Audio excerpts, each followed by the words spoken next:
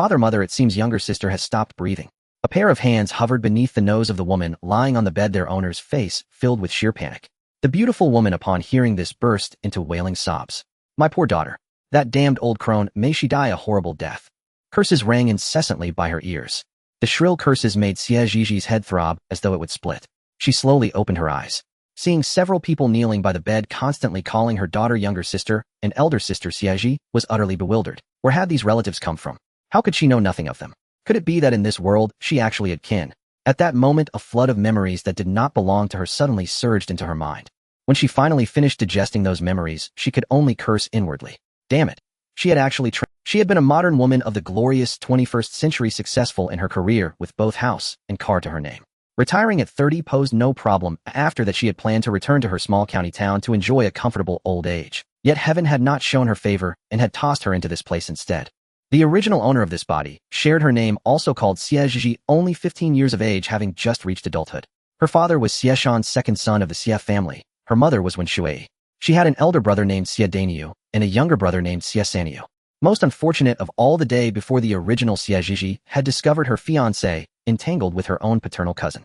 Today, her paternal grandmother intended to send her to a wealthy household in the vicinity as a bride to ward off ill fortune. Unable to swallow the humiliation, the original girl had rammed her head against a wall. Shortly after being carried home, she breathed her last. Xie Zhizhi's head ached. What a vicious grandmother this was.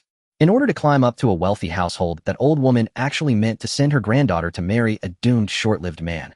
Was this not pushing her straight into a fiery pit? Her father, as the second son of the Xie family, was simple and honest by nature, far less favored than the eldest and third sons. He himself had grown up as a child unloved by his parents, and by extension the entire second branch of the Xie family was held in contempt. Because of the wound on her head, Xie Zhizhi felt dizzy. Forcing her eyelids to stay open, she tried to clear her mind. Since the soldiers come, the generals will block them. Since the waters rise, earth will dam them. Since she had arrived, she would simply adapt. She had come to this world, she might as well continue living her life well. Father, mother, younger sister has woken up. Xie Daniu shouted excitedly. His sudden yell gave Xie Zhizhi quite a fright. What a thunderous voice he had. Outside the door, a ring of onlookers had gathered to watch the commotion, whispering among themselves. That second Xie son's family is truly pitiful, being forced by their own grandmother to sell their daughter as a bride to that short-lived man. It really is pitiful. Didn't you see? When she was just carried back, her head was covered in blood. It looked terrifying. Luckily, the girl woke up, otherwise second Xie's wife might have fainted dead away from crying. She's such a pitiful child. All from the same Xie family, yet how can their fates be so different? Upon hearing mention of old Madame Xie, Xie mother's anger flared instantly. That damned old crone actually wanted to sell her daughter. Unable to contain her fury, she shoved people aside, strode into the kitchen, grabbed a kitchen knife, and headed straight out. Everyone's faces changed dramatically at the sight. Something terrible was surely about to happen. One aunt called anxiously into the house, towards Xie father. Second Xie, your wife has gone out with a kitchen knife. She's probably going to settle accounts with your mother. Aren't you going to stop her? Xie father's eyes widened. Since when had his wife become so bold? Without time to think, he stood up in haste and said to Daniu and Sanyu, watch over her carefully. With that, he ran out. The others too hurried toward the main Xie household to watch the impending spectacle. A daughter-in-law wielding a knife against her mother-in-law. Such a thing had never been heard of in the entire Qingshan village. Brimming with a strong sense of gossip, Xie Zhizhi also wanted to join the lively commotion. Ignoring the wound on her head, she said to Xie Daniu, elder brother, hurry and help me over to take a look. She stretched her neck toward the doorway, clearly unable to sit still. Xie Daniu, worried, said, sister, you have a head injury. You need plenty of rest. Xie Zhizhi, somewhat anxious, replied, elder brother, just take me over. Perhaps I can persuade mother. Rest could hardly compete with juicy gossip in importance. She was determined to witness the drama herself. Thinking of his mother's temper, unmoved by anyone's advice except perhaps his sister's, Xie Daniu clenched his teeth and said, fine, I'll take you. If you feel unwell at all, tell me immediately. Don't try to tough it out. His mother held a knife. He truly feared something might happen. All right, elder brother, she answered. At that moment, the main Xie household was in the midst of a meal. More than a dozen people sat around an old worn-out immortal's table eating wild vegetable buns and a bowl of wild vegetable gruel. They were just enjoying their meal when a crazed woman burst in, knife in hand. The entire family turned pale with fright. Where had this madwoman come from, daring to storm into their home and run wild? Old Madame Xie's eyes widened, seeing her second daughter-in-law walking toward her with a kitchen knife. She trembled all over and stammered, second daughter-in-law, you, what do you think you're doing? Thinking of her obedient daughter's face covered in blood, Xie mother's heart ached so much she could hardly breathe. She glared viciously at old Madame Xie, gritting out, you ask what I'm doing. You still have the nerve to ask what I'm doing. With that, she brought the kitchen knife crashing down onto the dining table. The table shattered on the spot, breaking into pieces. Only then did the rest of the Xie family recognize that this raging woman was the second son's wife. Eldest Xie glared at Xie mother and snapped, "Second sister-in-law, what madness are you playing at? What if you frighten mother half to death?" Eldest sister-in-law Xie added, "Exactly. Why are you brandishing a kitchen knife out of nowhere? You've hacked our table to pieces, you'll have to pay for it." Seeing them all questioning her like this, Xie mother suddenly felt aggrieved. Was her daughter truly so unworthy of even a single word of concern? Yet she quickly thought it through. No one knew better than she the sort of people the main Xie household were. She swallowed her sense of grievance and said coldly, "My daughter met with misfortune today under your roof. You must give me an explanation. Otherwise." Her gaze swept sharply across every member of the Xie family as she enunciated each word. "I'll smash this entire Xie household to pieces." By this time Xie father and Xie Zhizhi had also arrived. Looking at the imposing, domineering woman before them, they were filled with admiration. His wife, their mother, was truly formidable. Old man Xie's gaze swept over the crowd, the flesh on his face quivering slightly. Clearly he was furious. He had always prized his reputation, and now such a scandal had erupted, dragging his dignity through the mud before everyone.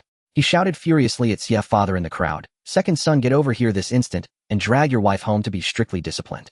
Look at the spectacle she's making. What kind of behavior is this?" Xie father looked at his own father with disappointment. Was his wife's outburst not entirely forced by them? He ignored old man Xie's rebuke. With his wife in such a fury, he dared not invite misfortune upon himself.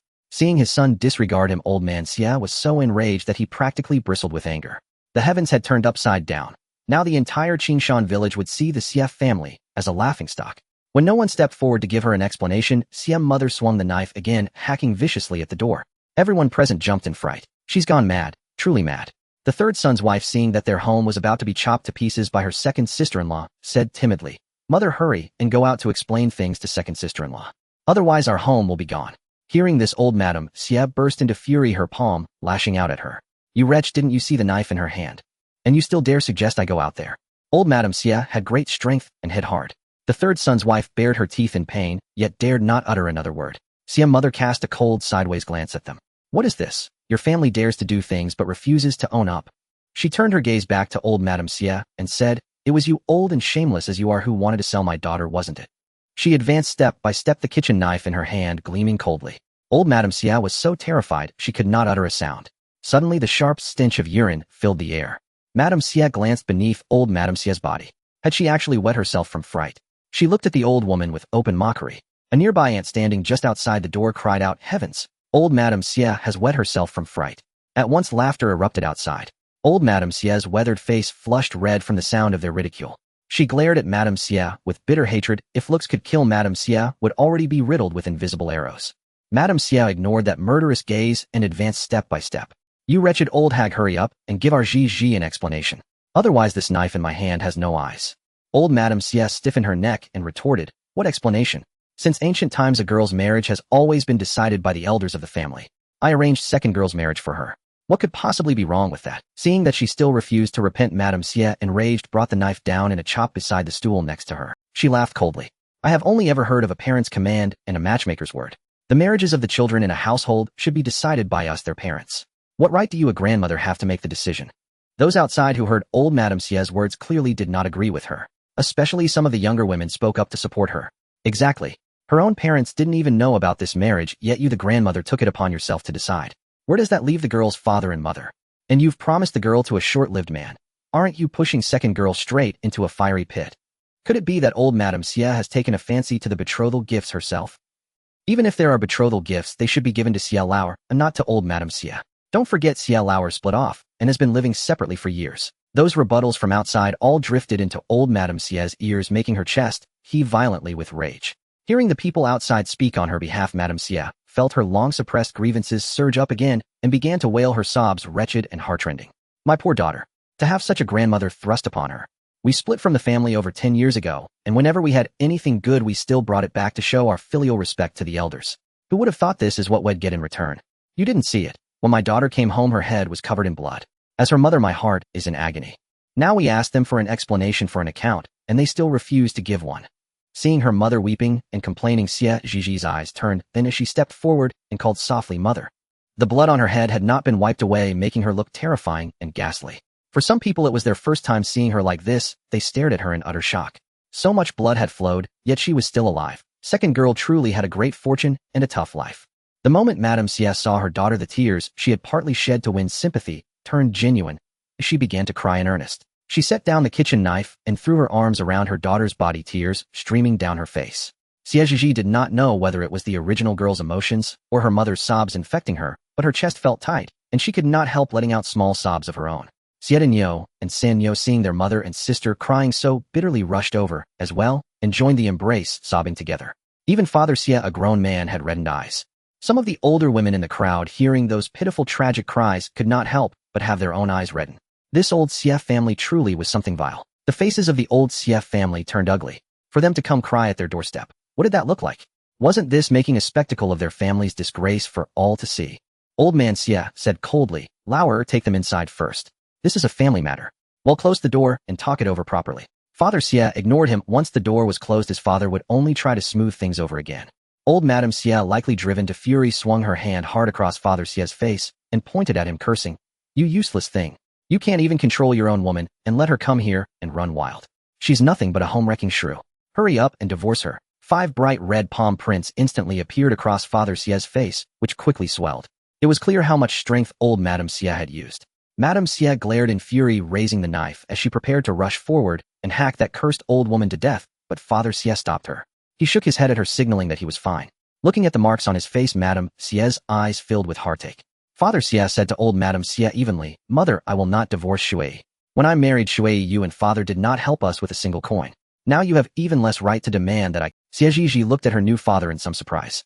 In her memories, he was honest and simple, always enduring when it came to his parents and never daring to resist. Why was he suddenly so strong today? Had he finally stood up straight? Old Madame Xie was livid. The son who had never known how to resist now defied her for the sake of a woman. She pointed at Father Xie's nose and snapped, "If you want to divorce your wife, then I will act as though I no longer have a son like you." Father Xie's gaze halted. His face went pale as he stared at his mother in disbelief. Then he turned to look at his father and found that his father too regarded him with anger and disappointment, clearly in agreement with old Madame Xie. Hearing old Madame Xie's words, Madame Xie's heart gave a jolt. It was not that she feared Father Xie would cast her off. She knew very well how he treated her. She simply had not expected old Madame Xie to be so utterly ruthless. She looked at Father Xie, worry etched across her face, afraid that he might not withstand such a blow.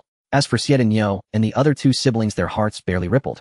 From childhood, their grandparents had never cared for them, and they had long since stopped bothering to curry favor. Father Xie, his face drained of color, said, "Mother, do you truly no longer want a son like me?" Old Madame Xie screeched, "As long as you refuse to cast off that vixen, don't even think of calling yourself my son." Seeing how unyielding she was, Father Xie said no more. Since ancient times, loyalty and filial piety could not both be fulfilled. One side would always have to be failed. He had lived with his wife for over a decade, and his bond with her was deeper than with his own parents. From childhood, his parents had neither cherished nor loved him. In that home, his eldest brother and 3rd younger brother could play as they pleased, while only he had endless work every day, or if he failed to do it well, he had to endure their countless cold looks and disdain. As a child, he did not understand. He thought if he worked more, his parents would care for him more. Only after he grew up did he realize his parents were simply biased toward his eldest and 3rd brothers, unwilling to let them suffer, so they drove him to labor as hard as he could. After marrying his wife, she cherished and loved him, bearing his children and giving him for the first time the true feeling of a home. He treated all 3 of their children equally, without favoring any of them. He blinked, trying to force his tears back, but whether it was because old Madame Xie's words cut too deep, or because he recalled how difficult things had once been, great drops of tears escaped his control and rolled down. Madame Xie looked at him with deep concern. "Brother Sean." Father Xie, perhaps aware that he had lost composure, quickly ducked his head and wiped his tears away with his hand. He then smiled faintly at old Madame Xie and said, "Mother, then it is I who am unfilial. From now on, I can no longer continue to serve you." Turning to Xie Sanyo, he added, "Sanyo, go to the village head's house and ask him to come. Since they no longer wish to acknowledge him as their son, then let them sever all ties." Old Madame Xie had not expected her son to prefer that vixen over his own mother.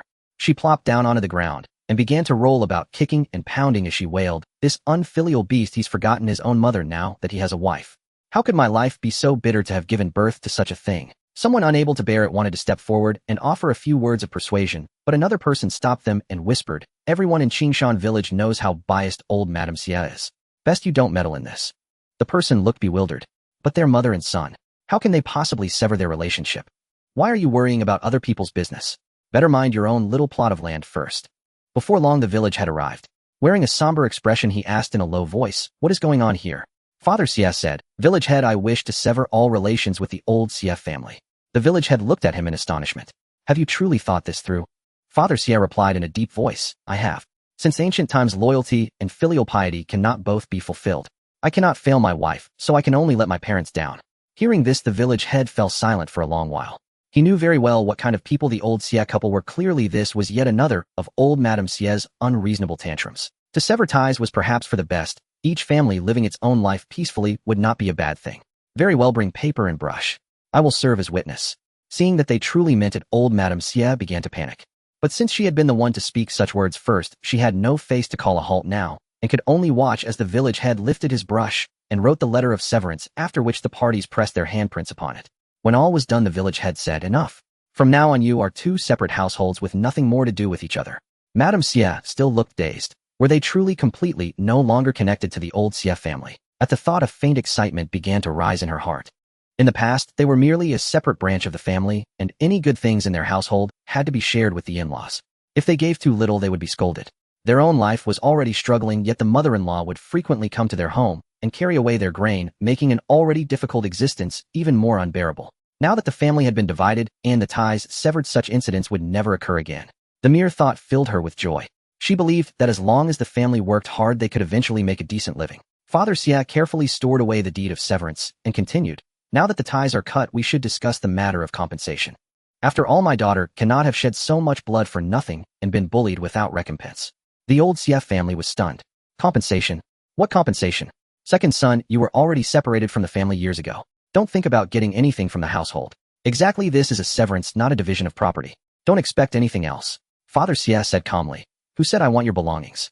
What I'm talking about is compensation for my daughter's head injury. My daughter hit her head because of old Madame Xie and bled so much. You don't intend to pay any compensation, do you? Having just severed ties, Father Xie no longer called her mother, but addressed her as old Madame Xie, which infuriated her to no end. This son was raised in vain. Old Madame Xie stopped pretending and stood up cursing. She hit her own head. How can you blame me? Fine, Xie II. Now that you've severed ties, you want to extort money from me. No way. Father Xie scoffed. If you hadn't tried to sell my daughter, would she have hit her head? In the end, it's all your fault. I'm not asking for much, just 2 taels of silver.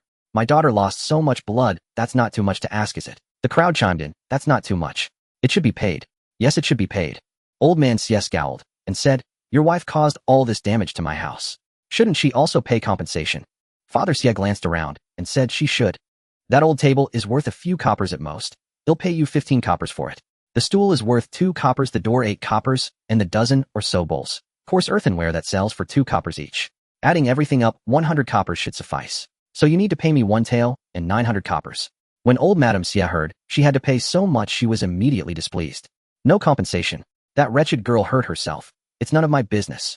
When Mother Xie heard her cursing her daughter, she shot her a cold glare. Old Madame Xie, apparently frightened by the sight of her wielding a knife, shrank her neck and fell silent.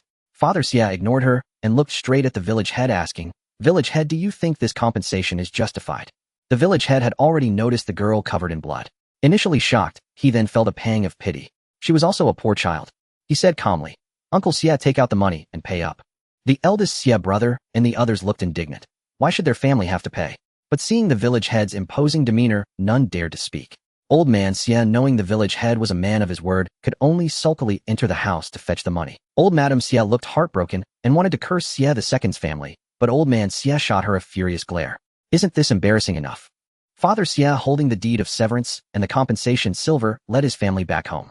Upon returning, Xie Zhizhi slowly surveyed their home. In this era, 3 thatched cottages. One for her parents, a smaller one for herself, and a larger one divided in half, one part for Xie Dainiu and Xie Saniu, and the other half used as a dining hall. The kitchen was built next to the hall, constructed from a few wooden poles and some thatch.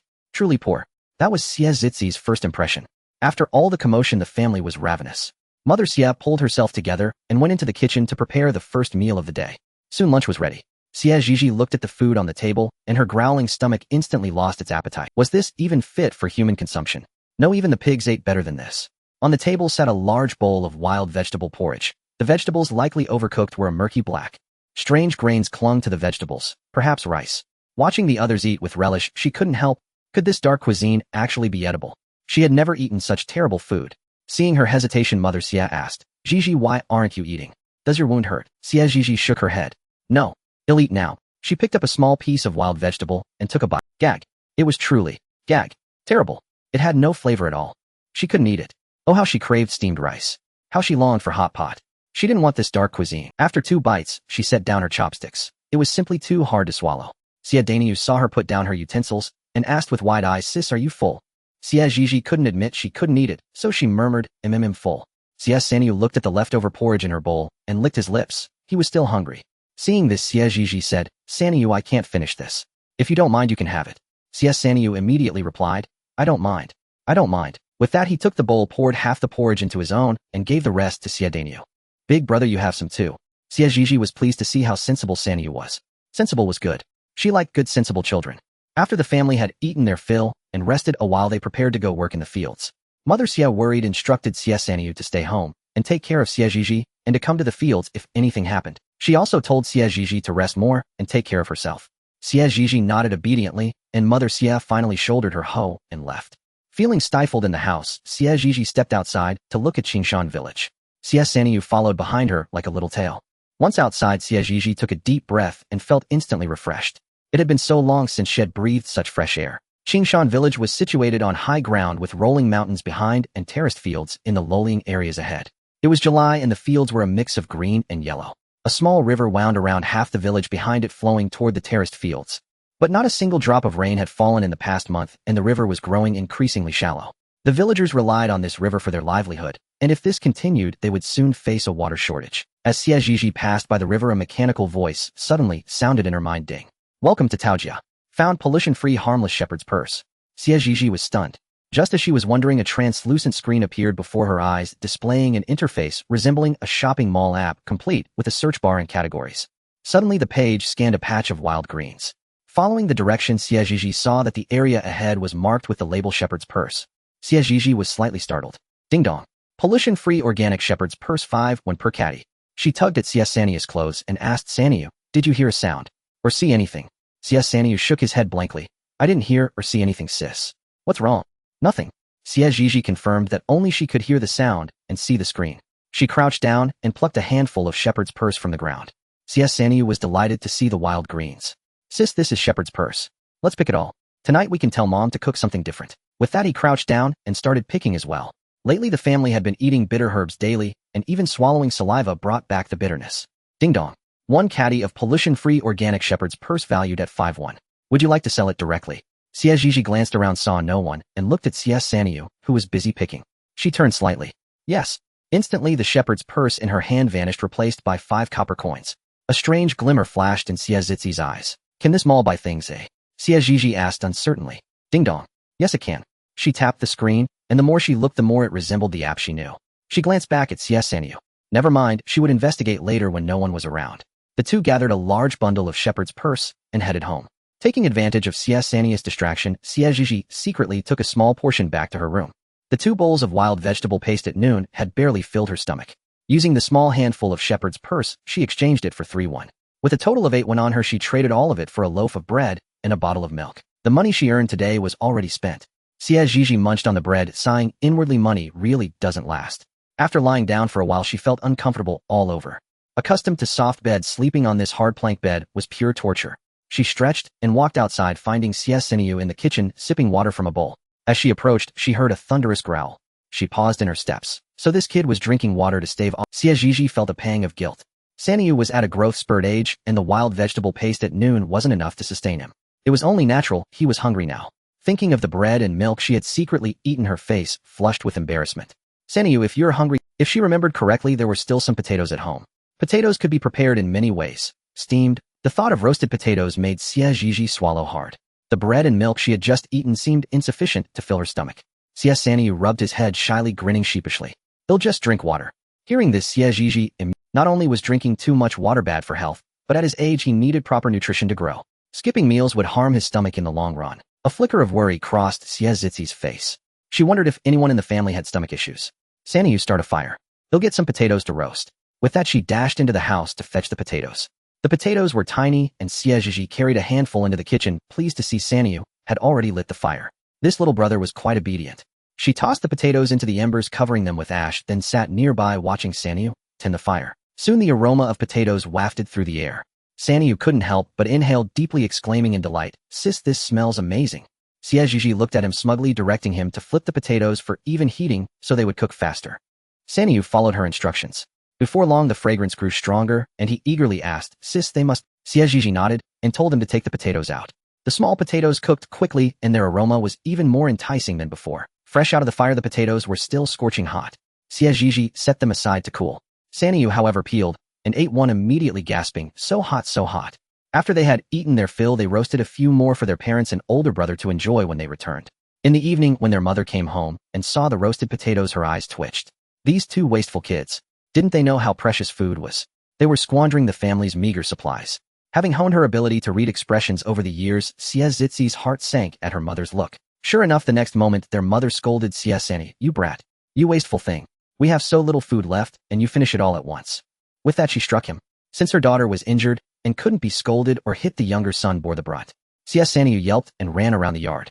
Xie Zhizhi couldn't bear to watch. Stepping in front of him, she pouted, her eyes welling up, and said, "Mom, don't blame little brother. I was hungry and asked him to make the potatoes." She rubbed her eyes and continued in a choked voice, "I thought Dad, Mom, and Big Brother had worked hard all day and must be hungry after the thin porridge at noon. I wanted to roast more so you could eat when you got back. I didn't mean to cause trouble or implicate little brother." Hearing this, their mother's anger subsided somewhat, though she still grumbled, "Don't do this again." Xie Zhizhi nodded. She knew food was precious, but seeing Sanyu drink water to stave off hunger today had made this family was so poor. Never enough to eat, never warm enough to wear. She would have to find more wild greens and earn more money to trade with the mall system. With that thought, Xie Zhizhi's mind began to race. "Mom, Sis and I picked some shepherd's purse today. Let's cook something different tonight." Xie Sanyu, quick to forget a scolding, was genuinely tired of the bitter herbs. They were awful, and even the chickens wouldn't eat them. Their mother tapped his forehead and said crossly, "Eat, eat, eat. That's all you know." Xie Sanyu knew she had agreed and beamed with joy. Their mother and father went into the kitchen with their mother cooking and their father tending the fire. Xie Zhizhi sat in the yard watching the sunset, feeling a rare sense of ease. The orange-eared glow bathed the vast terraced fields, creating an unexpectedly beautiful scene. For dinner, they still had wild vegetable porridge, but this time there was an extra buckwheat and corn pancake. It was hard as a rock and scratched the throat as it went down. For dinner, they still had wild vegetable porridge, but this time there was an extra buckwheat and corn pancake. It was hard as a rock and scratched the throat as it went down. Affected the engagement. When Xie Zhizhi heard about the marriage, a sharp glint flashed in her eyes. Today she hadn't seen her so-called cousin, and she wondered if that cousin was off fooling around with her fiancé. Mother Xie said worriedly, "Should we tell the Sun family about what happened today?" Father Xie nodded. "Yes, we must make it clear." Their daughter had been nearly sold off by her own grandmother to the Zhao family to be a bride for a dying man. Regardless, they had to inform the Sun family, lest they hear it from others and things turn sour. Hearing this, Mother Xie turned to Xie Danyu and said, "Danyu, go to the Sun family tomorrow." All right. The Sun family was, after all, their future in-laws. With such a major event happening today, it was only right to inform them. When Xie Zhizhi heard about the Sun family, she also became serious. Her cousin and her fiancé had been carrying on behind her back something she had only discovered yesterday. Before she could tell her family today's incident occurred, she quickly interrupted them. "Father, Mother, there's something I haven't told you yet." Seeing her serious and solemn expression, Father and Mother Xie quickly asked, "What is it?" Xie Tiantian and Sun Yanqing are together. This was undoubtedly a bombshell, leaving the entire household stunned in place. After a long moment, Mother Xie snapped back to reality, her eyes blazing with fury. A pair of filthy dogs carrying on together. Xie Danyu and Xie Sanyu were also filled with rage. The Sun family was utterly despicable. Father Xie also came to his senses and said, "Break off the engagement. Go tomorrow. We can't let the Sun family come to us first to call it off, or Zhizhi's reputation will be ruined." Mother Xie thought the same. She couldn't let that pair of scoundrels destroy her daughter's name. Xie Zhizhi couldn't help but give them a mental thumbs up. It was exactly what she had in mind. In this era, a woman's reputation was more important than anything else. She couldn't let that vile man and that shameless woman ruin her. That night, no one in the Xie family could sleep well. As dawn broke, Mother Xie got up to make breakfast. Xie Zhizhi, unable to sleep, also rose early. The weather was too hot. There were no fans or air conditioning, and the mosquitoes were buzzing incessantly by her ears, keeping her awake. She washed up, still groggy-eyed, but felt much more refreshed. Seeing the smoke rising from the kitchen, she knew Mother Xie was already busy in there. She walked over. Hearing footsteps, Mother Xie, thinking it was Father Xie, said, without looking up, "Go fetch me." Xie Zhizhi heard this and went to the woodpile in the yard to pick up a few logs. She entered the kitchen, placed the wood by the stove, and asked, "Mother, is this enough?" Hearing her voice, Mother Xie realized it was Xie Zhizhi. She quickly said, "Why didn't you sleep a little longer?" Xie Zhizhi sat down by the stove and said in a slightly childish tone, "Mother, I couldn't sleep. There were so many mosquitoes." Mother Xie looked at her and saw several bites on her face, and her heart ached with pity.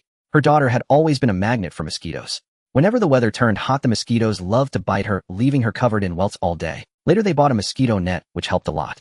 From now on, chase the mosquitoes out of the net before you sleep, and you won't get bitten. Xie Zhizhi nodded softly, her voice tender. I understand, mother. Humph, once she had money she would buy a can of insecticide and show those damn mosquitoes who's boss.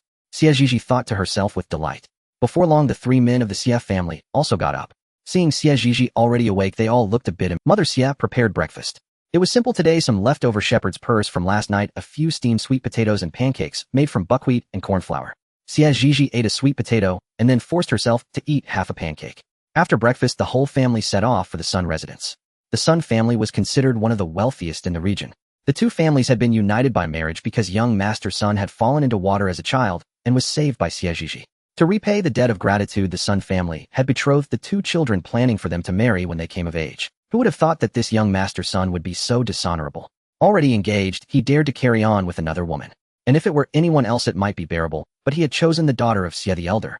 Wasn't this trampling their family's dignity into the dirt? The family arrived at the Sun residence in a flurry. When Lady Sun saw them, her expression turned somewhat unnatural. Xie Zhizhi observed the elegantly dressed Lady Sun's face. This woman had probably known all along what her son had done. Lady Sun, as usual, put on a proper smile. Second brother Xie, sister, what brings you here? Then looking at the three Xie siblings, she added, Zhizhi dang, Sini, you've come too. Please come inside. She ushered them through the gate. The street was bustling with people, and some matters were best not discussed in public. Mother Xie, seeing Lady Sun's hypocritical expression, wished she could tear it off her face. Once they reached the main hall, Lady Sun took the seat of honor. Before she could speak, Mother Xie couldn't hold back. Your son is with Xie Tiantian, you know that, don't you? Lady Sun paused mid-sip of her tea, set down the cup, and said flatly, I found out yesterday. Mother Xie snorted coldly. I won't beat around the bush. Since your son has found a girl he fancies, we're not the type to cling on. This engagement is off. Lady Sun remained composed. This is our fault, and we owe Zhizhi an apology. You know, if it weren't for Zhizhi back then, my son might not have survived. She dabbed at the corner of her eye with a handkerchief and continued. Yanqing told me yesterday that he has always loved Tiantian. He was only bound by that marriage contract, so he suppressed his feelings. Now that he is with Tiantian, he knows he has wronged Zhizhi and will offer her some compensation. Mother Xie didn't want to listen to her rambling nonsense. Enough. Bring out that marriage contract and tear it up. This engagement is null and void. From now on, your son and my daughter are free to marry whomever they choose. Lady Sun ordered someone to fetch the marriage contract and tore it up on the spot. Mother Xie also produced her copy and tore it up. Lady Sun then took out a small box and handed it to Zhizhi. This is compensation for you. Xie Zhizhi took it and opened it. Inside were some jewelry and trinkets, but judging by their quality, they weren't anything special. She closed the lid with little interest. Thank you, Lady Sun. Lady Sun gave a slight nod. Originally, she had been quite satisfied with this future daughter-in-law. But when she heard that Xie the Elder's daughter was destined for a life of wealth, she agreed to her son being with Xie Tiantian. As for Xie Zhizhi, she felt a twinge of guilt, but not much. Upon returning home, Xie Zhizhi went straight to her room. She opened the chest gifted by Madame Sun and picked up the jewelry to examine it. A jade necklace valued at 3 taels of silver. Indeed, Xie Zhizhi saw the screen before her, scanning the jade necklace in her hand. As Xie Zhizhi took out each item from the chest one by one, the system notifications flickered incessantly. A jade bracelet worth 2 taels of silver. A silver hairpin valued at 501. A jade hairpin worth 1 tael of silver. A pair of jade earrings valued at 401. Listening to these sounds, Xie Zhizhi's face broke into an ecstatic grin. She had struck it rich. She selected a gold hairpin she didn't particularly fancy and exchanged it for 1 tael of silver. 1 tael of silver equaled 1,000 when enough to last her for a while. Navigating the system's shop, Xie Zhizhi first purchased a small vial of scar-removing ointment. Her head wound might leave a scar after healing, so she prepared in advance. Then she bought a bottle of mosquito-repellent spray for her body, a carton of milk, and a loaf of bread. Counting the items, she realized such a paltry haul had cost her 401. Couldn't help but complain, everything here is way too expensive. After storing everything, she ate the milk and bread. The milk came in a glass bottle which the system could recycle, saving her the trouble of disposing of evidence. After the meal, her mother called from outside, time to eat. Xie Zhizhi walked out and saw her mother placing dishes on the table, so she hurried over to help. Gazing at the meager fare on the table, Xie Zhizhi couldn't help but sigh with relief that she had eaten beforehand. Otherwise, this pittance would leave her hungry in no time. Thinking of the hard field work ahead, the watery wild vegetable porridge and corn cakes lacked even a trace of meat. How could they sustain themselves like this? Oh, there was 1 egg on the table, presumably meant for her. Their family hadn't tasted meat this year. At the thought of meat, Xie Zhizhi couldn't suppress a loud gulp. The hen at home was for laying eggs. She was certain that if she dared to eye it for the pot, her mother would give her a beating. It seemed she would have to gradually improve the family's living conditions. With her system, meat and vegetables would never be a worry. After the meal, her father and brothers headed to the fields, while Xie Zhizhi, bored indoors, stepped out for a stroll. Wandering aimlessly, she ended up on the hill behind the village. Along the way, she saw many village children foraging in the mountains, but she paid them no heed and walked straight to a secluded spot. Pure unpolluted shepherd's purse. Pure unpolluted bracken fern. Xie Zhizhi glanced at the wild greens scanned on the screen, then followed the direction, locking onto her target instantly. She crouched down and began digging for wild vegetables. How bountiful this green mountain was with wild greens sprouting everywhere. Xie Zhizhi furiously dug up a pile and set it aside. 2 gene of pure shepherd's purse worth 10 won. Sell directly. Yes. The transaction was complete. 1.5 gene of pure bracken fern worth 12 won. Sell directly. Yes. The spot where the greens had lain was instantly replaced by copper coins, and Xie Zhizhi grinned, so wide her gums showed. She picked up the coins and tucked them into her bosom.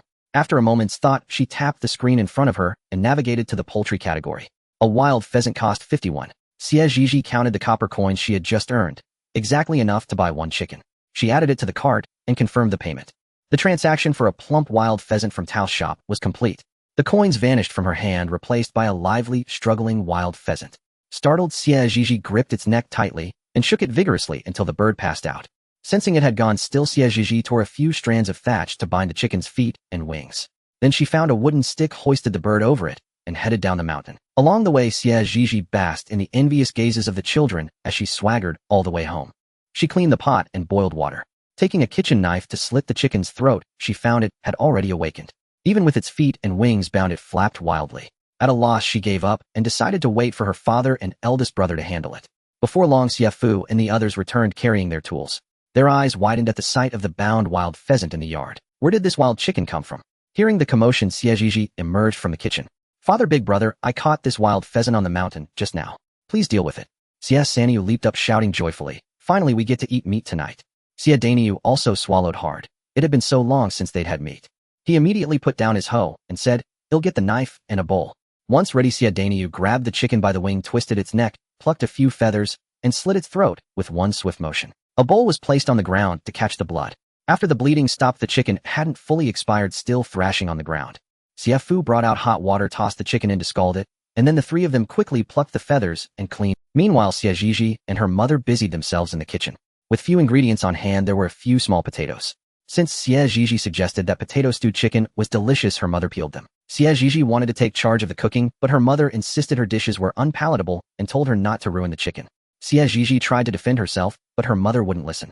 Resigned, she could only tend the fire. Yet to her surprise, her mother, whose culinary skills usually produced dark concoctions like wild vegetable paste, managed to stir-fry the chicken until it was fragrant and utterly tempting.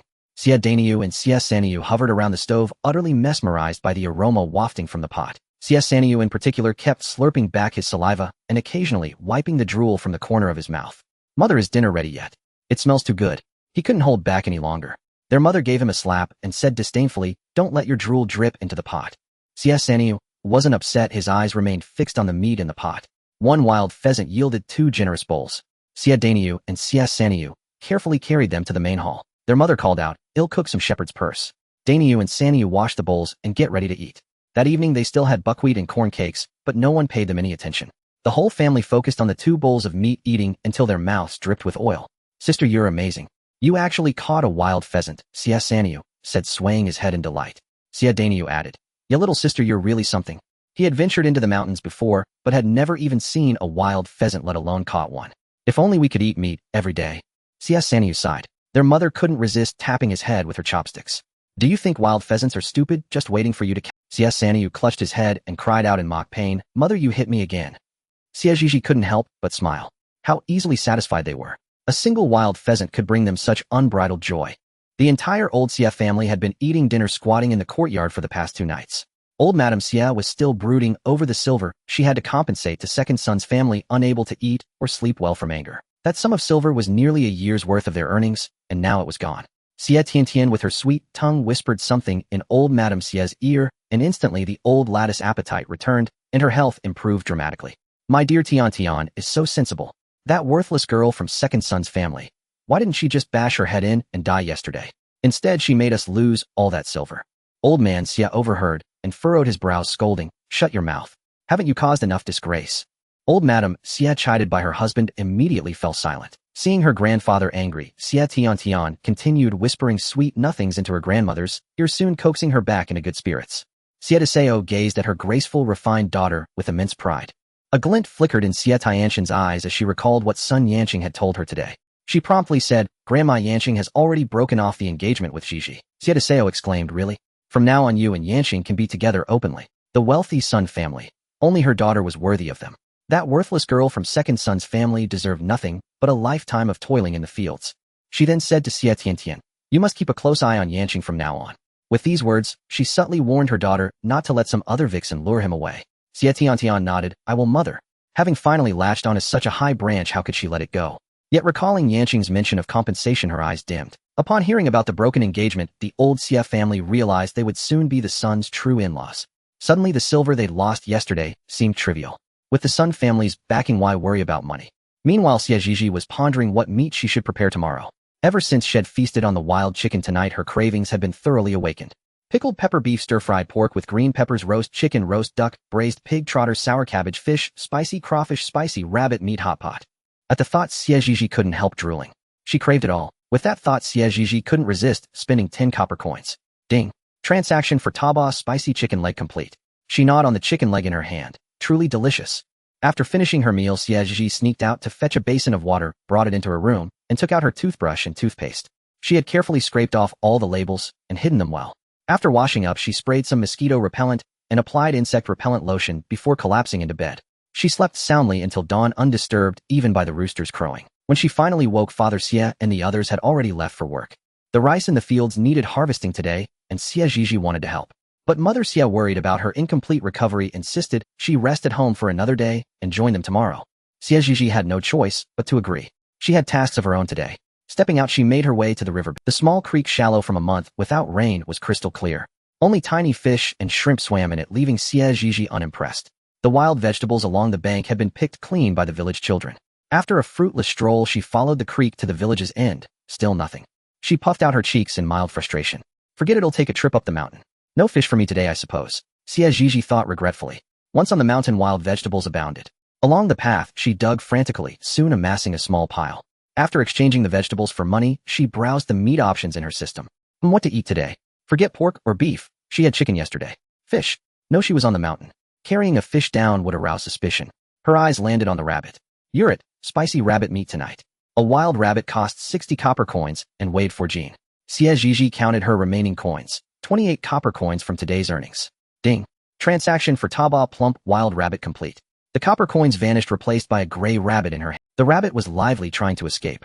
Xie Zhizhi quickly bound its limbs with straw and tossed it into. Word of their meat feast yesterday had spread through the village, but she wasn't worried. She had found it all in the mountains. If others wanted some, they could catch it themselves.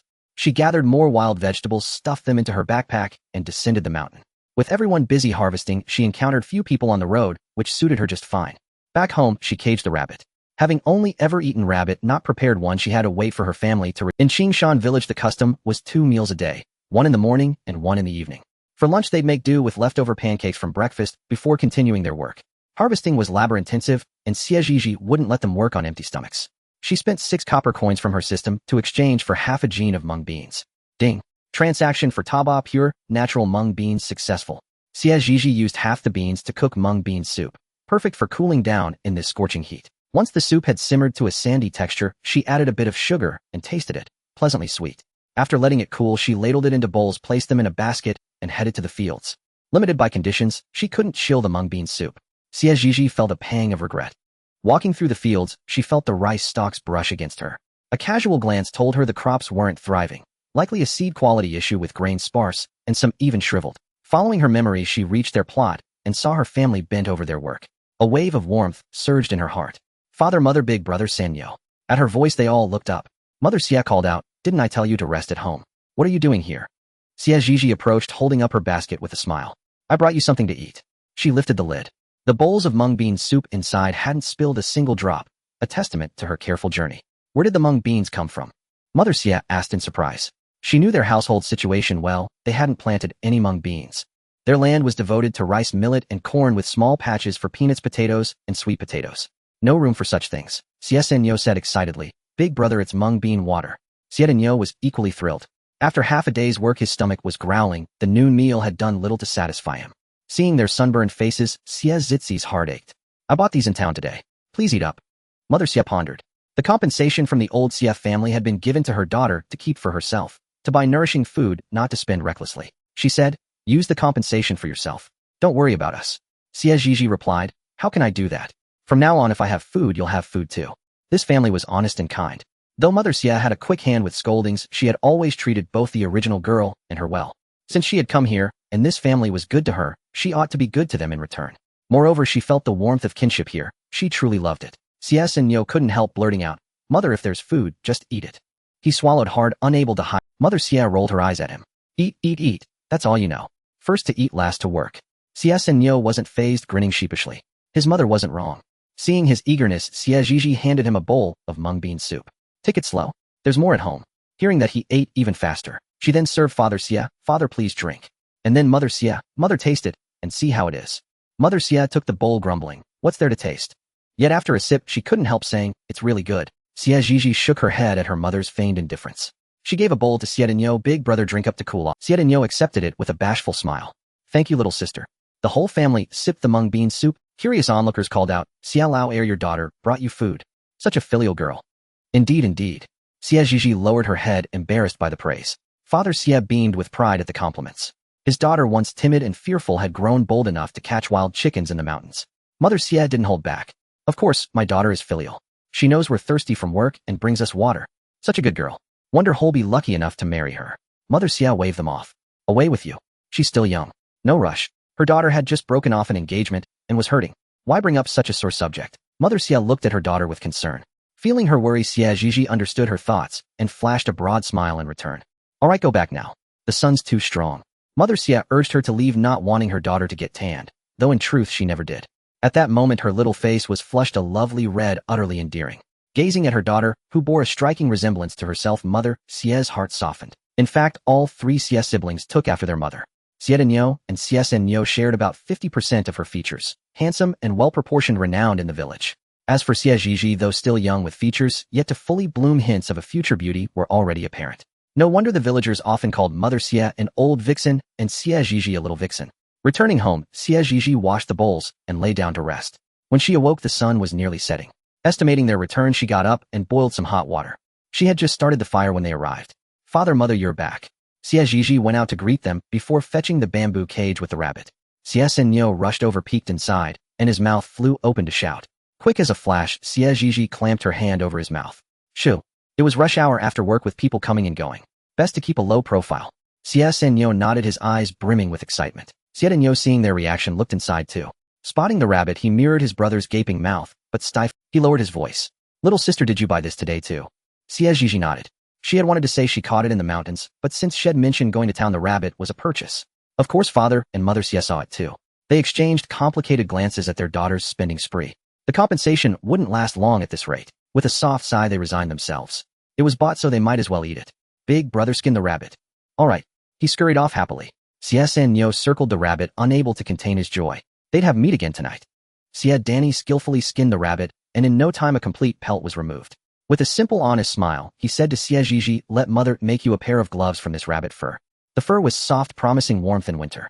Xie Zhizhi smiled sweetly, her eyes fixed on the rabbit in his hand. Spicy rabbit meat. Delicious. She went to her room to fetch some spices, then said, "Mother, add these to the rabbit meat when stir-frying." Xie's mother took the spices with a wave of her hand. "All right." The aroma of the spices promised a tasty She heated oil in the pot, stir-fried the spices until fragrant, then added the rabbit meat and tossed it quickly. In an instant, the kitchen was filled with an irresistible aroma. Fearing the scent might attract attention, Xie Zhizhi closed the door. The family gathered around the pot, their mouths watering at the sight of the rabbit meat. Nearby households caught the rich fragrance, swallowing hard. Who was cooking something so delicious and so boldly? Someone stepped out to check and spotted the Xie family's home, puzzled by the mouth-watering smell. But it was late, and everyone was busy with dinner, so no one ventured over. Xie Zhizhi watched the spicy rabbit meat in the pot, drooling. Once it was served, glistening and fragrant, the whole family feasted heartily. Delicious. Irresistible. Xie Zhizhi couldn't stop eating. Her mother's cooking was truly excellent. The next morning, she woke to the rooster's crow. Today, she had to work in the fields. She quickly tied her hair into a simple bun, donned a linen headscarf, and dress, simple and practical. After breakfast, the whole family headed to the fields. It was Xie Zhizhi's first time working the land. She carefully observed her mother's technique, then imitated it, surprisingly managing quite well. Tired from work, she rested behind a haystack lying there and playing with a grasshopper caught by Nyo-san. She squinted at the blazing sun overhead. The sun was merciless. It could peel a layer of skin off you. After resting, she resumed work, but being new, she was slow. After half a day, she had only cleared a small patch. Even Xie Zhizhi had done more. She pouted in frustration. By the time they knocked off in the afternoon, Xie Zhizhi felt like she was falling apart, aching all over her back, hands and legs sore. She silently lamented her plight, but there was no help for it. She was a farmer now. If the grain wasn't harvested when the officials came to collect taxes, they'd have to pay in cash. Given the Xie family's circumstances, they had no money, so they had to hand over the grain. After a long day's work, Xie Zhizhi decided to treat herself. She spent 21 on 10 eggs. Ding. Taobia Earth eggs transaction complete. She handed the egg. Her mother looked at the large round eggs and knew they were bought. She couldn't help asking Zhizhi, tell me, how much have you spent? Not much, and not much money either, Xie Zhizhi said, waving her hand. Besides, with the busy farming season, we need good food to keep our strength up. If we wear ourselves out whole, work the fields. I didn't say we wouldn't eat it. With that, her mother took the eggs into the kitchen. After 2 days of meat, it was time for a chat. At the old Xie house, Xie's third sister-in-law, Li Daya, listened to Aunt Wang's words in shock. Really? Aunt Wang insisted. It's true, the smell was amazing. I wonder what they cooked. Li Daya was green with envy. Xie's second family was feasting on meat with the compensation money. Remembering she hadn't had meat in over half a year, she couldn't help swallowing. After chatting a while, Aunt Wang left. Li Daya thought, this can't go on. I must tell the elders. She rushed inside to inform the whole household. True to form, old Madame Xie exploded in rage. At Xie the second, you ungrateful wretch. I bore you, raised you, and you can't even send over some good food. I should have smothered you at birth. You only bring me grief. Old Madame Xie had conveniently forgotten that they had already cut ties with Xie the second. She ranted on regardless. That unfilial son is bewitched by that vixen, blind to who truly cares for him. Xie Tianxin's eyes gleamed. So her second uncle's family was living well on that money. The next morning, Xie Zhizhi rose early to work in the fields. Seeing the vast rice paddies, she felt overwhelmed. When would this ever end? But she was faster than yesterday. After a while, she went to relieve herself. Squatting, she noticed the cracked earth and felt the scorching sun, a foreboding creeping into her heart. The weather was off, and the whole town hadn't seen rain in a month. Afterward, she washed her hands in the river. The water level had dropped significantly. Just days ago, it reached her thighs. Now it was below her knees. Panics. Could she be this unlucky? Distracted, she returned to the fields and shared her observation with her father.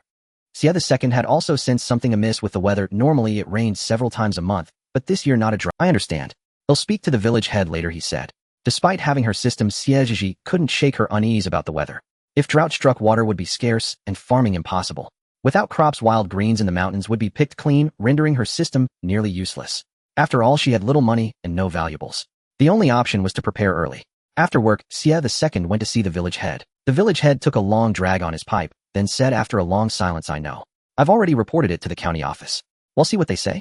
Hearing that the village head had already reported the matter, Xie the second felt relieved. Their evening meal was simple: 2 sweet potatoes per person, half a bowl of millet rice, and some wild greens. Yet the family ate with great joy. Father Xie repeated what he had discussed with the village head earlier. Xie Zhizhi nodded, thinking to herself that this village head was quite competent, promptly reporting issues as they arose. Recalling how he had stood up for her family just days ago, she silently awarded him a mental badge of honor. Time flew by in the blink of an eye. During this period, Xie Zhizhi had not only harvested rice, but also millet, peanuts, and corn.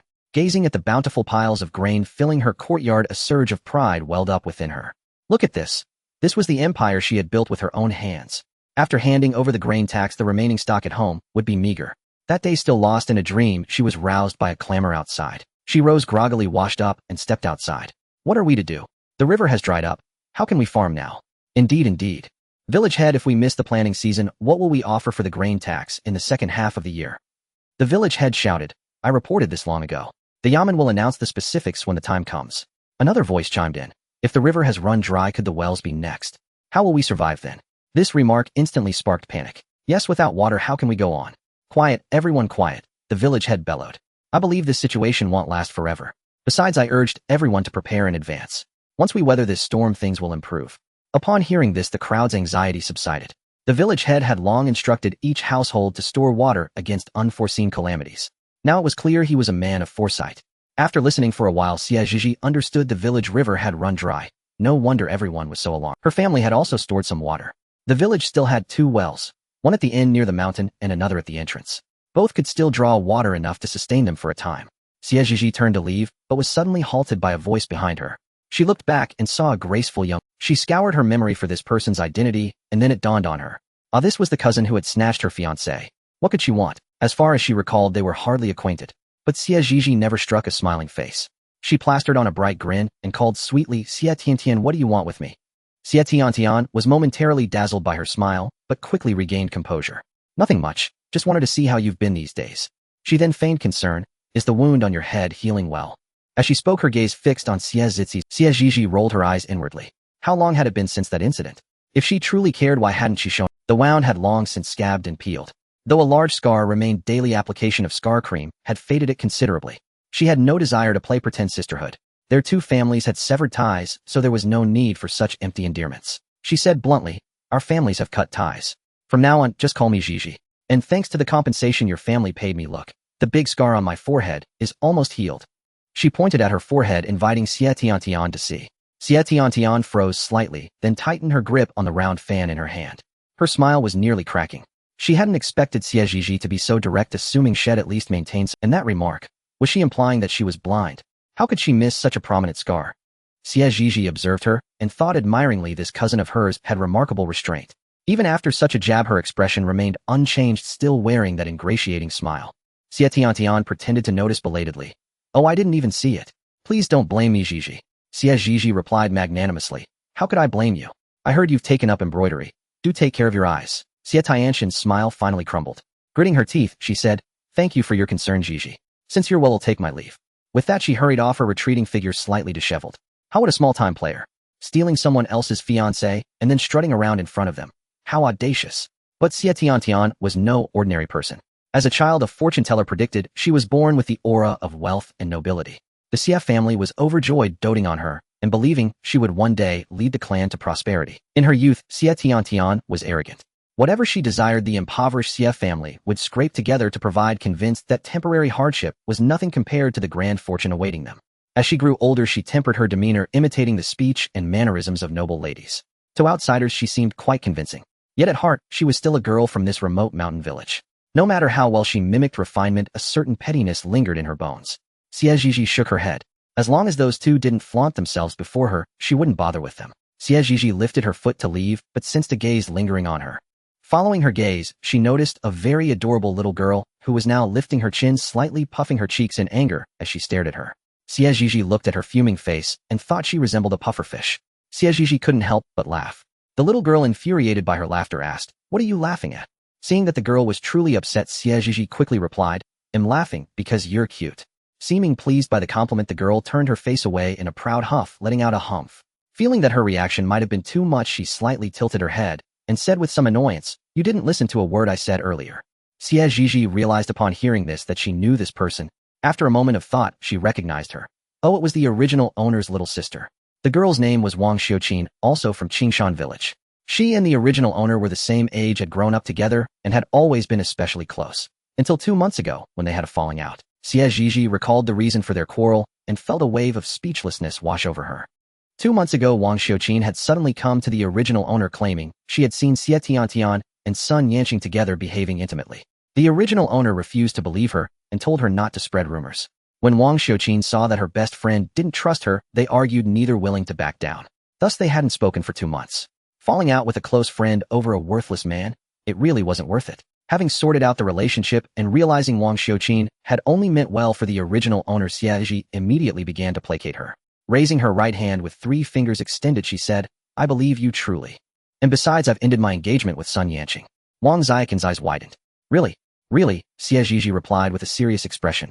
Wang Xiuqin studied her face, saw that she wasn't lying, and turned her head away with a cold snort. Seeing her proud demeanor, which clearly screamed, Pacify me, or I won't forgive you, and I won't be friends with you anymore, Xie Zhizhi found it amusing. She couldn't help but laugh inwardly. Truly just a child. Oh well, since she had acted out of concern before, it was worth coaxing her a little. After all, this was her best friend, her confidant in this place. Xie Zhizhi put on a pleading expression, clasped her hands together, and said pitifully, Xiu, it was my fault last time. I've long realized my mistake. Please be magnanimous and forgive me just this once. After speaking, she blinked her big eyes. Wang Xiuqin, flustered by the gaze, blushed and avoided looking at Xie Zhizhi as she stammered, All right, fine, this time I forgive you. Xie Zhizhi was overjoyed and gave her a big hug. Thank you, Xiu, for forgiving me. Wang Xiuqin felt embarrassed by the embrace, her blush deepening until her face resembled a ripe apple, tempting enough to bite. If she couldn't bite, could she at least touch? Thinking this, Xie Zhizhi reached out her hands and touched Wang Xiaoqin's smooth, supple skin, full of collagen. She believed girls were the most adorable creatures in the world, bar none. Wang Xiuqin let her touch her face, but wondered why she was getting bolder. Touching her face wasn't enough, now she was reaching for her waist. They were still outside. How could she be so bold? Xie Zhizhi, realizing they were in public, took Wang Xiaoqin's hand and led her home. Back at the Xie residence, the two sisters stayed in the room, whispering secrets. What? That old hag went too far. She actually wanted to send you off as a bride to ward off evil spirits. Wang Xiaoqin suddenly exclaimed loudly. Xie Zhizhi quickly covered her mouth. Chill. Keep your voice down. Wang Xiaoqin realized her outburst and lowered her voice. Looking at her with concern, she said, the day after our fight, I went to my grandmother's house. I just came back yesterday. I had no idea so much had happened in the meantime. She then cupped Xie Zhizhi's face for a closer look. Spotting the scar on her forehead, she asked angrily, where did you get that scar? What happened during this time? Xie Zhizhi recounted everything that had occurred. After hearing the story, Wang Xiaoqin poked her forehead in frustration. Are you stupid? Why would you bang your head against the wall? If anyone should have hit the wall, it's that old hag. Seeing how much Wang Xiaoqin cared for her, Xie Zhizhi felt a complex mix of emotions. How devastated would she be if she learned that the real Xie Zhizhi was already gone? No, she must never let her know that the real Xie Zhizhi was gone. Not just her, but also father and mother Xie. If possible, she was willing to guard this secret until her dying breath. She would take the place of the original Xie Zhizhi, dutifully honoring her parents and cherishing the friend who had stood up for her. Xie Zhizhi realized she had grown somewhat greedy for the warmth and care bestowed by the Xie family and her friend. Pulling herself back to the present, she gently patted Wang Xiaoqin's hand and said softly, it's all in the past. Looking perfectly fine now, aren't I? Wang Xiaoqin kept cursing under her breath, not sparing a single member of old Xie's family from her tirade. Xie Zhizhi watched her with amusement, letting her vent. After a while, Xie Zhizhi poured her a cup of water. Tired from all that cursing? Have some water. Wang Xiaoqin took the bowl and downed it in one gulp. She wanted to continue cursing after drinking, but Xie Zhizhi quickly stopped her. Don't curse anymore, or your throat will be sore tomorrow. Wang Xiaoqin cleared her throat. It was dry and a bit hoarse, so she finally stopped. Xie Zhizhi thought of something and asked, the river in the village has dried up now.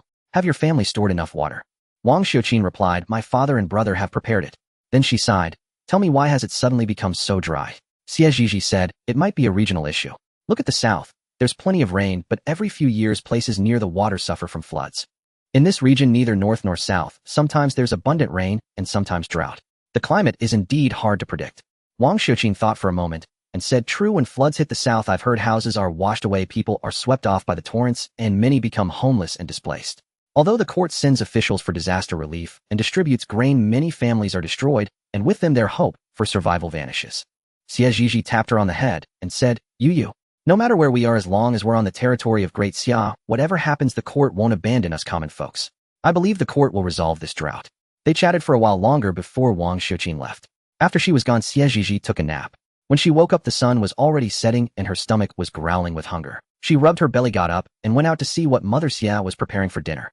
She walked to the kitchen and found her mother busy cooking. Mother, what's for dinner tonight? Without looking up, Mother Xia replied, millet porridge. Her family were farmers relying entirely on the fields for their livelihood. With the drought and lack of water, farm work was impossible. No one knew how long this would last, so they had to economize on food. After all, in previous droughts elsewhere, many had died of thirst, and some had starved. In the face of such natural disasters, grain and water were of utmost importance. In the yard, Father Xie and the others had returned. They had gone up the mountain to dig wild vegetables. Xie Zhizhi had originally wanted to join, but she lost track of time chatting with Wang Xiaoqin and ultimately decided not to go. Father, eldest brother Sanyu, you're back. Father Xie and the two boys set down their backpacks, and Xie Zhizhi, sister, I dug a lot of wild vegetables today. Xie Sanyu boasted. Xie Zhizhi ruffled his hair and praised him. Sanyu, you're amazing. Hearing his sister's praise, Sanyu beamed with pride and continued, eldest brother and father also dug a lot today. Enough for our family to eat for a while. Xie Zhizhi looked at Father Xie and Xie Danyui and continued to compliment them. Father and eldest brother are amazing too. Father Xie was delighted by his daughter's praise and walked briskly toward the kitchen. Xie Danyui scratched his nose sheepishly and said with a blush, if sister had gone, she would have dug a lot too. Xie Zhizhi smiled and said, I'll go tomorrow. All right, let's go together tomorrow. Good, wash your hands, it's almost time to eat. Xie Sanyu followed her, asking eagerly, sister, what's for dinner tonight? Wild vegetable paste and buckwheat corn cakes. Oh, Sanyu drooped his head, disappointment written on his face.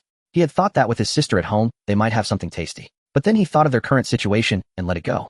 Wild vegetable paste it was. They'd had it before, and it was actually... Xie Zhizhi knew exactly what was on his mind. In the past days, she had been busy in the fields and hadn't found a suitable excuse to use the system. But now that she had some free time, it was easier for her to do things. Lately, eating wild vegetables and buckwheat corn bran cakes every day, she could feel there was no oil in her stomach.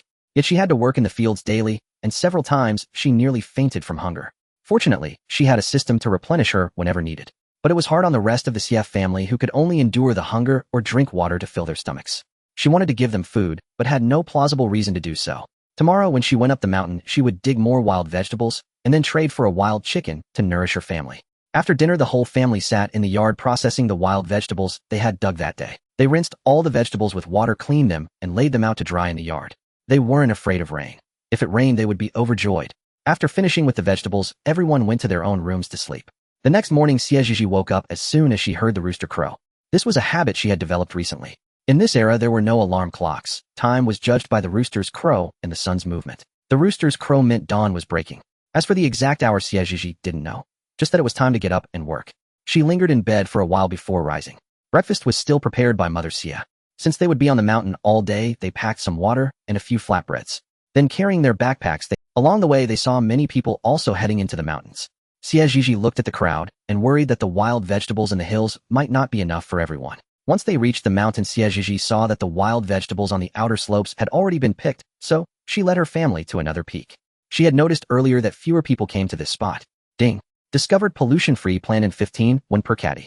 Xie Zhizhi heard the system's voice and felt a surge of joy. She followed the scan on the screen and indeed spotted a small patch of plantain. Plantain, also known as money string grass, was a medicinal herb with properties for promoting urination, stopping diarrhea, improving eyesight, and clearing lung heat. She set down her backpack, found a stick, and began digging. Father and Mother Xie were searching nearby. Xie Danui noticed her actions, came over, and saw the patch of money string grass's face lighting up with joy. Sister, you're so lucky to have found money string grass. Xie Zhizhi was digging with gusto, and replied without looking up, not at all, eldest brother. You should get busy too. Xie Danui nodded upon hearing this. Xie Saniu exclaimed from the side, Mother, I found some amaranth here. Xie Mother hurried over to take a look. This is wild amaranth. Start digging quickly. With that, she crouched down and began to help dig. After Xie Zhizhi had finished gathering the plant in the system, ding dong. Discovered pollution-free perslinate 1 per caddy. Ding dong. Discovered pollution-free amaranth 5 1 per caddy. Ding dong. Xie Zhizhi listened as the system's voice rang out incessantly, and the grin on her face grew wider and wider. This was all money. But she only had 2 hands and couldn't dig too much, so she had to tell Xie Danui and her father to help them dig. Xie Zhizhi hummed under her breath, dig, dig, dig in the little mountain, earn a few copper coins, still not enough to spend. Before long, the bamboo basket she had brought up was full, but she continued digging. She still hadn't earned the money for a pheasant today. After she had dug enough, she glanced at her father and the others who were all engrossed in digging wild vegetables and not paying attention to her. Then she swept her gaze around and saw no one. She exchanged the wild vegetables on the ground with the mall system and directly traded for a pheasant. Ding dong. 10 caddies of pollution-free amaranth worth 51. Sell directly. No, I want to exchange it for a pheasant. She remembered that the price of a pheasant was also 51 each. Just in an instant, Xie Zhizhi held a plump pheasant in her hand, which kept clucking non-stop. Feigning ecstatic joy, she shouted, Father, Mother, eldest brother Saniu, look. Hearing her call, they all looked up and saw their daughter sister clutching a fluttering pheasant. They hurried over and asked curiously, how did you catch it? Xie Zhizi's mind raced, and she blurted out, it flew right. The Xie family. Was this chicken stupid? But thinking they could have meat again tonight, the family was happy. Xie Danui found 2 strands of thatch to tie the chicken's feet and wings. Just as they were about to put the chicken into the bamboo basket, a person suddenly burst out from a nearby pile of grass. Caught you red-handed. You were trying to hog it all. Seeing the sudden appearance of the young boy, Xie Zhizi's face paled slightly. Had he just seen everything? At this thought, she pursed her lips and stared at him coldly. When did you get here? Ergo, when did you get here? Xie Saniu also looked at him with displeasure. His sudden appearance was quite startling. Xie Ergo looked at them smugly and said, I came just when you were about to put the chicken away. Xie Zhizhi breathed a silent sigh of relief at his words. But recalling his accusation of hogging the food, her eyes turned icy. Ergo, have you forgotten that our family has nothing to do with yours anymore? Xie Ergo shot her a glance and snorted, how is there no connection?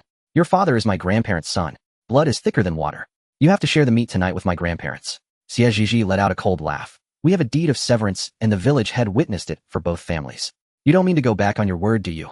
At the mention of the village head, Xie Ergo faltered.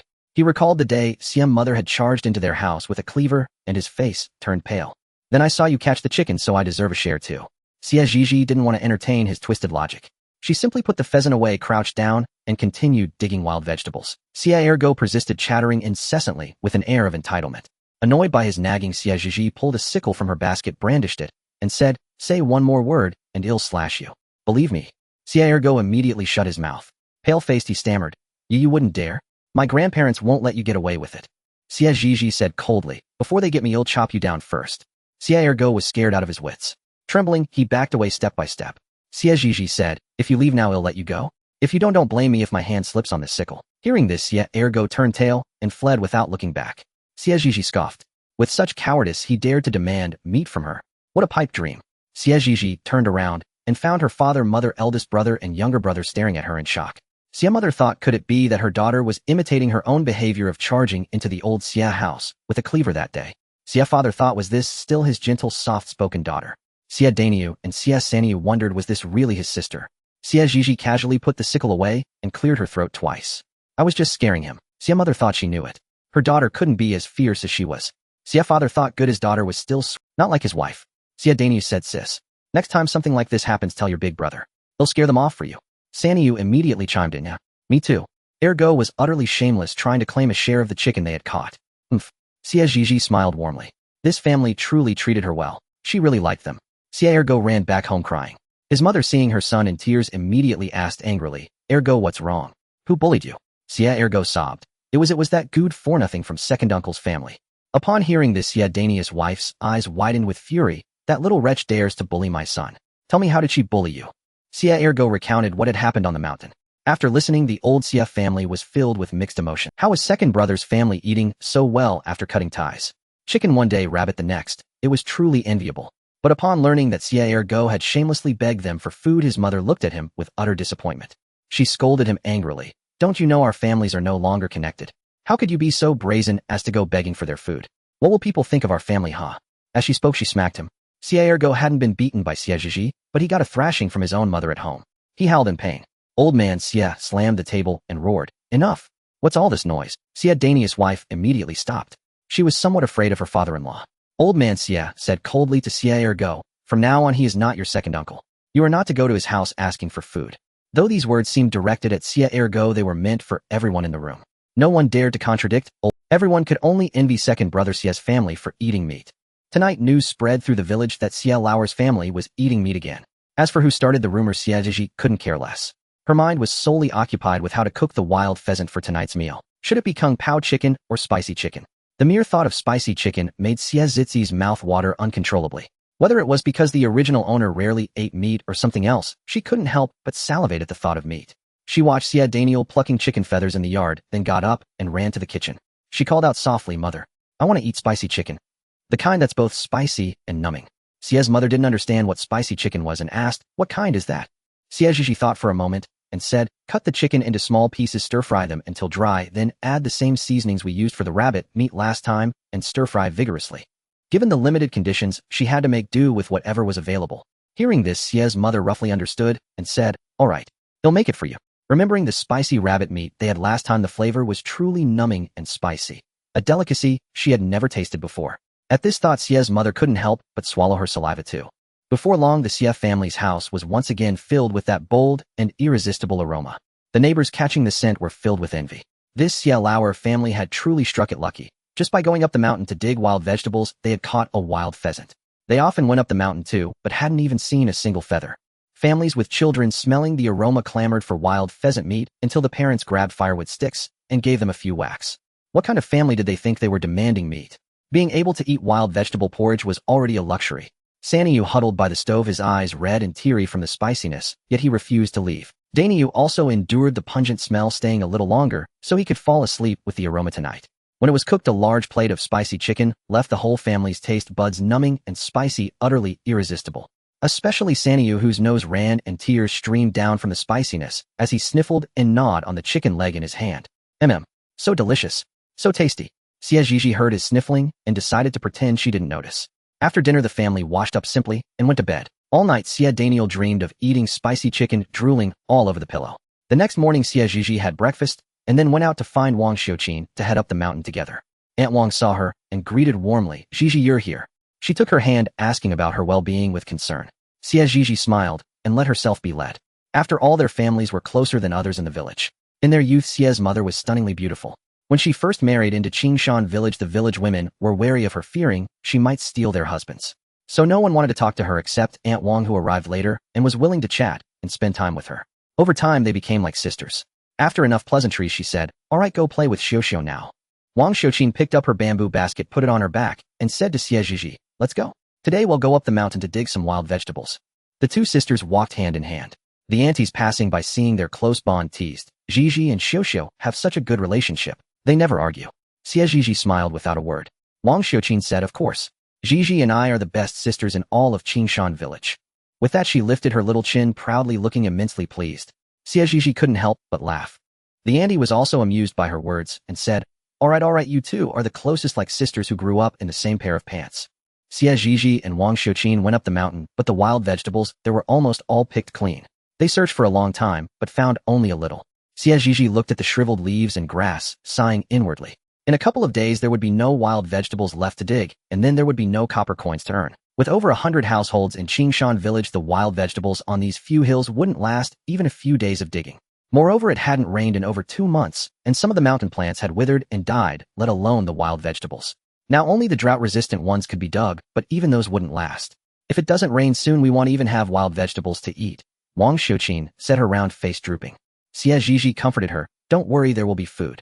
Luckily, they had harvested a crop. If they were frugal, they could get through the rest of the year, and next spring it would rain. They dug for a while, but found nothing else, so they moved to another spot to continue searching. But the hills had been picked clean.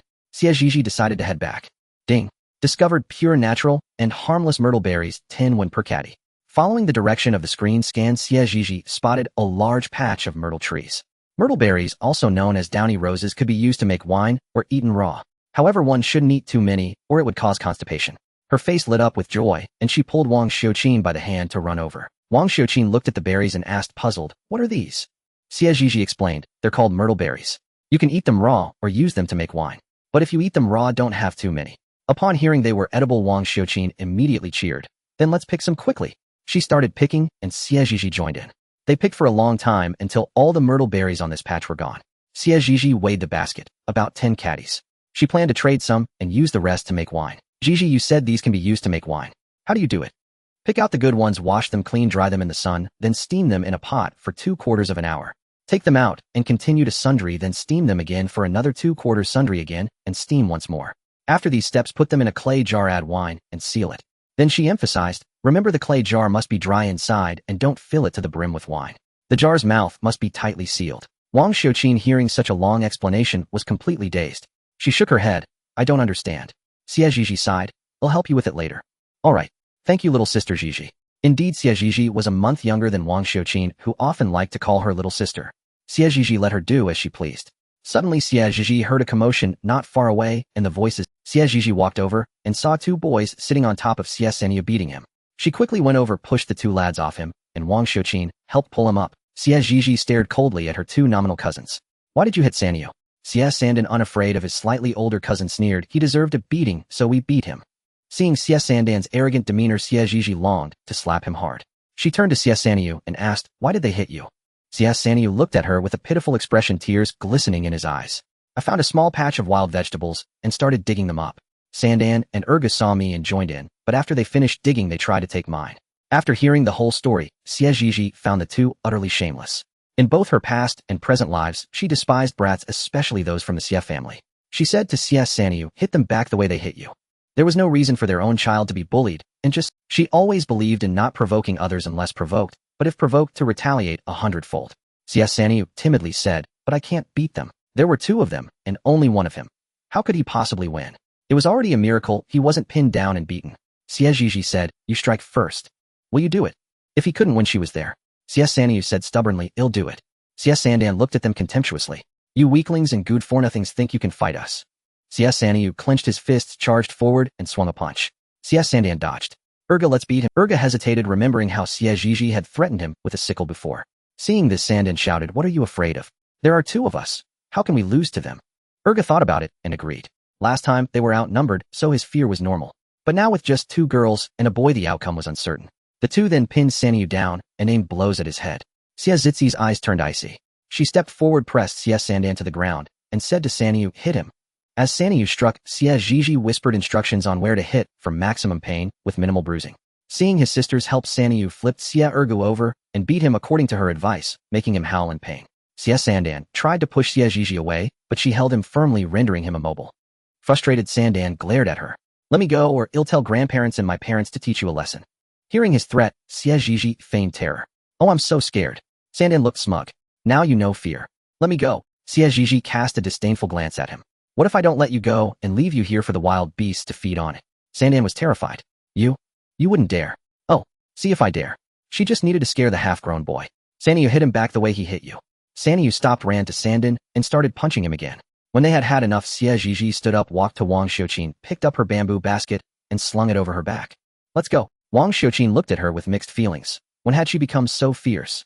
Sanyu, though satisfied from the fight, now felt his legs go weak. Xie Zhizhi noticed his trembling legs and patted his head. What are you afraid of? You've already hit them. Sanyu looked at her with a wry smile. Sis, will they come to our house tonight to make trouble? Thinking of the Xie family's unscrupulousness, he felt scared. Let them come. Then everyone can see how badly they... Sania's face was bruised and swollen, looking quite frightening. Some were indeed alarmed. When Xie's mother saw his injuries, she trembled with rage. Sania, who did this to you? She had never been so harsh with her own child, and now outsiders had beaten him like this. How could she not be furious? Xie Daniu, seeing his younger brother's battered face and body, panted with anger. Saniu recounted the incident, then lifted his head proudly. I hit them back and Big Sis helped me.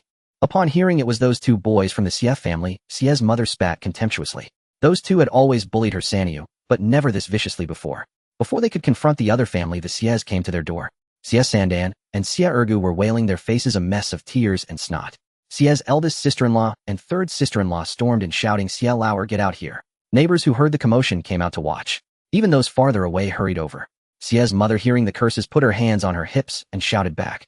What's all this yapping for? Calling for the dead. Seeing her emerge followed by a crowd of onlookers, Xie's eldest sister-in-law dragged Xie Ergu forward. She demanded, look what your Sania did to my Ergu. He won't stop crying and saying it hurts. You need to answer for... Xie's third sister-in-law pulled Sandan over and chimed in. And my Sandan too.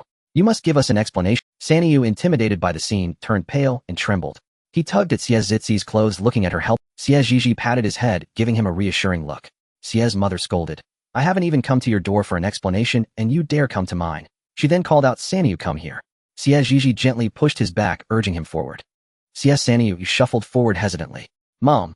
Xie's mother grabbed his hand and addressed the crowd. Everyone take a look. Ergu and Sandan beat my Saniu like this, and I haven't gone to their house for justice. Instead, they come to mine. The onlookers were shocked by the shocking bruises on Sania's face and hands. Such a severe beating. Even children's squabbles in the village weren't this brutal. Seeing those injuries made one's heart ache. Xie's eldest sister-in-law retorted, kids fight. It's normal. But how do you explain your Saniu beating Ergu and Sandan until their whole bodies ache? Oh, and that worthless girl. You helped too.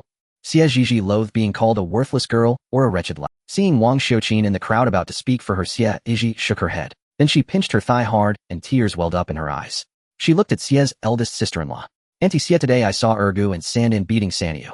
I couldn't stand it, so I pulled Sandan away. But they wouldn't give up and kept hitting him. I only have 2 hands. I couldn't stop them both. And Sania's injuries are all from Ergu and Sandan. They don't have a single mark on them. The crowd looked, and indeed it was true. The 2 Xie boys had nothing but tears and snot on their faces, not a scratch. It was clear who had beaten him. Xie's eldest sister-in-law shouted, didn't you hear Ergu and Sandan say they're in pain? Saniu must have given them internal injuries. Your family needs to pay for their medical treatment. Seeing the boys crying so pitifully, some in the crowd thought she might have a point. Xie's mother spat. My Saniu was beaten black and blue by your 2, and he doesn't have internal injuries. How could one Saniu give both of them internal injuries? Don't be ridiculous. Hearing this, the crowd reconsidered. 2 against 1, and the 2 ended up with internal injuries. That seemed to... Those 2 lads were sturdier than Saniu. How could his slight frame manage that? Third sister-in-law Xie chuckled and said, who knows if your Sanyo just landed a lucky hit. When they arrived, they had already confirmed with the 2 children that the pain was indeed severe. Pressing on the sore spots made them cry out in agony. They were certain that the injuries must have reached the internal organs. Otherwise, they wouldn't have dared to come and demand. Xie Zhizhi, of course, knew exactly what was going on.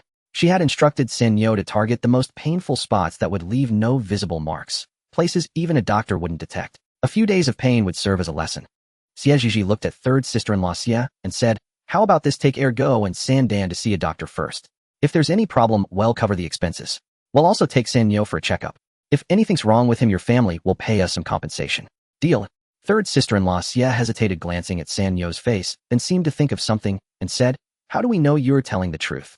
Xie Zhizhi gestured to the crowd behind her. Uncles and aunties, please bear witness. If Ergo and Sandan are found to have any issues after seeing the doctor, our family will pay for everything as promised. If Sanyo has any problems, the old Xie family must compensate us. Of course, we also need a witness. Although she knew nothing would go wrong, she couldn't be too careful. Aunt Wang came out and shouted loudly, Me. Xie Zhizhi smiled. All right then, Aunt Wang will be our witness. It was still early, and the town wasn't far from the village. Father Xie borrowed the village's dilapidated ox cart and took everyone to the town. At the medical clinic, they called for the doctor. He felt their pulses and carefully examined their bodies, ultimately concluding that there was nothing wrong. First sister-in-law Xie and third sister-in-law Xie exclaimed in shock, Impossible. Doctor, are you sure? Look, they're still crying in pain. The doctor's face darkened immediately, clearly irritated by their questioning. This is the result I see. If you have doubts, feel free to seek a second opinion elsewhere. First sister-in-law Xie fell silent, glowering at Ergo. Are you really in pain? Ergo paused and wailed, even louder. Mother, don't you believe me? Sandan also looked at his mother and assured her, Mother, it really hurts. Xie Zhizhi smiled sweetly at the doctor. Please take a look at my younger brother. Pleased with her polite demeanor, the doctor's expression softened. First sister-in-law Xie and third sister-in-law Xie watched nervously, dreading that this incompetent physician might say something unfavorable. He's fine. The injuries are just superficial. Take some medicine and apply it for a few days. He'll recover. Xie Zhizhi breathed a sigh of relief. After all, Sanyo had been beaten hard by those two mischievous boys, and she had worried that his internal organs might have been injured. Sanyo always kept his discomfort to himself and never told anyone. Her brows curved as she said, Thank you, doctor. That'll be 20 coins. The doctor handed her some ointment and carefully explained how to use it. Xie Zhizhi listened attentively, then paid him.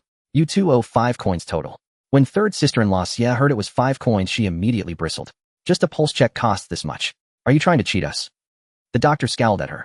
Do you think a pulse check takes no time? There are patients waiting in line behind you. Pay up. Third sister-in-law Xie wanted to argue further, but first sister-in-law Xie pulled her back, forcing a smile. Sorry, my sister-in-law has a quick temper. She didn't mean to offend you. 5 coins, right? He'll pay. She fished out the coins, handed them over, and dragged her child outside. The moment they stepped out the door, her smile vanished. Xie Zhizhi looked at them and said, First sister-in-law Sanyo's medical expenses were 20 coins. When can you reimburse us? First sister-in-law Xie chuckled. No rush. Let's talk about it when we get back. Aunt Wang sidled up to Xie Zhizhi and whispered, Looks like she's planning to weasel out of paying. Xie Zhizhi just smiled and said nothing. Back in the village, a crowd was gathered at the entrance. When they saw the group return, everyone came forward to ask what had happened. Amid the clamor, Aunt Wang raised her hand. Quiet down, quiet down. The noise gradually subsided. Aunt Wang cleared her throat and announced, The doctor said Ergo and Sandan are fine. Sanyo needed some medicine, which cost 20 coins. So Ergo and Sandan were faking it. How wicked. Does that mean old Xie's family has to pay 20 coins to second brother Xie's family? Aunt Wang replied, That's right. That's right. Come to think of it, I've often seen Ergo and Sandan bullying Sanyo. I've seen it too. TSK.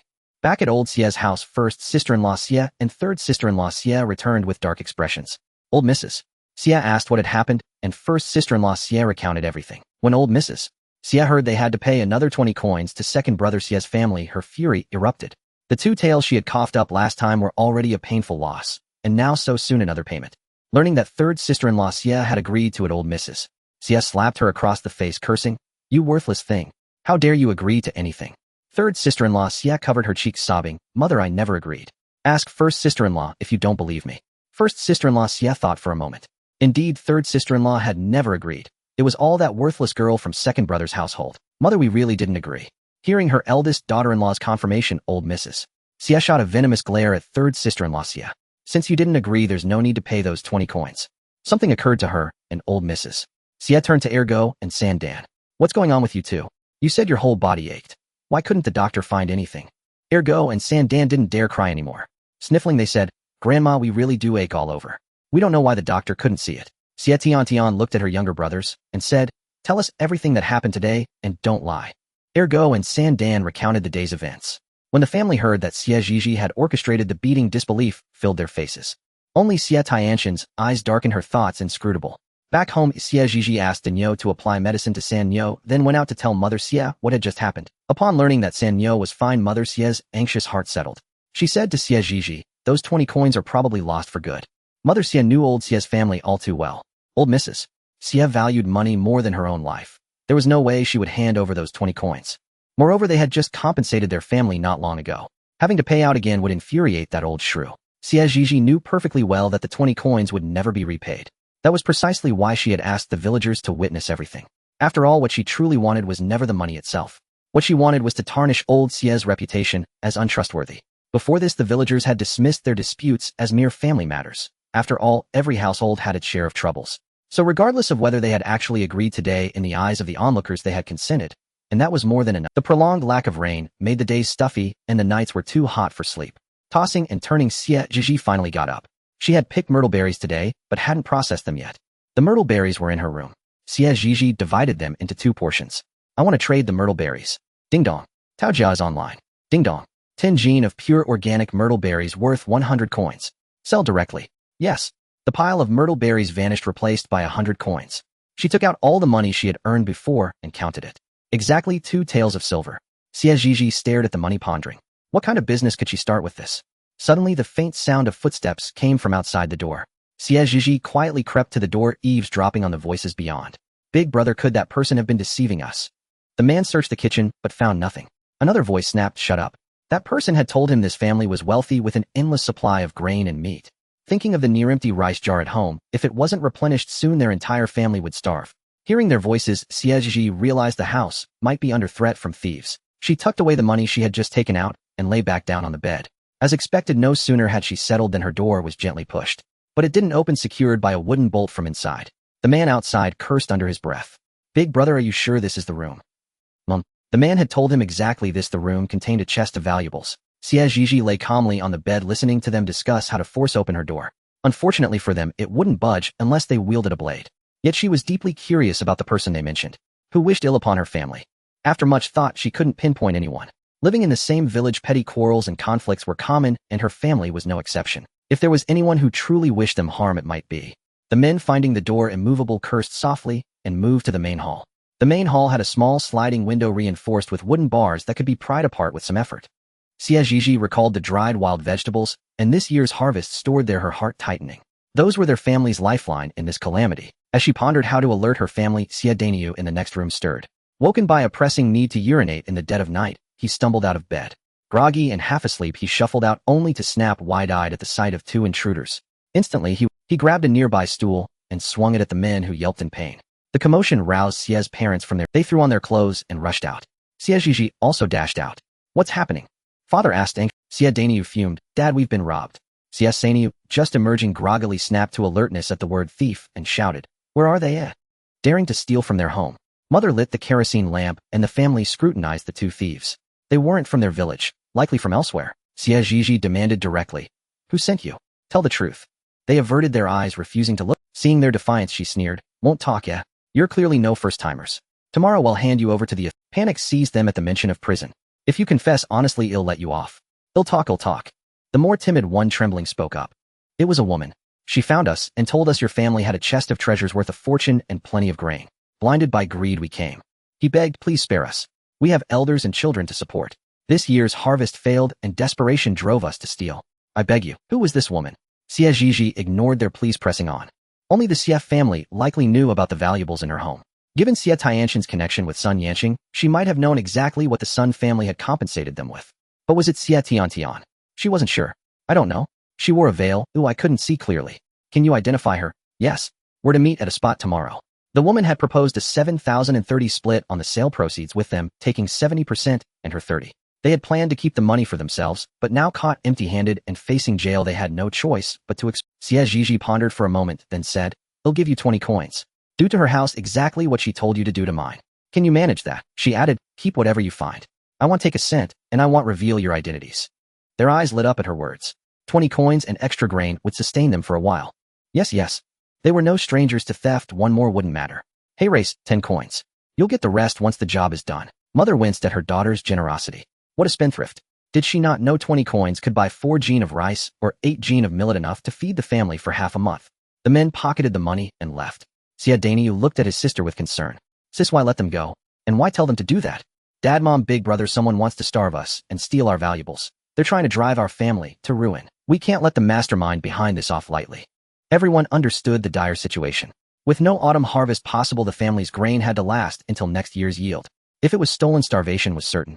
At that thought, their faces turned pale. Who harbored such venomous intent toward them? Xie Danyu voiced his worry. But those 2 are no good either. Are we really letting them off? Xie Zhizhi shot him a reassuring glance. Don't worry. They won't be trouble for long. Their accents marked them as neighbors from a nearby village. A bit of inquiry would reveal their identities. The next morning, the Xie family rose as usual, as if nothing had happened. Today, Xie Zhizhi planned to forage more food before the mountain was stripped bare. Xie Danyu and his father went to chop wood in the mountains. The scorching sun and drought had withered many trees, so they aimed to stockpile firewood. Seeing the outer edges grass dead, Xie Zhizhi ventured deeper. She noticed the vegetation growing denser as she went further in. Few dared enter the deep woods, and Xie Zhizhi herself was cautious, wary of wild beasts. She surveyed the area, noting the moist soil and thriving plants and trees, a stark contrast to the withered. The air was fresh and cool, a relief from the oppressive heat outside that made every breath uncomfortable. Ding. Discovered pure organic phoenix tail mushrooms, 15 coins per gene. Xie Zhizhi's eyes sparkled. She approached a rotting log, her gaze fixed on the clusters of plump, grayish-white mushrooms. She carefully picked them. Soon her basket held a small half-load. Ding. 8 gene of pure organic phoenix tail mushrooms, worth 120 coins. Sell now. Sell 6 gene. Ding. Done. 6 gene vanished from her basket, and 90 coins appeared in it. She retrieved the copper coins and tucked them into her pouch, which swelled instantly. Ding. Discovered pure organic shiitake mushrooms, 30 coins per gene. Ding. Discovered pure organic king oyster mushrooms, 15 coins per gene. Ding. Discovered pure organic morel mushrooms, 80 coins per gene. Xie Zhizhi hadn't expected such a bountiful harvest. Ding. 3 gene of pure organic shiitake mushrooms, worth 90 coins. Sell now? Yes. Ding. 5 gene of pure organic king oyster mushrooms, worth 75 coins. Sell now? Yes. Ding. 3 gene of pure organic morel mushrooms, worth 240 coins. Sell now? Yes. Xie Zhizhi's eyes crinkled with joy as she weighed her pouch, her smile widening. Rich, rich.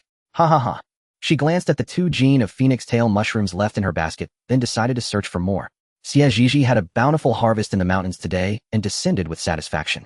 Returning home, she found her father and the others had already arrived. Xie Sanyu, upon seeing her, quickly helped her take off the bamboo basket on her back. Sis, so many mushrooms. Xie Sanyu exclaimed in surprise at the sight of half a basket full of mushrooms. Xie Danyu, who was chopping wood nearby, heard his younger brother's cry and came over to take a look. Little sis, where did you find so many mushrooms? Given that most edible plants in the mountains had already been foraged, where on earth did his sister manage to gather such a bounty?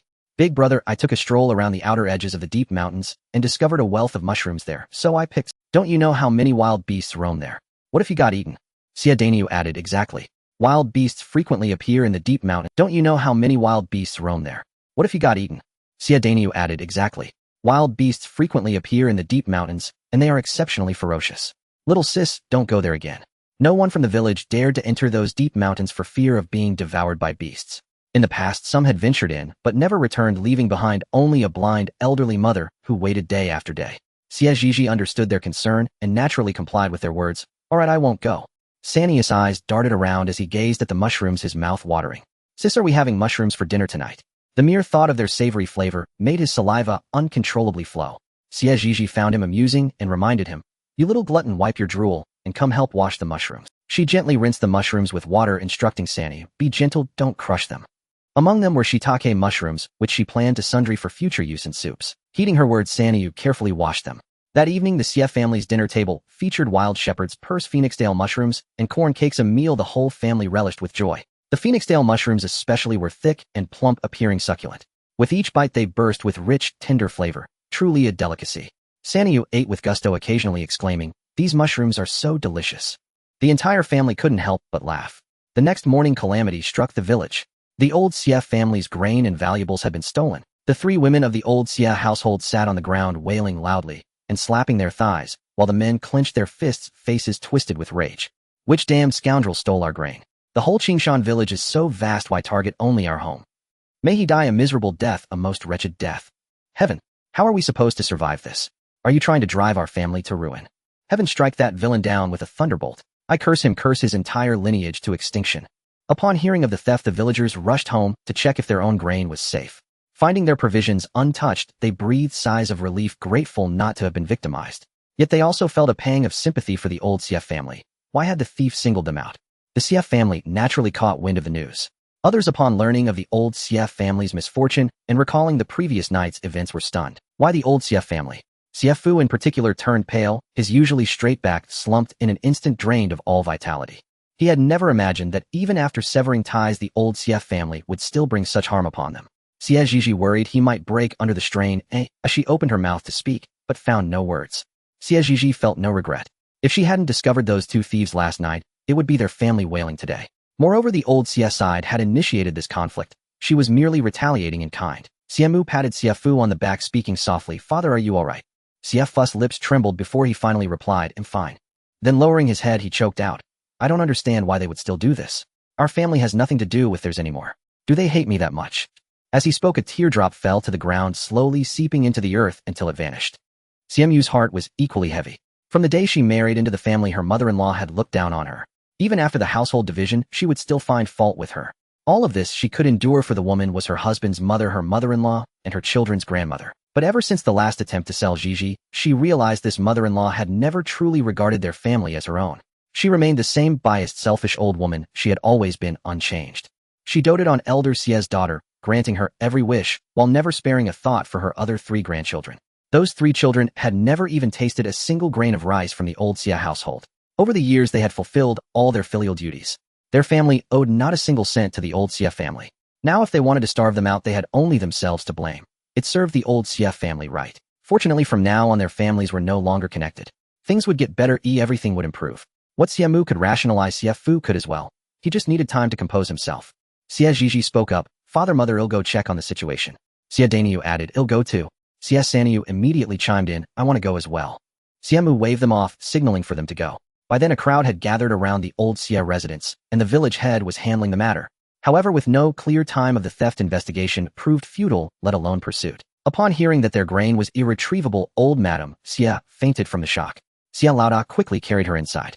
Xie Tiantian noticed Xie Zhizhi's figure, a shadow of gloom passing through her eyes. Those 2 men had failed yesterday, and now her family had been struck by misfortune. She couldn't believe it was mere coincidence. Could it be her?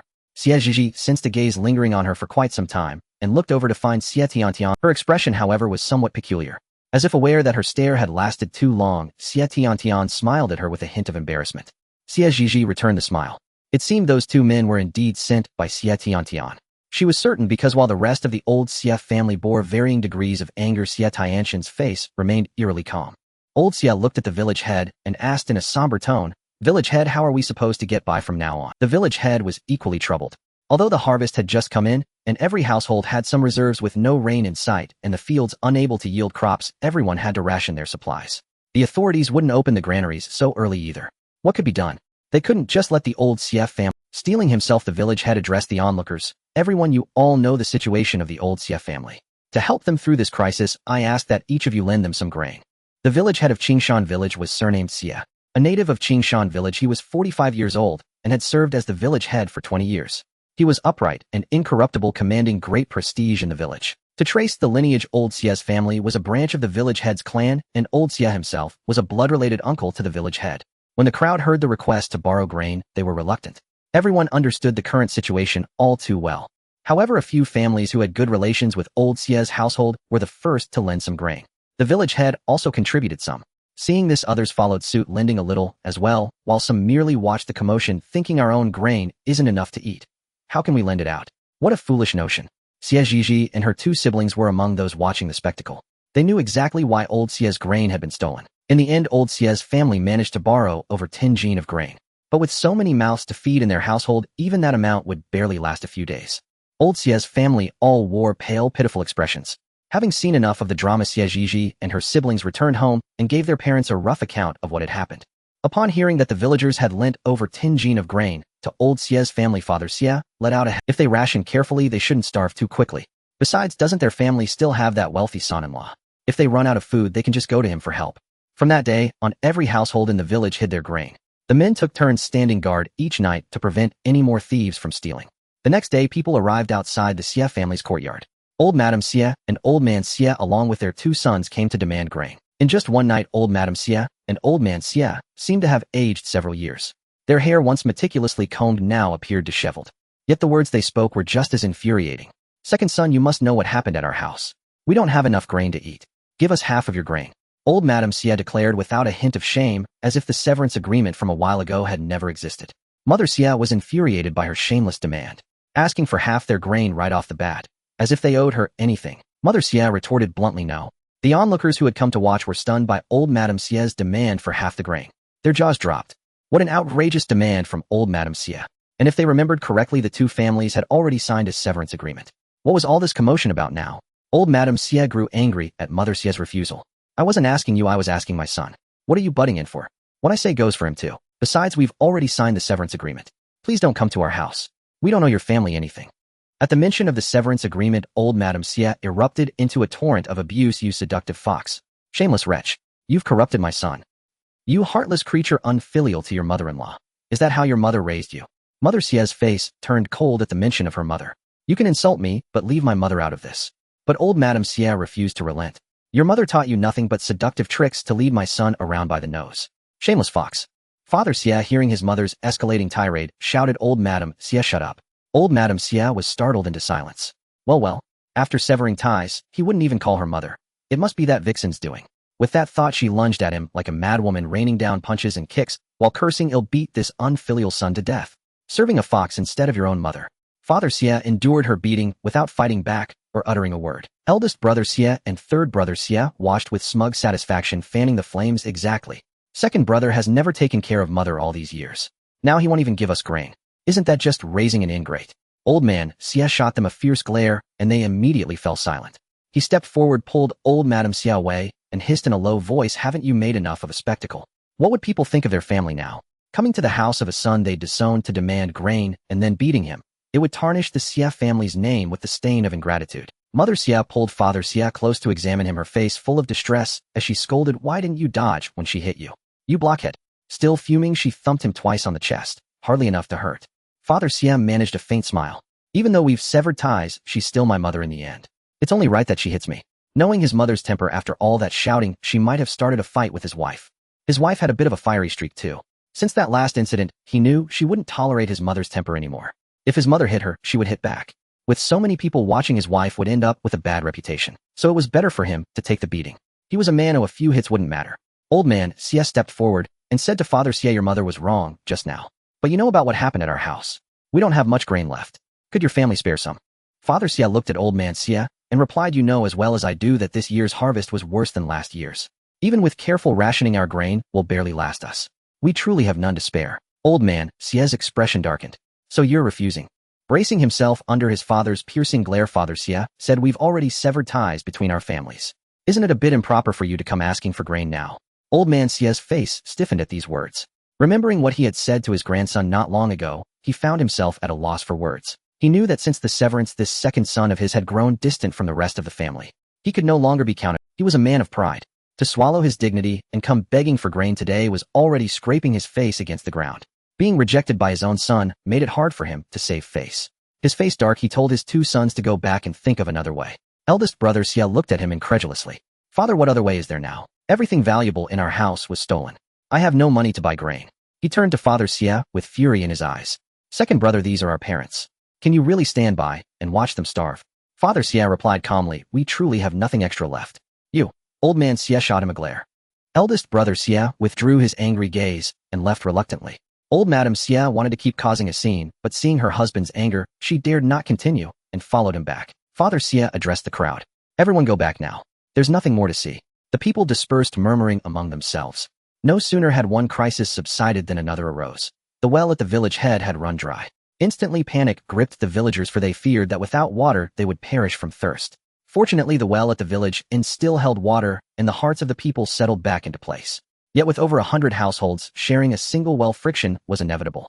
And so it was that today Xie Zhizhi and her companions came to draw water as usual.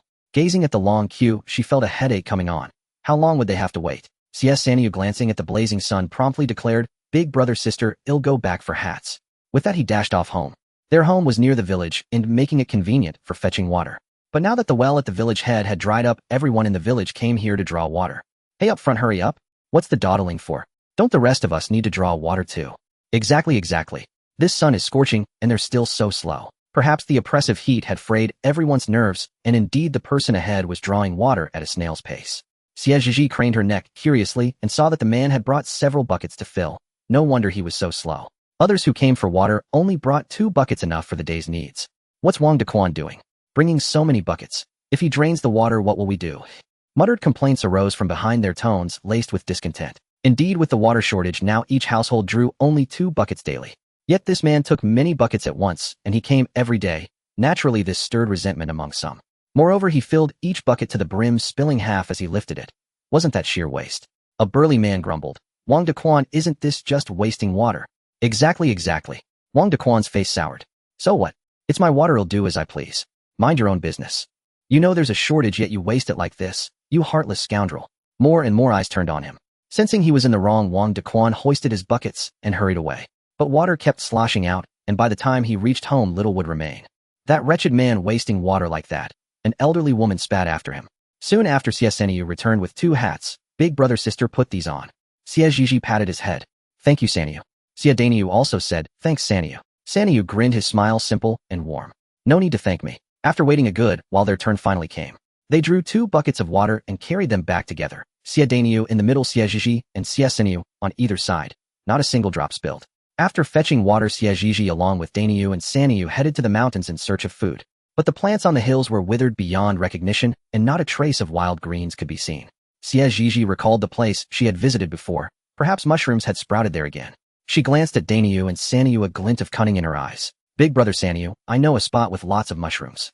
Seeing her expression, Danyu remembered her last venture deep into the mountains and frowned sternly. Is it that place you went to before? Xie Zhizhi chuckled. Big brother's so clever. No, that place is dangerous. We can't go, Danyu refused. She looked at him. Big brother, it's actually on the outskirts of the deep mountains, not inside them. Hearing it wasn't deep within, Danyu's expression softened slightly. Big brother, if there's danger, well, just run. She had studied her system thoroughly. It had a danger alert feature that would warn her if peril approached.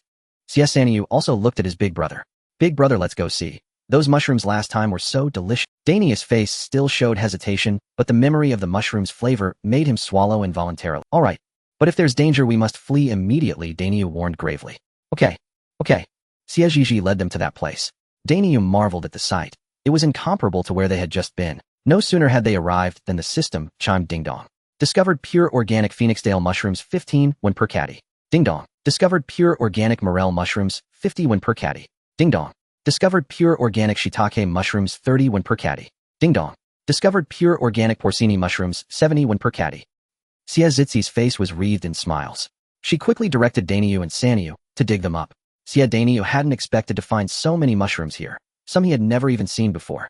He asked worriedly, are all these edible? He knew that some mushrooms could be deadly, and seeing so many unfamiliar ones, he couldn't help but feel anxious. Xie Zhizhi replied, they're all edible. Big brother dig with confidence.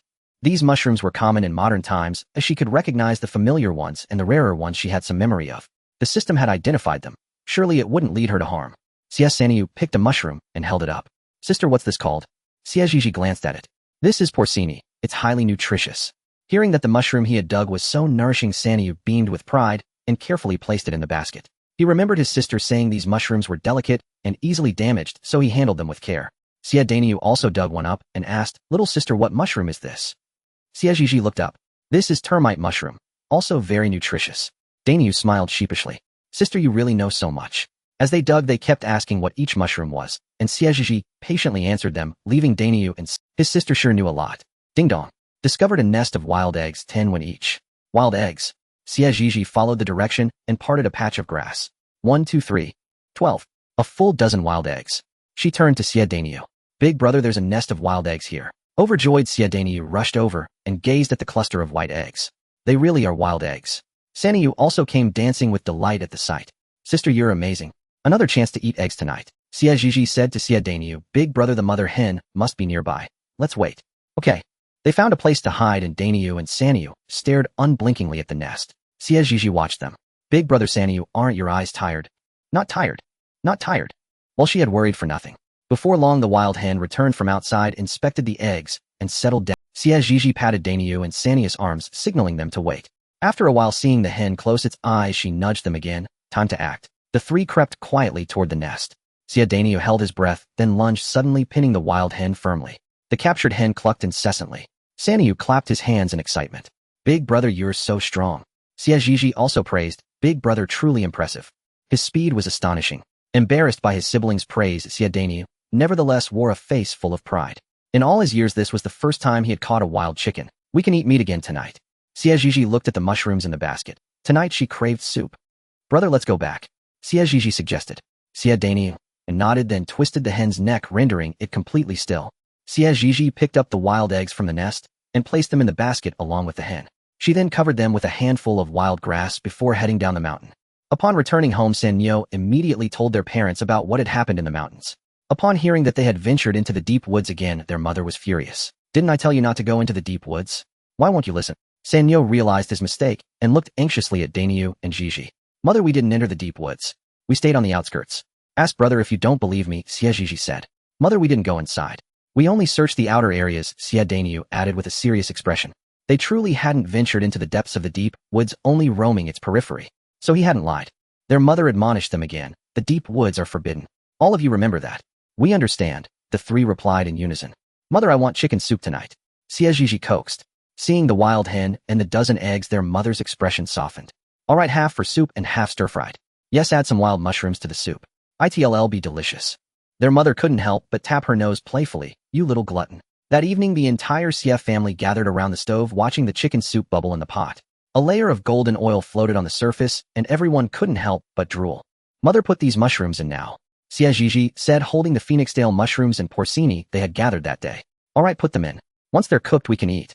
At the dinner table sat a plate of wild greens, a plate of chicken, and a pot of soup.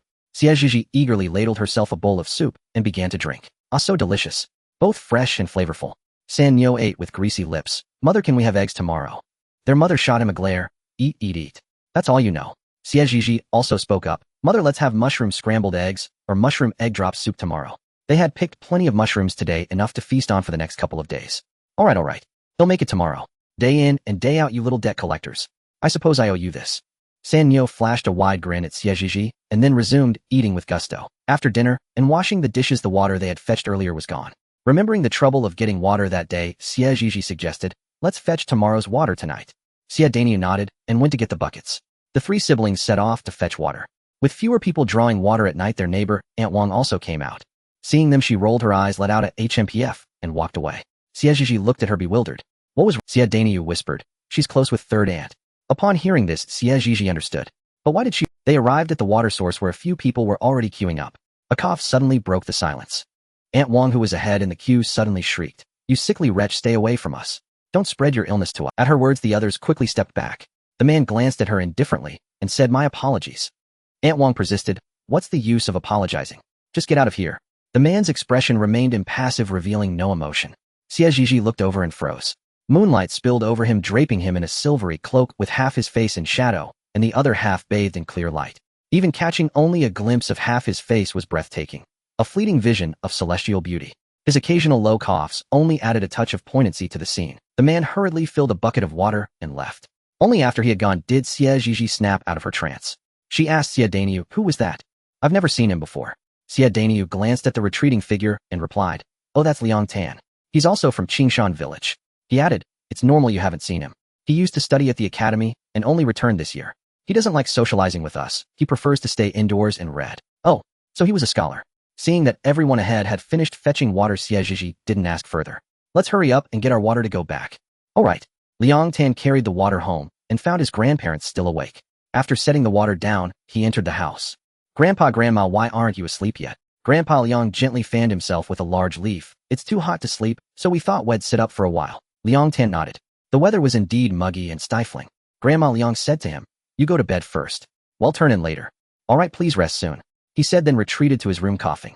Grandma Liang watched him with a pained expression. The medicine hadn't improved his condition at all, and it worried her deeply. Back in his room, Liang Tan tried to lie down, but coughing worsened. Forced to sit up, he leaned against the headboard, closing his eyes to rest. His illness, he feared, would never be cured. He smiled ruefully at the thought. Several uneventful days passed. Then the village buzzed with excitement once more. It turned out that a family in the neighboring Daya village had their grain stolen. Hearing this, Xie Zhizhi immediately thought of those two men. Had they already squandered the grain they stole from the Xie family? She figured they must have exchanged some of it for silver. She went to find Xie Dainyu. Brother, do you remember what those two... Xie Dainyu thought for a moment and nodded yes. Brother, please make inquiries in the nearby villages. Once you find them, report them to the authorities directly. She hadn't expected them to strike again so soon. She could only hope they hadn't sold the stolen grain yet. Otherwise, she would feel terribly sorry for that family. After all, she hadn't turned them in to the authorities last time. Xie Dainyu, likely thinking the same, nodded solemnly. All right, it'll go quickly. That evening, Xie Dainyu came back running. Xie Zhizhi saw him and immediately went to meet him. How did it go? Xie Dainyu scooped up a ladle of water, gulped it down, and then said, it's done. Those two are from Longyan village.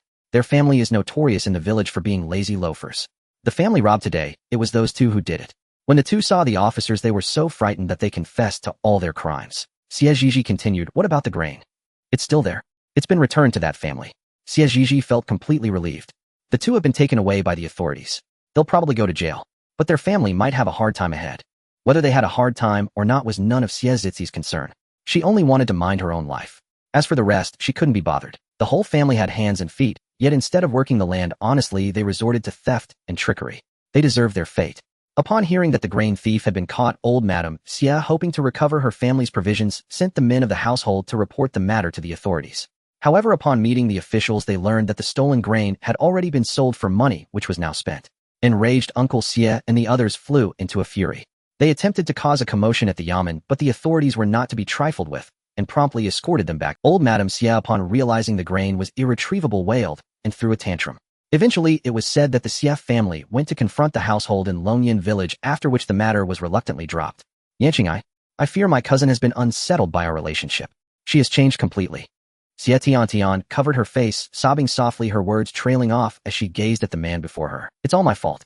If not for me, my cousin wouldn't have turned out this way, nor would the family. Sun Yanqing gently embraced her, comforting her. Tiantian, this is not your doing. Fate simply did not favor her and me. Xie Tiantian nestled in his arms, weeping quietly. This pained Sun Yanqing deeply, and he murmured tenderly to soothe her. Seeing his reaction, Xie Tiantian felt a secret triumph. What did it matter that Xie Zhizhi was beautiful? She couldn't even hold on to a man. She looked up at Sun Yanqing, her gaze burning. A man as handsome as this deserved to be with her. Sun Yanqing then recalled something and asked, I heard your home was burgled and all the grain was stolen. Why didn't you send word to me? He had been too busy of late and had neglected her. At this thought, his gaze toward her grew even more tender. Flustered by his intense stare, Xie Tiantian said coquettishly, Yanqing, our relationship is not yet proper. How could I ask for your help? Sun Yanqing replied anxiously, Tiantian, I am certain you are the one for me. To me, you will be my wife in time. I would be overjoyed if you came to me for help. Do you have enough grain at home? If not, I'll have some sent to you later. Xie Tiantian hesitated. We have enough for a couple. In truth, their grain was long gone. The family had gone to second Uncle Xie to ask for some, but he refused no matter what they said, infuriating old Mr. and Madame Xie. Left with no choice, they had to ask Xie Tiantian to borrow grain from the Sun family. All right, I'll have some sent over later. Yanqing, thank you. You're so kind. That evening, a large cart laden with grain arrived in the village. The villagers heard the commotion and flocked to see. Who's receiving such a grand delivery? With that much grain, it could last a year or more. The cart is heading toward the Xie family's place. Let's follow and see. The cart stopped at the Xie residence. The driver jumped down and called out, Is Miss Xie Tiantian here? Hearing her name, Xie Tiantian remembered Sun Yanqing's promise to send grain and hurried outside. I am Xie Tiantian, she said calmly to the driver. Good. Master Sun sent this. Where shall we put it? Inside the house will do. The driver unloaded the sacks one by one and carried them inside. The rest of the Xie family stood dumbfounded, unable to snap out of their shock. Who is this Master Sun? Such generosity, giving away so much grain on a whim. This Xie family must have latched onto some wealthy household. Xie Tiantian listened to the gossip with a composed facade, but inwardly, she felt nothing but contempt. Old Madame Xie, recovering her senses, announced loudly, That Master Sun is my Tiantian's betrothed. Don't you go spreading rumors. Hearing that it was Xie Tiantian's future husband, the onlookers praised her good fortune in finding such a match. Xie Tiantian smiled, but said nothing. At home, Xie Zhizhi was calmly sorting the mushrooms she had gathered that day. Wang Xiuqin stormed in fuming, and seeing Zhizhi so at ease with her trinkets, her anger flared. How can you be so carefree? Xie Zhizhi, puzzled by her outburst, set down her work and asked, Xiuqin, what's wrong? Why are you so angry? Zhizhi, you don't know? Sun Yanqing made a grand show of sending a cart of grain to Xie Tiantian. Now they're all strutting about. Xie Zhizhi found this both amusing and exasperating. The Xie family's grain was stolen days ago, and the supplies from the villagers must be nearly gone. Master Sun is wealthy, and he and Tiantian are in love. Sending some grain is only natural. If the Xie family had run out of food and Sun Yanqing, knowing this, hadn't lifted a finger, she would have thought him utterly heartless, and Xie Tiantian's judgment equally poor. Today's delivery of grain actually raised Sun Yanqing in her estimation. At least he showed some loyalty. Wang Xiuqin continued, You don't know what the villagers are saying now. They say Xie Tiantian is blessed to have found such a good match. And they talk about you. You. She paused, unable to go on. Xie Zhizhi grew curious and pressed, What do they say about me? Wang Xiuqin looked troubled, knowing the words were far from kind. They say no matter how beautiful you are, you'll spend your life working the fields, while Xie Tiantian is destined for a life of... Wang Xiuqin gnashed her teeth and added, What do they know? Sun Yanqing was the one you rejected. That shameless Xie Tiantian seduced her own cousin's fiancé. If you hadn't broken off the engagement, she wouldn't have. Xie Zhizhi quickly cut her off. Is this why you're so upset? I can't stand it. Xie Zhizhi patted her hand and said, If you're angry over this, I advise you to let it go. Don't ruin your health over someone so insignificant. It's not worth it. But Stop. Let's leave this matter here. I don't want to hear anything more about those two. Whether they fare well or ill, it's none of my concern. Understood. Wang Xiuqin, taken aback by her serious expression, nodded dumbly. Understood. A broad smile spread across Xie Zhizhi's face. She touched Wang Zikin's cheek and said, "Good girl." Wang Xiuqin blushed at her teasing. "Don't get upset over trivial matters anymore, alright? Alright." Xizhi had told her before to stay calm for her health, and she always remembered. But today the anger had been too much to... It's getting late. You should head home. Okay, I'll be off then. They'll come by tomorrow to go foraging for wild green. Sure. Xie Zhizhi watched her retreating figure and smiled. What an adorable girl. Just as she was about to go inside, Xie Zhizhi saw her elder brother Xie Daini rush in with a flushed face, and she raised an eyebrow, recalling how her brother had been sneaking out frequently these past few days. At first she thought he was searching for food in the mountains, but he always returned empty-handed with that same goofy expression, a sight that never failed to amuse her. Feeling his younger sister's teasing gaze, Xie Daini rubbed his head and asked with a bashful smile, "Little sister, why are you staring at me? Is there something on my face?" he said, wiping his face with his hand. Xie Zhizhi chuckled. "Big brother, there's a flower blooming on your face." Xie Sanyu also looked over, thinking to himself, indeed. That smile on his face was more radiant than any flower. Xie Daini rubbed his face again, feeling nothing, and scratched his head in confusion. There's nothing. He checked twice, but found nothing. Xie's mother rolled her eyes at her foolish son and said crossly, "It means your smile is as bright as a flower." Looking at her simple-minded son, Xie's mother couldn't help but feel a twinge of worry. This silly boy better not suddenly bring someone home. Their family's grain couldn't afford another mouth to feed. If it weren't for this drought, she would have been overjoyed if her son found her a daughter-in-law. But in this situation... Upon hearing his mother's teasing, Xie Daini didn't withdraw his smile. Instead, he stretched it even wider, grinning from ear to ear. Xie's mother looked as if she couldn't bear to see it, but she reminded him, "Daini, you know the state of our household now. If you've settled on that girl, let me ask around about her. If she's of good character, once this year passes, I'll immediately find a matchmaker to propose." Xie Daini lowered his head in embarrassment and whispered coquettishly, "Mother." That single word almost made Xie Zhizhi shudder. Her grown brother acting coy was truly terrifying. Xie's mother gave him a smack. "Speak normally. Don't imitate your sister." Xie Daini covered his head and muttered in a muffled voice. Oh, why was it that when his sister spoke like that, their mother would do anything for her, but all he got was a slap? After dinner, Xie Daini took his younger siblings to fetch water. The weather had been growing hotter these days, and even the evening breeze carried a stifling heat. Now the only source of water in the village was this well at the end of the lane, which had become the lifeblood of the villagers.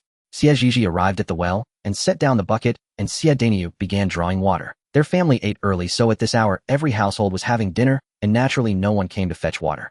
By the time they had drawn their water, the villagers began to emerge one after another. Seeing they had already gotten water, passers-by would ask, "Is there still water in the well?" "Yes." "You were Xie Zhizhi and the others simply smiled and walked away. When they reached the back of the line, Xie Zhizhi spotted a vaguely familiar figure. Though the light was dim and hard to see clearly, she could still recognize him at a glance. It was Liang Tan.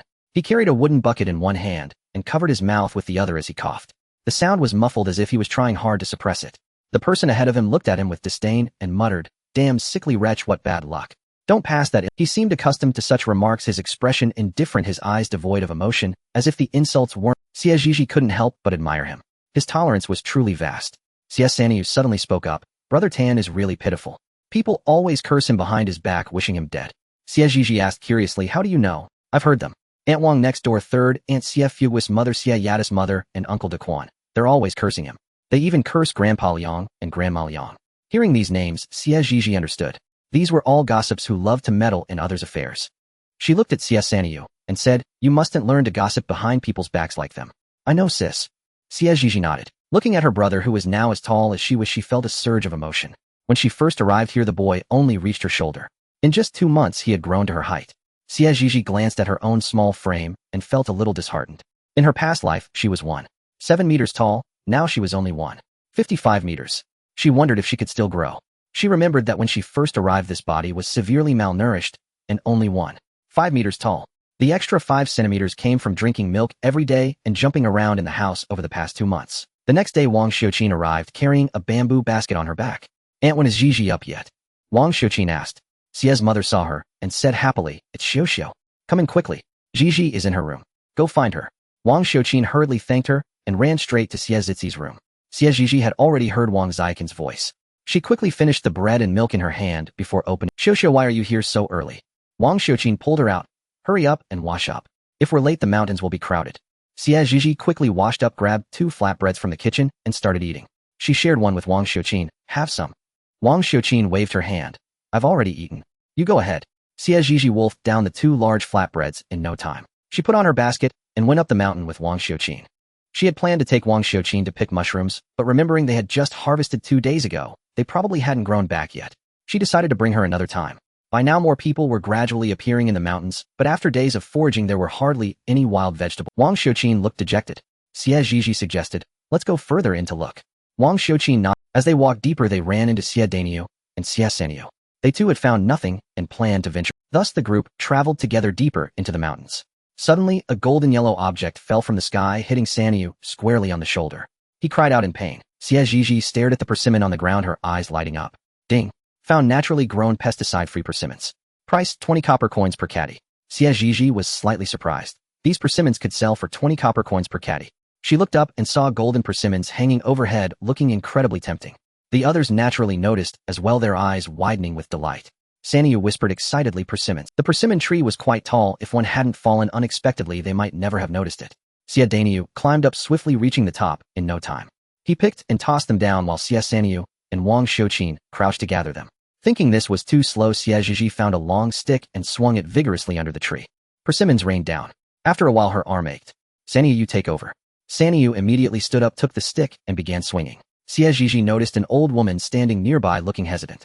She walked over and said, if you'd like some persimmons you can go pick some up. Hearing this the old woman's face lit up with joy, and she repeatedly said, thank you, thank you. Xie Zhizhi shook her head, signaling she was welcome. Although she had discovered these persimmon trees, first they didn't belong to her. Anyone could pick from them, and however much they gathered was theirs to keep.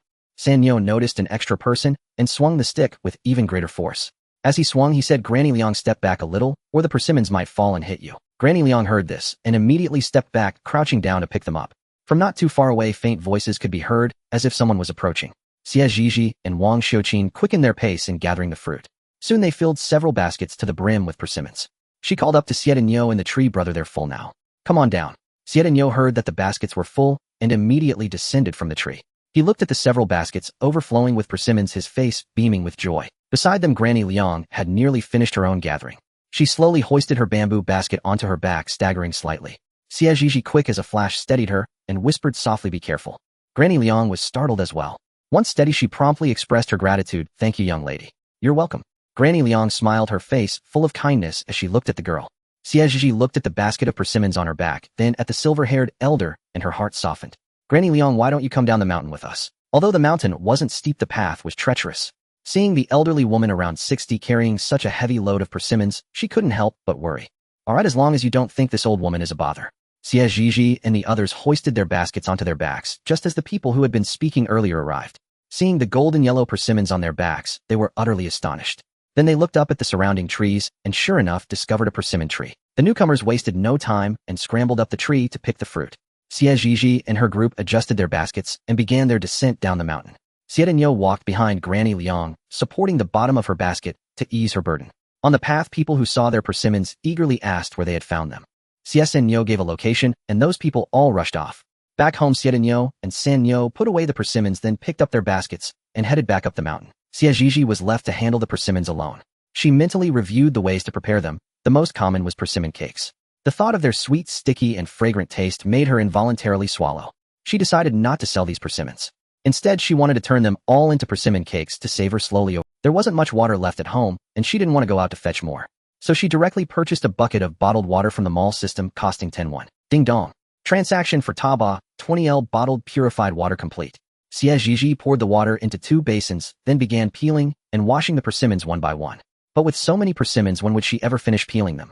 At a loss, she bought a peeling gadget costing 5 won. With a flurry of activity, Xie Zhizhi quickly worked through the 3 baskets of persimmons. After washing them, she arranged each one on bamboo trays and set them out to dry in the sun. Having finished all this, Xie Zhizhi rubbed her waist, which was sore and aching. On the other side, Granny Liang returned carrying her basket of persimmons, giving Liang Tan a terrible fright. He hurried out to help her take the basket off her back. Grandma, why did you carry something so heavy back? Aren't you tired? He had originally planned to go up the mountain with her today, but his body had been acting up. Every step he took sent him into a violent coughing fit. His grandmother, worried, insisted he rest. Unable to sway her, he had to stay home. Granny Liang waved her hand dismissively. Not tired at all. And she truly wasn't there after all. That Xie boy had been supporting her basket from behind. How could she be tired? Hearing she wasn't tired, Liang Tan breathed a sigh of relief. Then he continued, Grandma, where did you find so... As she spoke, Granny Liang's eyes crinkled with a smile. I originally went to look for some wild vegetables, but there weren't many left in the mountains. So I just wandered around and ran into old Xie's second son's children. They were picking persimmons, so I stood by and watched. That young girl saw me and called me over to pick some. When we came down, the eldest Xie boy helped support the bottom of my basket. Liang Tan thought for a moment, roughly picturing the 3 Xie siblings in his mind. He rarely interacted with the villagers and knew few people. Occasionally, he had heard some talk about Xie Zhizhi and her mother from others, though none of it was good. Grandma don't carry such heavy things alone anymore. Grandpa and I will worry. It was all due to his own frail body, which forced his elderly grandparents, who should be enjoying their twilight years, to constantly care for him. I know. In the evening, Xie Zhizhi and San Nyo returned, each carrying a basket brimming with persimmons. San Nyo said as he walked, "Sis, we picked another basketful." Xie Zhizhi came out of the house and saw the 2 baskets of persimmons. She gave him a thumbs up. "Awesome." San Nyo chattered away like a little sparrow. "Sis, you don't know there are 2 more persimmon trees nearby, and I discovered—" San Nyo puffed out his chest, his face full of pride. Xie Zhizhi exaggerated her expression. "Really? San Nyo, you're amazing." San Nyo became even more boastful, laughing heartily in the yard. Then he noticed the persimmons on the bamboo trays and asked, "Sis, are you going to dry these into persimmon cakes?" "Mum." San Nyo's eyes darted around. Then he said, "Sis, I heard persimmons soaked in water taste good too." Xie Zhizhi tapped his head. "Unripe persimmons can be soaked in salt water, but the ones we picked are already ripe, so there's no need to soak them. Persimmons are soaked in salt water because unripe ones contain a lot of tannic acid, which makes them taste astringent. Soaking them for a few days helps them ripen." San Nyo nodded, looking as if he half understood. Ripe persimmons don't need soaking, unripe ones do. So saying, he grabbed a large golden yellow persimmon and bit right into it. With the first bite, his mouth filled with the unique sweetness of the fruit, and the flesh was crisp and delicious. San Nyo munched on the persimmon, his eyes narrowing in enjoyment as a crunchy sound filled his mouth. Watching him, Xie Zhizhi couldn't help but shake her head. "Don't eat too many," she cautioned. Whenever San Nyo encountered something delicious, he couldn't stop eating. And eating too many persimmons could cause indigestion and constipation, so she felt compelled to warn him. "I know, sis." That's what he said, but his mouth never stopped. San Nyo had never tasted such delicious persimmons. He ate one after another, and that evening he devoured 8 of them. The consequences, as one might imagine, were predictable. Early the next morning, San Nyo was jolted awake by a pressing need. He groggily got up and went to the outhouse. After a long while, he emerged, his face pale and drawn. He kept clutching his stomach, drenched in sweat. When Xiemu got up and saw him like this, she was startled and asked anxiously, "San Nyo, what's wrong with you?" San Nyo looked as if he wanted to say something, but couldn't, which only made Xiemu more frantic. "You stubborn child, you're going to worry your mother to death. Tell me what's wrong." San Nyo pouted on the verge of tears. "Mom, my stomach hurts. I need to go to the outhouse, but I can't go." "How can you not be able to go?" Xiemu then remembered that a child in the village had once had the same problem. What method had they used? Right, a small stick. With that thought, Xiemu went and dragged Xie Nyo out of bed. Stop sleeping. Your little brother can't poop. You need to help him." Xie Nyo was still groggy, not fully awake. Seeing this, Xiemu slapped him hard. That finally woke Xie Nyo up. He asked, "Mom, what do I need to do?" Xiemu went to the kitchen, found a stick, and handed it to him. "Just use this stick to unblock it." "All right." Then he said to San Nyo, "Little brother, let's go to the outhouse." San Nyo followed him. In no time, Xie Nyo came out looking utterly miserable, as if he wanted to cry, but had no tears. Xiemu quickly went up to him and asked, "How was it? Did it get unblocked?" Xie Nyo looked at San Nyo with an... San Nyo said, his voice choked with tears, "Mom, a little bit came out, but my stomach still hurts so much, boo-hoo." Xiemu stood there frozen in shock. Mother, Xie said anxiously, "How could this be? I saw everyone else could pass it, why can't you?" "Mother, I don't." Xie Zhizhi, hearing the commotion outside, rose from her bed and went out. She saw Sanyu, clutching his stomach, his face a mess of tears and mucus, utterly bewildered. "Sanyu, what's wrong with you?" Upon hearing her voice, Mother Xie recounted how Sanyu was unable to relieve himself. Xie Zhizhi was stunned. Could it be that this fellow had eaten too many persimmons? "Sanyu, how many persimmons did you eat yesterday?" "8. Sanyu said uncertainly. Xie Zhizhi was astonished to learn he had devoured 8 persimmons the day before. Hadn't she told him yesterday that he couldn't eat too many persimmons? Why had he eaten so many then? No wonder his stomach ached, and he couldn't defecate. It was constipation, a case of indigestion.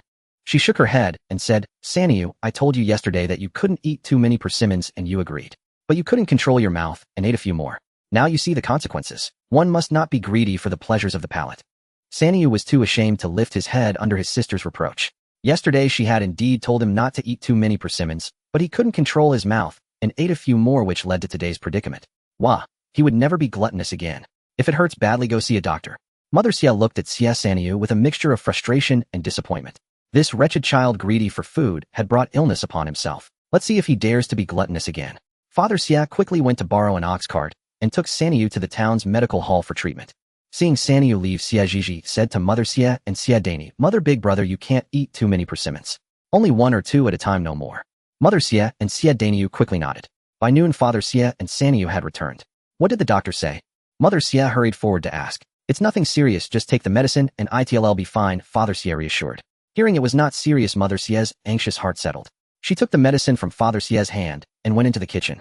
Xie Zhizhi and Xie Daniyu also breathed a sigh of relief upon hearing their younger brother was fine. However, several other families who had picked persimmons yesterday also had similar incidents. Upon hearing this, Xie Zhizhi went to the village to spread awareness about the precautions for eating persimmons. Those families with persimmons, upon learning they couldn't eat too many, all hid their persimmons away. They certainly didn't want to end up like the Xie boy, eating too much and having to spend money to see a doctor. It wasn't worth it. Sanyu. Xie Daniyu packed some persimmons in a cloth bag and left. Xie Zhizhi watched him, a thoughtful expression on her face. Xie Daniyu jogged all the way to Datsuan Mountain, which lay between Qingshan Village and Day Village, not too far away. Xie Daniyu navigated to his secret spot with ease. Seeing a young woman already standing under a tree, he broke into a wide grin. He walked over quickly and called out softly, Huizi. Li Huizi's face lit up with joy upon seeing him. Xie Daniyu nodded and asked, Huizi, have you been waiting long? No, I just arrived too, she said, lowering. In truth, their acquaintance was quite fortuitous. A few days ago, she went to town to sell the eggs her family had saved. On her way back, she was accosted by robbers. Just as she was about to pay them off to avoid trouble, Xie Daniyu suddenly appeared. He not only drove the two men away, but also escorted her all the way home. The two of them walked the entire way in silence, each keeping to themselves, not disturbing the other. As they neared Day Village, Li Huizi couldn't help but ask, May I ask which village this benefactor is from? If I have the chance, I will surely visit to express my gratitude. Xie Daniyu stammered in panic. I'm Xie Daniyu from Qingshan Village. There's no need for thanks. With that, he ran off. Li Huizi watched him go, covering her mouth to stifle a laugh. Qingshan Village, Xie Daniyu. Within 2 days, Li Huizi went to Qingshan Village. After wandering around the village a couple of times, she ran into Xie Daniyu. Xie Daniyu was slightly surprised to see her. Li Huizi, however, greeted him with natural poise and ease. And so they became acquainted, growing more familiar with each meeting. Initially, Li Huizi only wanted to repay his kindness. But she never expected Xie Daniyu to be so kind and honest, far better than the other men her mother had introduced to her. He was truly husband material. It was she who first confessed her feelings to him. At the time, he was so startled by her words that he fled in a panic. Thinking back on this, Li Huizi couldn't help but chuckle softly. Seeing her laugh, Xie Daniyu's heart pounded wildly. He hastily thrust the bag of persimmons towards her stomach. Li Huizi reached out and took it, opening the cloth bag.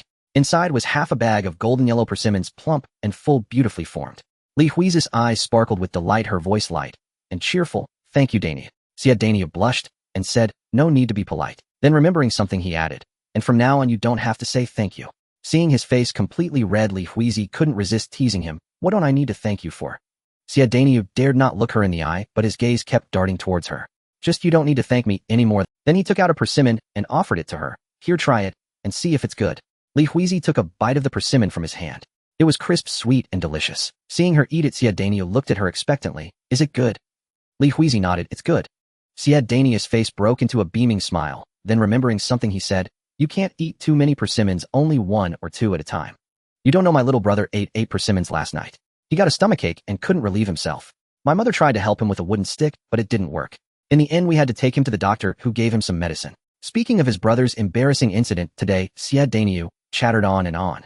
Li Huizi listened attentively, asking a question now and then. The two of them chatted in the mountains until the sky began to darken. Only then did Xie Daniyu reluctantly bid farewell. Li Huizi carried the half bag of persimmons, finding the whole situation rather amusing. Daniyu was really something. With food so scarce these days and other edibles especially precious for him, to bring her so many persimmons today, she wondered what his family must think of her. Li Huizi shook her head, dismissing the thoughts from her mind. Xie Daniyu returned home with joy written all over his face. Seeing him like this, Xie Zhizhi couldn't help but ask, brother, when will you bring our future sister-in-law to meet us? Every time her brother met with his sweetheart, he came back looking so pleased, which made her quite curious about her future. Xie Daniyu looked at his little sister's curious face, gently tapped her forehead, and said warmly, no rush, I'll bring her to meet you all when I have the time. Hearing this, Xie Zhizhi winked playfully and said, you said it, brother, you can't go back on your word. Xie Sanyu also came over, asking, brother, sis, what are you two talking about? I want to listen too. Xie Daniyu and Xie Zhizhi exchanged a glance, then teased him, it's none of your business. Xie Sanyu pouted. His brother and sister already had their own little secrets, and from now on he, the little brother, was the odd one out. He was very unhappy. He pursed his lips, looking at them with displeasure. Xie Zhizhi stopped teasing him. Big brother said that when he has time, he'll introduce our future sister-in-law to us. Upon hearing that his big brother was going to bring their future sister-in-law to meet them, Sanyu immediately jumped for joy. Yeah. Have you heard? Old Xie's granddaughter is going to be engaged to the Sun family. The Sun family? Which Sun family? In these 10 miles and 8 villages, only the merchant Sun Jichuan boss Sun has the surname Sun. Which other family could it be? Really? Truly. Old Xie's family must have stumbled upon incredible luck to secure such a fine match. Who knows? The Sun family is wealthy and prominent. How could they fancy a country girl? Envy and jealousy tinged the words of the onlookers. Last time they sent a cartload of grain, which already stirred envy and admiration. Now with the engagement directly underway, who knew how much betrothal gift the Sun family would offer? For a rich family like theirs, the betrothal gifts would surely be substantial. At the thought of those gifts, everyone's eyes burned with desire. How had that girl from old Xie's family been so lucky? She was plain and insipid looking. How had she caught the eye of the young master's son? Their own daughters were far more attractive than old Xie's girl. Tall and sturdy, they were adept at work and serving others. That Xie girl was so slender and delicate with soft skin, clearly not suited for labor or serving her mother-in-law. By noon, the Sun family sent a matchmaker to the Xie home to formally present the betrothal gifts. Large and small boxes of betrothal gifts, 16 loads in total. For a moment, the entire Qingshan village erupted in excitement. They had never seen so many betrothal gifts before. In their countryside, giving some money and a new set of clothes was already considered excellent. Now seeing 16 full loads of gifts was unprecedented in their village. All the unmarried girls in the village looked at Xie Tiantian with envy. Though a faint smile played on Xie Tiantian's lips, the vanity swelling in her heart made her appear somewhat aloof. Since she was very young, she had known she was different from the other village girls. She could marry into a good family and enjoy wealth and luxury, while they could only toil in the fields for their entire lives. Old Madame Xie and Old Man Xie chatted cheerfully with the matchmaker, while others were flushed with excitement. They responded with smiles to the villagers' congratulations. The stone in Aunt Xie's heart finally settled. From now on, this wealth and honor would belong to her daughter. With such a commotion in the village, Xie Zhizhi naturally caught wind of it. Mother Xie looked at her with concern, wanting to say something, but holding back. Xie Zhizhi spoke directly. Mother, ask whatever you wish. Mother Xie, Zhizhi, do you truly not like Sun Yanqing anymore? Xie Zhizhi shook her head. I don't like him. She genuinely did not like Sun Yanqing, though the original owner probably did. But Sun Yanqing had betrayed her. Seeing her daughter's calm demeanor, which showed no signs of deception, Mother Xie felt relieved. Her daughter had once been timid, cowardly, and somewhat withdrawn, but she had been deeply devoted to Sun Yanqing. Whenever his name was mentioned, she would beam with joy. Today, however, her face showed no emotion when speaking of him. It seemed she had let go and moved on. Now her daughter had become clever, lively, bold, and meticulous, behaving more like a girl her age.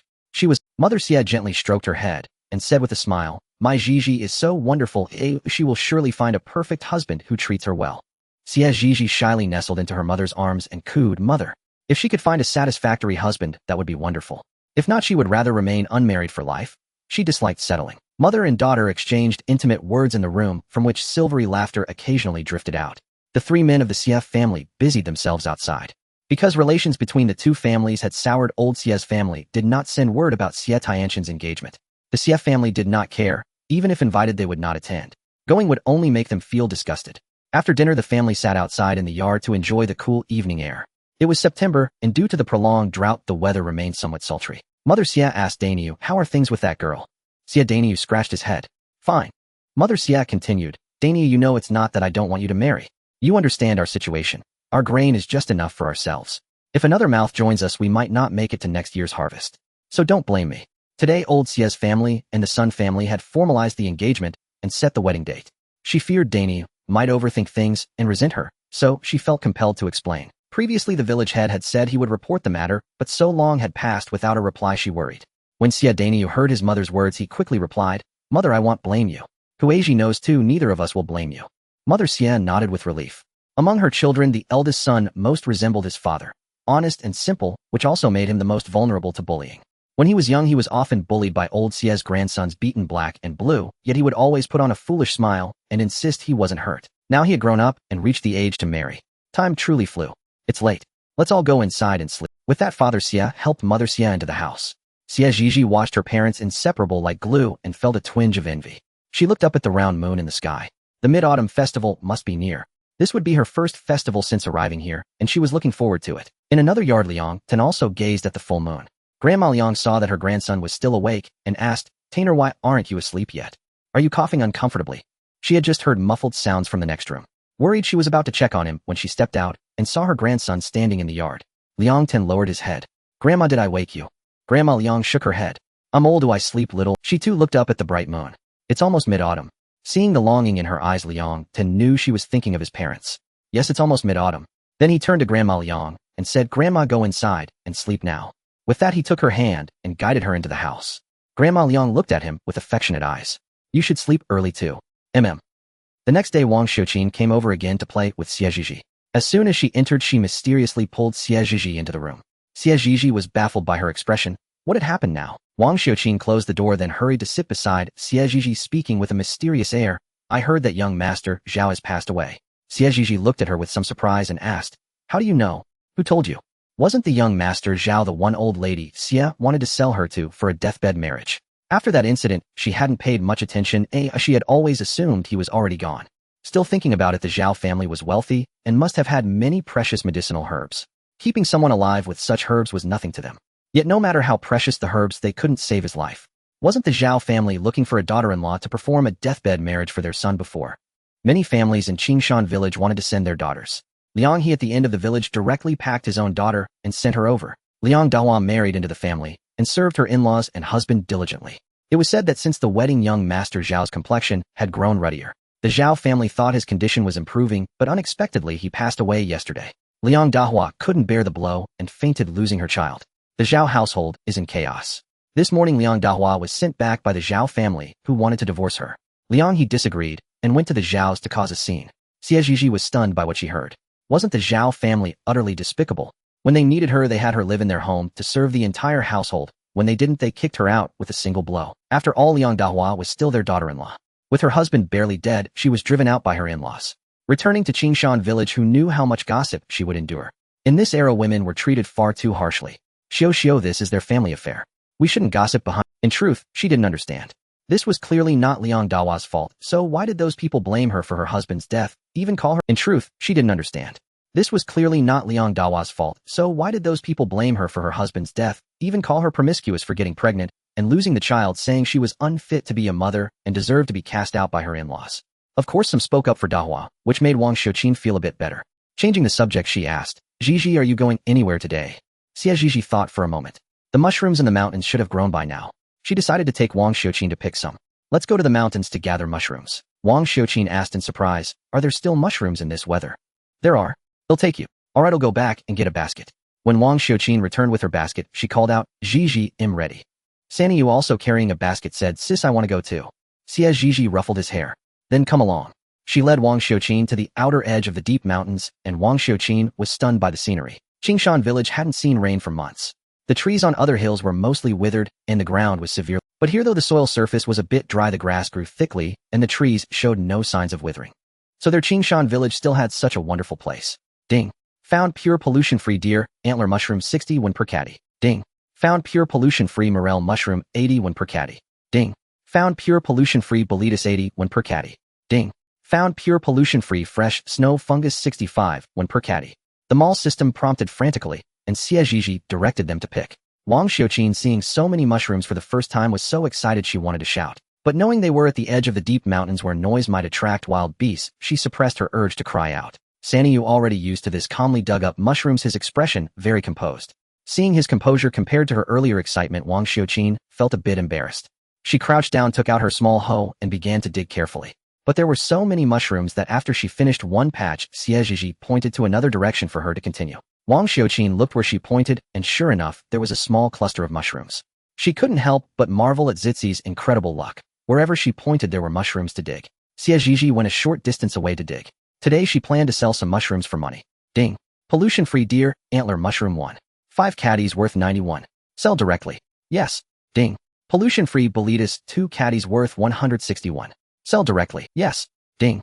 Pollution-free morel mushroom 1 caddy worth 81. Sell directly. Ding. Pollution-free fresh snow fungus 3 caddies worth 195 won. Sell directly. In no time, Xie Zhizhi had earned 525 won, and her purse was now bulging. Today she set a small goal: first earn 1 tael of silver. Ding. Found pure pollution-free lion's mane mushroom 100 won per caddy. Xie Zhizhi looked in the direction indicated and saw several white, somewhat fluffy growths on a tree trunk. She gently plucked them. There were only a few. Ding. Pure pollution-free lion's mane mushroom 0. 6 caddies worth 61. Sell directly. Yes. Xie Zhizhi put the money into her purse, which grew a bit heavier. Not far away, Sanyu called out softly, "Sis, come quick." Hearing his call, Xie Zhizhi thought something had happened and hurried over. "What's wrong?"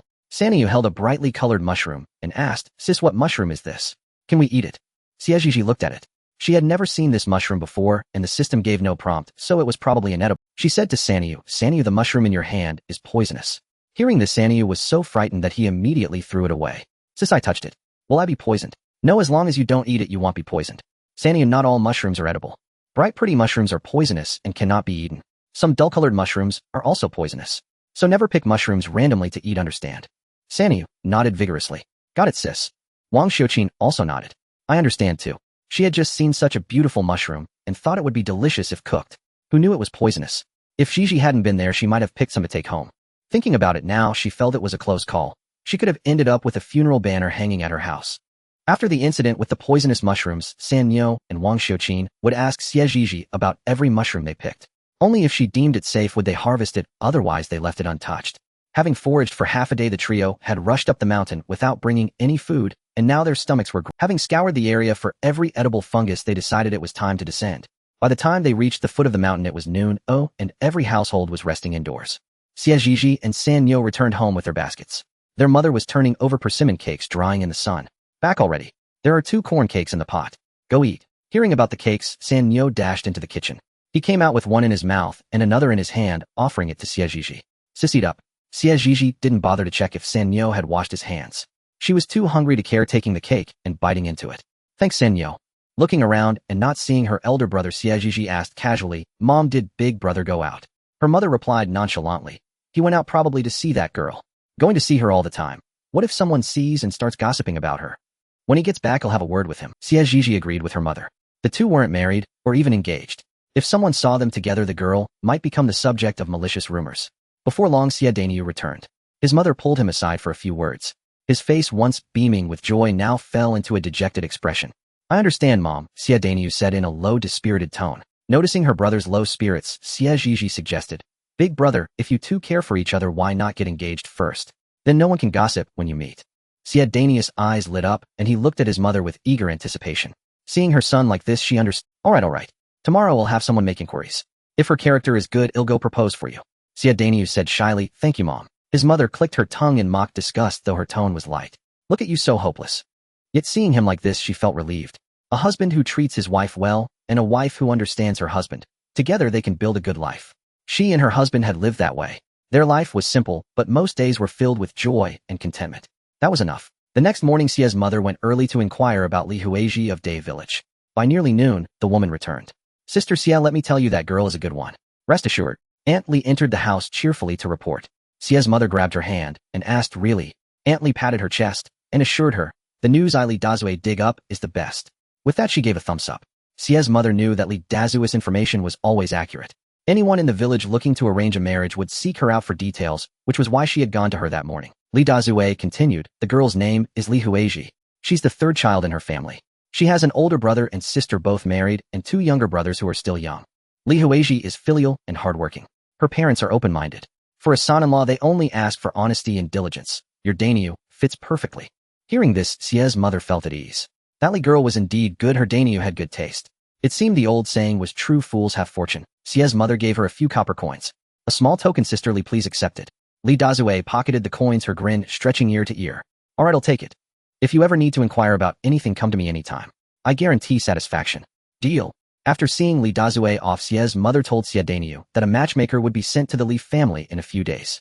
Xie Danyu's eyes crinkled with joy. "First, let Li Huizhi know. Don't surprise her by showing up unannounced," his mother advised. "Sure, Mom. I'm off." With that, he dashed out. Xie Danyu arrived at Day Village. He knew where Li Huizhi lived. At this hour, most people were at home or foraging on the mountain, so the village was quiet. Xie Danyu imitated a bird call. Inside the house, Li Huizhi recognized the familiar sound and hurried out. Seeing him, she asked in surprise, "Why are you here?" She glanced around, relieved to see no one. Xie Danyu scratched his head. "Mom said we can get engaged first. Then we can see each other whenever we want, and no one will gossip." Li Huizhi's heart fluttered. Blushing, she asked, "And what do you think? Did he also want to get engaged?" Xie Danyu looked at her firmly. "Huizhi, I want to be engaged to you. I want to see you every day." They had only been meeting every few days. He felt that time dragged unbearably slowly when he didn't see her, yet flew by when they were together. He wondered if this was what people meant by a day apart feels like 3 autumns. Li Huizhi's face burned, and she couldn't meet his eyes, but she agreed. Hearing her consent, Xie Danyu let out a hearty laugh. Li Huizhi looked up at him, momentarily stunned by his appeal. Xie Danyu was handsome. Even in patched clothes and straw sandals, his charm remained undiminished. Li Huizi's heart pounded wildly. She thought maybe she was falling for him for this big, simple man. At first, she had only seen him as a suitable husband. But through their time together, she realized he was the right husband for her. Li Huizi. Huizi, I should go. Xie Zhizhi noticed more villagers appearing and knew he couldn't stay longer. If seen, Huizi would become the subject of gossip. Li Huizi also noticed the growing crowd. She said to him, "Go on now. Be careful on the way." Xie Zhizhi gave her a long, lingering look. Watching his retreating figure, Li Huizi walked back into the house with light steps. Seeing her parents were both there, she told them about what Xie Zhizhi had just said. Li's mother asked in surprise, "Whose son is this?" Xie Zhizhi from Qingshan village. Her father took a puff from his pipe. "What kind of person is he?" "Kind, honest, and hardworking." She then recounted how he had once saved her. Her father nodded. "Indeed, a man of... So when will his family come?" "In a few days." "All right, well, wait at home." With little work in the fields and nothing left to forage on the mountain, they would simply stay home and wait. Xie Zhizhi returned home and told his mother that Li Huizi had agreed to the marriage proposal. Mother Xie immediately hurried off to fetch the matchmaker. For common folks like them, a marriage proposal was not as elaborate as the traditional 3 letters and 6 gifts, nor did they carry the bride home in a grand sedan chair. However, the necessary formalities still had to be observed. Mother Xie found Wang the matchmaker in the village and explained her purpose. Wang gladly took on the match. "Wang, matchmaker, for the betrothal gifts our family will offer 1 tael of silver and a bolt of cloth," said Mother Xie. Wang matchmaker was somewhat astonished. Over the years, she had helped countless families with proposals, but most betrothal gifts were at most 500 coins, and some were as little as 100. She had never seen anyone offer 1 tael of silver and a bolt of cloth like the Xie family. She asked uncertainly, "Sister Xie, are you sure the betrothal gifts are 1 tael of silver and a bolt of cloth?" "Yes, we can't let the girl who marries into our family suffer." They couldn't afford the 3 letters, 6 gifts, and 8-carried sedan chair, but they would still give what was due. "All right. They'll help with the proposal in a couple of days." There were a few other families to arrange marriages for in these 2 days, so it would take a bit more time. "All right. These days, Xie Zhizhi was in a state of exhilaration. No matter what he did, he wore a cheerful smile and greeted everyone with a grin. He left others utterly bewildered. Xie Zhizhi looked at her foolish older brother and just wanted to stay far away from him. Sania took a few steps back with a look of disgust and said to Xie Zhizhi, "Sis, is there something wrong with Big Brother?" He pointed to his head, his face full of helplessness. Xie Zhizhi said, "No, Big Brother is just overjoyed." Sania sighed. This silly Big Brother, suddenly, he didn't want him anymore. On the day of the proposal, Xie Zhizhi got up early. Although the groom couldn't attend the proposal, he still dressed up. By noon, a Wang matchmaker came rushing over excitedly. Seeing Xie Zhizhi, she quickly said, "Congratulations. The marriage is settled." Hearing this, Xie Zhizhi's smile widened even further. Xie's father and mother also came out, and Wang matchmaker offered her congratulations once more. Mother Xie's face was also beaming with joy. She took out 20 coins and said to Xie Zhizhi, "Go inside and bring out the things." Xie Zhizhi went inside and brought out a piece of pork and a portion of pastries. "Wang matchmaker, this is a token of our gratitude. Thank you for your hard work." Wang matchmaker took them, her face crinkling into a smile full of wrinkles. "Sister Xie, you are too kind. I'll accept these gifts and share in your joy." Wang matchmaker's words were pleasant, and Mother Xie was amused into hearty laughter. After seeing off Wang matchmaker, Xie Zhizhi still had a silly grin on his face. The rest of the Xie family shook their heads, thinking the man was a bit foolish. But since there was good news today, shouldn't they have a nice meal to celebrate? With that thought, Xie Zhizhi put on her backpack and headed into the mountains. The wild vegetables in the mountains had all been dug up, leaving barely a blade of grass. She wondered if there were any wild animals left. Xie Zhizhi walked aimlessly. There were very few people on this path, just a sparse handful. She turned onto a side trail, looking around to see if any foolish pheasant or rabbit would present itself. Perhaps the heavens heard her prayers, for as she walked, a wild rabbit crashed right into her. Xie Zhizhi looked down at the rabbit, which had knocked itself unconscious, and exclaimed inwardly, "What a stroke of luck." She bent down and picked up the rabbit. It was a bit light, probably starved from the lack of food in the mountains. She casually tore off a vine, tied it up, and continued deeper into the woods. Suddenly, another pheasant crashed into her. "Huh, what's going on today?" First a rabbit, now a pheasant, both throwing themselves at her. That pheasant had also knocked itself out. With no other choice, Xie Zhizhi picked it up, tied it, and put it in her backpack. Along the way, either a pheasant or a rabbit would fall before her. Xie Zhizhi was utterly astonished. Her luck was incredible today. In her backpack, she already had 5 wild rabbits and 4 pheasants, all of which had come to her willingly. Suddenly, the system alerted, "Ding! Danger! Danger! Danger! A black bear is ahead. Leave! Leave!" Xie Zhizhi's heart skipped a beat.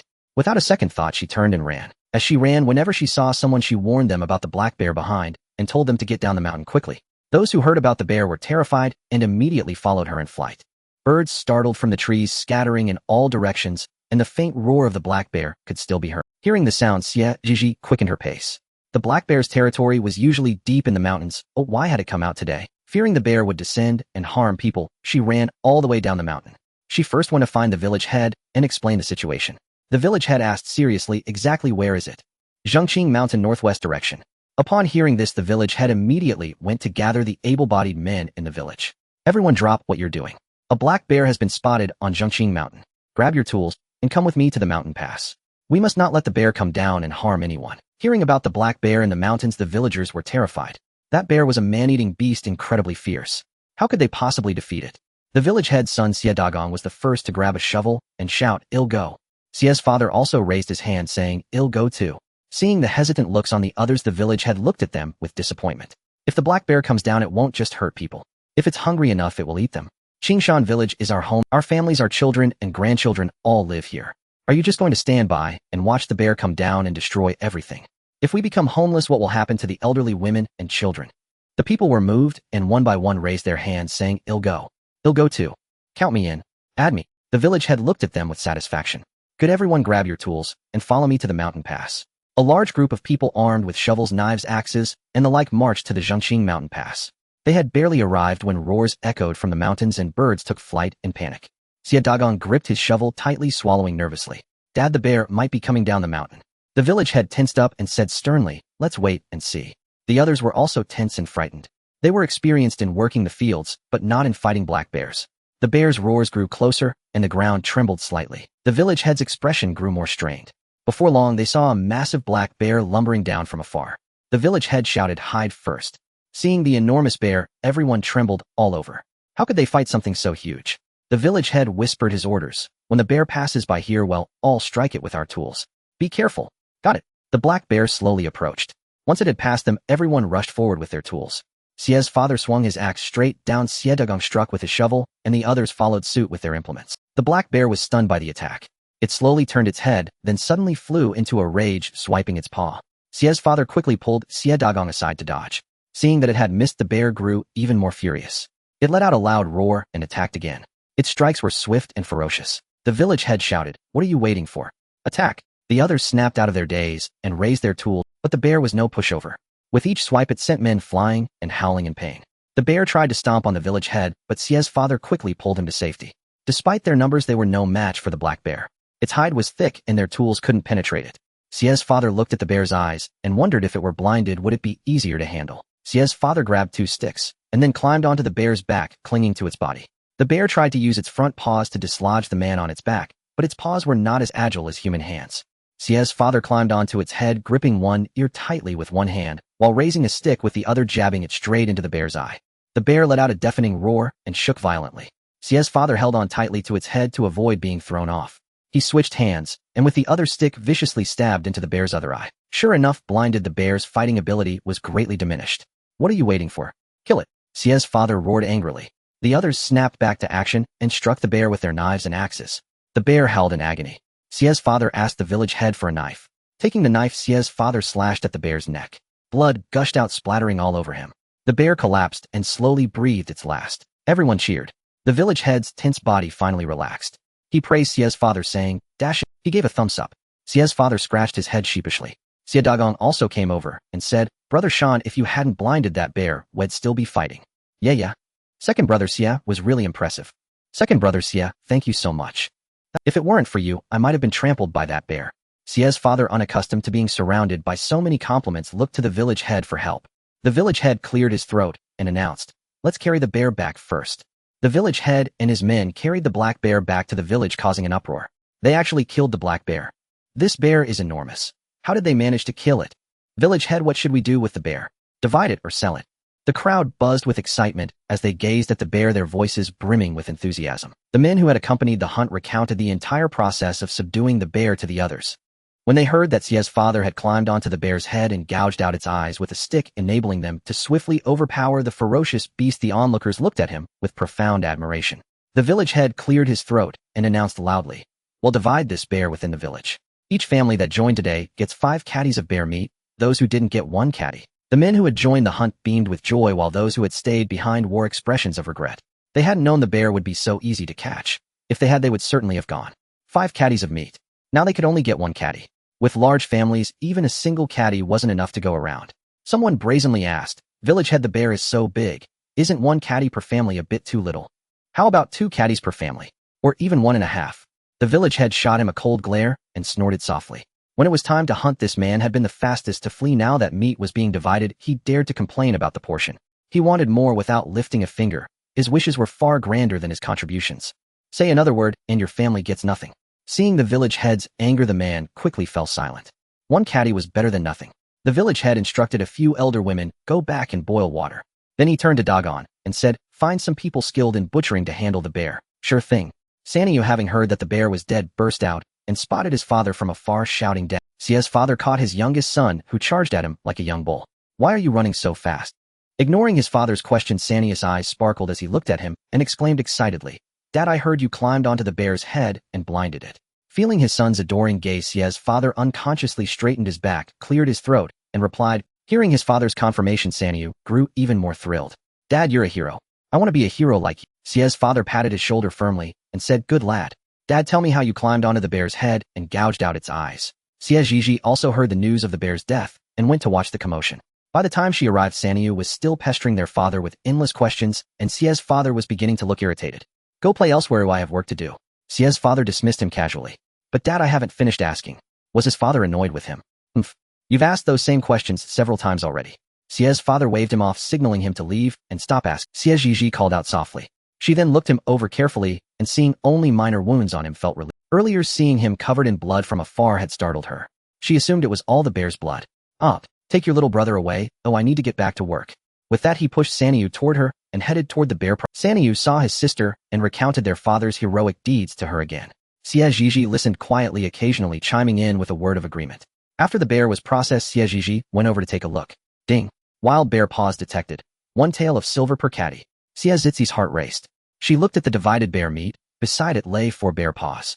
She estimated each paw weighed about 8 caddies. She had to get those paws. She stepped forward and asked the village head, how much for these 4 bear paws? The village head looked puzzled, but replied, they're not for sale. Since the bear came from the mountains and wasn't private property, it couldn't be sold. If they sold it, to whom would the money? After all, she had been the one to discover the bear. Without her timely notice, they might not have known until it descended the mountain to harm people. Moreover, the greatest credit for catching the bear went to Xie's second son. If he hadn't blinded it, who knew how much more trouble they'd have faced? But the village head, always fair-minded, saw she genuinely wanted the paws and suggested she trade them for her family's share of bear meat. Xie Zhizhi grew anxious when she heard the paws weren't for sale. Unexpectedly, the village head added, if you want these paws, trade bear meat for them. 2 caddies of meat for all 4 paws. Deal. Xie Zhizhi hesitated and looked at her father with pleading eyes. Xie's father couldn't resist his daughter's expression. It reminded him exactly of her mother when she was young. Find 2 caddies of meat for the 4 paws. Hearing her father's agreement, Xie Zhizhi said sweetly, thank you, Dad. You're the best. Xie Zhizhi got what she wanted, the 4 bear paws. Now she carried them home along with 3 caddies of bear meat. Once home, she closed the door and said to her parents, Dad, Mom, last time I went to town, I met an eccentric who collects strange things. I think he might want these bear paws. Xie's father was astonished. Really? The paws didn't seem to have much meat. Who would fancy such a thing? Xie Zhizhi nodded solemnly. Yes, I'll ask him tomorrow. Xie's father nodded. That's good. If we can get some money, it'll be worthwhile. Then he turned to Xie Danui and said, go with your sister tomorrow. Xie Danui quickly agreed, sure, Dad.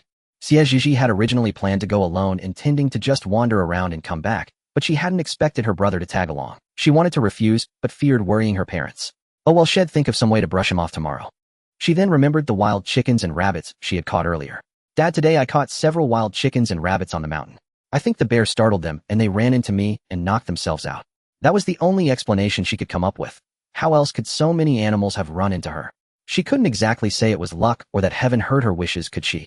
If so, why hadn't she won the lottery when she wished for it before? Dad, Mom, what should we do with them? Keep them for a while or kill and dry them all? Xie's mother had been startled when she saw her daughter return with a basket full of wild game. Good heavens! How capable was her daughter? Catching so many chickens and rabbits. They wouldn't have to worry about meat. Though the animals were a bit scrawny, they were still meat. Xie's father glanced at his wife, letting her decide. Xie's mother looked at Xie Zhizhi and said, you decide. Xie Zhizhi thought for a moment.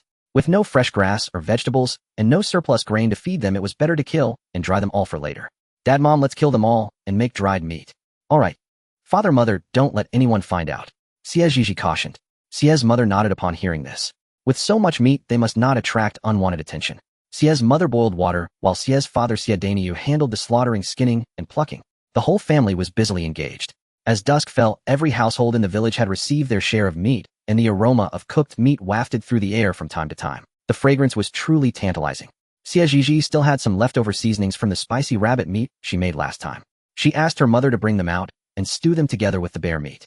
The moment this aroma was released, it instantly overpowered all other smells. Aunt Wang from next door caught the scent, poked her head out, and took a deep breath. She muttered to herself, "It's the same meat for everyone, so why does the Xie family's cooking smell so delicious?" Xie Zhizhi was also tasting bear meat for the first time. It was a bit tough, but it tasted somewhat like beef. Overall, the flavor was quite good. San Nyo ate until his mouth was greasy, shaking his head with delight as he chewed, utterly blissful. After finishing dinner, the Xie family continued processing the remaining wild chickens and rabbits that hadn't been dealt with. By the time they were done, it was already very late. Xie Zhizhi and her mother salted the meat and hung it up to air dry. After completing all this, the family finally retired to their rooms to rest. The next morning, Xie Zhizhi and Xie Daniu took the 4 bear paws to the town. Upon arriving, Xie Zhizhi led her brother on a random stroll. Xie Zhizi's mind raced. How could she complete the transaction without anyone knowing? When she reached an alley, a sudden idea struck her. She pulled Xie Daniu aside and lowered her voice. "Big brother, I saw that person, but they don't want anyone else around during the transaction, so." Xie Daniu replied, "Then he'll go." Xie Zhizhi tugged at him and said, "Big brother, you don't know him, so he won't see you." She pointed to an alley not far away and said, "That person is waiting over there. He'll go over and you wait here. If I'm not out in a quarter of an hour, then you can come in and find me, okay?" Xie Daniu thought for a moment and said, "All right. If anything happens, remember to call for me." Xie Zhizhi agreed. She quickly walked over and soon disappeared at the entrance of the alley. Xie Daniu stared anxiously at the alley entrance, not daring to blink. Xie Zhizhi entered the alley, looked around, and found no one there. "Taoba, are you there?" "Ding." "Yes." Xie Zhizhi took out the 4 bear paws and said, "I want to trade these 4 bear paws." "Ding." "Wild bear paws, 35 caddies valued at 35 taels of silver. Sell directly." Xie Zhizi's heart pounded wildly. "Yes." The bear paws in her hands vanished, replaced by 35 taels of silver. This was the first time she had seen so much money, far more than what she earned from digging wild vegetables and picking mushrooms. The transaction complete, Xie Zhizhi exited the alley. Seeing her emerge, Xie Daniu looked her over and finding she was unharmed, let out a sigh of relief. "Little sister, how did it go?" Xie Zhizhi replied, "Big brother, it's already sold." Xie Daniu wanted to ask more, but was stopped by a look from Xie Zhizhi. She knew what Xie Daniu wanted to ask, but it wasn't convenient to discuss outside. They would talk about it when they got home. Xie Daniu clamped his mouth shut and said no more. Xie Zhizhi remembered they were out of soy sauce and other items, so she and Xie Daniu bought some more soy sauce, salt, and 20 caddies of white flour. Thinking of the little glutton at home, she also bought some other snacks. Passing by a pork stall, she saw some nice streaky pork and had the vendor cut a strip for her. When they had almost finished shopping, they prepared to head back. However, as they passed a jewelry stall, Xie Daniu stopped dead in his tracks, staring fixedly at a hairpin. Xie Zhizhi followed his gaze and saw a silver hairpin. The body was engraved with patterns, and the tip was set with a flower that looked like a peach blossom. 2 small beads dangled from the leaf part, making it quite attractive. She said to Xie Daniu, "Like it? If you do, just buy it." With that, she handed him a tael of silver. Xie Daniu clutched the silver tightly, walked to the stall, picked up the hairpin, and asked, "Boss, how much is this hairpin?" The vendor looked at him, and then at the hairpin in his hand, saying, "Good eye, young master. This hairpin has been selling very well, and this is the last one. If you want it, I'll give it to you for 200 coins. Hearing that the hairpin cost 200 coins, Xie Daniu hesitated. But thinking how much Huizhi would like it, he gritted his teeth and bought it. Xie Zhizhi watched from the side. Spending 200 coins on a hairpin to win the favor of his beloved was worth it. Xie Daniu carefully put the hairpin away and returned the remaining money to Xie Zhi. "Little sister, hey, race your money." Xie Zhizhi looked at the 800 coins in his hand, thought for a moment, and said, "Big brother, you keep the money. Take your wife out for a stroll sometime." Her brother was already this old and never had a single coin on him. Every time he dated his sister-in-law, it was on the mountain. It was time for a change of venue for their dates. Hearing this, Xie Daniu put the money away. At worst, he would just work extra hard next year to make up for it. The two returned home. Xie Zhizhi told San Nyo to close the door. Inside the house sat Xie's father and mother. Xie Zhizhi took out the money she had earned today. The 4 bear paws sold for 35 taels of silver. The family members sitting nearby were stunned. How could it be so much? She continued, "Today I bought 20 caddies of white flour plus soy sauce, salt, and some snacks costing a total of 600 coins. Xie Daniu also spoke up. I spent 200 coins on a hairpin. Little sister gave me 1 tael of silver, and I still have 800 coins left." As he spoke, he also took out the money. Xie's mother pinched Xie's father's thigh. He winced in pain and looked at her pitifully. "Wife, why did you pinch me?" Xie's mother looked at him and said, "This isn't a dream. It's real." Their family was about to become rich. Originally, the betrothal gift for their eldest son's proposal had nearly exhausted the family's savings over the years. They never expected such a large sum of money to come into the household now. This This left her somewhat unable to come to terms with it. Mother, please keep this money, Xie Zhizhi said. Xie's mother came to her senses and pushed the money back to her, saying, keep some for yourself and I'll hold on to the rest. If you ever need it, just tell me. Having so much money with her daughter made her uneasy, not because she feared the girl would squander it, but because others might learn of it and covet it. She had no intention of taking her daughter's earnings, and after all, this was money her child had earned. She wouldn't touch a single coin of it. Xie Zhizhi didn't see it that way. The bear paw had been traded using the meat the family had received. If anyone deserved the money, it was her father. He had risked his life for it. She had merely provided a channel for the transaction. Father deserves a share too. The bear paw was exchanged for the meat we got. Hearing this, Xie's mother found it reasonable. How about this, we split it evenly? Half for you, half for your father. What do you think? Xie Zhizhi nodded in agreement. Fine. She knew this was her mother's final concession.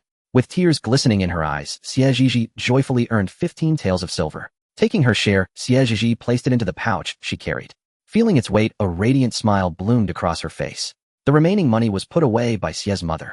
Xie Zhizhi brought out the pork belly she had bought that day, exclaiming happily, Mother, let's have braised pork tonight. Taking the slab of pork, Xie's mother chuckled. All right. Since they had earned a tidy sum, there was no harm in Xie Zhizhi then produced the osmanthus and chestnut cakes she had purchased. Sanyu, come and taste these. Catching the sweet aroma, Sanyu pinched a piece and nibbled. His eyes lit up with excitement. Big brother, sister, these are delicious. You should try some too. Xie Zhizhi also took a piece. It was soft and delicate on the tongue, leaving a lingering fragrance. Truly delightful. Xie Danyu tried one as well, finding it sweet without being cloying. Sanyu, after finishing his piece, grabbed 2 more and dashed to the kitchen. Mother, try these mung bean cakes. Sister bought them. They're amazing. You eat them. We don't need any, said Xie's parents. But Sanyu insisted, so they relented and savored a piece. The flavor was indeed excellent. Only after seeing them eat did Sanyu run back out. His parents watched him, shaking their heads with fond helplessness. While Xie's parents busied themselves in the kitchen, Xie's mother suggested, why don't we arrange Danius' wedding first? The two families had already been betrothed, a marriage was inevitable. Now that they had some silver, they could afford to support a new daughter-in-law. Previously, they had delayed it due to poverty, and now they could manage with one more mouth. Xie's father replied, whatever you say. Xie's mother shot him a glare, but he just chuckled, gazing at her with adoration. Flustered by his stare, Xie's mother scolded, you old fool, always so improper. Xie's father was baffled. He hadn't done anything. Why was she calling him improper? Besides, he was still in his prime, not old at all. Why did she call him an old thing? Had he been underperforming lately, making her think he was past his prime? It seemed he'd need to have a deep discussion with her tonight about whether he was truly old. With that thought, Xie's father cast her a meaningful glance. Xie's mother felt a shiver run down her spine, sensing he was plotting something. That evening, the family savored the braised pork, their hearts full of contentment. Sanyu especially had never tasted such a dish. His little mouth couldn't stop chewing, and he kept murmuring, so fragrant. In the end, he licked his bowl clean. After dinner, the 3 siblings fetched water and went to bed. That night, Xie Zhizhi kept hearing a faint, creaking sound. Thinking it was a rat scavenging for food, she got up to check, but found it wasn't in her room. It came from her parents' adjacent chamber. She decided not to investigate further. After all, why disturb her parents' rest over a mere rat at such an hour? The noise continued intermittently for half the night before finally ceasing. Half asleep, Xie Zhizhi mumbled, finally quiet. That rat sure is a glutton. With that, she drifted off. The next morning, Xie Zhizhi noticed dark circles under her parents' eyes, assuming they too had been kept awake by the rat. She couldn't help asking, Mother, couldn't you sleep either? There was a rat making quite a racket last night. Xie's mother flushed crimson and shot a furious glare at Xie's father. He looked back innocently. She had told him not to stop, so how could he be blamed? Forcing a casual tone, Xie's mother said, Is that so? The rat was indeed rather loud. Sanyu looked at them curiously. What rat? Do we have rats at home? Mother, we can't let them eat our grain. Xie Danyu also stared at them. Xie's father cleared his throat twice. If the rat comes out again tonight, he'll catch it, and we'll have it for dinner. Sanyu recalled the fragrant rat meat he had eaten before. It was quite tasty. Father, you said it. Unfortunately, the rat didn't show up that night, dashing Sanyu's hopes of eating it. Xie's mother told Xie Danyu about the plan she had discussed with his father. Upon hearing he was to be married, Danyu was overjoyed, hardly knowing which way was up. Xie Zhizhi was happy for her brother too. Sanyu, still elated about the prospect of rat meat, was now doubly delighted to learn of his brother's wedding. Xie's mother visited an elder in the village to pick an auspicious date, which was set for the end of the month. It was now mid-September, leaving half a month, plenty of time. Rural weddings were simple, unlike the wealthy, who followed elaborate protocols taking at least half a year. For them, it was a matter of choosing a date, preparing a few things, and inviting the villagers for a feast. There were no other formalities. With the date set, Xie's mother asked matchmaker Wang to inform the Li family. Previously, they had only made the betrothal without a fixed wedding date. Now it was time to notify them. The Li family was surprised to hear the date was at month's end, but upon reflection they agreed since there were still 2 weeks to prepare. Li Huizhi was especially taken aback. Hadn't Dainyu said the wedding wouldn't be until next year? Why the sudden rush? When Xie Dainyu came to see her, Li Huizhi asked him directly. Scratching his head sheepishly, Xie Dainyu replied, I just want to marry you sooner. That was one reason, to the other would have to wait until after they were wed. Li Huizhi felt a bit shy. How could he be so straightforward? Xie Dainyu took out the silver hairpin he had bought yesterday, his face reddening. For you. Li Huizhi looked at the silver hairpin, her face beaming with joy. In a crisp voice she said, Dainyu, put it on. Blushing, Xie Dainyu's hands trembled slightly as he pinned it in her hair. It suits you beautifully. In recent days, quite a few villagers in Qingshan village had learned that the eldest son of the Xie family's second branch was about to take a wife. For a time the village buzzed with gossip. Why is old Xie II so short-sighted? In these circumstances, bringing a daughter-in-law home just means one more mouth to feed. Old Xie's children are hardworking. If they scrimp on food, they'll probably manage. Besides, Dainyu is 18 this year. At his age, it's time he got married. It's old Xie II's family getting a daughter-in-law, not yours. Why meddle in other people's affairs? Isn't old Xie II building another room? Do you think they've come into some money? Someone slapped her and said, what money? Their family lives in the village every day. Where would they get rich? At the Xie household, they were busy preparing for the wedding. Dainyu, come try on the clothes to see if they fit. Mother Xie draped the garment over Xie Dainyu, checking for any adjustments needed. In these parts, the bride and groom must wear new clothes, and she had prepared and sewn them well in advance. It's a bit small. Let me make it wider for you. Mother Xie took the clothes and set to altering them again. After trying on the outfit, Xie Dainyu went back outside to continue working. His parents were building him a new house next to their own. The foundation was already laid, and his father was now pressed for time. The family worked day and night, finally finishing just 2 days before the wedding. They moved in the pre-made bed and some small furniture, then finally caught their breath. The day before the wedding happened to be the Mid-Autumn Festival, Xie Zhizhi's first festival since arriving here. She rose early, determined to make mooncakes. The white flour bought last time was still unused and perfect for the pastry. Hearing her plan, Mother Xie joined in. Mother Xie knew how to make mooncakes, so while she kneaded the dough, Xie Zhizhi prepared the filling. The filling was simple enough. She had bought peanuts, almonds, and sunflower seeds in advance, along with some red bean paste. She brought the ingredients to the kitchen, where Mother Xie had already finished kneading the dough. After the dough had rested, Dainyu came back from playing outside. Learning they were making mooncakes, he insisted on helping. Xie Zhizhi smiled and said, all right, go wash your hands. Sure thing. He scampered off to wash his hands. With clean hands, the family gathered in the kitchen, making mooncakes together. A warm, heartwarming scene. Compared to the Xie family's warmth, the Liang household was cold and desolate. Tainer, time to eat. A series of low coughs came from inside the room, and Grandmother Liang's face was etched with worry. Grandfather Liang patted her hand reassuringly. Only when the coughing subsided did the door open. Grandmother Liang stepped forward and asked, why has your cough grown so severe? Liang Tan smiled and said, don't worry, Grandmother. I just got a mouthful of wind. It's nothing. But how could Grandmother Liang not worry? Her grandson's illness was worsening. At first it was just a light cough, and the medicine did little to help. Now he coughed day and night, each sound wrenching her heart. Grandmother, let's eat before the food gets cold. Tainer, if your parents were still here, our home wouldn't be so cold and cheerless. Thinking of her son and daughter-in-law who had departed early, Grandmother Liang's face was clouded with sorrow. Liang Tan's father had been born on the day of the Mid-Autumn Festival. In the past, they would celebrate his birthday alongside the festival. But after his passing, the family had never observed the Mid-Autumn Festival again. They feared the memories would overwhelm them, always dwelling on the past. Yet, even without celebrating, Grandmother Liang would inevitably mention it every Mid-Autumn Festival. Liang Tan had long grown accustomed to it. At the Xie household, the mooncakes were finished and placed in the oven to bake.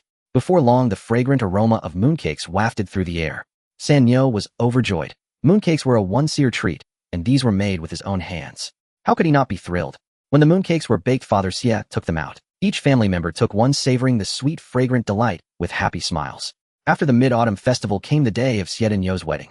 Xie Dainyu rose early, tidied himself up, changed into his new clothes, and set off to fetch his bride. Since Day Village was not far from Qingshan Village, he had to go on foot. To add a festive touch, Mother Xie had hired a few people to play music and accompany the groom, with a troop of children frolicking and laughing behind them. The Li family did not hold a banquet.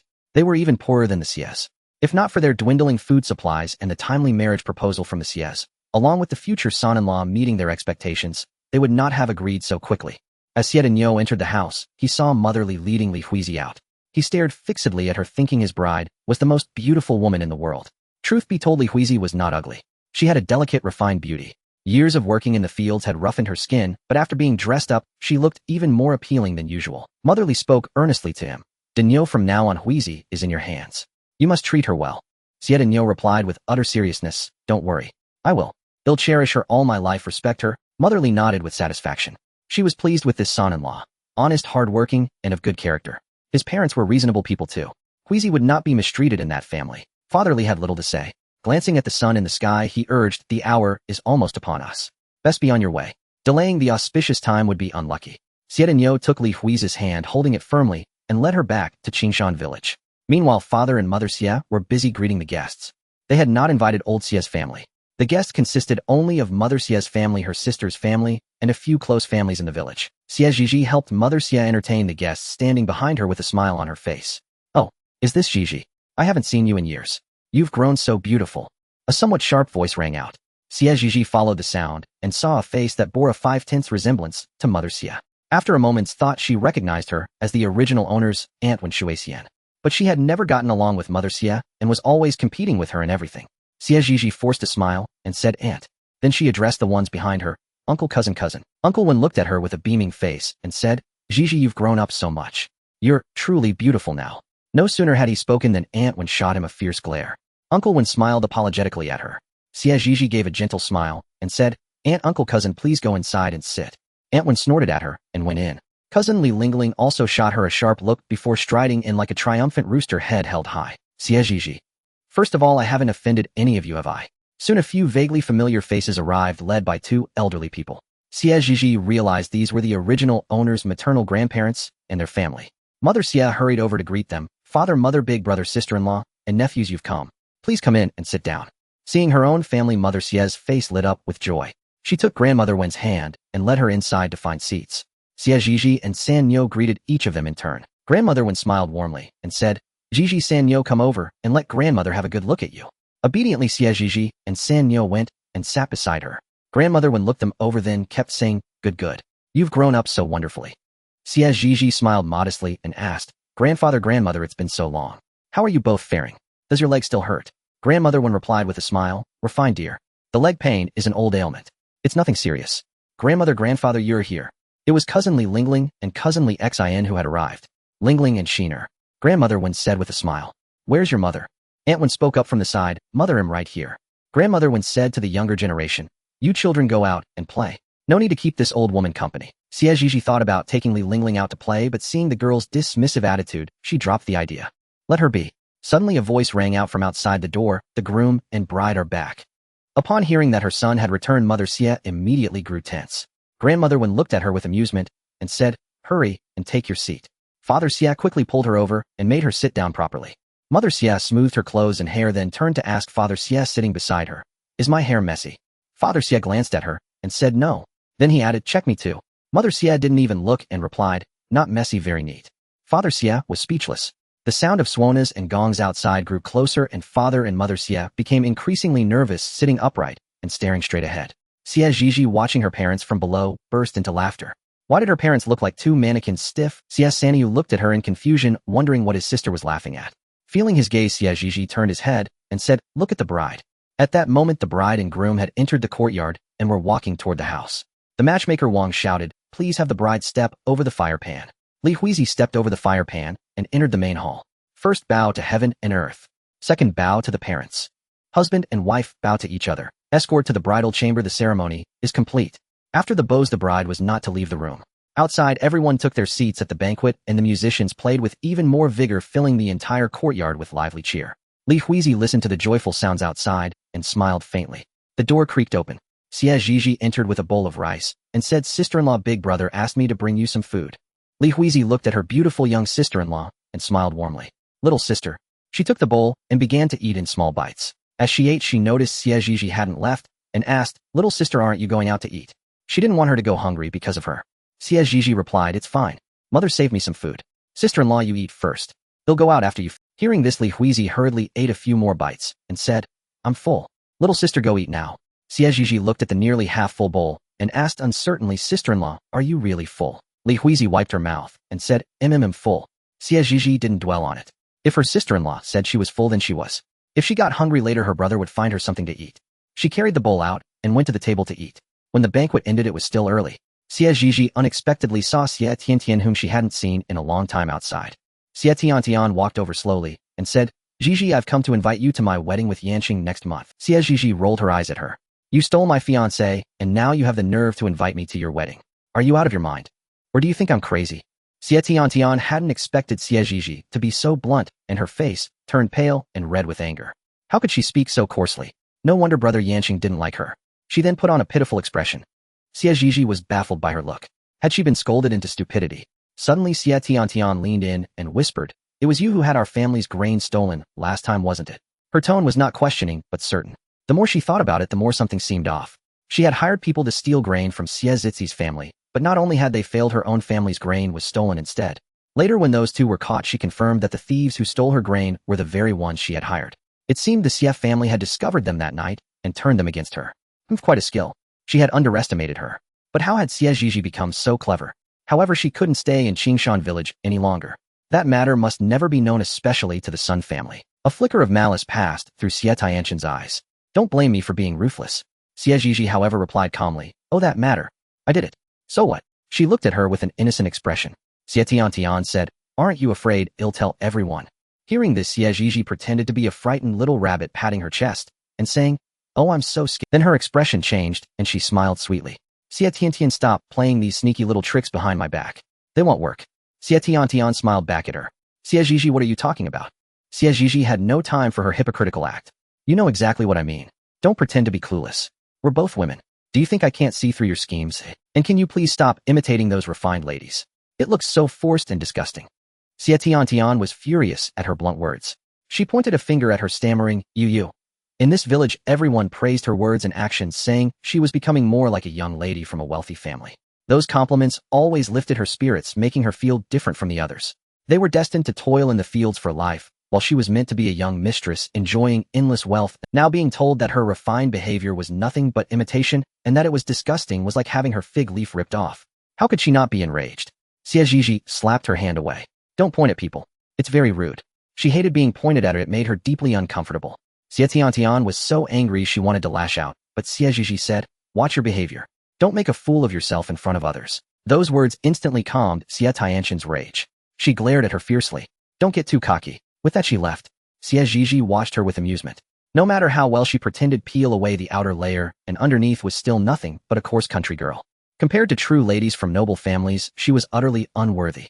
Xie Tiantian returned home in a fury and locked herself in her room. Seeing her like this, old Madame Xie grew worried. She knocked on the door and asked, "Tiantian, what's wrong?" Xie Tiantian replied sullenly, "Grandma, I'm fine." Old Madame Xie, thinking of her just returning from outside, said, "Did someone bully you? Tell Grandma." And after all, she was their family's golden treasure, the one they relied on for future wealth and status. Xie Tiantian opened the door and sobbed softly, "Grandma, am I really that annoying? Does cousin Zhizhi hate me because I'm with Brother Yanqing and I'm in her way?" As soon as old Madame Xie heard that worthless girl's name, she said, "She's not your sister. Our family has nothing to do with theirs anymore. Besides, she can't compare to you. You'll be the young mistress of a wealthy family, while she's just a country girl working. She'll never be your equal. So Grandma's good girl, don't cry. When you cry, Grandma feels terrible too."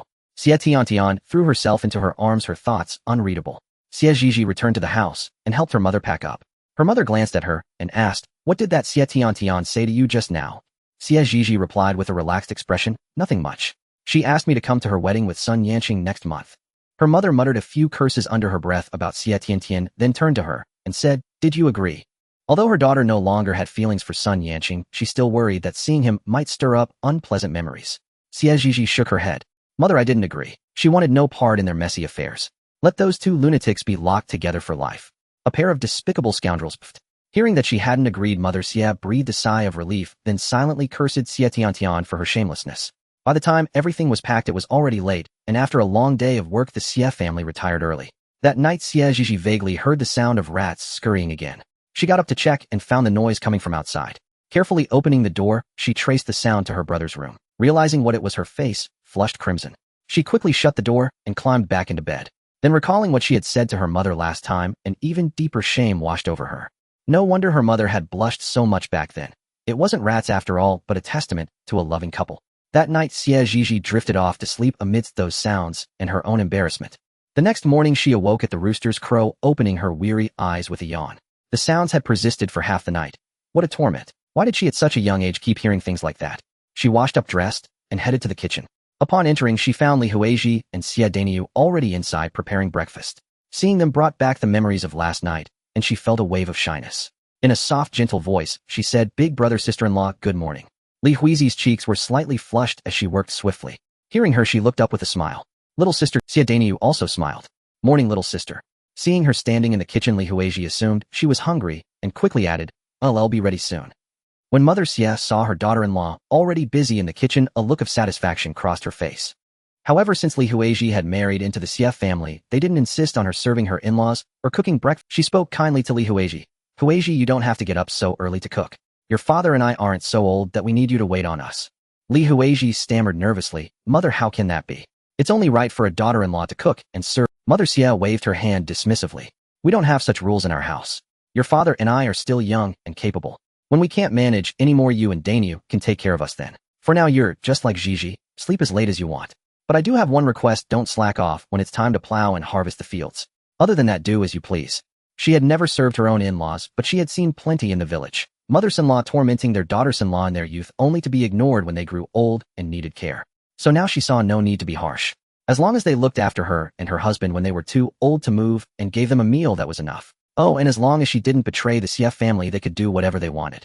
Li Huizi was moved by Mother Xie's words. She hadn't expected her mother-in-law to be so understanding. Her own older sister had married as well. Though her brother-in-law was honest and hard-working, her sister had to get up early every day to cook, then work in the fields without a moment's rest.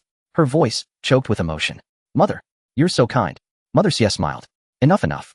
A new bride shouldn't cry. If outsiders see you, they'll think our Xie family mistreats you." "Mother, I'm not crying."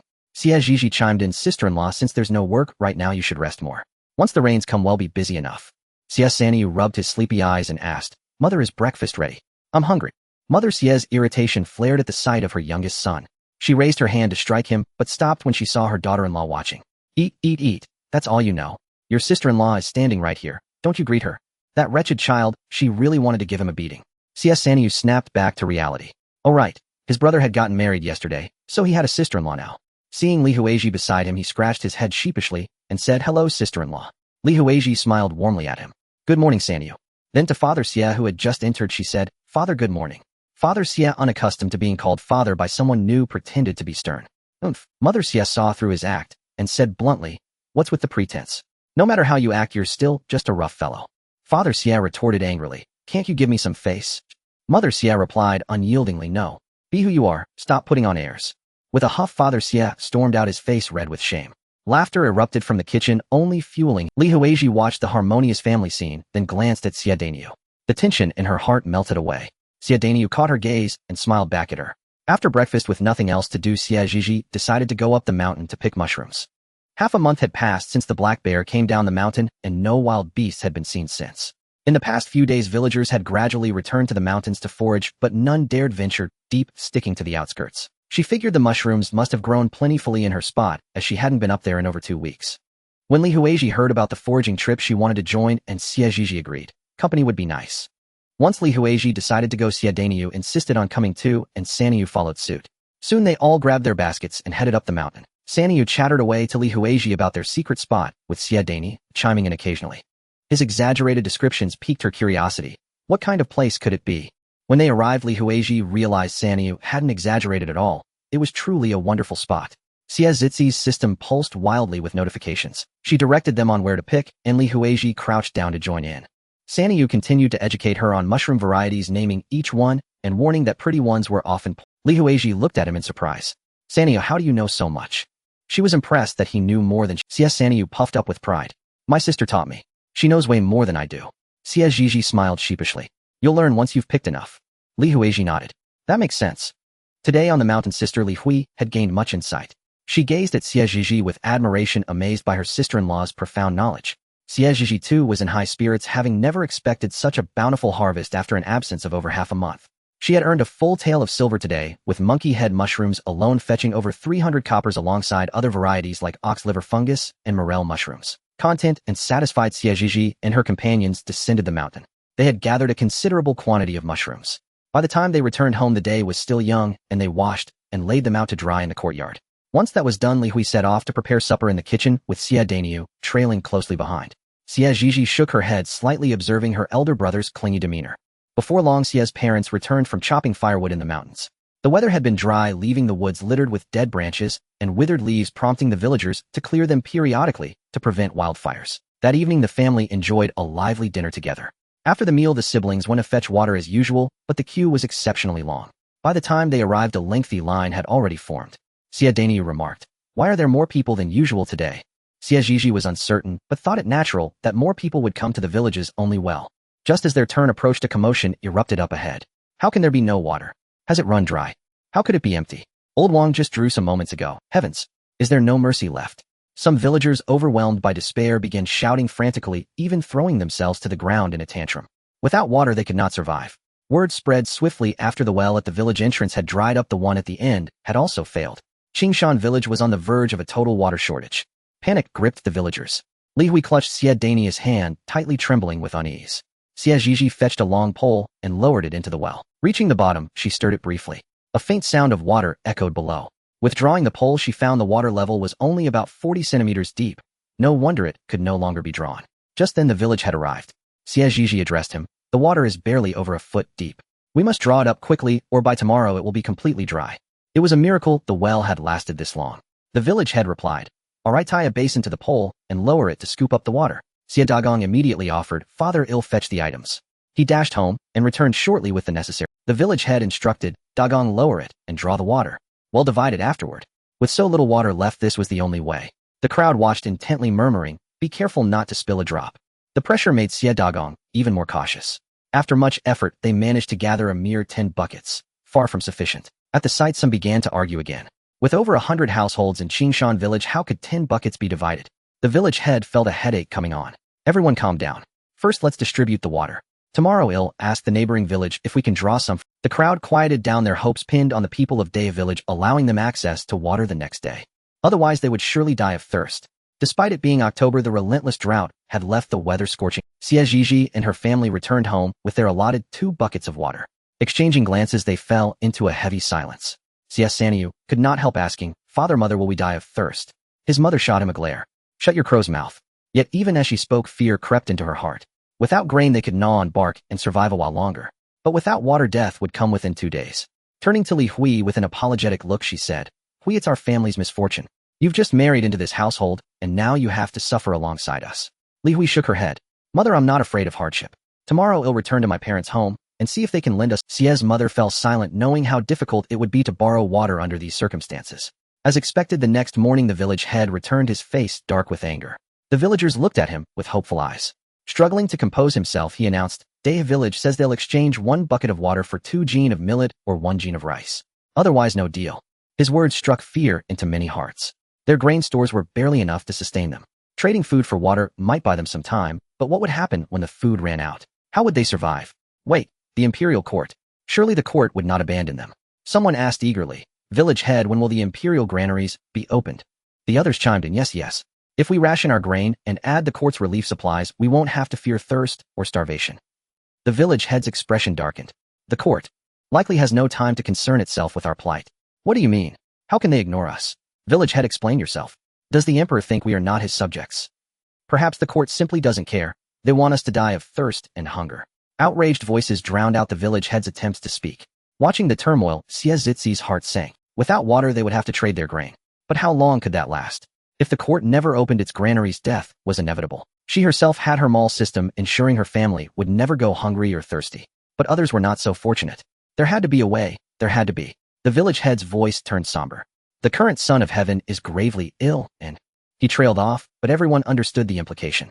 Shock rippled through the crowd. No one doubted his words, for in his youth the village head had served in the military and had connections in the capital Xinjiang. His statement was likely the truth. He then warned sternly, "Keep this to yourselves. If word gets out it could cost you." The villagers shook their heads fervently, too terrified to speak of it. Xie Zhizhi felt a jolt of surprise, then quickly steadied herself. This explained why the court had not sent anyone to investigate for so long. But if the emperor was ill, should he not still oversee the realm and protect his people? Could something else be amiss? Countless possibilities raced through Xie Zhizhi's mind. A powerful minister usurping the throne, treacherous officials, and power corrupt magistrates. It seemed they could no longer rely on the court.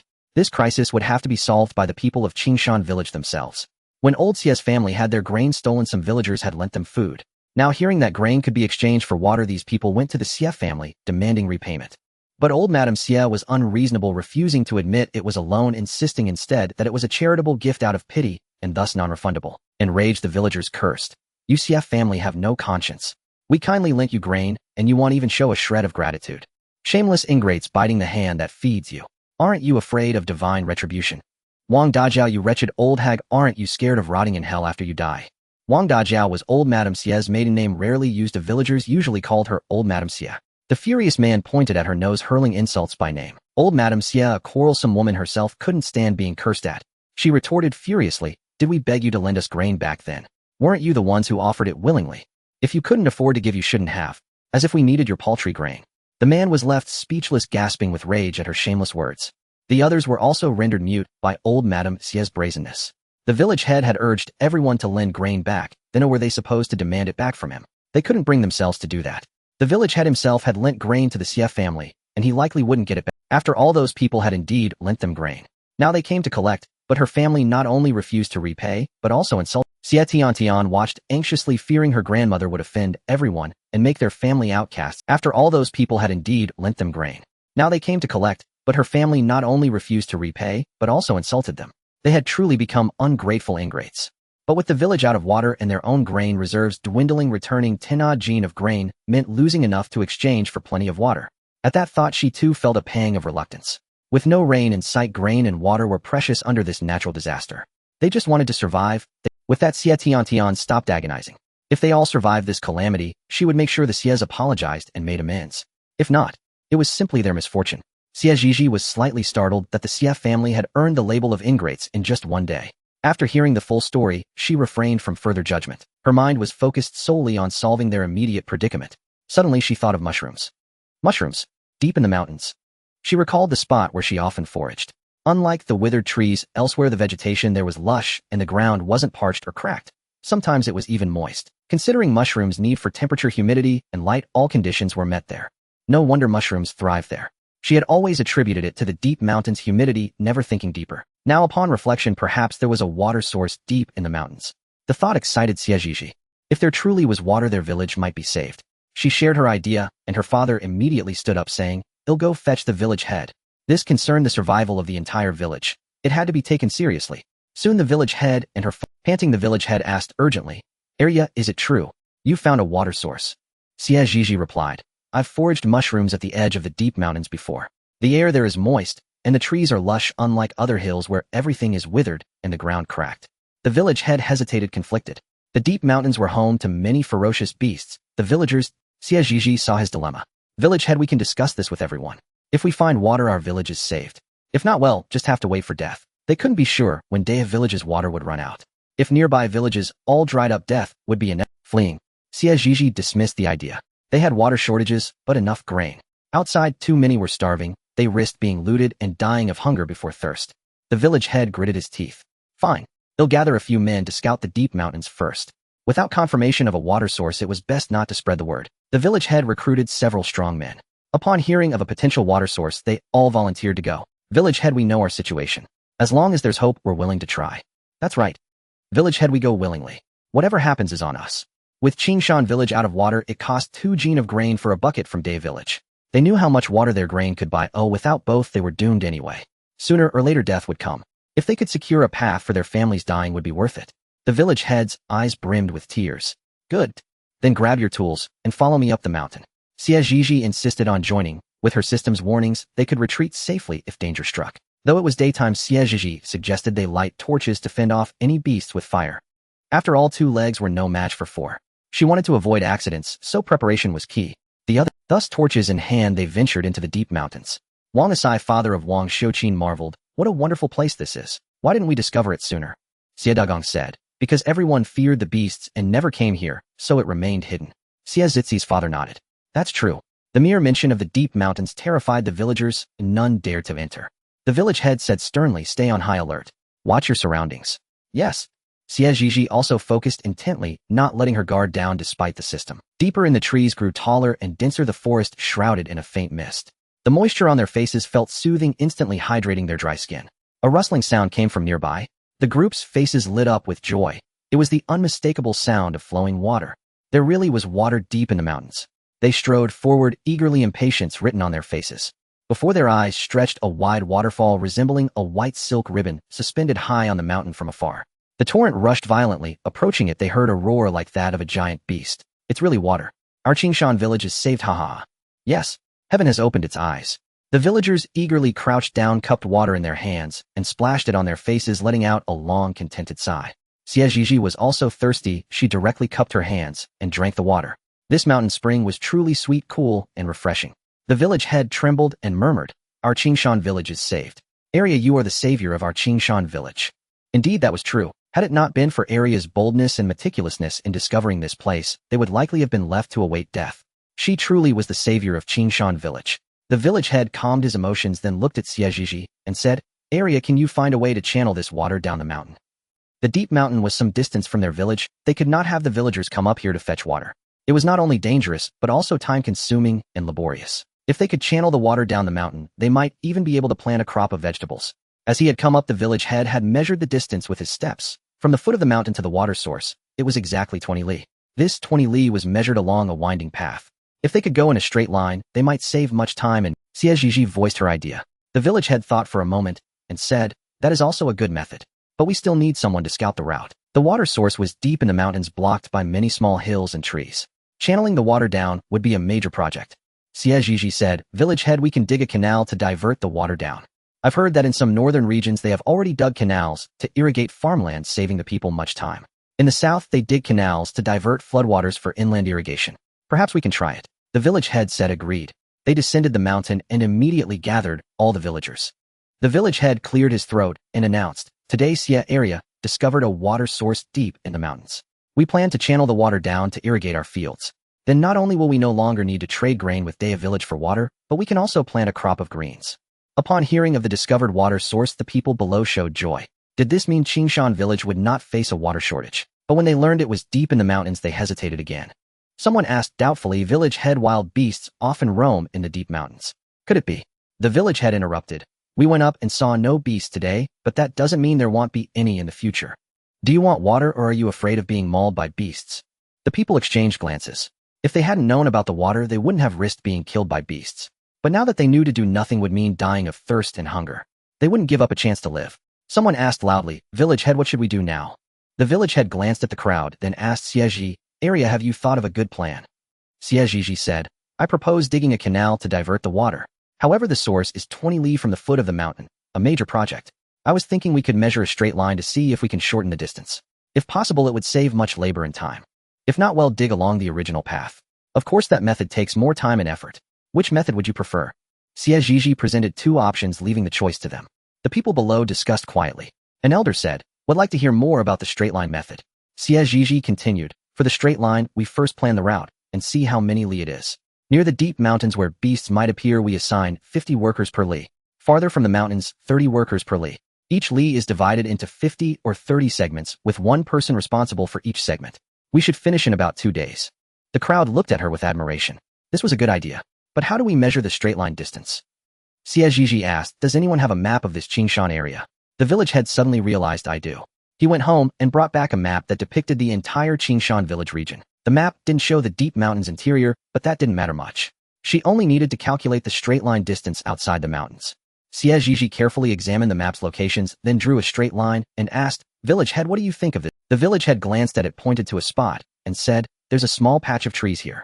But with this weather, they're probably withered. We'll have them cut down." Xie Zhizhi asked further, "No problems elsewhere?" The village head shook his head. "Nothing major." "All right, well, dig along this line. Let's start tomorrow." This matter could not be delayed. Qingshan village had been without water for a day already. Others realized this too and raised no objection, agreeing to start work the next day. Xie Tian watched Xie Zhizhi, who was shining brightly above, and clenched her fists. 15 years old, emerging brilliance, innate intelligence. That was what the master had said when she was young. She had never forgotten. She couldn't let her stay in Qingshan village any longer. If that matter were exposed, her days would be hard. Xie Zhizhi excitedly went up to circle around Xie Zhizhi. "Sis, you're so smart to have discovered a water source." Passers-by who heard also chimed in, "Indeed. This is all thanks to you. Otherwise, the whole village would have been in trouble. You are the great benefactor of Qingshan village." An auntie scratched her head sheepishly and said, "Arya, I was wrong before. You know how my tongue likes to wag. Don't take it to heart." She even slapped her own mouth twice. Xie Zhizhi looked at her. She was the gossip queen of the village who had often slandered the original owner. Xie Zhizhi smiled, but said nothing. Seeing that she was ignored, Aunt Xianghua shuffled away awkwardly. She felt a bit displeased. As an elder, she had swallowed her pride to apologize, yet the little girl showed no respect. Having trekked all day, Xie Zhizhi was tired. After dinner, she lay down to rest. Soon she fell asleep. Early the next morning, the village was already bustling with activity. Every household except for the elderly women and children had to bring their farming tools and head into the mountains to dig a canal. Xie Zhizhi also rose early. Since her father and Xie Danyu were going deep into the mountains to dig the canal, she naturally had to accompany them. If danger arose, she could warn everyone in advance to evacuate safely. She strapped on her small backpack, grabbed a shovel, and followed along. Most of those heading into the deep mountains to dig the canal were sturdy men along with a few middle-aged women bustling about. The villagers were visiting the deep mountains for the first time. Upon seeing such a massive waterfall, their eyes widened in awe. What an abundance of water. Enough for us to drink for a long time. Haven't you heard what the village head said? We'll channel the water down to irrigate the fields. Maybe this year our village can finally eat our fill. With the water, perhaps we can even plant wheat this year. Enough talk, let's get to work. The sooner we finish digging, the sooner we can bring the water down the mountain. The soil in the deep mountains was not like the sun-baked hard earth outside. It was soft and easy to dig. Xie Zhizhi set down her backpack, picked up her shovel, and began digging scoop by scoop. When she grew tired, she would drink some water from a nearby spring, or when no one was looking, buy food from the system to fill her stomach. The sun hung high in the sky, blazing and scorching, leaving everyone dizzy from the heat. After a whole morning of labor, they were all ravenously hungry. Just as Xie Zhizhi was about to find a secluded spot to eat something, Li Huizhi arrived with food. Father Danyu, little sister, come and eat. Li Huizhi called out to them, holding a bamboo basket. Instantly, the nearby villagers looked at them with envy. The Xie family had truly married a wonderful daughter-in-law. After half a day of work, others knew to send food up, but their own wives. Not even a drop of water had been seen. Xie Danyu, upon seeing his wife, immediately went over and took the basket from her, asking, "Have you eaten?" Li Huizhi replied softly, "I have. I just sent some to mother as well, and Sanyo has already eaten." With that, she laid out the food from the basket and urged them to eat. When she had gone back to cook, Xie's mother had instructed her to boil some dried mushrooms and eggs, and then make some millet porridge.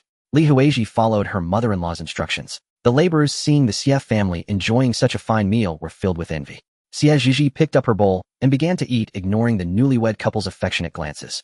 Xie's father simply picked up his bowl and walked aside to eat. After the meal, Xie Zhizhi needed to relieve herself, and Li Huizhi offered to accompany her. In the deep, untamed forest, having company was certainly safer. Xie Zhizhi and Li Huizhi headed toward a nearby patch of grass. Xie Zhizhi went behind the grass a little further in, while Li Huizhi kept watch outside. Soon, Xie Zhizhi finished. Just as she was about to stand up, she heard a coo, from behind her to the left. Curious, she wanted to take a look. She called out to Li Huizhi's sister-in-law, "I hear a bird. I'm going to check it out." Li Huizhi heard her and followed her in. "He'll go with you." Xie Zhizhi followed the sound, gently parting the. Before her eyes lay a vast wetland densely covered with green shoots that looked like small scallions. She leaned in for a closer look and realized they weren't scallions, just similar in appearance. She had no idea what plant this was. The bird that had been calling had now fallen silent, probably aware of their presence. Xie Zhizhi felt a pang of regret. Oh, she had hoped to find a nest of eggs to add to tonight's dinner. Casually, she pulled up a handful of the unknown plants and discovered small fruits at their base. Out of curiosity, she rinsed them in the water. After washing them clean, her eyes widened in shock. These were water chestnuts. Ding! Discovered pure organic water chestnuts. 21 per caddy. Water chestnuts, also known as biki, are highly nutritious and can be made into delicious pastries.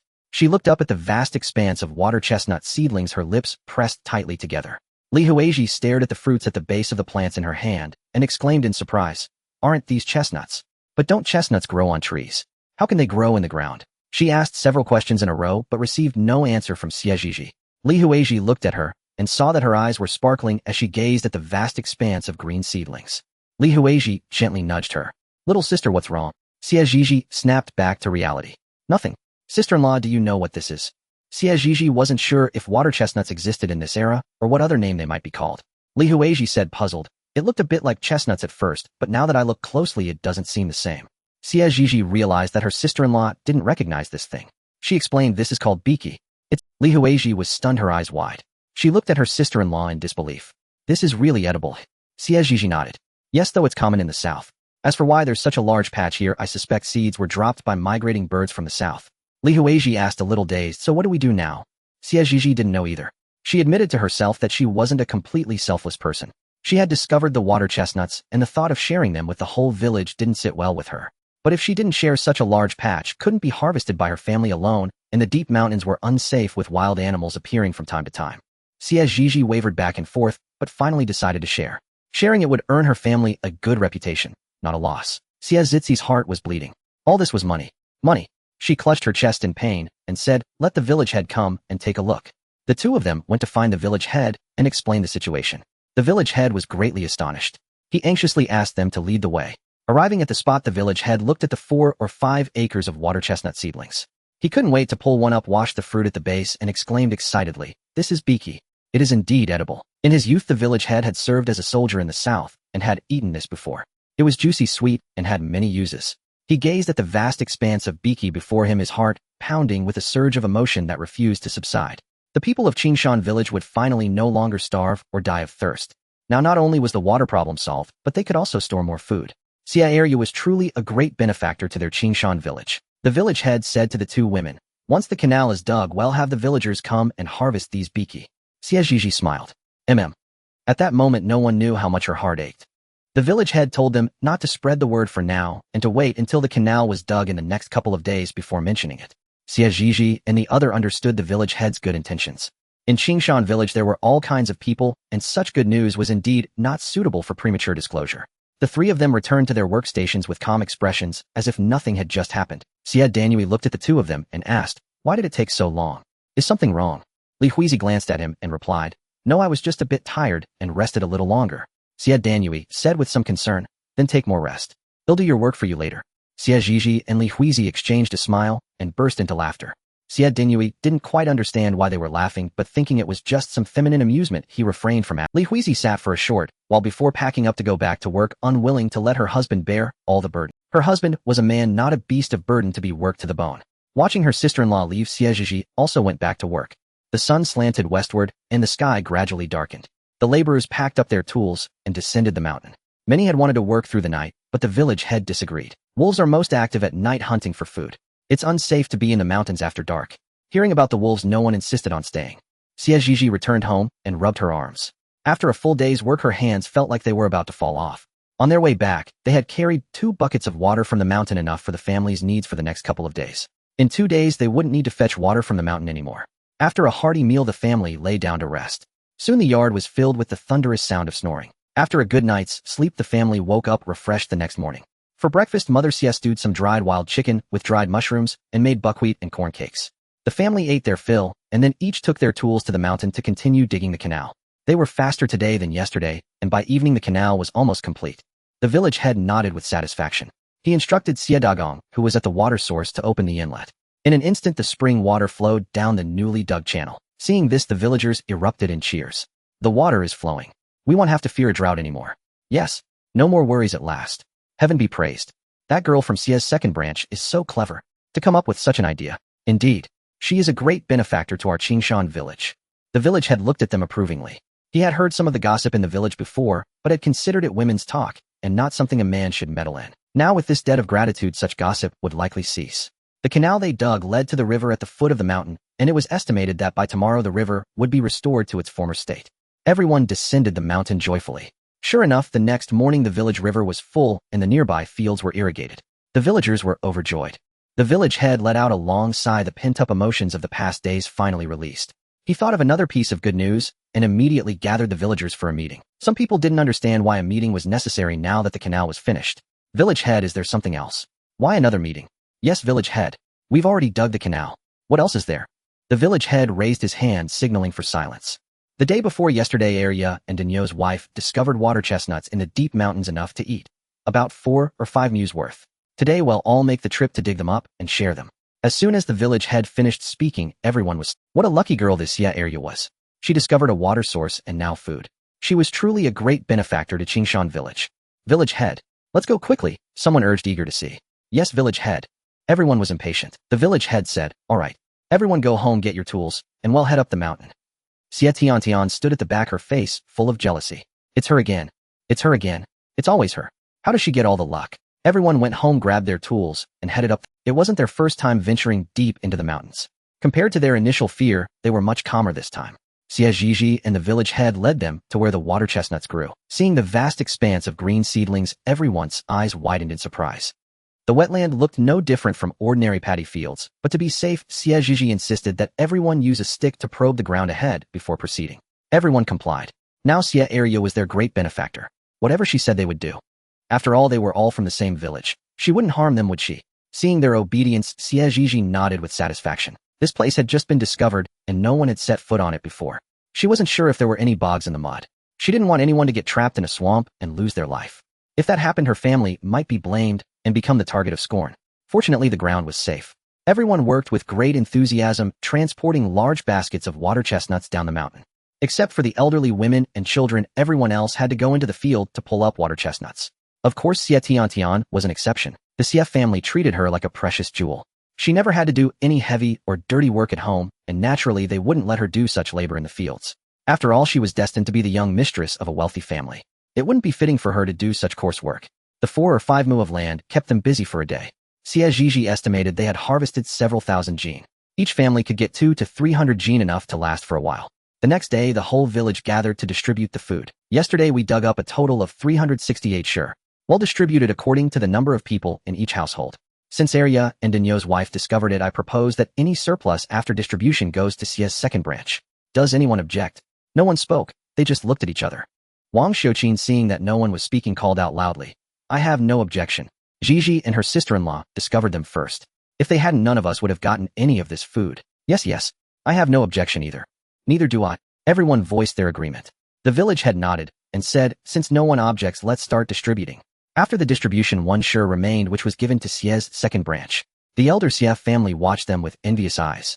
In the past few days, Xie's second branch had really stolen the spotlight, and it was quite impressive. Having resolved the village's issues of food and water, Xie Zhizhi's reputation soared within the community. Previously, the village matrons had whispered behind her back, calling her a fox spirit, but now they greeted her with smiles and praise, declaring her the great benefactor of Qingshan village. If anyone dared to speak ill of her, the matrons would immediately confront them and silence their slander. It was now the 8th day of the 10th lunar month. With water available, the villagers rushed to prepare their fields, hoping to plant a crop of greens before the year's end to improve their livelihoods. Xie Zhizhi followed her family to their plot and discovered that the village's water supply did not reach this area. The sun had baked the ground rock hard over the past months, making it difficult to till, and they would have to carry water from afar to irrigate the soil. She looked across the village and noticed that the river water only flowed into the paddy fields, the vast terraced fields outside the village, and the lowlying fields beneath them. After a night, the paddy fields had accumulated some water shimmering under the sunlight. The water from these fields eventually merged into a large pond. Vegetable plots near the water source fared well, but those farther away required carrying water from the pond, a laborious task. Observing the surroundings, she realized the vegetable plots were higher than the paddy fields, explaining why water couldn't be channeled there. After a moment's thought, an idea struck her. She spoke with her parents and then went to find the village head. Arriving at his home, she encountered Xie Dagong, who was chopping firewood.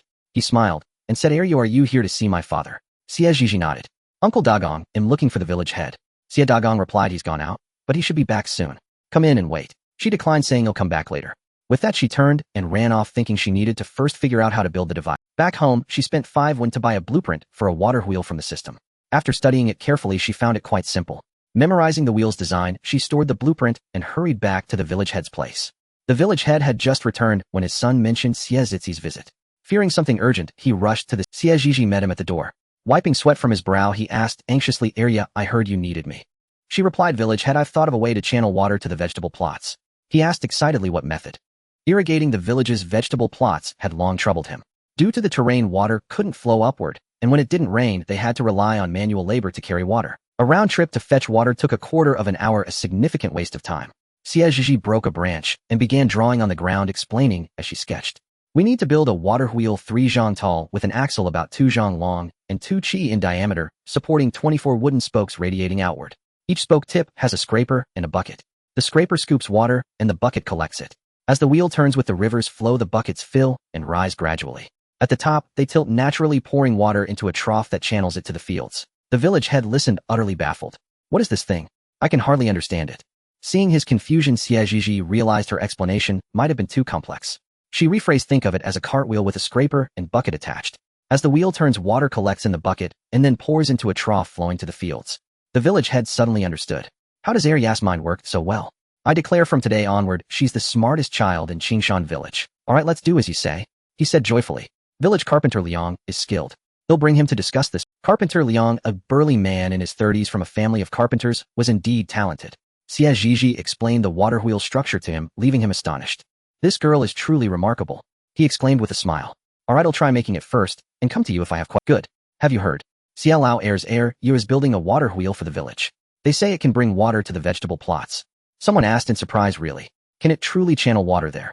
That's what they say, but we won't know until it's built. If it works, heir, you will be a blessing to Qingshan village. She's our lucky charm. Xie Tiantian out for a stroll, heard Xie Zhizhi's name again. She clenched her fists, her face twisted with rage. Just wait. Soon there will be no such person in Qingshan village. Liang Tan passed by casting a brief glance at her. Sensing someone's gaze, Xie Tiantian quickly resumed a gentle demure expression. Seeing it was the village's sickly young man, she inwardly scorned him. Liang Tan paid her no mind and carried his bucket to the river.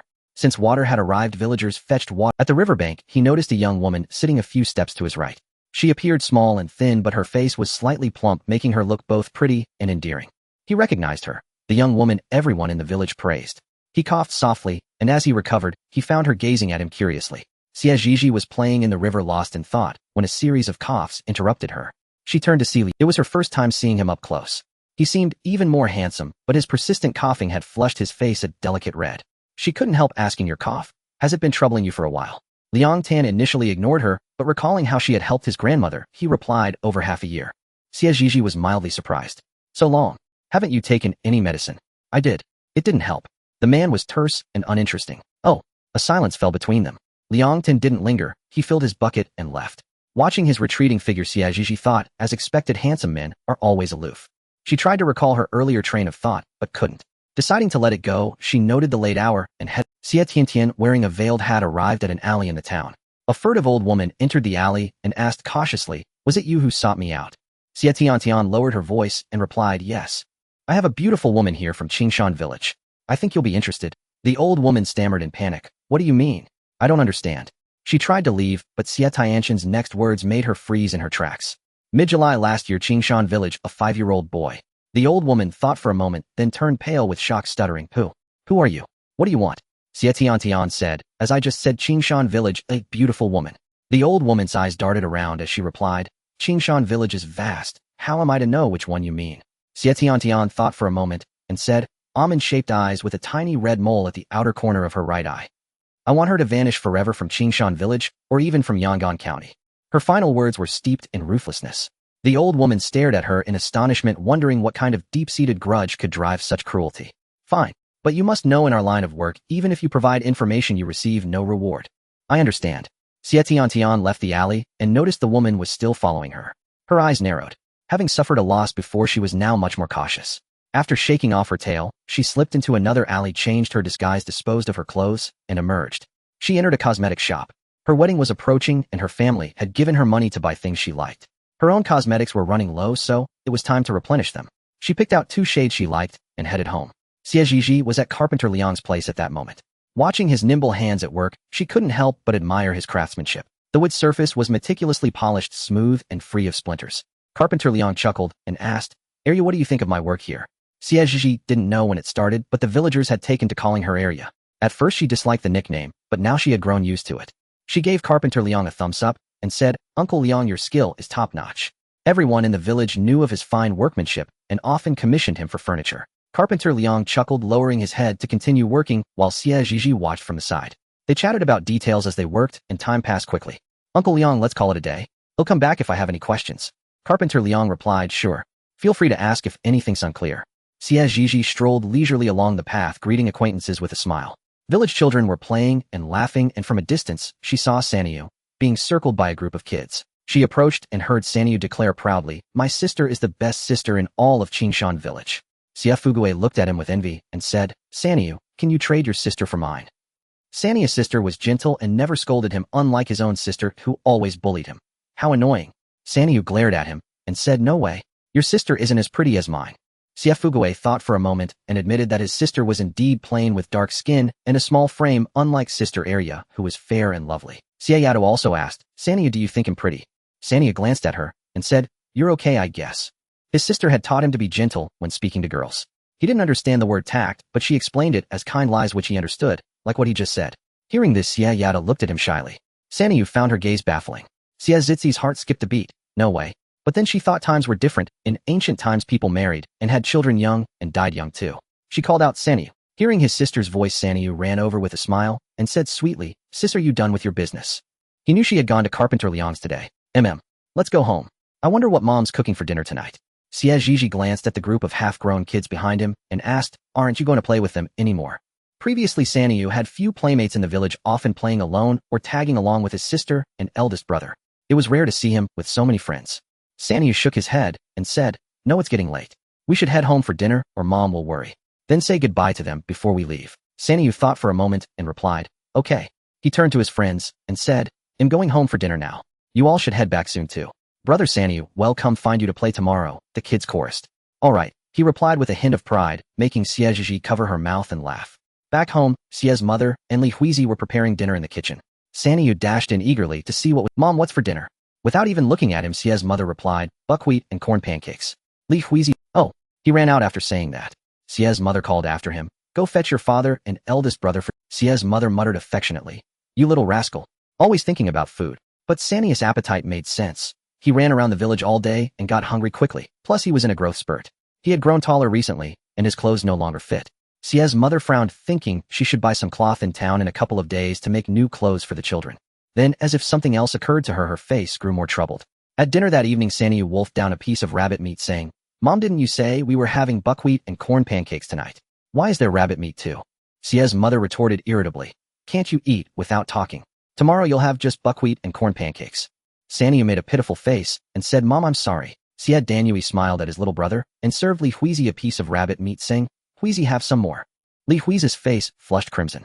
Xie's father also gave his wife a piece, saying, Dear, you've worked hard. Xie Zhizhi and Xie Sanyu exchanged glances. This dinner was unbearable.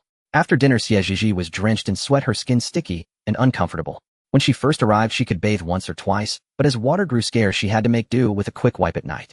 Now that the village had plenty of water, she could soak in a bath every day.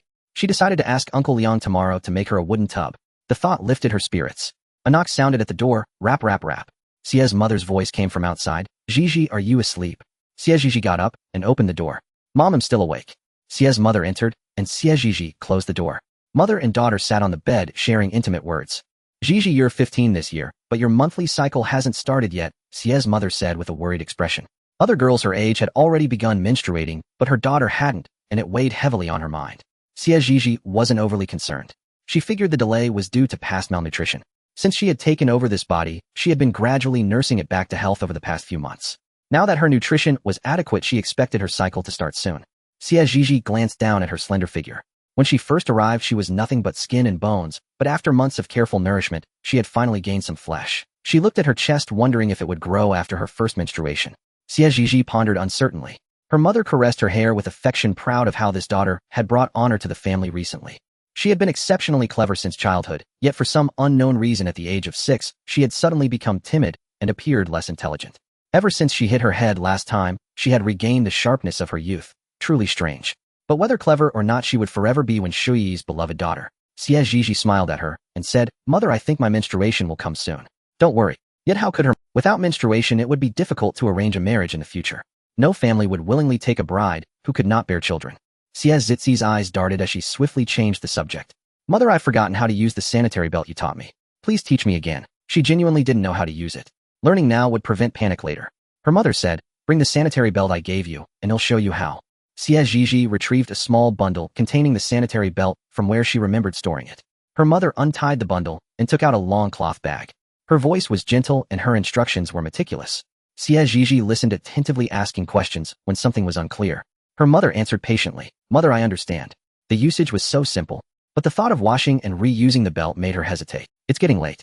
Rest early. The next day, Xie Zhizhi visited Carpenter Liang, still thinking about her idea from the previous night. Carpenter Liang was surprised to see her. Arya, what brings you here? Is there something wrong with the water wheel? Xie Zhizhi shook her head. No, I came to ask if you could make me a wooden tub. She added a large one. Carpenter Liang replied good-naturedly, Alright, I'll make one for you after I finish this. His priority now was completing the water wheel. Oh, everything else could wait. Xie Zhizhi said, Thank you, Uncle. Carpenter Liang waved his hand. No need to thank me. I should be the one thanking you. Without you, we might be trading grain for water right now. Xie Zhizhi smiled. As she left Carpenter Liang's house, she felt as if someone was watching her.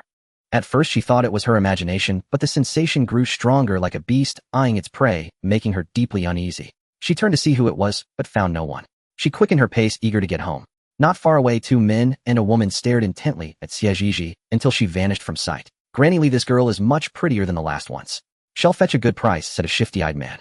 Granny Li, can we have some fun with her once she's ours? Another lecherous voice chimed in, accompanied by the sound of swallowing, utterly repulsive. Granny Li shot them a venomous glare. Drop that thought right now. If you touch her and ruin her value, you'll answer to. The girl was indeed captivating. No wonder that young lady wanted her gone from Yangon County forever. But she was still young. If she were older and her features had matured, she would sell for even more. Granny Li's eyes darted cunningly. With such beauty, selling her in a neighboring county might not yield much, but in the capital the price could multiply several times. At the thought of real gold and silver, Granny Li's eyes gleamed. She said to the two men, keep a close watch. These men were all talk and no courage, obeying Granny Li's every command without question. Yes. Fearing they might alert their prey, they didn't watch her constantly. After 2 days without feeling watched, Xie Zhizhi relaxed slightly. That day, Carpenter Liang sent his son to fetch her, saying there was a problem he didn't understand. Xie Zhizhi hurried over, listened to his explanation, and offered some advice. Carpenter Liang's mind cleared. He scratched the back of his head. You're the brains here. Xie Zhizhi replied. You just hit a temporary block, Uncle Liang.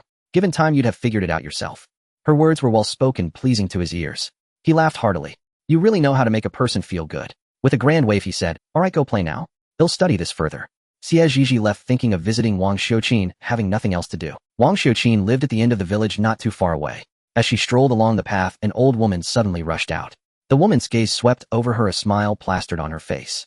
Xie Zhizhi felt a chill from that stare, her whole body uneasy. She tried to walk past her, but the old woman grabbed her hand tightly. Little girl, you're quite lovely, Granny Li said with a beaming smile. Xie Zhizhi replied flatly, thank you. That feeling of being stalked by a beast returned, making her deeply uncomfortable. Moreover, the old woman looked unfamiliar, likely not from the village. Though she tried to mimic the local accent, a faint Jiangnan inflection lingered. She was not from any nearby village. Xie Zhizhi grew wary, watching her with caution.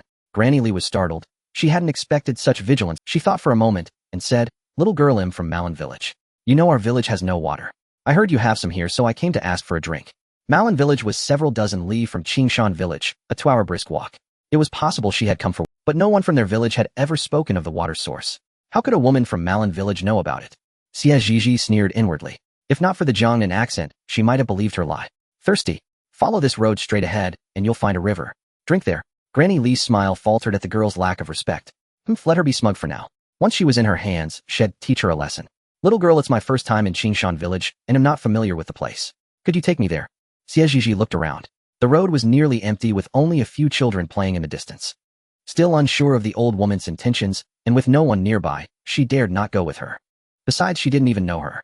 A sudden flash of insight struck her mind like a bolt of lightning. She was a kidnapper. Xie Zhizhi was startled by her own conjecture. She stealthily observed the old woman, noticing her gaze frequently darting toward a young boy not far away, her eyes gleaming with avarice. Her suspicion solidified into certainty. Their village had been infiltrated by traffickers, and likely more than one. Otherwise, she wouldn't have dared to swagger so openly into the village. Just then Wang Xiuqin came out to look for her. Seeing her entangled with an old woman, she hurried over. Drawing closer, she found the crone's face unfamiliar, and the way she sized her up was unsettling. A pang of unease gripped her heart. Which family's old woman are you? I've never seen you in our village before, she demanded. The old woman Li replied with a syrupy smile. I'm from Malin village, just passing through for a drink of water. Hearing she was from Malin village, Wang Xiuqin thought nothing of it and pointed the way. Go straight down this path, and you'll find water there. With that, she took Xie Zhizhi's hand, intending to lead her home. Seeing them about to leave, old woman Li quickly stretched out a hand to block their path. Young ladies, I'm new here and not familiar with your village. Would you mind escorting me there? She couldn't let her chosen prey slip away. They were silver in the flesh. Though the round-faced girl wasn't as pretty as the other, she'd still fetch a decent price. Wang Xiuqin and Xie Zhizhi exchanged a puzzled glance. Hadn't she already given directions? Why did the old woman still insist on being led? Xie Zhizhi shot her a meaningful look. Having grown up together, Wang Xiuqin instantly caught on. There was something fishy about this old crone. Wang Xiuqin's eyes darted cunningly. Suddenly she clutched her stomach and cried out, Zhizhi, my stomach's aching terribly. I need to dash to the outhouse. Wait for me here. Old woman Li tried to grab her, but Wang Xiuqin slipped through her fingers like a slippery eel darting past her. It infuriated old woman Li to no end. Wang Xiuqin vanished in a flash, sprinting straight ahead. It was high noon, and few villagers were about. Most were indoors taking their afternoon naps. Only a handful of elderly folk were out for a stroll. Gritting her teeth, she ran all the way to the village head's house. Arriving breathless, she bent over, panting heavily, and pounded on the door, shouting, Village head. Is the village head home? Inside, the village head had just lain down for a nap when the knocking jolted him awake. Irritated by the disturbance, his face darkened as he opened the door. What's all this racket in the middle of the day? Wang Xiuqin, gasping for air, rasped. Village head, there's a stranger in the village. She's at the end of the lane dragging Zhizhi to show her where to find water. Hearing this, the village head furrowed his brow. Qingshan village's water supply had long since dried up. Everyone for miles around knew it. But they'd recently found a new source of fact they'd kept quiet. Then he recalled last year's incident when a female trafficker had stolen Wang's grandson. His face blanched with alarm. Their village might be harboring another such criminal. He addressed Wang Xiuqin sternly. Go notify Xie's family first. He'll gather the men. On it. She was gone before the words had fully left his mouth. The village head turned and pounded on his son's door. Dagong, get up. Xie Dagong, still groggy from sleep, was roused by his father's shouts. Rubbing his eyes, he mumbled, Dad, what's wrong? There's a trafficker in the village. Round up some brothers, grab your weapons, and head to the lane's end. Xie Dagong's drowsy expression instantly sharpened. Traffickers, the people he despised most. Last year one had stolen Wang's grandson, leaving Grandma Wang blind from weeping. Dad, I'm on it. Ever since that girl had bolted old woman, Li had been on edge. Gazing at the beautiful young woman before her, she couldn't bear to let her go. In all her years of this trade, she had never encountered such a stunning prize. Perhaps one last score, and she could retire. At that thought, a cruel resolve hardened in her face. If blame must be laid, let it fall on the one who sought her out. She clasped her hands behind her back, and with her right hand, she pulled a handkerchief from her left sleeve, advancing step by step. Xie Zhizhi watched her movements, warily retreating step by step. She glanced around. The children who had been playing moments ago had vanished, and the area was utterly deserted. She opened her mouth to scream for help to rouse the villagers. But the old woman seemed to anticipate her intent, lunging forward with startling speed. Xie Zhizhi dodged to the side and let out a piercing scream. The lane's end was sparsely populated with only a dozen or so households. Whether the residents were working in the fields or fast asleep, Xie Zhizhi's desperate cries failed to draw a single soul. Her heart sank into an abyss of despair. All she could do now was pray that Wang Xiuqin would bring help in time. Hearing her screams for rescue, old woman Li's face twisted with panic. She scanned her surroundings. Seeing no one emerge, she breathed a sigh of relief. She'd have to act quickly before the commotion brought the whole village down on her. Clutching the handkerchief, she gave chase. Her voice turned venomous, her visage contorted with malice. Come quietly, and you'll suffer less. If not, you'll taste bitter fruit. Xie Zhizhi erupted in a torrent of curses. You shameless old hag. Didn't your parents teach you that such wickedness will rot your soul? Aren't you afraid of dying without descendants of your offspring being cursed? In ancient times, nothing was more taboo than the extinction of one's lineage. The old woman's face turned livid at the curse. She changed her mind.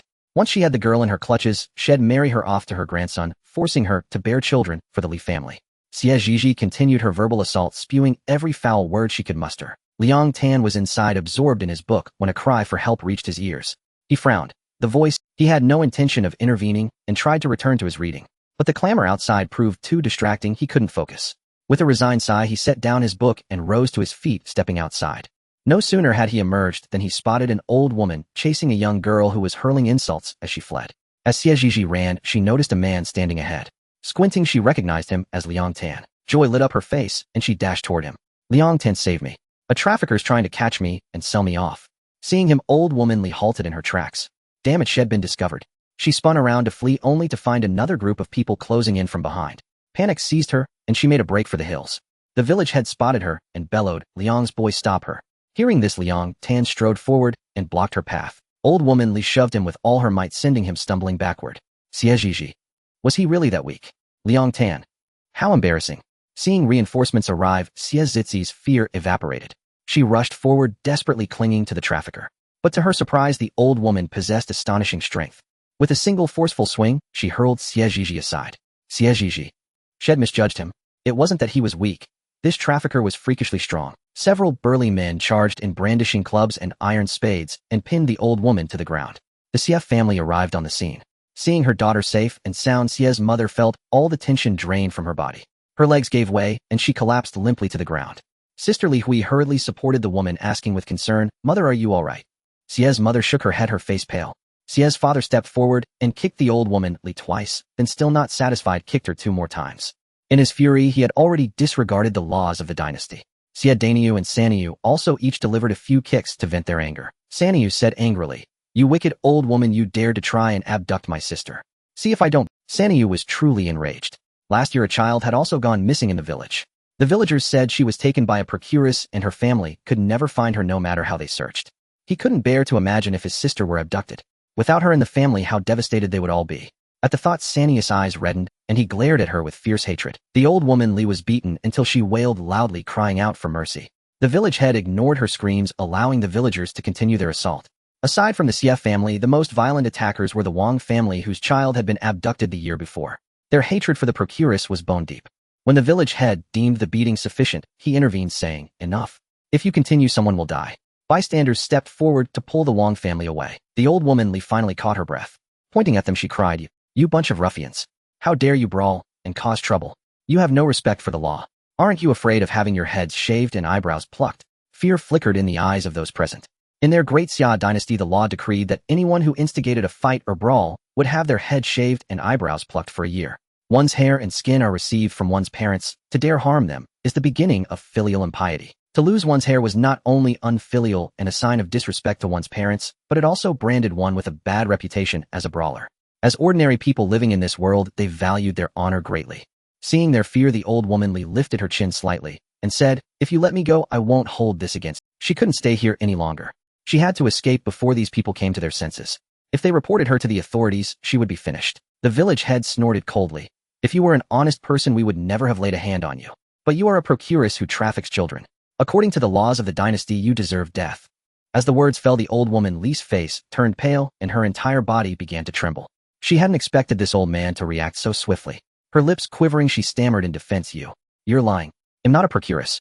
I'm not." She didn't want to die, so she had to stubbornly deny it. The village head said, "The authorities will decide whether you are or not." Then he said to Xie Zhizhi, "Fetch some hemp rope, tie her up, and send her to the authorities." Hearing this, the old woman Li was greatly alarmed and cried, "You can't do this to me. I am innocent. Someone sent me here. I was framed. Someone told me to come." As if remembering something, she wailed again. "Yes, someone sent me. She wore a veiled hat and said there was a beautiful young woman in Qingshan village. She told me to sell her off and make sure she disappeared forever from Yong'an County." She blurted out everything in a rush. Hearing her words, the people present were filled with fury. Who could be so malicious as to send a procuress to abduct a girl from their village? The village head's face darkened. He hadn't imagined there was such a traitor in Qingshan village. Arya was their village's great benefactor. Arya had ensured she wanted for nothing, yet she had harbored such venomous intentions. Upon hearing her words, Xie Zhizhi instantly envisioned a figure in her mind. It was her again. She couldn't understand why Xie Tiantian hated her so much. The last time it was stealing grain, this time it was trafficking. She thought hard, but couldn't recall ever offending her. Why was she so intolerant of her? The more she thought, the more incensed she became. She had thought that after last time's lesson, Xie Tiantian would behave herself and quietly await her marriage. But instead she had pulled this stunt. Did she think she was a fool just because she didn't lose her temper? Damn it. This Laytotem grasshopper was jumping around annoyingly. She looked at the old woman and asked, "Do you have any accomplices in Qingshan village? If you confess honestly, we might plead for leniency for you. But if you're not honest..." Her eyes swept over sharply, and she said coldly, "Then prepare to die." Hearing that leniency was possible, the old woman Li confessed everything. "Yes, they're waiting on the small hill by the riverbank. There are two of them. They look shifty-eyed and are not very tall." Xie's father stepped forward and said, "Village head, let me take a few men to look for them." Xie's mother was still dazed after hearing the old woman's words. Who could want to harm her daughter so badly? The two men waiting in the hills grew restless as the old woman Li failed to return for so long. The shifty-eyed man said, "What's taking old Li so long? Could something have gone wrong?" The other man slapped his head and said, "Shut your crow's mouth. Old Li has never failed at this before. Put your mind at ease. But it's been so long. Why isn't she back yet? Should we go down and take a look?" After a moment's thought, the man, but as soon as they descended the hill, they saw a group of men approaching. Xie's father squinted. Two men, shifty-eyed, not very tall, unfamiliar faces. These must be them. He exchanged a glance with Xie Zhizhi beside him and strode over. As they passed the men with the speed of a thunderbolt, they tripped them and immediately sat on top of them. The men behind brought up the hemp rope and tied them up. The two men were bound before they even realized what had happened. They had thought these men were just farmers going up the mountain to hunt. If asked, they planned to say they were from a neighboring village. They never expected to be captured. By the time they came to their senses, they were already tied up. When they saw that old Li was also bound, their faces fell. Xie Zhizhi asked the old woman Li again if there were only these people. Receiving an affirmative answer, she said to the village head, "Send them to the authorities. Let the law decide their fate. No need to plead for leniency." Xie Zhizhi said flatly, "You traffic in children and women, and you still expect leniency." She glanced at her. Xie Zhizhi said flatly, "You traffic in children and women, and you still expect leniency." She glanced at her and added, "Remember to be a good person in your next life." The old woman Li couldn't believe that after decades of life, she had been toyed with by a teenage girl. She was so angry that she burst into a torrent of curses, spittle flying everywhere. Xie Zhizhi stepped aside in distaste. The two men also realized they had been caught because this old woman had ratted them out, and they too began cursing her. For a moment, the three of them were at each other's throats like dogs biting dogs. The village head had no interest in listening to their squabbling and ordered them sent to the authorities. Xie Tiantian was at home embroidering when a sudden unease washed over her. In a moment of distraction, the needle pricked her index finger, causing her to flinch in pain. She stared at the bead of blood on her finger, her gaze dark and unreadable. Xie Zhizhi watched as the men were escorted to the authorities, then withdrew her gaze. She turned to thank the others. Thank you, uncles and aunties, for arriving in time. Otherwise, I fear I would have been in grave danger today. The uncles and aunties waved their hands with a smile, saying, "Oh, no need to be polite, area." When a female trafficker enters the village, no one would stand idly by. The others also offered kind smiles. She then turned to Liang Tan and thanked him. Today's matter, I also owe you my gratitude. Had it not been for his appearance, the old woman would have continued chasing her relentlessly, and she might have fallen into her. After returning, she needed to prepare some self-defense items. She hadn't done so before, because everyone in the village was familiar with each other. Minor scuffles were common, but incidents involving life-threatening kidnapping had never occurred. Today's events forced her to take this seriously. Liang Tan turned aside, coughed a few times in a low voice, then said hoarsely, "No need." If she knew that he had initially been reluctant to get involved, she probably wouldn't be thanking him now. Xie Zhizhi saw that his cough had turned his face and neck red, as if he might choke. Unable to bear it, she said, "Your chronic cough seems quite severe. I know an extraordinary person who possesses many rare and precious medicinal herbs. How about I ask on your behalf? Consider it repayment for today's life-saving favor." Liang Tan paused, his dark eyes gazing at her with some surprise. The villagers wished to stay far away from him because of his illness, yet she alone thought to help him. For a moment his heart grew complicated. Even though Xie Zhizhi was thick-skinned, she couldn't help feeling a bit embarrassed under his gaze. His eyes were simply too captivating. His peach blossom eyes, slightly moist from the recent coughing, had a hint of red at the corners, coupled with his extraordinarily handsome face. Xie Zhizhi's heart suddenly began to pound wildly. She tried to calm her surging emotions, but the more she tried, the faster her heart raced. She absolutely refused to admit that she was smitten by his looks. No, she couldn't admit it. She was a proper person. How could she be moved by mere appearances? She was not a superficial person. Liang Tan looked at her in confusion. Why had her face suddenly turned so red? And why did he hear a pounding sound coming from her? "Xie Zhizhi, why is your face so red?" Xie Zhizhi snapped back to reality, patted her cheeks, and said, It's just too hot from the sun." Then, as if remembering something, she added, "They'll bring you the medicine in a couple of days. The sooner you take it, the better. Illness shouldn't be delayed, or it becomes harder to cure." Liang Tan let out a soft laugh and said, "All right then, thank you. They'll pay you back for the cost later.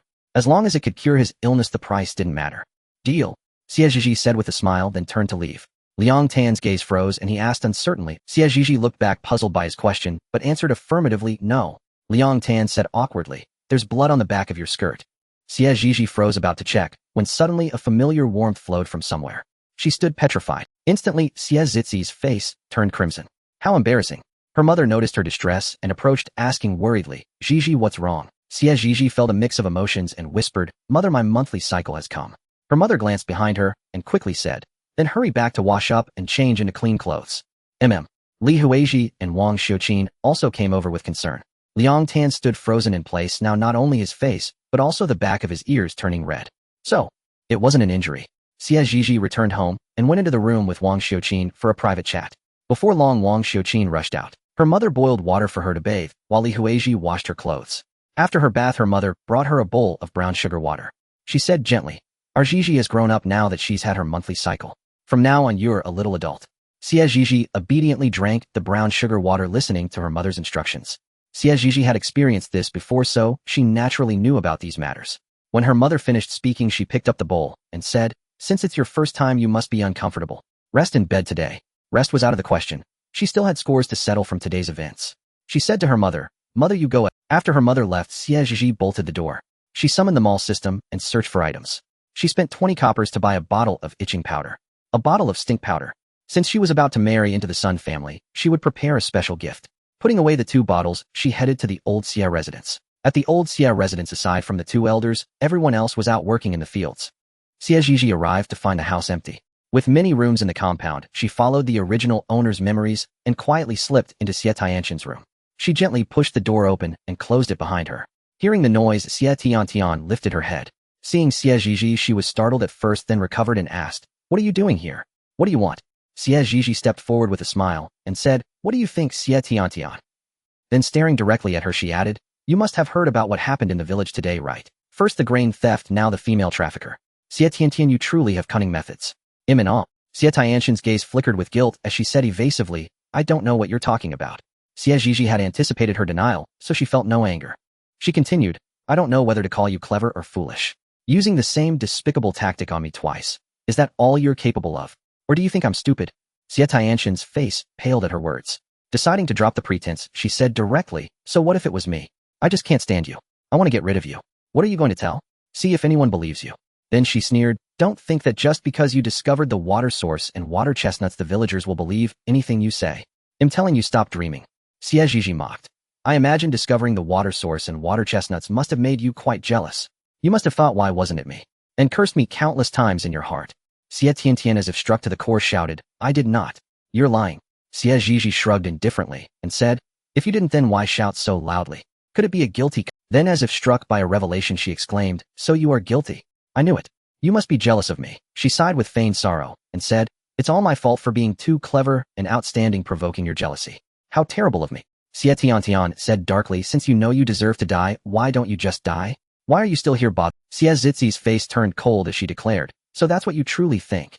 I'm curious. What did I ever do to wrong you to make you want me dead so badly? Xie Tiantian pressed her lips tightly together saying nothing. There were things that must never be known by the old Xie family or her own family. Never. Seeing her silence, Xie Zhizhi didn't press further.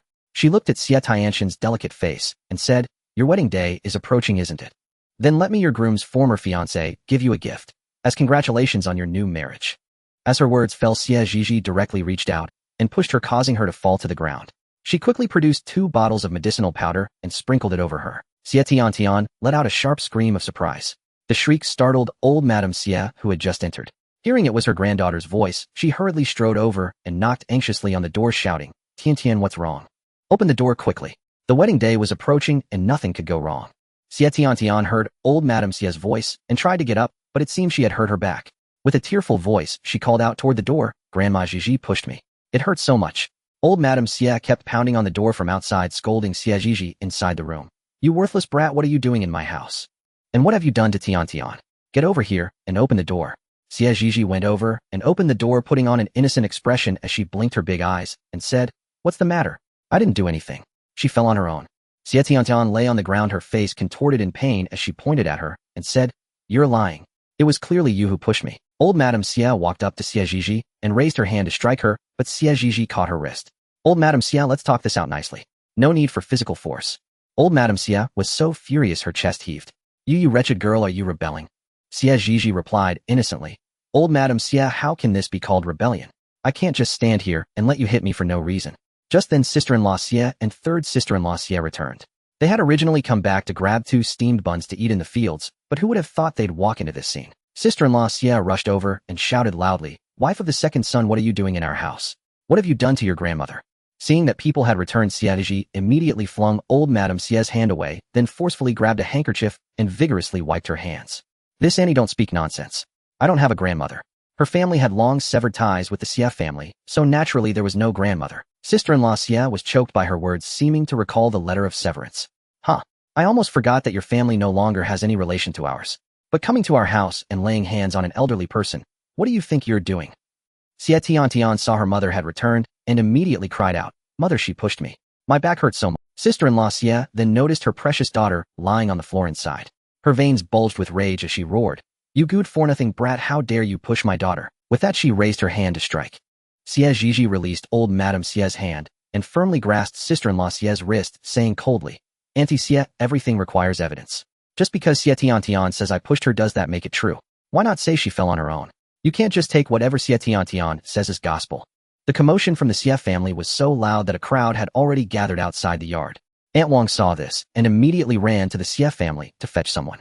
Third sister-in-law Xie spoke up, Just now only you and Tiantian were here. Tiantian is old enough, she wouldn't just fall for no reason, would she? Xie Zhizhi replied innocently. Maybe she's not too bright and trips even on flat ground. Her words immediately drew a burst of laughter from the crowd. I've heard that people with poor brains tend to trip easily when walking. Is that really a thing? Probably. I heard it from someone.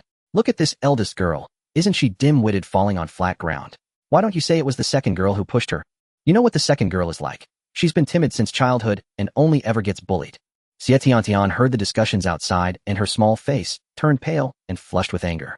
Wasn't Xie Zhizi's remark just calling her stupid? Her gaze like a venomous snake locked onto Xie Zhizhi.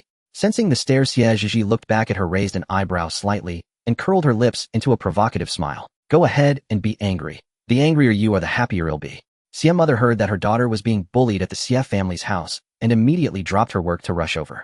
Li Huizi saw this and followed as well. Aunt Wang, still out of breath, ran back to the Xie family's place. When Xie mother and the others arrived, they were blocked by the crowd. She pushed through forcefully and charged inside. Zhizhi, are you alright? Are you hurt? She looked her over from head to toe. Seeing no injuries, she grew irritated again. Why had this stubborn girl come to the Xie family's house when she was supposed to be resting at home? Old Madame Xie saw her arrive and scolded. Wife of the second son, your daughter has come to assault Tiantian. How do you plan to settle this? Sister-in-law Xie also said angrily, my Tiantian is getting married in 2 days and now she's injured. How is she supposed to walk down the aisle? Third sister-in-law Xie chimed in, exactly. Tiantian is to be a bride in 2 days and now she's hurt. How can she get married? What will the Sun family think of us? Xie mother ignored their questions. She spoke softly to Xie Zhizhi. Why did you come here? What happened? Xie Zhizhi looked up at the sun. They should be arriving soon.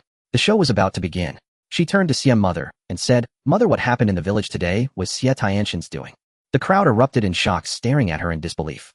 Aside from the arrival of the female matchmaker, nothing major had happened in the village today. Old Madame Xie and the others were stunned, then immediately scolded. Nonsense. Tiantian has been at home all day. How could she be involved in today's events? Sister-in-law Xie also retorted, exactly.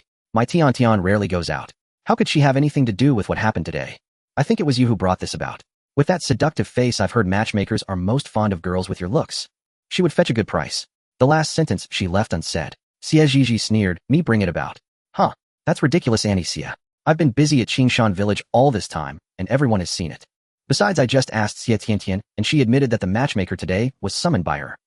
The older women in front immediately said, the second girl has indeed been busy at Qingshan village these past few days. I can vouch for that. I can vouch for it too. I saw the eldest girl heading to town a couple of days ago. If what the second girl says is true, then could it be that it was the eldest girl? One woman spoke mysteriously, leaving her sentence half-finished, which was enough to set the crowd guessing. Xie Tianxian's heart skipped a beat. She lowered her head guiltily. Seeing her daughter like this, sister-in-law Xie understood everything. She silently cursed her for being a fool. Old Madame Xie shouted at Xie Zhizhi, what nonsense are you spouting? She stepped forward to tear her mouth, but Xie mother blocked her. Wife of the second son, are you rebelling too? Xie mother glared at her coldly and said, you want to hit my daughter, and I'm wrong to protect her. Seeing old Madame Xie so protective of Xie Tiantian, Xie Zhizhi spoke again. And there's one more thing Xie Tiantian probably didn't dare tell you. Xie Tiantian knew what she was about to say and shouted anxiously, shut up. Don't you dare say it. The onlookers' curiosity was piqued, and someone asked, what is it? Xie Zhizhi addressed the crowd. Everyone remembers the time the Xie family's grain was stolen, right? Of course. I had the men in my family guard the grain every night, too scared to even sleep. Same for my family. My heart was pounding during that time, afraid the grain would disappear if I wasn't careful. It wasn't until I heard the thief was caught that I could finally relax. Xie Zhizhi met Xie Tianxian's gaze, her crimson lips parting slightly.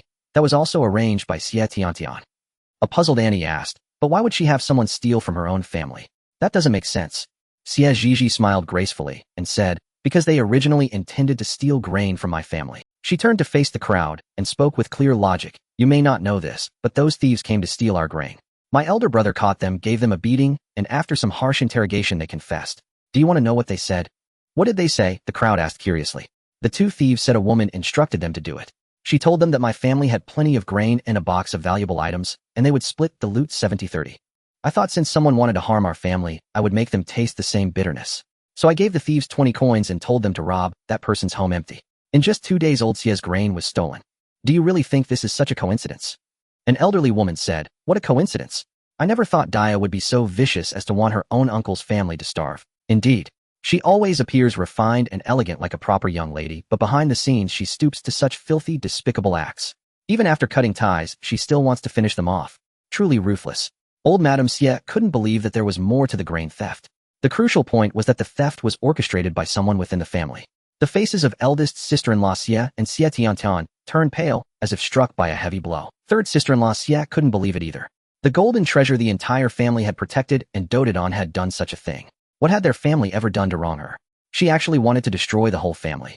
Xie Tiantian stammered, no, she's lying. She's lying. Xie Zhizhi sneered, you say I'm lying. Then dare to go to the government office with me and confront those two thieves.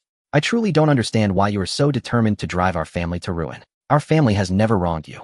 Or is it that our family stands in your way? First you try to steal our grain, and now this matchmaker scheme. Do you hate me so much? Hate our entire family?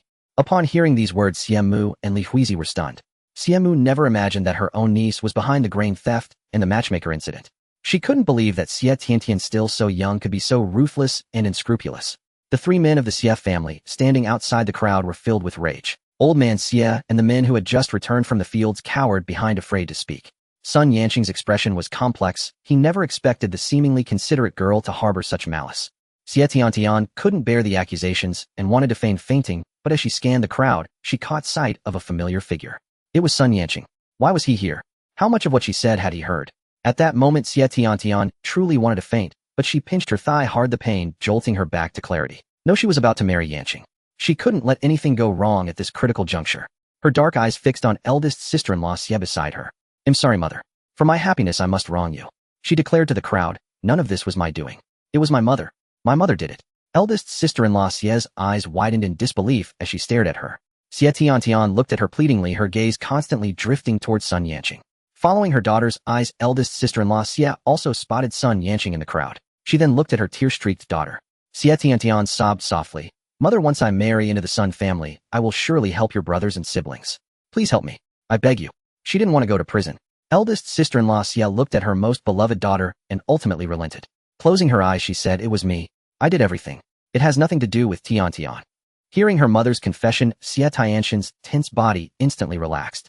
It's okay now. Old Madame Xie, who had just heard the accusation against Xie Tiantian and couldn't believe it, now heard it was her eldest daughter-in-law. She immediately jumped up and began to curse loudly. You little wretch. Has our family mistreated you in any way? You commit such vile and filthy acts, and you even tried to frame our Tiantian. Even a beast wouldn't devour its own young. You. Third Aunt Xie joined in the scolding. The Xie family was blind to take in a poisonous woman and an ingrate like you. Old Madame Xie thought of something and shouted toward the crowd, eldest. Divorce this poisonous woman immediately. Our Xie family cannot afford to keep her. Eldest Uncle Xie rushed over from the crowd, wiping the sweat from his brow. Mother, this. He hesitated. He had been married to eldest sister-in-law Xie for nearly 20 years and had some feelings for her. Moreover, he was getting older now, and finding another wife would be difficult. Divorcing her would make his life hard in the future. The villagers would surely mock him. Old Madame Xie glared angrily. What? Won't you listen to your mother now? Will you divorce her or not? If not, you can pack up and leave the Xie family with her. Hearing that he would be expelled, eldest Uncle Xie immediately nodded in agreement. I'll divorce her. After all, she was just a woman. He was the future head of the Xie family, and everything in the family would eventually be his. He couldn't afford to be kicked out. Eldest sister-in-law Xie had initially seen eldest Uncle Xie's hesitation and felt a flicker of hope. Now that she heard his agreement, her eyes dimmed. Xie Zhizhi hadn't expected Xie Tiantian to be so heartless as to push her own mother forward as a shield. But she felt a pang of discontent at not being able to strip away a layer of her skin. She looked at the crowd and saw that familiar figure was still there. A thought struck her. She pinched her thigh hard, the pain bringing tears to her eyes. She sobbed loudly, trying to draw everyone's attention. Li Huizi saw her crying and asked anxiously, little sister, why are you crying? Xiemu also looked at her with concern. Her poor daughter. Xie Zhizhi's eyes were red and she wiped away her tears. Sister-in-law, I feel wronged. I don't understand why Auntie Xie is so set against me. Is it because Xie Tiantian stole my fiancé and she fears being exposed, so she wants to destroy me completely? But ever since I found out that Xie Tiantian was entangled with my fiancé, I broke off the engagement with brother Yanqing. I haven't sought him out since. Xie Tiantian has always loved taking my things. When we were young, she took the wooden toy my father made for me. Now that we're older, she's stolen my fiancé. The crowd was stunned. Good heavens, the elder sister stealing her younger cousin's fiancé. Wow. Daya is truly shameless, stealing her own cousin's fiancé. Old Madame Xie used to call Arya a fox spirit. It turns out Daya is the real one. If you ask me, Sun Yanqing is no good either. Just because his family has some money, he thinks he can fool around with anyone. He already had a fiancé, yet he still seduced his fiancé's sister. Utterly shameless. Xie Tiantian saw Sun Yanqing's face turn ugly in the crowd, and her heart tightened. She hurriedly explained to the crowd, that's not true. Brother Yanqing never liked Xie Zhizhi. Brother Yanqing and I are in love, truly in love. Auntie Wang spat contemptuously, in love. You knew he was engaged, yet you still went after him.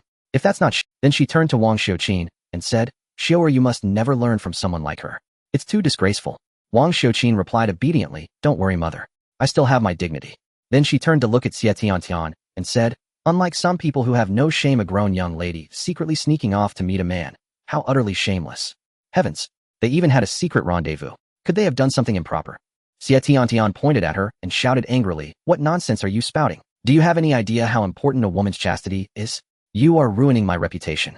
Wang Xiuqin was unafraid. She planted her hands on her hips and retorted, nonsense. I saw it with my own eyes. You and Sun Yanqing hugging and cuddling. What daring to do it, but not to own up. When you snatched someone else's fiancé you weren't so weak then aback, then you were quite smug. Sun Yanqing hadn't expected Xie Zhizhi to bring this up. Though she had been the one to propose calling off the engagement, he knew how harsh the world was toward women. A woman who broke off an engagement. Was she not afraid of gossip? Xie Zhizhi of course was not afraid. The fault was not hers to begin with. If there was any gossip it would be about him not. She gently tugged at Wang Xiuqin and said softly, Xiu, don't say anymore. If you keep this up Xie Tiantian will hold a grudge against me again. An elderly woman said indignantly, hold a grudge against you. She has the nerve to do such things, yet she's afraid of being talked about. How utterly ridiculous. Exactly. If she dares to bully you come to me, and I'll help you get justice. You are the great benefactor of Qingshan village. If she dares to trouble you we certainly won't let her off easy. Xie Zhizhi's eyes glistened with tears that threatened to fall making her look truly pitiful. Then I thank all you. The women present softened at heart, and silently thought this heir, you was far prettier than Dia, and much smarter too. Was that young master sun blind, or what? Xie Zhizhi wiped her tears, and then said to Xie Tiantian, from now on, if anything happens to me, Xie Zhizhi in Qingshan village, or Yangon County big or small, I will hold you Xie Tiantian responsible. The village head then spoke up, I will take charge of this matter. With that he fixed a stern, intimidating gaze on Xie Tiantian, his authority unmistakable. Xie Tiantian felt a chill under his stare, and swallowed her retort. Xie Zhizhi smiled at the village head, and said, thank you village head. The village head looked at her with affection and said gently, Area if you ever encounter any trouble you can come to me, and I will help see justice done. Xie Zhizhi nodded firmly. It was a pity she couldn't get rid of Xie Tiantian today, but the words she had just spoken would surely deter her from causing trouble again in the future. From now on this grasshopper wouldn't be able to jump around anymore. The village head addressed the crowd. Elder Xie's wife colluded with a matchmaker to sell young girls. She should be sent to the authorities. Old Madame Xie quickly said, village head let my son write her a letter of divorce first. We can send her after divorcing her. The village head replied, then write it quickly. Elder sister-in-law Xie wore a blank expression as if she couldn't hear their conversation. Her children looked at her with disgust. With such a venomous mother, how would the villagers view them from now on? What girl would be willing to marry them in the future? Xie Tiantian glanced at her, a flicker of guilt in her eyes, but it was soon replaced by other emotions. Sun Yanqing watched the farce unfold and quietly slipped away. After the divorce letter was written, elder sister-in-law Xie was sent to the authorities, and the drama finally came to an end. That evening the old Xie household erupted into chaos once more. The reason was that Xie Tiantian not only had an unbearable itch and rash all over her body, but also emitted a foul odor. The smell couldn't be washed away, in fact it grew worse with washing. The family couldn't stand it, and vomited the dinner they had just eaten. The old Xie family was frantic. The wedding was only 2 days away. They couldn't afford any delays. Xie Tiantian had no idea why her body suddenly became so unbearably itchy and stinky, so she stayed holed up in her room refusing to see anyone. From that day on, the old Xie family's reputation in the village was utterly ruined. Labels like venomous woman, ingrate sisters, fiancé thief, and collaborator with a matchmaker to sell young girls were all pinned on them. Whenever a member of the old Xie family went out, the villagers would point and whisper behind their backs. Xie Tiantian, afraid of others smelling her stench, stayed cooped up at home all day. But the wedding day was drawing nearer, and she was growing anxious. Meanwhile, Xie Zhizhi was enjoying being fed by her mother. Zhizhi, have some more of this bone broth. Last night Xie Zhizhi had casually mentioned wanting to drink bone broth, and this morning her father had gone to town early to buy 2 large bones and 2 caddies of meat. Xie's mother had simmered the bone broth until it was milky white and added some dried mushrooms, making it absolutely delicious. After serving Xie Zhizhi a bowl, she filled another for Li Huizi and said, Huizi, you should drink more to nourish yourself. Li Huizi was quite thin and needed more nourishment, otherwise if she ever became pregnant, she would suffer greatly. After finishing his bowl of soup, Sanyu licked his lips and said, Mom, I want more. There was plenty of bone broth today. Xie's mother said, if you want more, pour it yourself. Are you waiting for me to serve you? Hearing this, Sanyu grabbed his bowl and dashed to the kitchen. The bone broth was still simmering in a clay pot over a few charcoal embers. When Sanyu lifted the lid, a rich aroma wafted out. Even though he had just had a bowl, the smell made him swallow hard. He carefully ladled himself another bowl, carried it to the main hall, and sat at the table to drink it. After eating and drinking his fill, Xie Zhizhi took a few laps around the yard before heading back to her room to rest. Perhaps because of her period, she felt unusually tired today. She lay down and soon fell asleep. When she woke up again, it was nearly dusk. Xie Zhizhi was mildly surprised at how long she had slept. She got up and went outside, where she found Wang Xiuqin chatting with Li Huizi in the yard. Seeing her come out, Wang Xiuqin immediately ran over. Zhizhi, you're finally awake. You have no idea how long I've been waiting for you. Xie Zhizhi asked curiously. How long? Wang Xiuqin exaggerated. I've been waiting for a full 2 hours. Zhizhi, how can you sleep so much? Xie Zhizhi ignored her question and asked directly, did you come here for something? Wang Xiuqin slapped her forehead and exclaimed, oh right, I almost forgot. She took Xie Zhizhi's hand and whispered, I heard Xie Tianxian's wedding has been called off. Xie Zhizhi raised an eyebrow slightly. Oh, really? She hadn't expected yesterday's events to ruin Xie Tianxian's marriage. Served her right. Absolutely true. The matchmaker from the Sun family came by today to tell us. When Xie Tiantian heard the wedding was off, she rushed out of her room in a panic and then... Wang Xiuqin couldn't even finish her sentence before bursting into gleeful laughter. Xie Zhizhi could probably guess what happened, but she still wanted to hear it firsthand. She gently patted Wang Xiuqin's hand and asked, and then what? And then... Ta. Wang Xiuqin couldn't finish speaking before laughing again. She laughed so hard her shoulders shook and tears streamed down her face. Li Huizi also covered her mouth and giggled. The matter was simply too hilarious. By now the whole of Qingshan village probably knew about it. Xie Zhizhi. Wasn't it just a foul smell? Was it really that funny? When Wang Xiuqin finally stopped laughing, she continued, You don't know the half of it. When Xie Tiantian came out, she reeked so badly that the crowd gathered outside to watch scattered away and the matchmaker fainted outright from the stench. The Xie family had no choice but to douse her with a bucket of water to revive her. But the moment the matchmaker woke up and caught the smell again, she passed out once more. In the end, they had to carry the matchmaker out to the courtyard before she finally came to. Xie Zhizhi was bewildered. Was the stink powder she bought really that potent? Potent enough to knock someone unconscious? You have no idea. Now the whole Qingshan village knows Xie Tiantian is the stinky girl. She burst into laughter again. Xie Zhizhi couldn't help but chuckle too. Stinky girl? Not a bad nickname. She just hadn't expected the Sun family to call off the engagement, as she had thought Sun Yanqing was head over heels for Xie Tiantian. But it seemed that was not the case. That morning a letter arrived from the Sun family detailing everything that had happened in Qingshan village the day before. After reading it, Madame Sun was furious. Someone summoned the young master at once. Yes, madam. The maidservant hurried out wondering what the letter contained that could provoke such rage. Sun Yanqing arrived shortly after. Greetings, mother. Madame Sun glanced at him and said sit. Sun Yanqing took a seat beside her.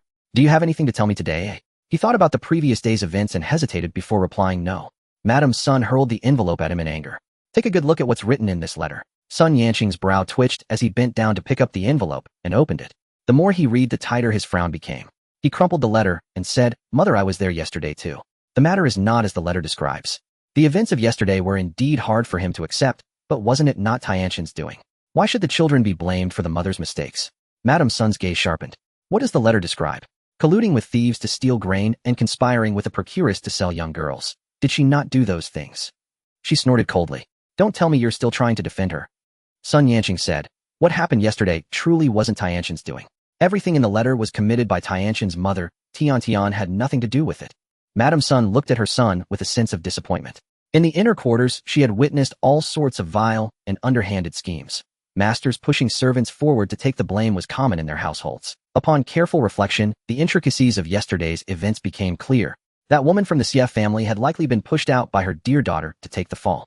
Xie Tiantian, a rustic girl, had learned such despicable tricks. It seemed she had underestimated her before. But a person with a ruined reputation like hers was no longer fit to enter the Sun family. She then thought of Xie Zhizhi, who had recently gained fame in Qingshan village, and couldn't help but feel a pang of regret. The engagement between you and the Xie family ends here. Sun Yanqing's eyes widened in disbelief. Mother, why?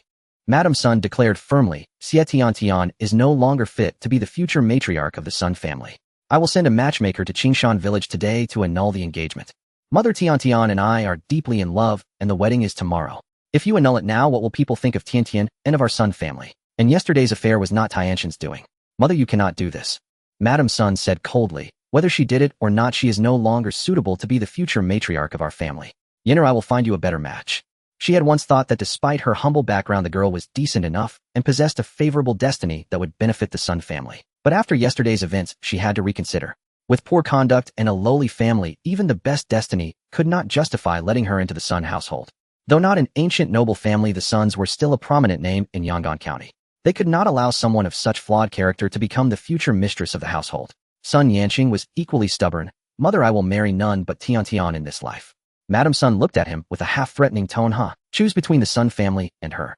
With that, she swept away in a huff. Sun Yanqing sat frozen in his seat. What did his mother mean? What did she mean by having to choose between the Sun family and Tiantian? Sun Yanqing grew panicked. He had enjoyed a life of luxury for over a decade and couldn't simply abandon it, yet Xie Tiantian was the woman he truly loved. For a moment, he found it hard to decide. But Madame Sun gave him no time to ponder. After leaving, she summoned a matchmaker, explained the situation, and sent her off to handle the matter. Who would have thought that the matchmaker who had left neatly dressed would return in such a disheveled state? Madame Sun looked at her in astonishment and asked, Matchmaker Li, what happened to you? Matchmaker Li's clothes were soaking wet, and she was shivering from the cold. Hearing Madame Sun's question, she immediately complained bitterly, Madame Sun, you wouldn't believe it. Everything was fine when I went today, but the moment the eldest Miss Xie came out, the stench knocked me out cold. The Xie family doused me with water. I woke up only to faint again from the smell. Finally, they carried me to the courtyard before I came to. Otherwise I'd have been stunk to death. Madame Sun stared at her incredulously. Are you saying the eldest Miss Xie reeks all over? Matchmaker Li replied, indeed. The stench on her nearly killed me. Madame Sun's mouth twitched. How foul must it be to knock someone unconscious? She couldn't help but ask, was the engagement annulled? It's all taken care of. Madame Sun breathed a sigh of relief, glad the marriage was off, or she might have been the next one to faint from the smell. She smiled gently at Matchmaker Li. Thank you for your trouble. Turning to the maidservant, she said, bring the prepared gift of thanks. Yes. The gift was a small chest of silver, a modest sum for the Sun family, but for Matchmaker Li, it was more than she could earn in a year of matchmaking. She accepted it joyfully, beaming. You're too kind, Madame Sun. All that fainting and dousing had not been in vain. Once she had put it away, Madame Sun said, Matchmaker Li, I have another favor to ask. Matchmaker Li asked, what is? Just say the word. If it's within my power, I'll see it done beautifully. As you know, my son is of marriageable age. I'd like you to find a suitable wife for him. Matchmaker Li was taken aback. Hadn't they just broken off an engagement? Why were they seeking a new match so soon? But she knew better than to pry into the affairs of such wealthy families. All right, leave it to me. Old Xie's family could not fathom how the perfectly good marriage had suddenly fallen through. Upon hearing the news of the cancellation, old Madame Xie was struck with immense grief. From the Xie household, curses against the Sun family could be heard from time to time. Passers-by who caught wind of it wore smug expressions of schadenfreude, some even spat spitefully toward the house, muttering that they deserved it. Xie Tiantian confined herself to her room all day, too ashamed to show her face, and because the stench on her body had yet to dissipate. She never imagined that despite having distanced herself from those incidents, the Sun family would still call off the engagement. She refused to accept it. She had painstakingly secured a good match, and now it was all gone. She would not give up on the Sun family's doorstep so easily. And then there was Xie Zhizhi. She used to be so foolish and timid. How had she become so clever and formidable after hitting her head? She recalled the words Zhizhi had spoken yesterday and feared that she would no longer be able to touch her. Today Sanyu was especially delighted because his mother had said she would take him to town to buy fabric for new clothes. Sanyu's eyes sparkled as he asked, Mother, are you really going to make me new clothes? Xie's mother chuckled, Not just you. Your brothers will get new outfits too. Sanyu's eyes sparkled as he asked, Mother, are you really going to make me new clothes? Xie's mother chuckled, Not just you. Your brothers will get new outfits. Moreover, her children had inexplicably shot up half a head in height recently, and their current clothes no longer fit. That was why she decided to have new ones made for them. Sanyu immediately jumped for joy. Finally, new clothes.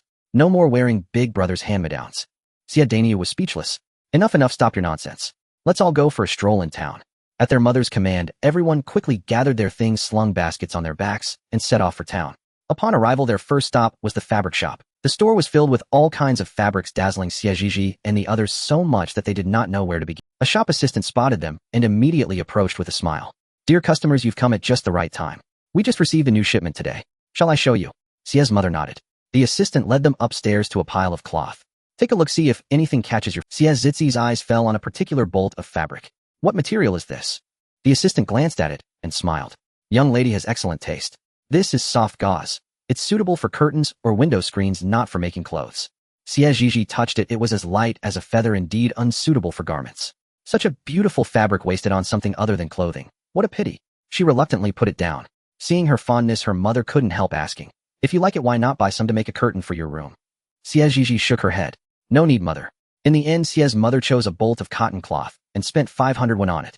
As they wandered through the streets, Xie Zhizhi noticed a small alley and suddenly remembered she needed to bring medicine to Liang Tan. She said to her mother, Mother, I've spotted that extraordinary friend of mine. He'll go say hello. With that, she darted into the alley. Xie's mother frowned and scolded. Why is that child running off like that? She didn't even introduce us. Xie Danyu spoke up. Mother, sister said that person doesn't like meeting strangers. I didn't see him when I came with her. He quickly added, but I stayed outside the alley the whole time and never left. Xie's mother swallowed the harsh words she was about to say, acknowledging that he at least had some sense. Xie Zhizhi entered the alley and summoned the system. She went straight to the health products section. The array of medicines was vast, and since she was no expert pharmacist, she was unfamiliar with many of them. After browsing, she settled on a bottle of cough syrup and a bottle of pills. Both were for treating coughs and had The system was thoughtfully designed, offering two packaging options, modern or ancient. The ancient packaging was simple, a white porcelain bottle. Having done that, Xie Zhizhi stepped out. Seeing her, Xie's mother approached and asked, Zhizhi, you're out. Xie Zhizhi nodded. Mother, don't worry. That person won't harm me. Mother, is there anything else we need to buy? Xie's mother thought for a moment, and finding nothing lacking at home, shook. Sania's eyes darted around as he said, Sister, those pastries you bought last time were so delicious. Xie Zhizhi shook her head with a wry smile at his comment. What a little glutton. Alright, I'll buy you some. Yage. His sister was truly the best sister in all of Qingshan village. Xie's mother interjected softly, Zhizhi, don't indulge him. Hearing this, Sania's joyful face instantly fell. He looked at Xie Zhizhi with pitiful eyes. Sister, Xie Zhizhi laughed.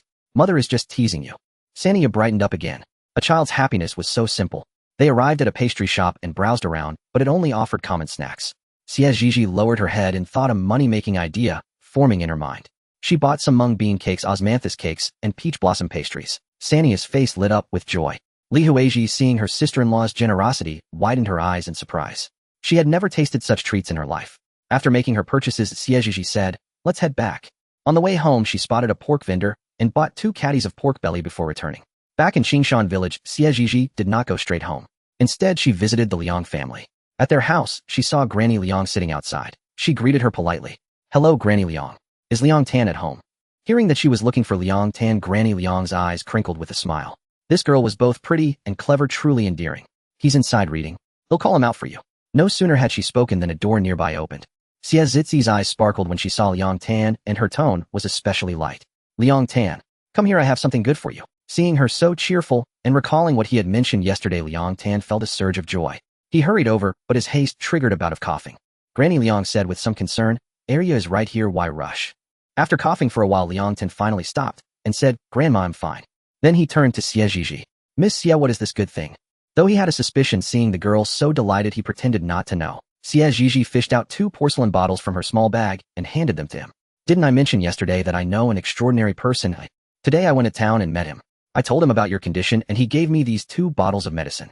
She picked up the bottle of pills. Take 1 pill half an hour after meals. Then she raised the other bottle. For this one, take 2 small sips after the pill.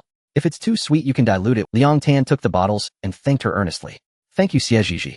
Granny Liang, hearing that it was medicine for her grandson, was utterly astonished. She had no idea when her grandson and Arya had become so close. But recalling the look Arya gave her grandson, she cheered up again. She was quite fond of Arya, and if she could become her grandson's wife, that would be even better. Yet her grandson's illness showed no sign of recovery, so their family couldn't keep delaying the girl. If her grandson recovered, and the two had feelings for each other, she would swallow her pride and propose a marriage on his behalf. Xie Zhizhi waved her hand dismissively and said, no need to be polite. Liang Tan asked, how much for these medicines? He'll get the money for you. Xie Zhizhi's eyes darted around as she said, take the medicine first. If it works, you can pay me later. How can that be? Granny Liang patted him and said, just do as Arya says. She then gave Xie Zhizhi a meaningful glance. Xie Zhizhi met her gaze directly, a smile blooming on her face. Her composure was as natural as a gentle breeze, and Granny Liang found herself liking her more and more. Liang Tan's lips moved as if to speak, but in the end nothing came out. Xie Zhizhi saw that it was getting late and took her leave to go home. Granny Liang watched her retreating figure, then turned to her grandson and said, she's a good girl. Liang Tan also gazed at her departing back and murmured, Seeing him like that, Granny Liang said no more. She clasped her hands behind her back and ambled into the kitchen. Liang Tan withdrew his gaze, and when he saw his grandmother enter the kitchen, he said softly, Granny, you go sit down. He'll make dinner. Granny Liang chuckled and said, all right. The way to a man's heart is through his stomach. Back in the day, your grandfather won me over with his cooking. You young man really need to practice your cooking skills, or else some girl might turn up her nose at you. Liang Tan heard his grandmother's words and remained composed, but if one looked closely, the tips of his ears were bright red. Granny Liang saw this and shook her head helplessly. Why was this boy so dense? He was nothing like his grandfather or father. Granny Liang stormed out of the kitchen in a huff. Liang Tan watched her leave, then clutched the medicine Xie Zhizhi had given him in his palm. His head bowed in thought. After a long while, he carefully put away the 2 bottles and then went to prepare dinner. Xie Zhizhi skipped home with a joyful step. Sen Nyo was eyeing the pastries on the table, swallowing his saliva. When he saw her return, he dashed out immediately. Sis, you're back. Sen Nyo asked eagerly. Sis, that peach blossom pastry was delicious.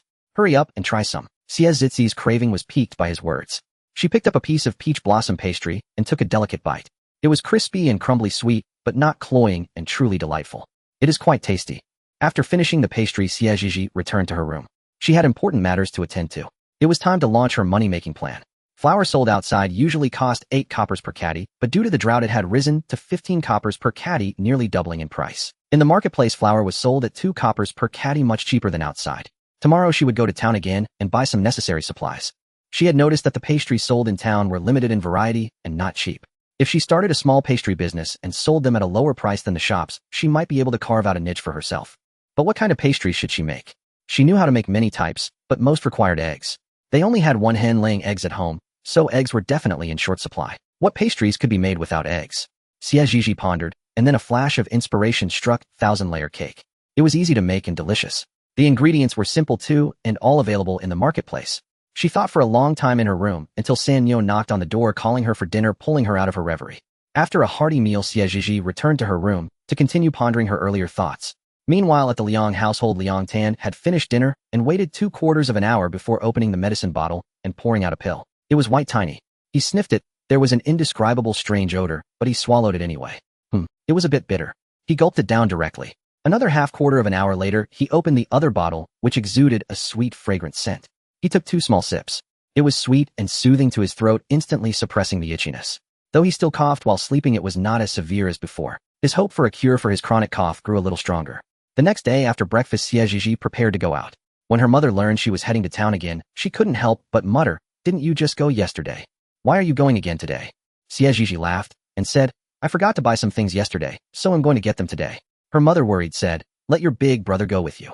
Xie Zhizhi thought it over and decided it was a good idea. She had a lot to buy today, and carrying everything back alone would be a struggle. So she agreed. When Xie Zhizhi heard his sister was going to town, he dropped his work without a second thought and followed her. He grinned foolishly. "Sis, what are you going to buy?" Xie Zhizhi thought for a moment and said, "My friend has some flour and water chestnut powder. I'm going to buy some from him. If it turns out well, I plan to sell it." There was no need to hide it. Once she brought these things home, her family would find out anyway, so it was better to be open about it. Xie Zhizhi's jaw dropped in astonishment. His sister's ambitions were truly grand. Unlike him, who only dreamed of scratching a living from the land for his whole life. Xie Zhizhi said to her brother seriously, "Big brother, it's not just me. You have to learn business with me too." Xie Zhizhi was stunned. He had to learn too. How could that be possible? He couldn't even read a single character. How could he ever learn? He shook his head and waved his hands. "Sis, I'm afraid I can't." Xie Zhizhi said solemnly, "Where there's a will, there's a way. I believe you can do it, big brother. From now on, our family will work hard together to make money. We'll eat white rice and meat every day, wear new clothes always, and have endless silver." Xie Zhizhi painted a rosy picture without a second thought, betting that her brother would be tempted. True enough, Xie Zhizhi's face lit up with longing at the prospect of such a good life in the future. If that kind of life was possible, maybe learning wouldn't be so bad. But his brain wasn't as sharp as Sanyo's, so he feared it would be difficult. Xie Zhizhi scratched his head, looking a bit shy, and said, "He'll learn, but sis, don't blame me if I'm too slow." Xie Zhizhi patted her chest and assured him, "Don't worry, big brother. They'll definitely teach you." There were no bad students, only bad teachers. She had great confidence in her own abilities. The siblings arrived in town, and Xie Zhizhi again had Xie Zhizhi wait outside the alley while she went in alone to get the goods. Ding dong. "Welcome to Taojia." Xie Zhizhi searched for flour in the search bar. Most flour came in 50-kilogram bags, but there were also 10-kilogram small bags. Worried that carrying large bags would attract too much attention, she chose the 10-kilogram bags, spending a total of 40 coppers. Ding dong. Taojia wheat flour transaction completed. The money vanished from her hand, and a small bag of flour appeared on the ground. She quickly packed it into her basket and continued to buy water chestnut powder, coconut milk, brown sugar, and white sugar. After a moment's thought, she also bought a few packets of yeast starch and 30 eggs. Only then did she go out and call Xie Zhizhi in to carry everything away. When Xie Zhizhi came in and saw the basket full of goods, he was a little surprised, but he didn't say much. What could he say? He had no money, and it wasn't his money being spent. What right did he have to criticize his little sister? He wasn't. Xie Zhizhi, carrying the goods on his back, asked, "Is there anything else you want to buy?" Xie Zhizhi thought for a moment, confirmed she hadn't missed anything, and shook her head, saying, "No, that's all." "All right, then let's head home." As they passed by the poultry vendor, Xie Zhizhi halted. Xie Zhizhi, and noticing his sister hadn't followed, turned around and saw her crouching in front of the chicken seller. He also squatted down, curious, and asked, "Sis, do you want to eat chicken?" Xie Zhizhi shook her head and replied, "No, I want to raise chickens. Chickens lay eggs, and eggs hatch into more chickens. Not only would they have meat to eat, but also eggs." She slapped her forehead in slight frustration, wondering why she hadn't thought of this before. Xie Zhizhi said, puzzled, "We only have one hen at home. That is indeed a bit few." In their Qingshan village, every household kept 5 or 6 chickens except for theirs, which had just one. As for why they only raised one, the tale was nothing but tears. Enough said. Xie Zhizhi looked at the vendor beside her and asked, "Boss, how much are your chickens?" The vendor grinned and said, "My chickens are 60 when each, no haggling." Xie Zhizhi immediately lost interest. A wild chicken at the market was only 51, and this was 10 when more expensive. She stood up and prepared to leave. Seeing this, the chicken vendor grew anxious. He had been out selling for half a day and had only encountered this one interested buyer. Seeing she was young, he had wanted to overcharge her, but she wasn't buying it. This was a potential customer. He couldn't let her get away. The vendor gritted his teeth and called out, "Little miss, I'll give it to you for 55 won each." Xie Zhizhi heard him and kept walking forward. The vendor called out again, 50 won, can't go any lower. Xie Zhizhi stopped, turned around, and said, 45 won, and I want 5 hens and 1 rooster. Otherwise no deal. The vendor's face lit up with joy. This was a big customer. Good thing he didn't let her leave. Deal. At 45 won per chicken, he would still make a profit. No loss. Miss, take your pick of which ones you want, the vendor said with a beaming smile. Xie Zhizhi didn't know how to choose, so she looked at Xie Daniu and let him do the picking. Xie Daniu crouched down and examined them carefully. He then selected a few chickens that were spirited with loud crows and smooth glossy feathers. Seeing he had chosen, the vendor said, "Once you buy them home, no returns or exchanges." Xie Zhizhi naturally understood the principle of goods paid for and delivered. Noticing they had nothing to carry the chickens, and the vendor gave them a bamboo chicken coop. It was worthless and something everyone could weave, and since he sold chickens, he had plenty to spare. Xie Zhizhi paid the money, thanked him, and left. Back home, the rest of the Xie family was utterly astonished to see the two of them carrying so many things. 6 chickens, 2 small bags of flour, some jars and bottles of unknown contents, and eggs. How much silver must this have cost? Such a spendthrift. Xie's mother looked at her with a pained expression, opened her mouth, but ultimately said nothing. Xie Zhizhi knew that buying so many things at once would be hard for them to accept, especially since money was hard to come. Sanyu, not understanding why his sister had bought so much, asked, "Sis, why did you buy all this stuff?" Sanyu voiced the question everyone else wanted to ask, and they all looked at her curiously. Xie Zhizhi cleared her throat twice and said, "I'm going to learn how to do business." The words fell, and everyone was stunned. Had they heard correctly? Did she just say she was going to learn business? Xie Daniu also spoke up. "Yes, I'm going to learn business with my sis." Xie's mother looked at him with a complex expression. There was some credibility to her daughter's claim, but this son saying he wanted to learn business was utterly unbelievable. Li Huizhi tugged at Xie Daniu's clothes, wanting him to stop talking nonsense. But Xie Daniu didn't understand her intent. He repeated the grand vision that Xie Zhizhi had painted for him to the rest of the family. Xie Zhizhi watched Xie Daniu speaking with great excitement, then looked at the expressions on the others' faces. Perfect. Every kind of expression was there. Excitement, surprise, astonishment, disbelief. For people, 4 expressions. Xie Zhizhi took the purchased ingredients into the kitchen, washed a few clean bowls, and then she thought for a moment. It seemed that ingredients had proportions. Seeing Sanyu run over, she immediately said, "Sanyu, you bring me the household scale." They had a small scale at home for weighing ingredients. After Sanyu ran out again, she glanced at the recipe for 1,000-layer cake she had bought from the market for 2 won. Looking at the recipe, she hadn't realized there were so many kinds of 1,000-layer cakes. Osmanthus coconut water chestnut cake, red bean coconut water chestnut cake. She thought of the water chestnuts she had dug up a few days ago. Li Huizhi entered and saw her in a daze, asking softly, "Sis, is there anything I can help you with?" Daniu had just told her that his sister planned to lead the family in business, and if they made money they could eat white rice every day and indulge in rich food. She thought it sounded good. Having spent time with her, she had also noticed that her sister-in-law was clever and resourceful and could usually accomplish what she set out to do. She didn't think her sister-in-law was exaggerating when she said she wanted to learn business. Since her sister-in-law was willing to lead the whole family in business, she, as the eldest sister-in-law, naturally wouldn't sit idle. If they succeeded, the whole family would live well. If not, there was no loss. Xie Zhizhi was just thinking she needed someone to peel and chop the water chestnuts when her sister-in-law came in to ask, "Sister-in-law, go peel and chop the water chestnuts for me." Li Huizhi nodded and went out to busy herself. Xie Daniu also asked, "What can I do to help?" Xie Zhizhi looked around and said, "You watch what I do from the front." Sanyu brought the scale, and she took it, then began weighing the ingredients according to the recipe. 150 grams of water chestnut flour, which was 3 liang. She weighed out 3 liang and poured it into a bowl. 160 grams of brown sugar slices, 550 grams of water, 200 grams, and 150 grams of fresh water chestnuts. White batter, 100 grams of water chestnut flour, 400 grams of coconut milk, 30 grams of white sugar, 250 grams of water. After weighing everything, she poured 550 grams of water into the 150 grams of water chestnut flour, stirred until smooth, filtered it through gauze, and began to boil the brown sugar water. Once the brown sugar water boiled, she added a bit of the stirred raw batter and continued stirring. Finally, she poured the brown sugar water into the raw batter, mixed well, and added the chopped water chestnuts to get a bowl of cooked batter. Making the white batter was also simple. She poured the coconut milk into the water chestnut flour, stirred until smooth, filtered it through gauze, then boiled the sugar water. She also added a bit of the prepared white batter into the sugar water, and after it boiled, poured the sugar water into the white batter. With that done, she could start the steamer. Once the water boiled, she placed a large bowl inside, first adding a layer of brown batter, steaming it until set, then adding a layer of white batter, repeating the process. The family gathered around the stove, smelling the coconut fragrance, unable to resist swallowing. Sanyu wiped his mouth and said, "Sis, what's that smell?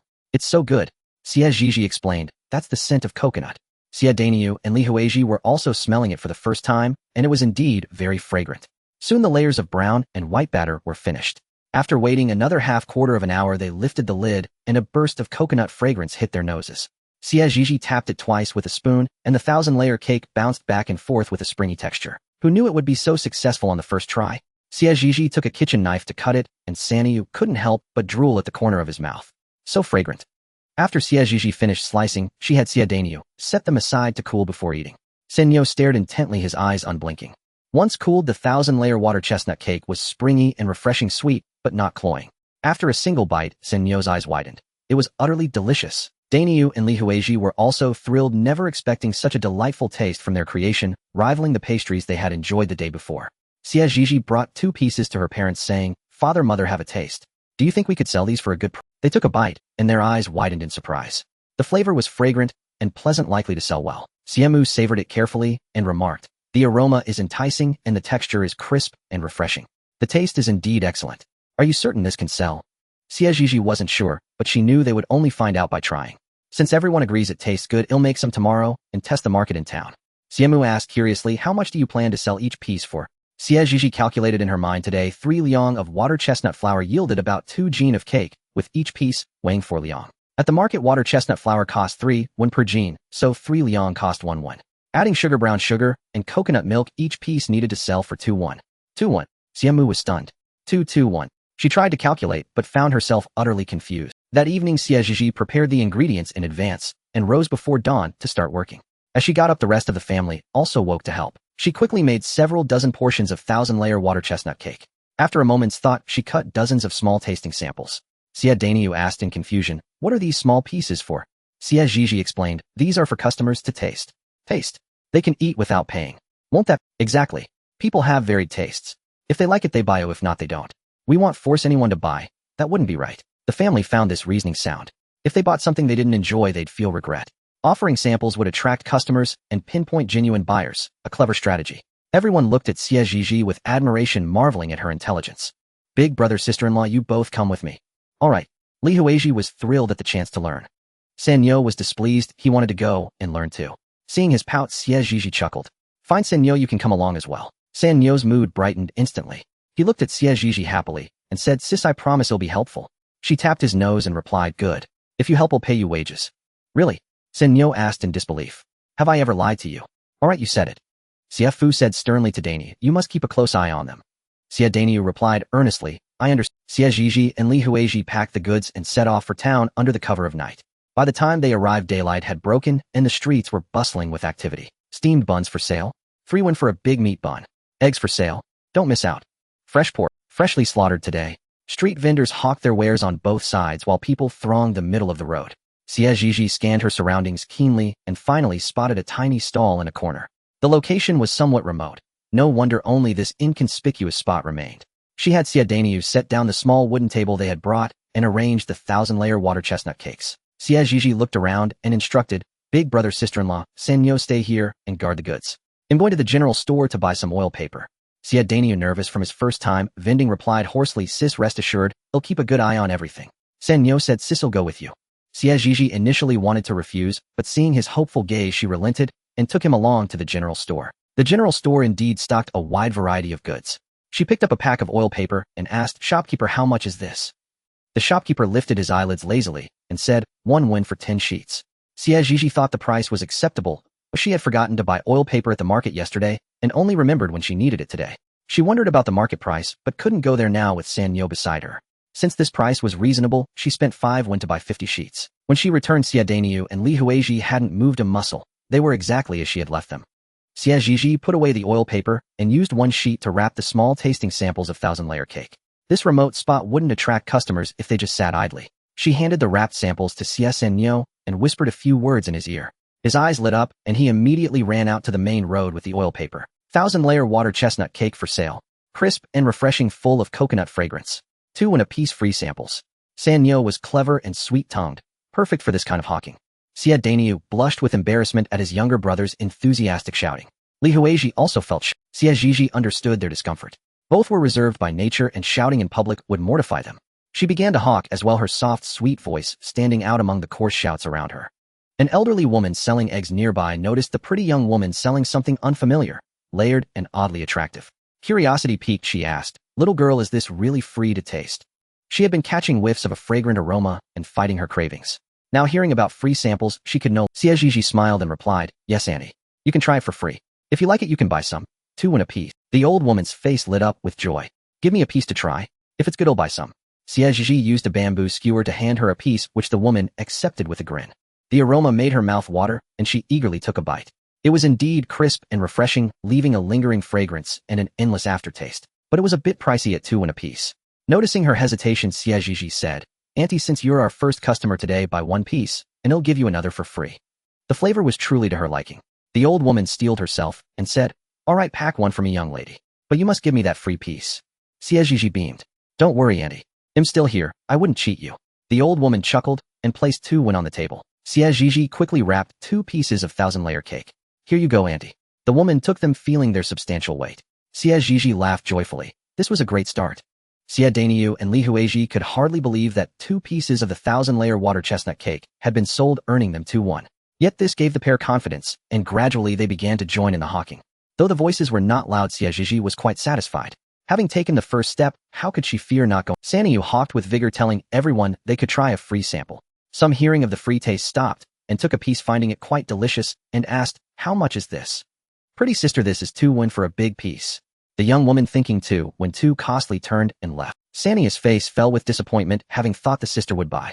But soon he rallied and resumed his hawking. Some paused to try a piece, but all left after hearing the price.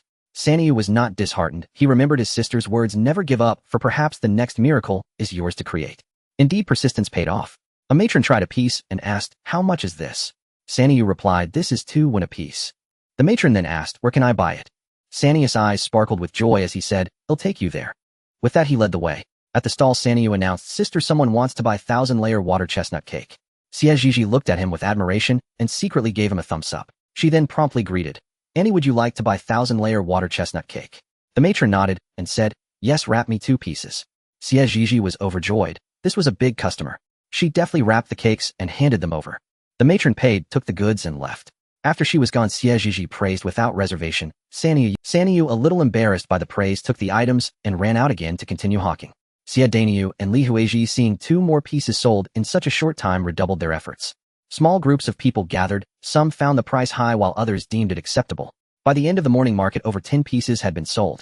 But as the crowd gradually dispersed, it was no longer suitable to keep the stall. Xie Zhizhi felt a tinge of regret. Xie Danyu and Li Huizhi were quite satisfied with selling over 10 pieces, but Xie Zhizhi thought it was too few. Just then a burly man carrying goods passed before her, sparking a fleeting thought she couldn't quite grasp. On the way back, she mulled over that elusive idea. Fixed stalls, fixed stalls. What about mobile stalls? Mobile stalls. Xie Zhizhi suddenly understood. She thought of the itinerant peddlers who roamed the streets and alleys, a group that was once quite popular in a certain dynasty of her world. A person, a gong, a shoulder pole, a cry. A walking treasure chest moving from street to street, threading through alleys, a unique sight in itself. Having found a solution, Xie Zhizhi's mood lifted instantly. The goods she sold were not suited for a peddler's rack. What she wanted was something like the modern night market's pushcart. Back in Qingshan village, she went to Carpenter Liang's home again. At that moment, Carpenter Liang was finishing up a water wheel, a project he and his 3 sons had been working on for some time. Seeing her, Carpenter Liang said cheerfully, "Have you come to check on the water wheel's progress? It's in its final stages and should be usable in a couple of days." Xie Zhizhi looked at the massive contraption on the ground, astonishment flashing in her eyes. She hadn't expected Carpenter Liang to finish so quickly, as she thought it would take at least half a month. Now in just about 10 days it was nearly complete. Carpenter Liang must have worked on it every waking moment. Xie Zhizhi admired him deeply and said respectfully, "Thank you for your hard work, Uncle Liang." Carpenter Liang waved his hand and said, "It's no trouble. For the convenience of the village, what's a little hardship?" Xie Zhizhi silently gave him a thumbs up. Qingshan village had those who haggled over every detail and those who were selfless. Carpenter Liang was undoubtedly of the latter kind. But recalling her purpose, she said, "Carpenter Liang, I've come to ask you to make me a pushcart." Carpenter Liang looked puzzled. "A pushcart? What kind?" This girl had asked him to make a wooden bucket a few days ago, which he hadn't yet had time to do, and now she wanted something called a pushcart. Yet he couldn't help but marvel at the girl's peculiar ideas. First a water wheel, now a pushcart.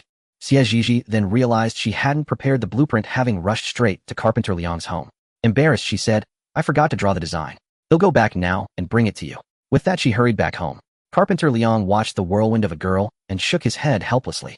Back home, Xie Zhizhi bought a pushcart blueprint from the market and copied it, simplifying it considerably from the original. After finishing, she went to Carpenter Liang's again. Seeing the drawing, he had to admit the girl was truly clever. Xie's mother watched her daughter, dashing about, utterly bewildered. Sanyu returned home and recounted the day's events. Dad, Mom, you don't know, but today I brought 5 customers to my sister, who bought 6 portions of 1,000-layer water chestnut cake. Sanyu declared proudly. Xie's mother looked at him in disbelief. You're really that capable? Sanyu, displeased by his mother's doubt, said, if you don't believe me, ask big brother and sister-in-law. He turned his head away. Seeing her younger brother upset, Xie Danyu chimed in, Mom, it's true. Sanyu, Li Huizhi also added, Mom, Sanyu is truly remarkable. Danyu and I can't match him. Hearing the praise from his brother and sister-in-law, Sanyu couldn't help a slight smile. Xie's mother glanced at him and knew he was pleased again. She no longer doubted and praised him. Oh, our Sanyu is so amazing. Truly remarkable. Tonight you'll get an egg as a reward. At the mention of food, Sanyu immediately turned to meet his mother's gaze. Mom, you said it. No backing out. His mother was annoyed. Hey, when have I ever skimped on your food or drink? You little ungrateful one. Sanyu grinned widely. He ingratiated himself. Mom, you're the best mother in Qingshan village. Xie's mother raised an eyebrow and said nonchalantly, oh, so now I'm the best mother in Qingshan village. Not the fiercest mother in Qingshan village anymore. Sanyu's expression froze. How did his mother know? Whenever Sanyo angered Mother Xie in the past, she would spank him.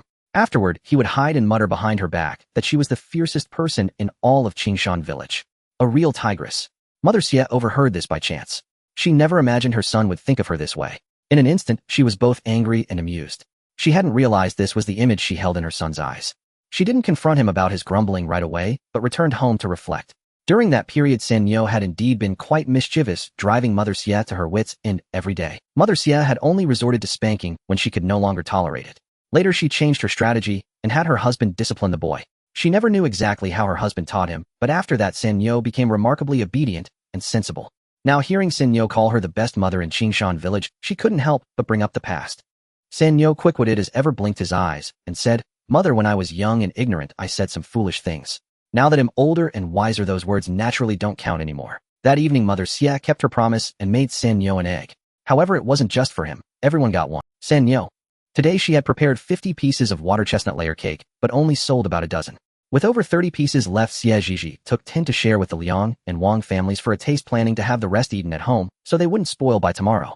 Mother Xie winced at the sight, her face full of reluctance. Surely these can last a bit longer. These were goods that could earn money. How could they just eat them all? Xie Zhizhi said, Mother, in the food business, we must ensure our ingredients are fresh every day. If the food isn't fresh and a customer gets sick, the money we earn won't be enough to compensate them. Since we made too much today and couldn't sell it all, well, make less tomorrow. She had expected a brisk sale, but selling only a dozen pieces left her confidence a bit shaken. The rest of the Xie family thought earning about 31 in a day wasn't that considered selling well. She took the pastries and headed to the Wang family's home first. The Wang family had just finished their meal and were clearing the dishes. Seeing her arrive, Wang Xiuqin immediately rushed out. Zhizhi, what brings you here? Have you eaten yet? Xie Zhizhi waved the pastries in her hand in front of her. I came to bring you some treats. Wang Xiuqin was delighted to hear about the food, but knowing it had been bought with money, she felt a bit embarrassed to accept it. Zhizhi, you should take these back for yourself. I've just eaten and can't manage another bite. As she spoke, her eyes kept stealing glances at the oil paper package in Xie Zhizhi's hand, wondering what delicious treat it contained. She couldn't help but swallow. Xie Zhizhi chuckled softly and directly unfolded the oil paper, revealing the layer cake inside. I made this myself. Have a taste. As soon as the oil paper was opened, Wang Xiuqin caught an unfamiliar, enticing aroma. It felt as if her dinner hadn't been enough. She could certainly eat a little more. Unable to resist, she licked her lips. Xie Zhizhi pinched off a piece, held it to her mouth, and said with a smile, try it. Wang Xiuqin, drawn by the fragrance at her nose, couldn't help but open her mouth and take a bite. Her eyes widened, instantly sparkling with delight. She quickly swallowed the mouthful and took another bite. Soon the entire piece of layer cake was gone. Seeing her lingering enjoyment, Xie Zhizhi couldn't help asking, how does it taste? Does it suit your palate? Wang Xiuqin nodded vigorously. Delicious. Zhizhi, how did you make this? It's amazing. Hearing that she liked it, Xie Zhizhi handed her the portion she had brought. This is 1,000-layer water chestnut cake. It's made with water chestnuts and water chestnut flour. It's quite simple. These are all for you. Have Uncle Wang, Auntie Wang, and Brother Wang try some too. Wang Xiuqin accepted it, a little embarrassed. Giving me so much. Is that really okay? 6 pieces. Wasn't that too generous? Xie Zhizhi waved dismissively. It's not much. When these are gone, I'll make more tomorrow. Wang Xiuqin was stunned. Make more tomorrow. Could they really have this every day? Xie Zhizhi nodded. Then remembering she hadn't yet told her friend about her money-making plan, she felt a little shy. Xiao, I'm thinking of starting a small business with these pastries. Wang Xiaoqin looked at the pastries in her hand, then pushed them back. With a look of full support, she said, Zhizhi, if you want to go into business, I'm all for it. Take these back to sell. Don't waste them on me. Xie Zhizhi returned the pastries to her and tapped her on the forehead. Since I've given them to you, just keep them. These are leftovers from today's sales. They won't be good for selling tomorrow, so they're only fit to share. Wang Xiaoqin breathed a small sigh of relief. So they were leftovers. But if they tasted this good, why couldn't they be sold tomorrow? Wang Xiaoqin didn't understand. Xie Zhizhi seemed to read her confusion and explained, in the food business, freshness is key. If the food isn't fresh and a customer gets sick, what then? Wang Xiaoqin thought for a moment. Then, we'd have to pay compensation. Xie Zhizhi praised her without hesitation. Smart. Wang Xiaoqin, delighted by the compliment, shook her head happily. Take all these home for your family to try. Don't keep them until tomorrow. All right. After bidding farewell to Wang Xiaoqin, she headed to the Liang family home. Grandpa Liang and Grandma Liang were sitting in the yard. Xie Zhizhi greeted them sweetly. Grandpa Liang. Grandma Liang. Hearing her voice, Grandma Liang immediately got up and walked over. She took Xie Zhizhi's hand, her eyes kind and gentle. Zhizhi is here. Her voice was unusually loud, as if trying to carry into the house. Xie Zhizhi immediately understood Grandma Liang's intention and gave her a sweet smile. With a click, the door opened and Liang Tan stepped out. Xie Zhizhi met his gaze and beamed radiantly. Then she raised the pastries in her hand. Grandpa Liang, Grandma Liang, I made some pastries today to sell, but they didn't sell very well. I brought some for you. Could you help me taste them and see how they are? Grandma Liang, being straightforward, perked up with interest. Oh, let me have a taste. Xie Zhizhi broke off a small piece from the oil paper and handed it to her and Grandpa Liang. Grandma Liang took a small bite and savored it carefully. Then she offered a piece to Liang Tan. You try it too and tell me what you think. Liang Tan stared at the pastry in her hand for a long moment before finally taking it and eating it slowly, chewing deliberately. After finishing, Grandma Liang nodded. The flavor is good, crisp and refreshing with a faint, pleasant fragrance. It's something that could sell. Then she asked, puzzled, but I've never seen a pastry like this before. What is it called? Xie Zhizhi replied, 1,000-layer water chestnut cake. Grandma Liang looked at the cake, layered with pale yellow and white, and deemed it a fitting name. Xie Zhizhi looked at Liang Tan expectantly, hoping he would offer his critique of her handmade pastry. Under her gaze, Liang Tan paused mid-motion, unhurriedly swallowed what was in his mouth, and then said flatly, it tastes good. That was it. Grandma Liang looked at her grandson, who was so sparing with words, and shut her eyes in exasperation. He spent all his time reading books. How could he not find a few nice words to offer praise? All that studying had truly gone to waste. Upon returning home, Xie Zhizhi began preparing the ingredients with her mother Li Hui. Due to the poor sales today, she decided to make a smaller batch tomorrow. They finished their work by the hour of high. With no entertainment to speak of in these times, people retired early. After a quick wash, Xie Zhizhi and her family went to bed in their clothes. At the hour of evening, the roosters in the village began to crow. Hearing the sound, Xie Zhizhi wanted to linger in bed, but thinking of her grand ambitions, she resigned herself and rose. The others followed suit. The family worked in perfect harmony, each with their own task. Half an hour later, the steaming 1,000-layer water chestnut cake was ready to be taken out of the pot. Determined to secure a good spot in town early, Xie Zhizhi instructed Xie Danhui to gather the goods, and understanding the importance, Xie Danhui wasted no time. He hoisted the small wooden table onto his back, picked up the food container, and set off. Xie Zhizhi, her younger brother, and Li Hui followed behind. They made good time today, arriving in town before the sky was fully light. On the streets, a sparse crowd carried homegrown vegetables or hand-woven baskets, finding spots to lay out their wares. The small shops lining the street sent up wisps of cooking smoke. As they passed, shopkeepers greeted them with smiles. Honored guest, how about a bowl of steaming Yangshan noodles? 10 coppers a bowl. Having already eaten this morning, they weren't hungry yet. Xie Zhizhi shook her head and walked on. She had noticed a spot the day before right in the middle of the main street, bustling with people. A prime location. Perfect for their stall. When they arrived, the spot was still unclaimed. Xie Zhizhi dashed forward with swift steps. Big brother, well set up here today. Xie Danhui looked around and saw it was a good place. He quickly set down the wooden table from his back and arranged some of the 1,000-layer water chestnut cakes on display. The streets gradually filled with people, growing lively. As the day before, San Yo walked around calling out with samples, while Xie Danhui and Li Hui hawked from their spot, selling 1,000-layer water chestnut cakes. Crisp and refreshing, sweet without being cloying, free samples. Annie, would you like a taste? A passing woman paused, intrigued. She asked uncertainly, really free to try. No charge. Xie Zhizhi smiled sweetly, her voice soft and pleasant. Yes, Annie, the sample is free. She picked up a piece and handed it to her. The woman took it, skeptically glanced at them, then sniffed the cake's fragrance. Unable to resist, she took a bite. The taste was indeed good. She smiled and asked, young lady, how much is this? Xie Zhizhi's eyes lit up at the question, a promising sign. Auntie, it's 2 coppers per piece. The woman hesitated.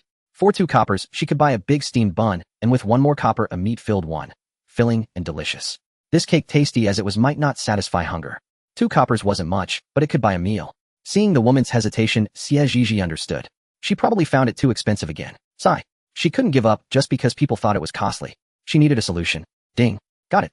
Auntie, you're our first customer today, and it's only our second day in business. Buy 2 pieces, and it'll give you 1 free. Xie Danui was puzzled. Wasn't it buy 1 get 1 free yesterday? Why buy 2 get 1 free today? Li Hui was equally confused. The woman, however, was tempted. Paying for 2 to get 3, it felt like a good deal. She broke into a smile.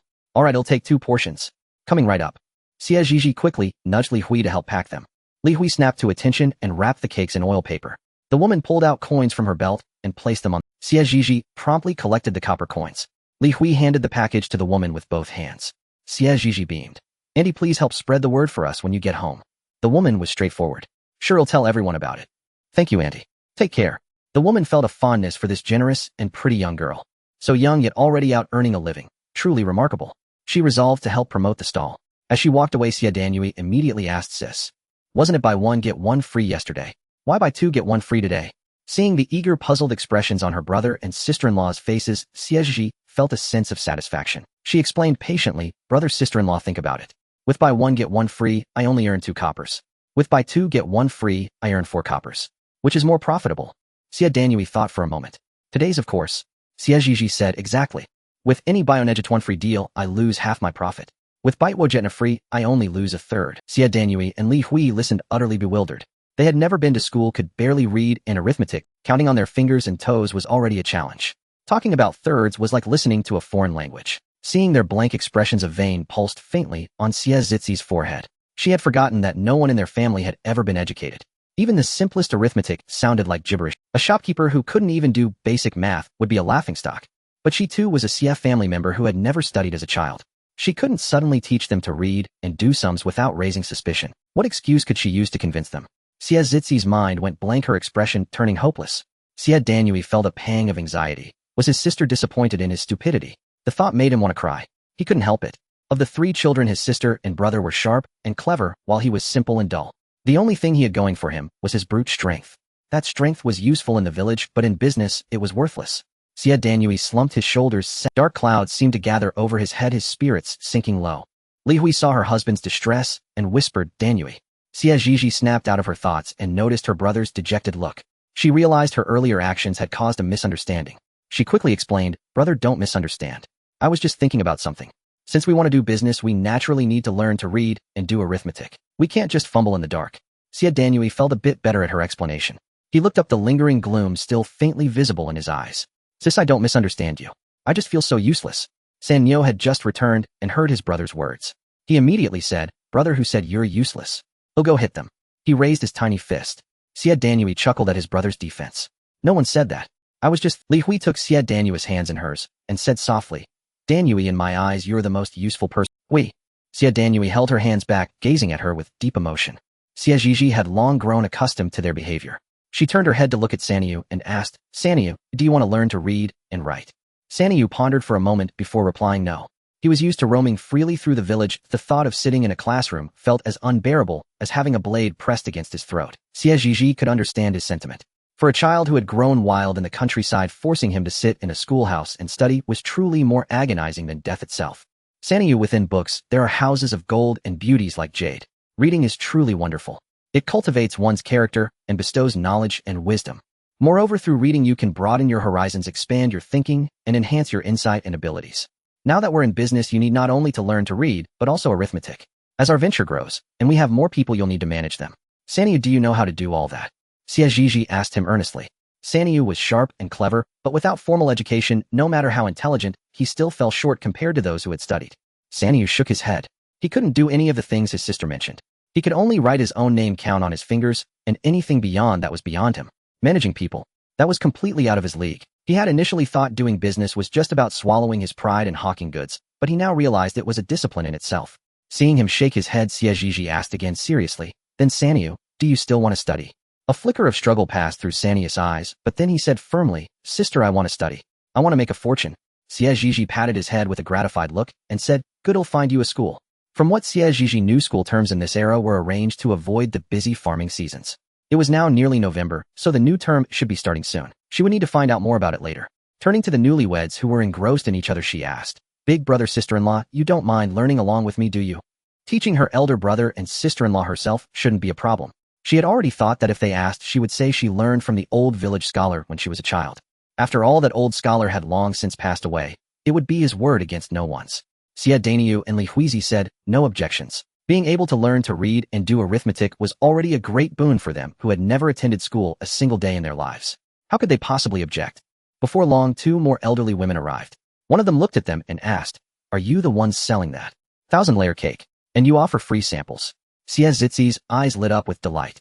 These 2 must have been sent by the woman who had come earlier. She immediately replied, "Yes, we sell 1,000-layer water chestnut cake, and you can try it for free." As she spoke, she skewered 2 pieces for them. Judging by their clothing, the 2 elderly women seemed to be from well-off families. As expected, after tasting it, each of them bought 2 pieces. "We heard it's buy 2, get 1 free. Is that true?" Xie Zhizhi replied with a beaming smile, "Yes, ma'am." Upon hearing this, the 2 elderly women were overjoyed. Such a good deal really existed. They had gotten a bargain. Li Huizi packed up their purchases while Xie Zhizhi collected the money. Another 8 coins earned. It wasn't much, but every little bit counted. Besides, small gains add up, and she believed that one day she would become a successful businesswoman. Xie Zhizhi and Li Huizi were thrilled to see several pieces sold in such a short time. They shouted their wares even more vigorously. At Carpenter Liang's house in Qingshan village.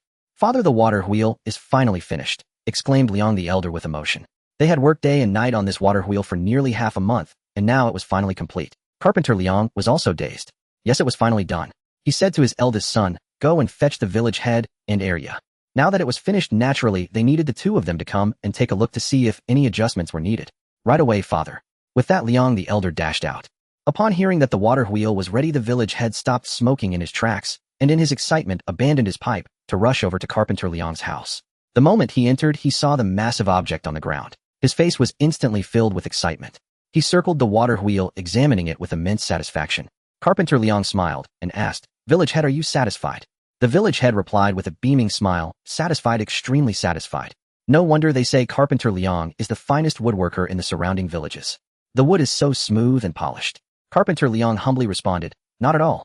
You flatter me, village head." In a short while, Liang the elder returned. Seeing no one behind him, Carpenter Liang quickly asked, "Why didn't Arya come back with you?" Liang the elder ran his hand through his hair and said, "I heard from Uncle Xie that Arya went to town to sell goods. She'll be back soon." The village head and Carpenter Liang were astonished. A young girl like her going to town to sell things. And what was she selling? They hadn't heard anything about it. Liang the elder had only heard it from Uncle Xie and hadn't bothered to ask for details. After a long pause, the village head said, "Well then, we'll have her come take a look when she gets back." This was Arya's idea, so naturally she should have the final say. They were laymen in this matter and only knew that this device could channel water into the fields. How to use it was something Arya would have to decide.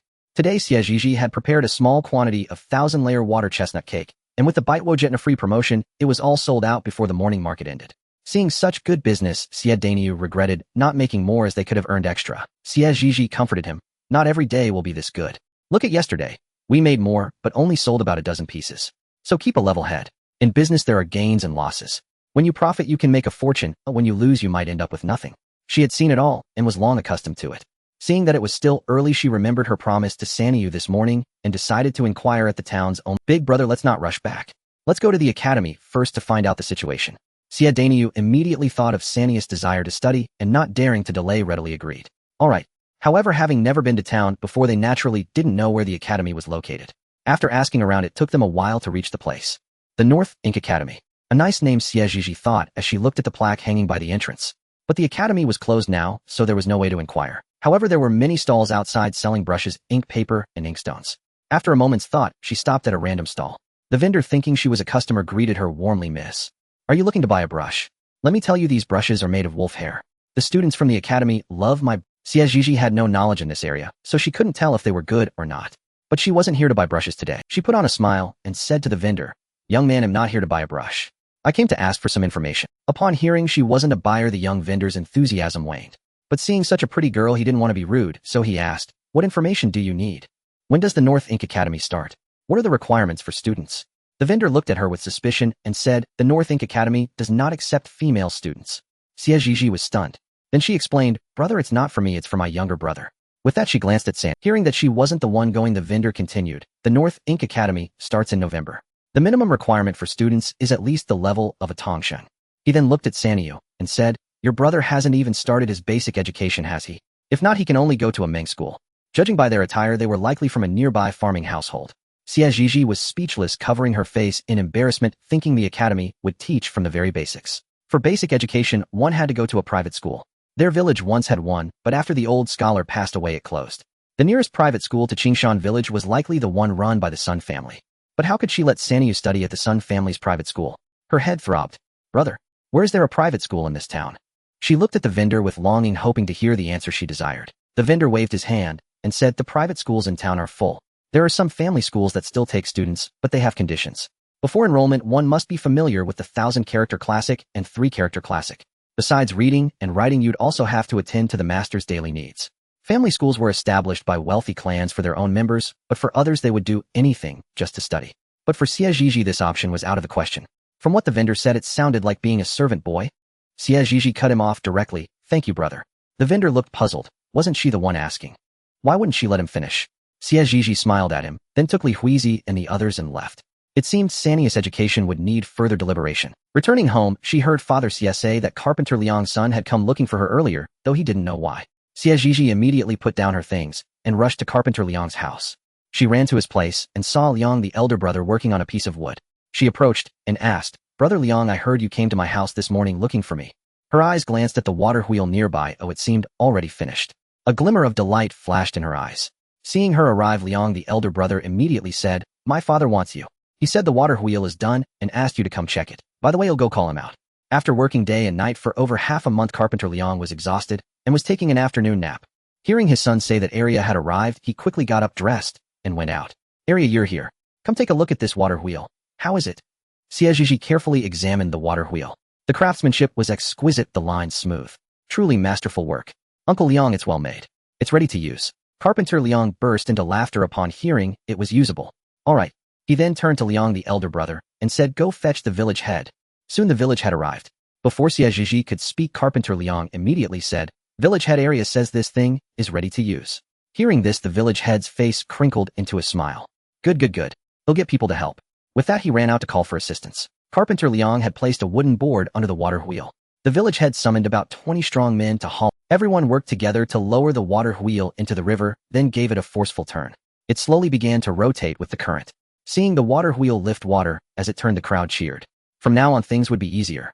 Arya, this idea of yours is brilliant. We won't have to carry water from so far. Before, fetching water took so much time. Now with this water wheel, we'll save plenty of time. Xie Zhizhi smiled and said, Everyone, don't rush. We still need to connect the aqueduct. Otherwise, even if the water wheel turns, we can't bring the water to the fields. Everyone realized the truth in that, but having only these 20 people working seemed unfair. The village head seemed to sense this issue and declared, Every household must send one person to help. Those who don't help won't have water diverted to their land. The village head was known for his fairness, and no one dared to object. As the sun set, a long aqueduct stretched from the water wheel to the fields. It was a magnificent sight, the setting sun, the water wheel, the aqueduct.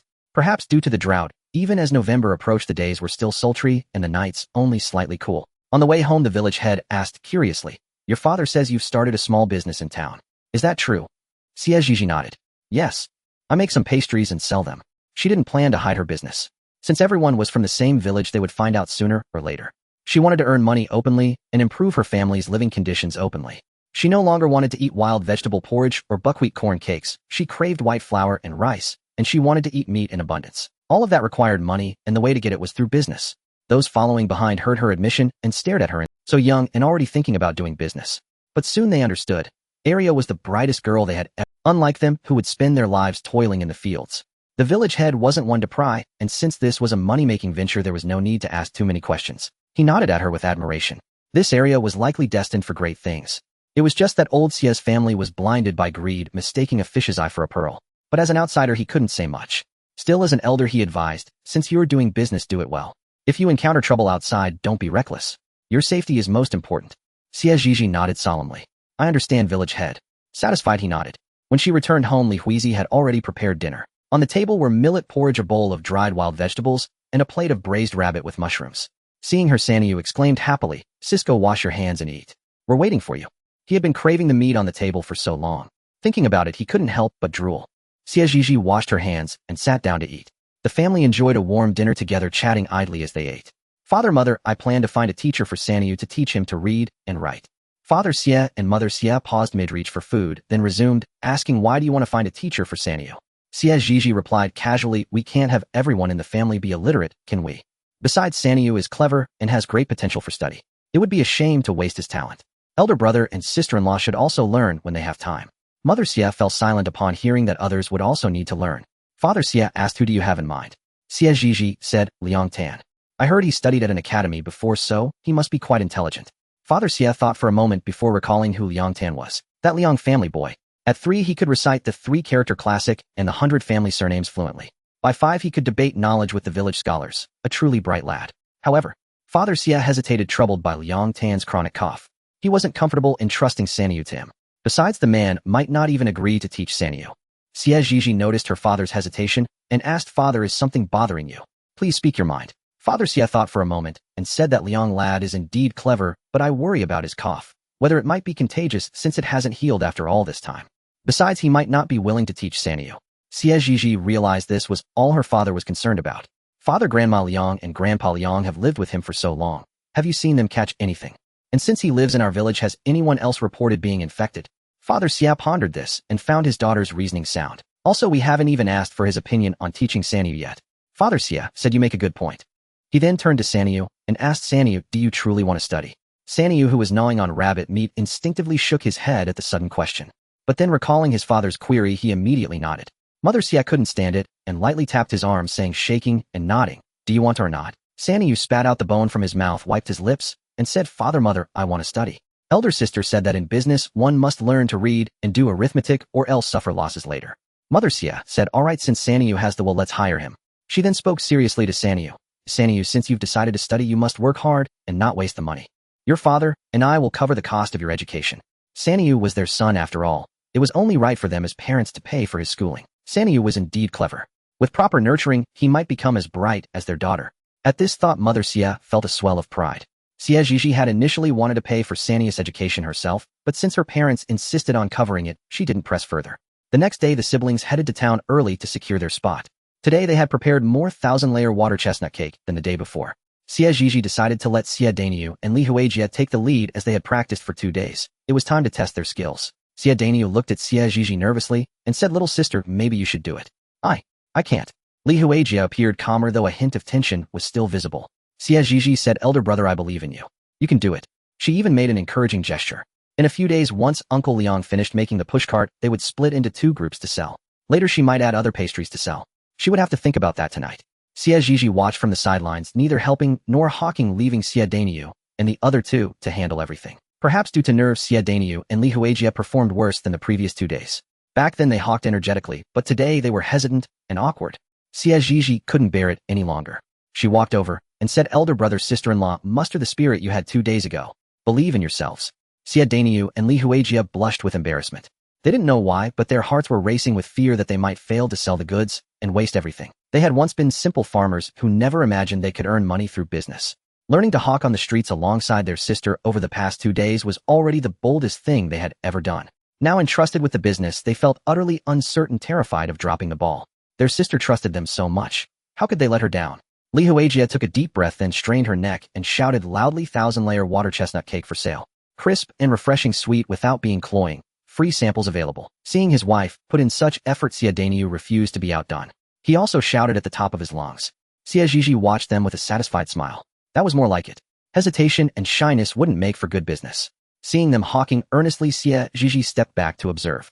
As they found their rhythm and began attending to customers, Xie Zhizhi felt reassured. She said a quick goodbye to Xie Danyu and turned to leave. She headed to the town's largest pastry shop, Yuefeng Studio.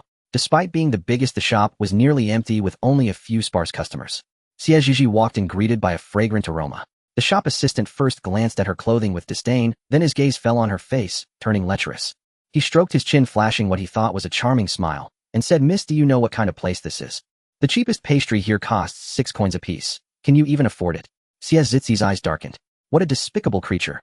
She shifted slightly to avoid his disgusting gaze, and said sharply, what can I even look around without proving? The assistant's interest peaked. A feisty little miss. I like that, he thought.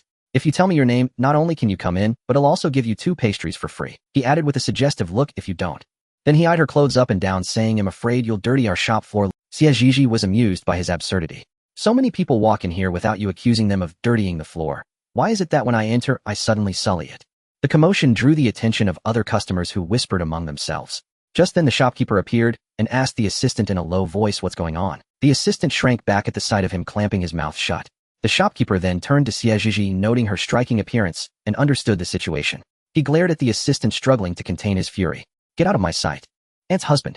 The assistant tried to protest, but seeing his relative's rage, he glanced back at Xie Zhizhi and reluctantly slunk away. Once he was gone, the shopkeeper immediately addressed Xie Zhizhi. Miss, that was our employee's rudeness. I apologize. Judging by his tone, this wasn't the first such incident. Xie Zhizhi gave a faint smile. Indeed, it was improper. Who runs a shop by turning customers away at the door? Don't you agree, shopkeeper? The shopkeeper's mouth twitched.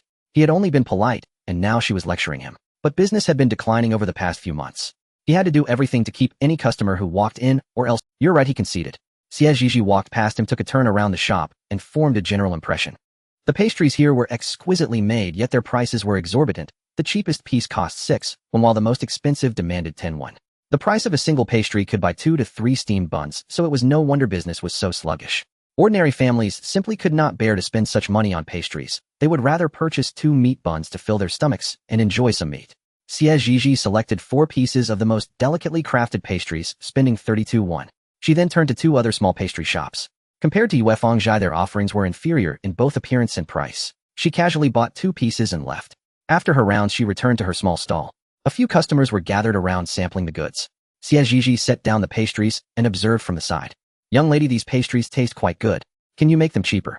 2 pieces for 3 won, and I'll buy 4.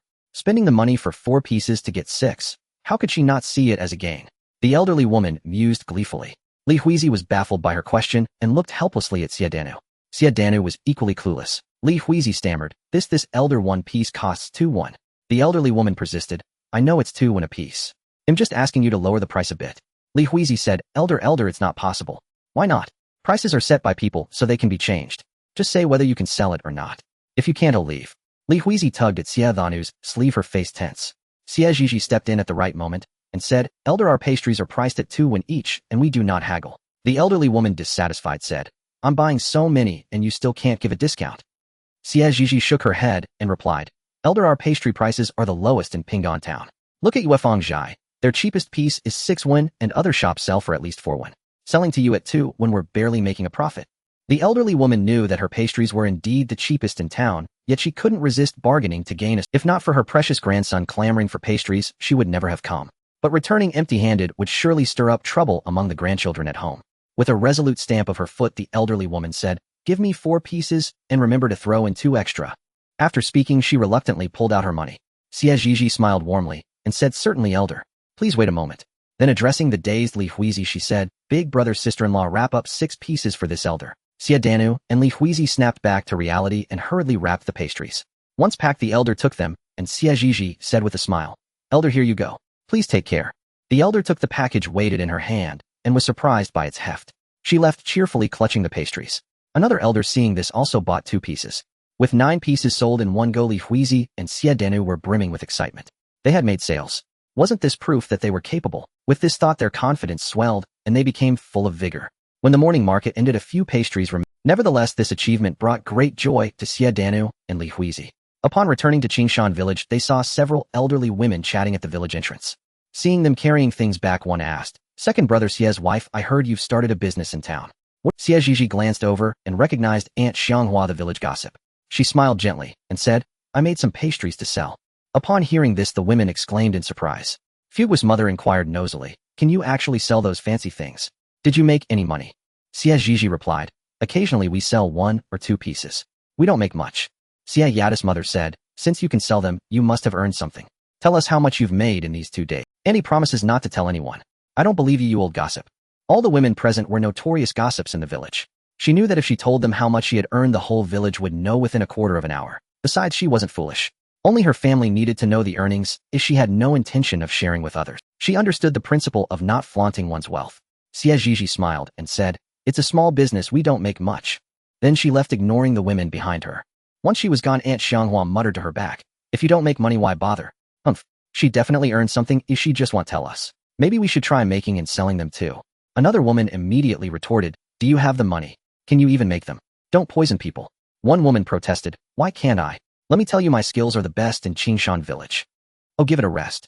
When they returned home, Xie Zhizi's parents were not there. They must have gone to work in the fields. Ever since the irrigation channel was completed, her parents went to till the fields every day. After closing the stall, they would also go to help.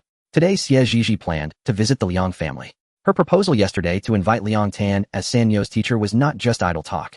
Arriving at the Liang residence, Grandpa Liang and Grandma Liang were both at home. Seeing her, Grandma Liang immediately said, "Zhizhi, you're here." Then taking her hand, she continued, "Zhizhi, what medicine did you give Liang Tan that day, eh?" Xie Zhizi's heart skipped a beat at the question. Had something happened to Liang Tan because of her medicine? But judging by Grandma Liang's expression, it didn't seem like anything was wrong. She asked nervously, "Grandma Liang, has something happened to Liang Tan?" Seeing her concern, Grandma Liang quickly said, "Oh no. Look at me, I've caused a misunderstanding. It's not that Tanner is in trouble. The medicine you gave him worked wonders. You don't know. Before, Tanner coughed so violently that it seemed he would cough up his lungs. After taking your medicine, his cough has eased significantly, and he can sleep well at night." Xie Zhizhi breathed a sigh of relief upon learning that Liang Tan was fine. "Grandma Liang, that medicine was given to me by a friend. It's for treating coughs. From what you said, Liang Tan's cough has improved a lot." It seemed the medicine was indeed effective. Grandma Liang's face crinkled into a smile. "It's much better indeed. We are so grateful to you and your friend. Do you have time? Grandma would like to invite you both for a meal as a token of our thanks." Hearing about the meal invitation, Xie Zhizhi quickly declined. "Grandma Liang, there's no need. My friend doesn't like meeting strangers. We truly appreciate your kindness." Grandma Liang paused. How could that be? If her grandson's illness was eventually cured, they would be the benefactors of the Liang family. Xie Zhizhi quickly changed the subject. "Grandma Liang, I have something to discuss with Liang Tan. Is he at home?" Hearing that she was looking for her grandson, Grandma Liang's smile widened. "He's gone to fetch water. He should be back soon." Xie Zhizhi breathed a slight sigh of relief. Grandma Liang's warmth was overwhelming. Grandma Liang then asked, "What do you need Tanner for?" Since inviting Liang Tan to be Sanyo's teacher was not a big secret, Xie Zhizhi explained the purpose of her visit. Upon hearing that she wanted to invite her grandson to be a teacher, Grandma Liang's face beamed with pride. "Zhizhi, let me tell you, you've come to the right person. Our Tanner passed the provincial examination last year as the top scholar." Xie Zhizi's beautiful eyes widened in astonishment. Xie Zhizhi retrieved from the original owner's memories that the previous year was indeed the triennial autumn imperial examination. Since Liang Tan had achieved the rank of Jiyuan, he should have participated in the spring examination this year. Could it be that he failed the spring examination? No, that doesn't add up. If Liang Tan truly became a Jiyuan, why had she never heard anyone in the village speak of it? She asked, puzzled. Grandma Liang Tan became a Jiyuan. Why has no one ever mentioned it? Could it be that the imperial list wasn't posted last year? Otherwise, with such a joyous occasion, how could not a single person in Qingshan village have brought it up? Xie Zhizhi strained to recall the events of the previous year. It seemed the list had been posted, but the name under Jiyuan wasn't Liang Tan's. Grandma Liang's gaze dimmed, and she waved her hand dismissively. "It's all in the past. Let's not speak of it." There was clearly a hidden story, but she didn't press further. A sound came from outside the house. Liang Tan had returned from fetching water. He carried the water into the kitchen and intended to go back to his room to study, but then he heard a familiar voice. He walked toward the main hall. Grandma Liang saw him return and said, "You're back. Zhizhi has something to discuss with you." Liang Tan gave Xie Zhizhi a slight nod. Xie Zhizhi took a subtle measure of him. She had once thought he was just an ordinary scholar, never imagining he was a Jiyuan. "I heard you once studied at an academy. I wonder if I might ask you to become a teacher. Don't worry, he'll pay you tuition every month." Private schools outside charged at least 1 tael of silver per month. If she offered him the same rate, would he find it too little? Liang Tan seemed somewhat surprised. "You wish to learn to read and write." He hadn't expected Xie Zhizhi to approach him about becoming her teacher. In his eyes, she was an exceptionally intelligent woman, outstanding in other ways, even if illiterate. Xie Zhizhi immediately shook her head. "Not me. It's for my younger brother. He wants to learn to read, write, and do arithmetic." At her words, a flicker of barely perceptible disappointment passed through Liang Tan's eyes. Still, he replied, "If you don't mind my cough, bring him here tomorrow morning." In the past, he would never have agreed. He valued solitude and disliked disturbances, especially while reading. He detested having someone watch him while he studied. But since it was Xie Zhizi's brother, he could make an exception. After all, he owed her a debt of gratitude. Hearing his agreement, Xie Zhizhi broke into a smile. Her brows arched like crescent moons, her eyes bright and spirited, and her radiant smile dazzled his mind. Her voice rang out like silver bells. "How much tuition will you charge each month?" Liang Tan snapped back to reality, a faint blush creeping to the tips of his ears. He lowered his head and cleared his throat twice. "No tuition is needed." Xie Zhizhi looked at him puzzled. "You helped me, so there's no need for tuition." He continued. "That won't do. It's necessary. Outside private schools charge 1 tael a month, so we'll give you 1. Though she harbored some fondness for him, she couldn't take advantage of him. Seeing her earnestness, Liang Tan said casually, "Then give me 300 coppers a month as tuition." "So cheap." Catching the shock in her eyes, he explained further, there's only one student, so it won't take much time. This price is just right. Xie Zhizhi was speechless. Fine. Then remembering something, she asked, have you finished the medicine I gave you last? Liang Tan recalled that one bottle was nearly empty. One of the liquid bottles is almost gone. Does your friend? If so, I'd like to get a few more bottles. Xie Zhizhi replied, alright, I'll ask tomorrow. That evening, Xie Zhizhi informed her family of the matter. When Sanyu heard he would start studying tomorrow, he grew sullen. Seeing this, Xie Zhizhi said, Sanyu's studying is a good thing. You should be happy. If you go looking like that tomorrow, the teacher will think you don't want to learn. She gently lifted the corners of his mouth with her hands. Come on, cheer up. Sanyu looked at her and said, sis, I'm not unhappy about studying. I'm just sad that I won't be able to help you sell pastries anymore. Xie Zhizhi was taken aback. Sanyu, the most important thing for you now is to study, not to help us sell pastries. Do you understand? He understood. Their mother asked, how much is the tuition? 300 coppers a month. Hearing this, their mother was slightly surprised, but quickly said, they'll get the money for you to give to him tomorrow. Mom, no need. You and Sanyu can just go tomorrow. She had promised to get a medicine tomorrow, so she had to go to... Their mother paused. All right. They were from the same village, just a few steps away. The next morning, when Liang Tan saw that it was Xie Zhizhi's mother bringing Xie Sanyu, he was momentarily stunned. He gave her a slight nod. Xie's mother took out the money and instructed, Liang Tan, hey, raise the tuition. From now on, our Sanyu will study with you. If he doesn't listen, scold him. If he still won't listen, tell me, and he'll hit him. Sanyu seemed embarrassed and muttered softly, Mom. Xie's mother met Liang Tan's eyes and smiled upon. Liang Tan took the money from her hand and said warmly, Auntie Xie, I'll accept this for now. Then he turned to Sanyu.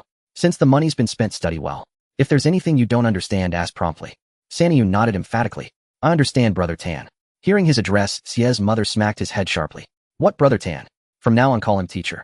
Sanyu yelped in pain, realizing his mistake, and quickly corrected himself. I understand, teacher. Seeing there was nothing else, Xie's mother said a quick goodbye and left. Liang Tan led Sanyu into the room, took out a copy of the 3-character classic, and asked casually, why didn't your sister bring you today? He had assumed she would be the one to bring the boy. Sanyu replied, my sister went to town to sell pastries. Liang Tan nodded. Today I'll teach you the 3-character classic first. Once you've memorized this book, it'll teach you other things. All right, teacher. Men at their birth are naturally good. He spoke slowly, enunciating clearly, his voice warm and melodious. Sanyu repeated after him word for word. Morning was the best time for memory and learning. The afternoon, dull and tedious, made one feel restless, a pattern Liang Tan had long discerned. Thus he arranged for Sanyu to read and learn characters in the morning and practice calligraphy in the afternoon. He noticed that Sanyu lacked discipline, fidgeting as if pricked by needles after sitting for a while. Whenever children's voices sounded outside, he would crane his neck to look. Helpless Liang Tan could only put on a stern face and stare at him in silence. Sanyu immediately froze on the stool, not daring to move an inch. Xie Zhizhi arrived at the town and told Xie Danny and Li Huizhi that she wished to visit her friend. Xie Danny knew this friend was trustworthy, yet he still urged her to be cautious. Xie Zhizhi nodded in agreement. She slipped into a deserted alley and operated the mall system. She first purchased 5 bottles of cough syrup and a bottle of cough tablets, spending 41. Then she perused the bread and pastries available in the mall. Though not as exquisite as those from Yufeng's eye, they were still appealing to the eye. She fancied several types of decorative little cool cakes. They were not only simple to make, but also quite attractive, rivaling those from Yufeng's eye. She spent 10 won to buy 5 recipes before stepping out. Business was lukewarm that day. Many stopped to look, but few made purchases. When the morning market dispersed and the crowd thinned, there were still over a dozen pieces of 1,000-layer water chestnut cake left in the box. Xie Danny and Li Huizhi looked utterly dejected. Xie Zhizhi pondered for a moment, then said, Brother, sister-in-law, let's go peddle in some residential alleys. The cart Uncle Liang was making should be nearly ready, so it was time for them to get accustomed to it. Xie Danny stammered, well, will this work? Xie Zhizhi had never tried it either and didn't know if it would succeed. But since they had made up their minds, failure was not an option. Let's give it a try first. We'll figure it out if it doesn't work. The 3 of them began hawking their wares through the streets and lanes. Passers-by stared at them in astonishment, as if they had never encountered such a sight. Ignoring the curious gazes, Xie Zhizhi would even smile and ask if they needed to buy. If interested, they would stop, if not, they continued on their way. When tired, they paused to rest, and when refreshed, they resumed walking. Through this stop-and-go routine, they managed to sell a few pieces. Eventually, they could no longer continue. Throats parched from shouting, and now it was noon, leaving them exhausted, thirsty, and hungry. Xie Danny said, how about we find a tea house for some water? No sooner had he spoken than his stomach growled loudly with hunger. Xie Danny's face flushed crimson, and Xie Zhizhi was also ravenous. The street was lined with food stalls, and she could smell enticing aromas from afar. Brother, sister-in-law, let's just pick any eatery for a meal. Li Huizhi hesitated. Sister, do we really need to spend the money? We still have some 1,000-layer water chestnut cake left. Can't we just eat that? A meal at an eatery would cost at least dozens of won. The leftover cake would have to be consumed anyway, and now that they were hungry, it seemed fitting to finish it off. Sister-in-law were eating at an eatery today, she said, pulling them toward the main street where shops and food were most abundant. She led them into a noodle shop and sat down. Xie Danny, after sitting, looked around and was astonished to see a customer paying 12 won for a bowl of noodles. 12 won for a bowl of noodles. How expensive. How many pieces of 1,000-layer water chestnut cake would he have to sell to afford just one bowl? He began counting on his fingers, but finding them insufficient, he borrowed Li Huizi's hand to continue. Realizing he couldn't figure it out, he reluctantly put his hands down. Li Huizi, puzzled, asked, "What's wrong?" Xie Danny replied, "A bowl of noodles here costs 12 won. I was trying to count how many pieces of cake we need to sell to earn it back, but I can't figure it out." He then leaned towards Xie Zhizhi and whispered, "Sister, maybe we shouldn't eat here." Xie Zhizhi, seeing the owner approaching with noodles, smiled and said, "I'm afraid it's too late. Here are your noodles. Enjoy your meal, patrons." The owner set down the bowls and left. Xie Zhizhi picked up her chopsticks and began eating heartily. Seeing that they hadn't started, she urged, "Hurry up and eat. It won't taste good once it's cold." Only then did Xie Danny and Li Huizi pick up their chopsticks and begin. Once they took a bite, they couldn't stop. So fragrant, so delicious. Just then several burly men entered. One of them growled, "That Zhao family is really something. Worked half a day without even providing a meal." Exactly. Only 21 a day with no meals. How stingy can they be? I wonder what they're making such a Who knows? Xie Zhizhi, who had been eating heartily, pricked up her ears upon hearing mention of the Zhao family. Hearing about the 21 a day with no meals, her eyes sparkled with an idea. She suddenly interrupted their conversation. "Excuse me, brothers, is the Zhao family you mentioned the one at Zhao Family Bridge?" The burly men turned at the sound of a soft, sweet voice. There stood a young, pretty girl. One of them instinctively softened his tone. "Yes. What can we do for you, miss?" Xie Zhizhi smiled faintly. "I just heard you say you're working for the Zhao family at 21 a day. May I ask what kind of work it is? Where is it? Are they still hiring?" "It's near the Zhao residence. But I think they might still be hiring, though we're not sure. It's all manual labor, not suitable for a young girl like you."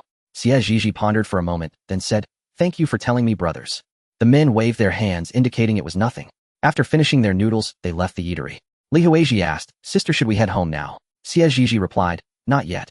Let's go take a look around the Zhao residence." The Zhao family lived at the end of the street in the most imposing house on the entire block.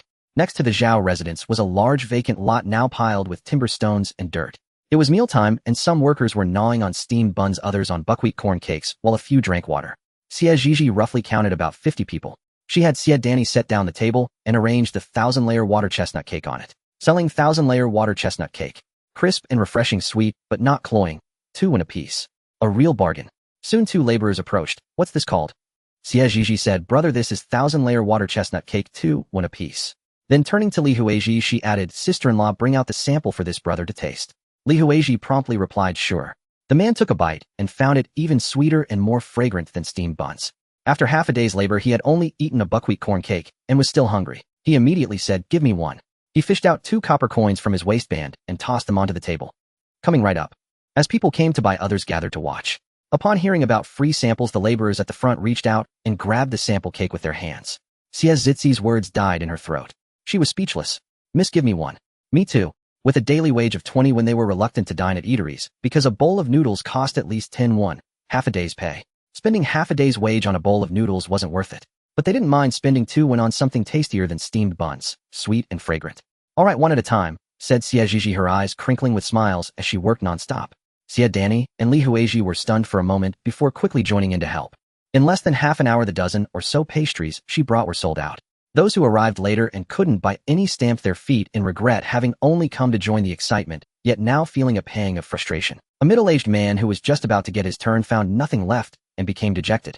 The price of steamed buns at the shop outside had risen again today. Previously a plain bun cost 2 coppers and a meat bun 3, but now they had all increased by 1 copper. Seeing the price hike, he couldn't bear to spend the money. After a long day of labor, his stomach was gnawing with hunger, and he could only drink water to stave off the pangs. Unexpectedly, he heard someone selling food for only 2 coppers apiece, and the portion seemed slightly larger than a bun. Yet unfortunately, by the time it was his turn, they were all sold out. Truly a pity. It seemed he would have to go hungry tonight. Xie Zhizhi noticed several people who wanted to buy, but couldn't. She raised her hand and called out loudly, "Everyone will be back at this time tomorrow. Miss, bring more next time." Yes, your cooking is really delicious. Bring extra tomorrow." Xie Zhizhi smiled and agreed. "All right, I'll bring more tomorrow. Everyone remember to come and support us." The remaining dozen or so pieces of 1,000-layer water chestnut cake were also sold out today, with some pre-orders for tomorrow. Xie Danny and Li Huizi were completely dazed. They had thought the leftover pastries would have to be taken home for the family to eat. Unexpectedly, their younger sister brought them here and sold them in no time, even securing pre-orders. Both of them could hardly believe it. Xie Zhizhi packed up and saw the two still standing there in a daze. She raised her voice and said, "Big brother, sister-in-law, let's go home." If they didn't return soon, their parents would start worrying. Usually they went back early, but today they were much later. Xie Danyu and Li Huizi snapped out of it, quickly gathered their things, and hurried toward home. When they got home, it was still early. Xie Danyu and Li Huizi rushed off to work in the fields without a pause. Xie Zhizhi, carrying the medicine she had bought, headed toward the Liang family, wondering how San Nyo's first day of school had gone. Granny Liang and Grandpa Liang were not at home, likely busy in the fields. She stopped outside the yard and called toward the house. Liang Tan, come out for a moment. Inside, San Nyo, who was practicing calligraphy, heard his sister's voice and immediately stopped what he was doing, eager to. Liang Tan put down the book in his hand and said calmly, "Sit back down. You're not leaving this room until you finish today's assigned tasks." With that, he stood up and walked out, leaving San Nyo on the verge of tears. The teacher was so strict. Boo-hoo. Helpless, he could only return to his seat, pick up the brush, and scribble on the paper. But the characters on the paper were crooked and completely illegible. Liang Tan opened the door and stepped out, his expression softening at the sight of the delicate face outside the yard. "You're back." Xie Zhizhi nodded. Then she took several bottles of medicine from her bag and handed them to him. "The usage is the same." Liang Tan accepted them and asked, "How much for these and the previous ones combined?" He was already feeling much better, proving the medicine was effective. Besides, he didn't like owing anyone money. 66 coppers in total. Xie Zhizhi didn't stand on ceremony with him. She understood that Liang Tan wouldn't accept favors without reason. It was the pride of a scholar. Liang Tan's expression turned complicated upon hearing it was only 66 coppers. He had previously purchased medicine from the pharmacy where a single dose cost over a dozen coppers. She had given him so much medicine with better efficacy than the pharmacies, yet at a much lower price. Could she be teasing him? He pressed his lips together and said softly, "Give me the real price. I can afford whatever it costs." Xie Zhizhi was momentarily stunned. 66 coppers is the total for all the medicine. What's wrong? Liang Tan scrutinized her expression, finding no sign of deceit, and replied, "Nothing." He turned and went back inside to get the money. Xie Zhizhi was puzzled, unable to grasp the meaning of his words. Suddenly, she recalled taking San Nyo to the clinic last time, where the doctor charged 20 coppers for just a small amount of ointment. Comparing that to the many bottles she had given Liang Tan for only 66 coppers, her expression turned complex. No wonder he had asked that. She had undersold it. When Liang Tan came out, he saw the girl's face shifting between various emotions. One moment, she looked conflicted, the next regretful. He walked over and said softly, "Hold out your hand." Still lost in thought, Xie Zhizhi obediently extended her hand. Liang Tan looked at her hand. Small and plump, though the thin layer of calluses on her palm marred its beauty. He placed the copper coins in her palm.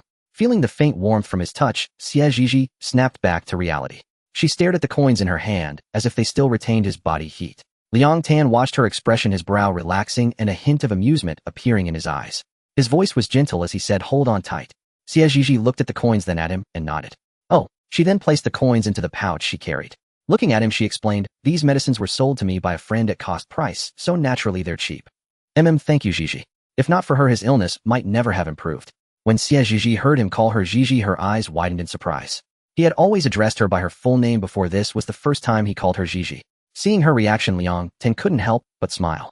"Zhizhi, may I call you that from now on?" Xie Zhizhi nodded vigorously, feeling that her name sounded exceptionally pleasant coming from his lips. Yes, names are meant to be used. Thinking of San Nyo, she asked, "How did San Nyo do today?" Liang Tan paused, then said, "It's only the first day. Nothing much to see yet. We should see results after some time." Xie Zhizhi thought he was right. The first day wouldn't show much. "All right, I won't disturb you then. They'll head back now." With that, she dashed away in a flash. Liang Tan gazed at her retreating figure, lost in thought for a moment. After a long while, he finally went back inside. Xie Zhizhi trotted all the way home. It was still early, so she slung her bamboo basket over her back and headed into the mountains.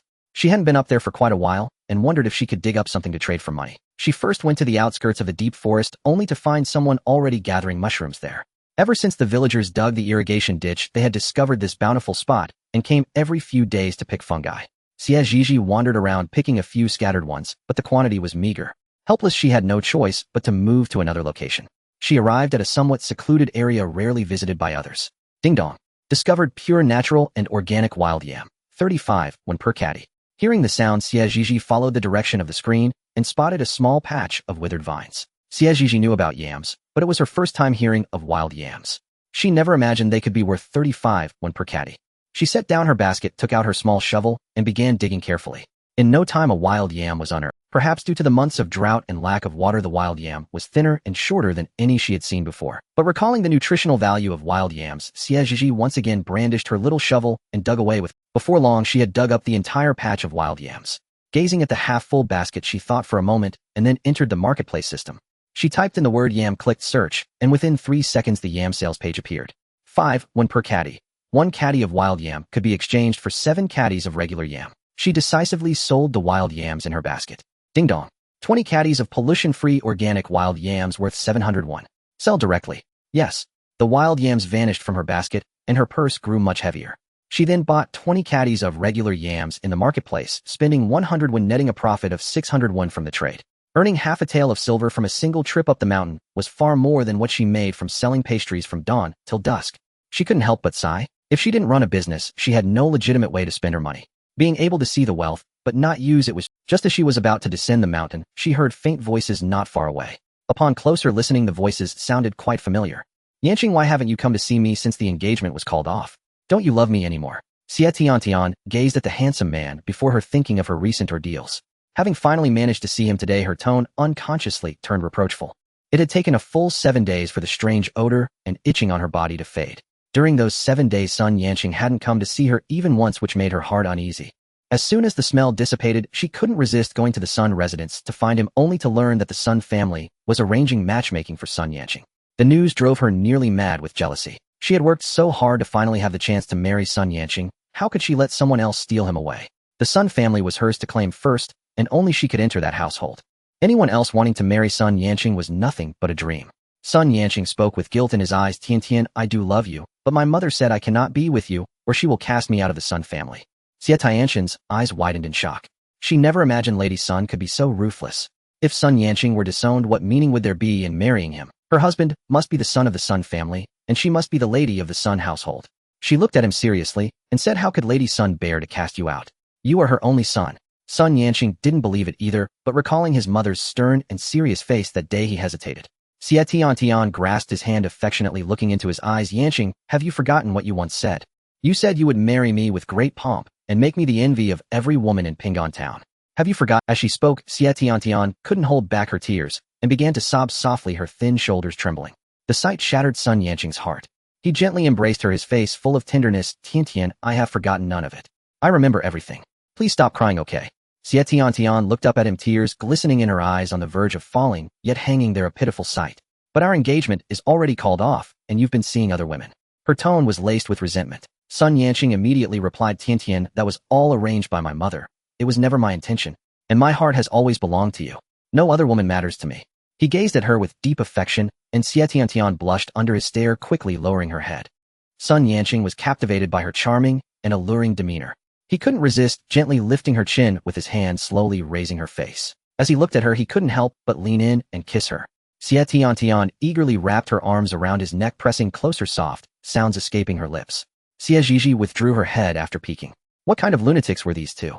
In broad daylight, under the open sky, doing such things. She, a single young woman, wondered if she'd wake up with styes tomorrow after witnessing this. Hearing the heated sounds, she couldn't resist poking her head out again, and saw that they were not only kissing, but also getting hit. Her eyes went wide. No way, no way. Were they about to have sex in the wild? How could they be so bold? Sun Yanqing wanted to pull away after all they were outside and could be discovered. But Xie Tian wouldn't hear of it. She had finally managed to lure him out. Who knew when they'd meet again? Lady Sun kept a tight leash on him, clearly trying to prevent their meetings. What if she were to conceive Yanqing's child? Would Lady Sun then stop opposing their union? At the thought, a gleam flashed in her eyes, and she said with a sob, Yanqing, please don't push me away. Hearing this, Sun Yanqing instantly withdrew his hands.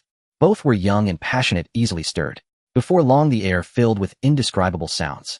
Xie Zhizhi spun around abruptly, her face burning red. Holy crap, that was insane. She quickly grabbed her basket and raced down the mountain. She couldn't let those filthy sounds defile her pure soul. She was still an innocent child, not yet grown up.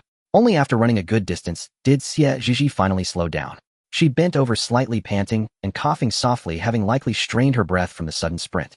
She was utterly astounded. She never imagined those two would engage in such scandalous acts. Once her breathing steadied, she leisurely descended the mountain. Upon returning home, her father and the others had already arrived. They looked somewhat surprised to see her carrying a full basket of yams. These yams were unlike the thin, short ones they had dug up before. Though not particularly long, each one in the basket was straight and as thick as 2 fingers. Xie Zhizhi set down the basket and said with a smile, I discovered some yams in the mountains today, so I dug a few up. Her father replied, these are a fine find. Xie Dinyu added, Uncle Wang once dug some in the mountains and sold them at the town pharmacy for 20 coppers. Upon hearing that they only sold for 20 coppers a caddy, Xie Zhizhi decided not to sell them. Besides, she had other uses for this Chinese yam. Brother, we're not selling these yams. We'll keep some for ourselves to eat. Before long, Sen Yo also returned. Seeing him, Xie Zhizhi said, Sen Yo, you're back. He nodded silently. Xie Zhizhi felt a flicker of suspicion. What was wrong with the boy today? Usually he would be cheerful when she called him, but now he seemed utterly dejected. She gently touched his head and asked softly, Sen Yo, what's wrong? You look a bit unhappy. Sen Yo lifted his eyes to look at her, then lowered his head again, speaking gloomily about his day. Sis, I feel I'm not clever at all. The teacher taught him the 3-character classic, but after a whole morning, he could barely remember any of it. In the afternoon, the teacher showed him how to hold a brush and write, but no matter how hard he tried, he just couldn't learn. The teacher patiently taught him over and over again, which only made him feel more ashamed and frustrated. After hearing his story, Xie Zhizhi understood the reason. Sen Yo, reading and writing aren't things you can master overnight. They require gradual accumulation and learning. I believe that if you persevere, soon you'll be able to recite the 3-character classic fluently and learn to write with a brush. These things can't be rushed. We'll take it step by step, steadily and surely. Upon hearing this, Sen Yo's mood immediately brightened. He nodded vigorously. During dinner, Xie Zhizhi's parents asked again about Sen Yo's studies. Without any shyness, he recited a few lines from the 3-character classic, causing the whole family to burst into laughter. Li Huizi couldn't help asking, Sen Yo, what do those lines mean? Ever since Xie Zhizhi encouraged them to learn Xie Dinyu, and Li Huizi would ask questions whenever they encountered something they didn't understand. This was something Xie Zhizhi was quite pleased about. Upon hearing his sister-in-law's question, Sen Yo immediately puffed out his chest and said, the teacher said these lines mean that at birth people are inherently good. Their natures are similar, but it is the different environments and education they receive later in life that cause their habits to diverge greatly. If a child is not properly educated from a young age, their good nature can be corrupted. The most important method to prevent this is to focus wholeheartedly on teaching the child. Xie Dinyu and Li Huizi nodded, looking at him with admiration. Sen Yo, you've learned so much on just the first day? That's truly amazing. Hearing the praise from his elder brother and sister-in-law, Sen Yo's face immediately lit up with pride. Xie Zhizhi couldn't help but interject, Sen Yo, remember this, while humility leads to progress, pride leads to downfall. Sen Yo nodded. I know. The teacher told me that today. Seeing his younger brother's impressive progress, Xie Dinyu felt a competitive urge. Sen Yo, from now on, come back every day and tell us what you've learned. Let us hear it too. Okay, big brother. Xie Zhizhi's parents were also quite satisfied, feeling that the money had been well spent. Meanwhile, on the other side, Xie Tiantian and Sun Yanqing had just finished their intimate act and were reluctant to part. Xie Tiantian's face was flushed with shyness. She tightly grasped his hand and whispered, Brother Yanqing, can you come see me again tomorrow? Sun Yanqing hesitated for a moment. Tomorrow his mother had arranged for him to meet with the young lady from the Su family, so he probably wouldn't have time to come. All right. After parting, Xie Tiantian endured her physical discomfort and returned to the Xie family home. Seeing her granddaughter return so late, old Madame Xie asked with concern, Tian, where have you been? Why are you back so? All right. After parting, Xie Tiantian endured her physical discomfort and returned to the Xie family home. Seeing her granddaughter return so late, old Madame Xie asked with concern, Tian, where have you been? Why are you back so late? Xie Tiantian smiled and said, Grandma, I went to see Brother Yanqing. The others in the room, upon hearing she had gone to see Sun Yanqing, began to question her. Are you back together with young Master's son? This was said by third aunt. Why are you getting involved with the Sun family again? Wasn't the last incident embarrassing enough? This came from old man Xie. Daughter, if you're back with young Master's son, does that mean I can still be the Sun family's in-law? Said first uncle. Does that mean our family's life will improve from now on? This was said by Xie Tiantian's elder brother. Xie Tiantian cast a cold, indifferent glance around the room, a flicker of disgust flashing in her eyes. If she hadn't pushed her mother forward last time, she might be the one in prison now. These people would surely be stabbing her in the back behind the scenes. Ever since her father divorced her mother and she was jilted by the Sun family, everyone in this household, except for old Madame Xie, had looked down on her. This had opened her eyes to their true nature. They were nothing but a bunch of weather vanes. Before, when she still possessed that fate, the whole family fawned over her, hoping she would help the Xie family in the future. At the time, she was naturally willing. After being jilted by the Sun family, they all assumed her fate had been broken and began to mock her coldly, especially third uncle's family, who were the worst. And now, just because she said she went to see Sun Yanqing, these people were already changing their faces to curry favor again. How ironic. Ignoring their questions, Xie Tiantian said to old Madame Xie, Grandma, I'm tired. I'm going to my room to rest. Upon hearing this, old Madame Xie immediately told her to go rest. He'll have Sanya call you for dinner. Xie Tiantian nodded. As she passed by old Madame Xie, the old woman frowned, her eyes filled with a complex expression as she watched her granddaughter's retreating figure. but she quickly concealed the look in her eyes. She turned sharply to Sanya, who was standing nearby, and barked, "What are you standing there for? Get in the kitchen and cook. Do you want to starve the whole family?" Ever since the eldest son divorced that poisonous woman, the chores belonging to his branch of the family had been dumped onto the youngest daughter. The little girl, hearing her grandmother's voice, trembled in fright. In a weak voice, she said, "I'm going right now." With that, she ran out, terrified of being beaten if she was even a second late. Old Madame Xie continued to hurl curses at her, retreating back. The others idly watched the scene unfold. Their main concern now was that their family had reconnected with the Sun family. Did this mean the Suns would become their in-laws again? Thinking about how they had returned the 16-carriage betrothal gifts, they anticipated that they might be returned soon. At this thought, the rest of the Xie family secretly rejoiced. Xie Zhizhi had been researching new pastries these past few days. Among the ones she bought from Yufeng's Eye and 2 other pastry shops, Yufeng's Eyes were superior in both appearance and taste. She was steaming yams in the kitchen. Once steamed, she added condensed milk and mashed them into a paste, then mixed in cooked glutinous rice flour and kneaded it into a dough. She divided it in half, adding butterfly pea flour powder to 1/2 to turn it blue. Then she split them into equal small balls, flattened them, filled them with red date paste, and sealed the edges tightly. Xie Zhizhi followed the recipe step by step, finally pressing the dough into a mold.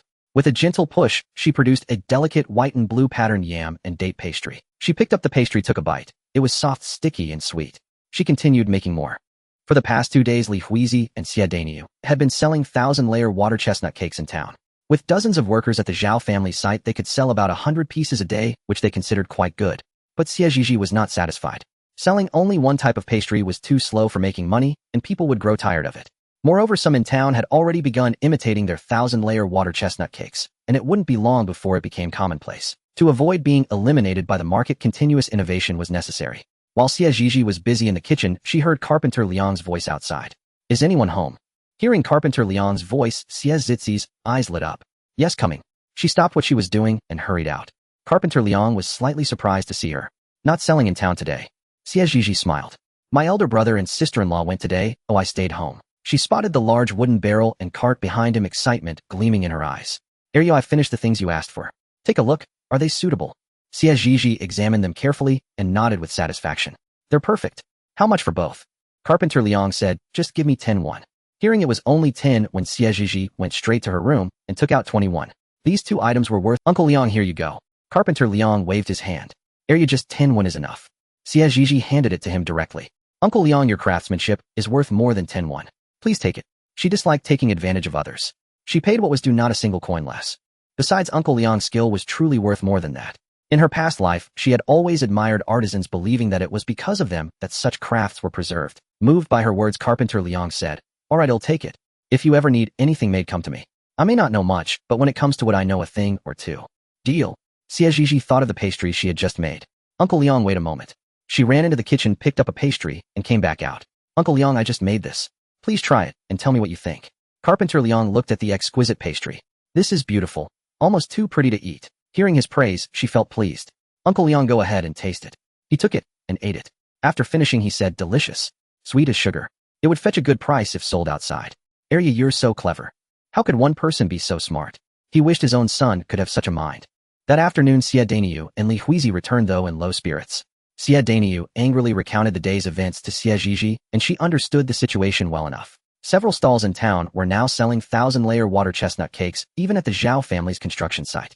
Though they charged the same price, they offered a buy on edge 1 free deal, luring all the workers away. As a result, their business that day was dismal. Xie Zhizhi had anticipated this. She comforted them, telling them not to worry. "Brother, sister-in-law, look. Uncle Liang finished the cart.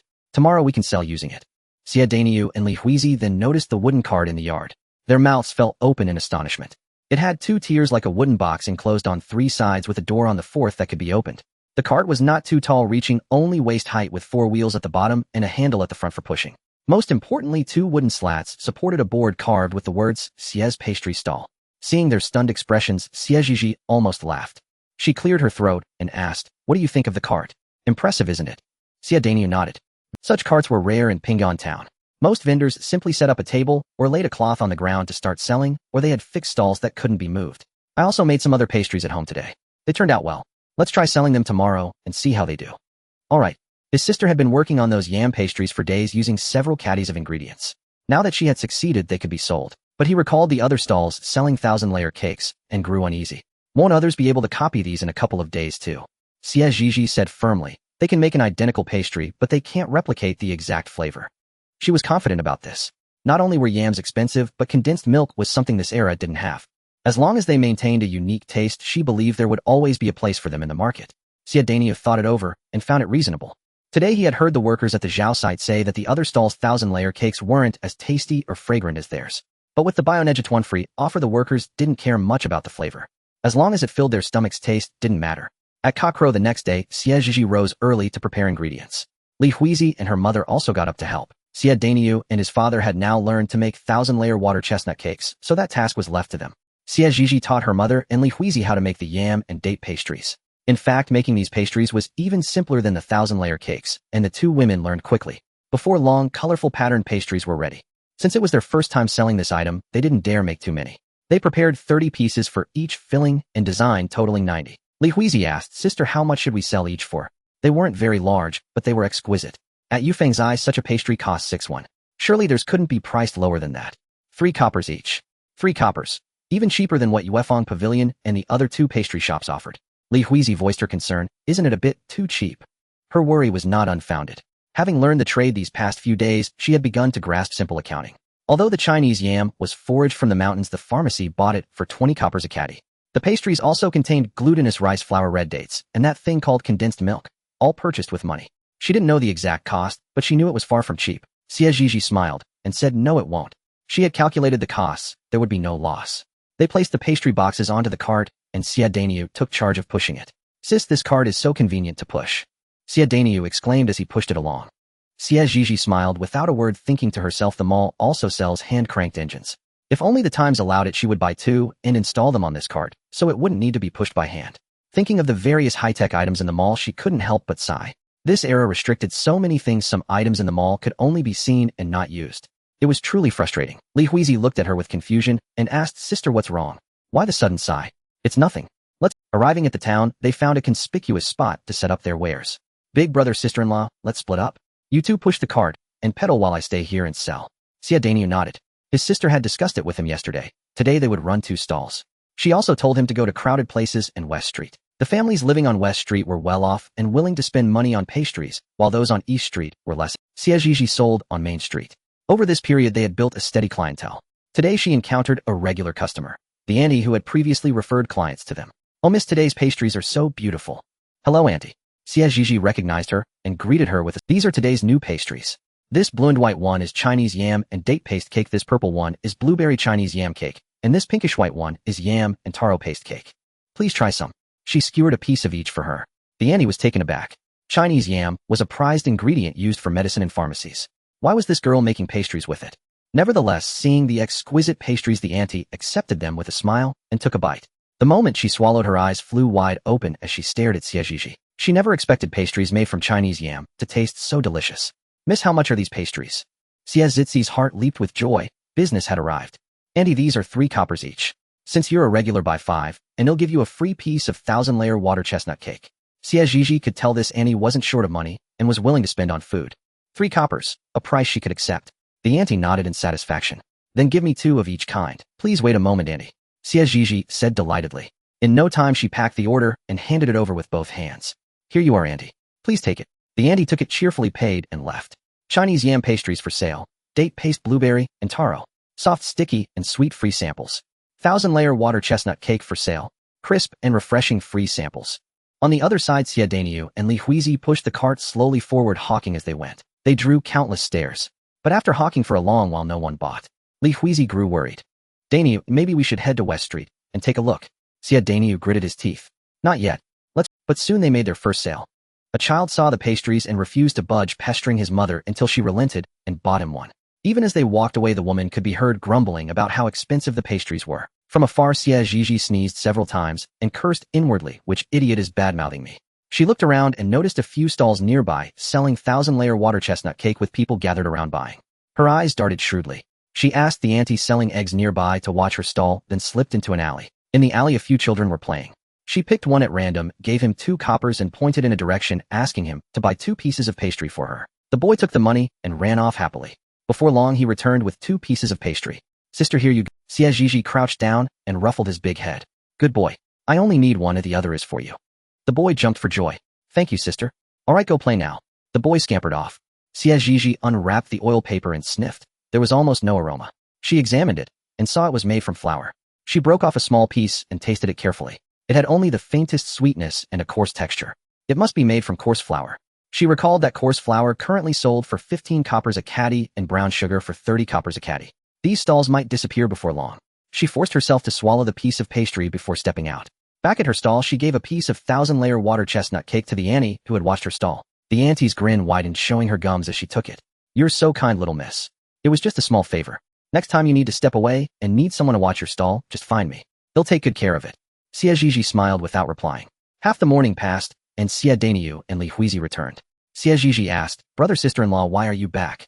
Xie Danyu and Li Huizi exclaimed excitedly, Sis, our pastries are all sold out.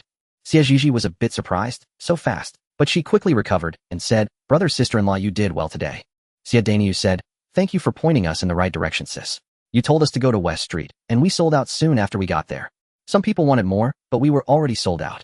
Xie Zhizhi hadn't expected West Street to be such a hot market. She looked at her remaining stock and said, I still have some left. Let's head over there again. All right. They went to West Street again. Some aunties recognized Xie Danyu and asked, Young man, do you have? Xie Danyu replied, Yes, auntie. The auntie immediately said, Give me 2 pieces then. She hadn't managed to buy any earlier and was surprised to see them back so soon. Coming right up. Xie Zhizhi looked at the auntie, well-dressed and poised, clearly not short of money. Hearing the commotion, a few other aunties from inside the house came out to take a look. They saw the peddler who had just left was back. Seeing the first auntie buy a few pieces, they promptly followed suit. Before long, the pastries on the cart were sold out again. Xie Zhizhi reflected on the current situation. If people on West Street were still willing to spend money on such pastries, they must have considerable family wealth. Li Hui sighed with emotion. Doing business on West Street is indeed a breeze. Xie Danyu concurred with her. Earlier, they had pushed their cart along Main Street for a long time, selling only a few pieces, but on West Street, they were snapped up in less than a quarter of an hour. If they had known, they would have gone straight to West Street. Xie Zhizhi had no choice but to agree. The residents of West Street were all wealthy, a veritable affluent district in modern parlance. Nearly every well-to-do family in Ping'an Town resided here. With all the pastries sold out, they could head back earlier than usual. Returning home at noon, she found the yam supply nearly depleted. Recalling the patch of land in the mountains from a few days ago, she shouldered her basket and headed uphill, scanning the area around where she had dug wild yams before she soon discovered another small cluster of them nearby. She crouched down and began digging. After finishing, she examined the seeds on the vines, plucked a few, and pocketed them. Next spring, she intended to cultivate wild yams for profit.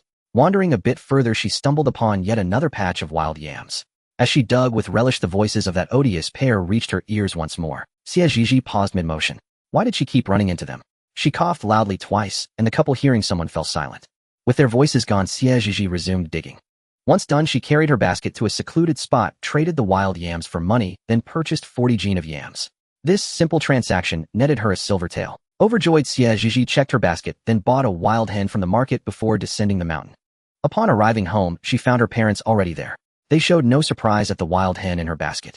She set water to boil, killed the hen, and plucked its feathers. After emptying her basket, she picked out 2 yams and peeled them. Mother, let's have chicken soup tonight. Add some yams and dried mushrooms. It had been a while since the family had tasted meat, and the prospect of it made everyone salivate. All right, her mother replied. Soon Sanyu returned, his earlier gloom lifting at the news of meat for dinner. Li Hui called out, Sanyu, wash your hands and get ready to eat. He nodded happily and trotted to the water vat. During dinner, Sanyu recalled his teacher's words. Father, mother, the teacher suggested I change my name today.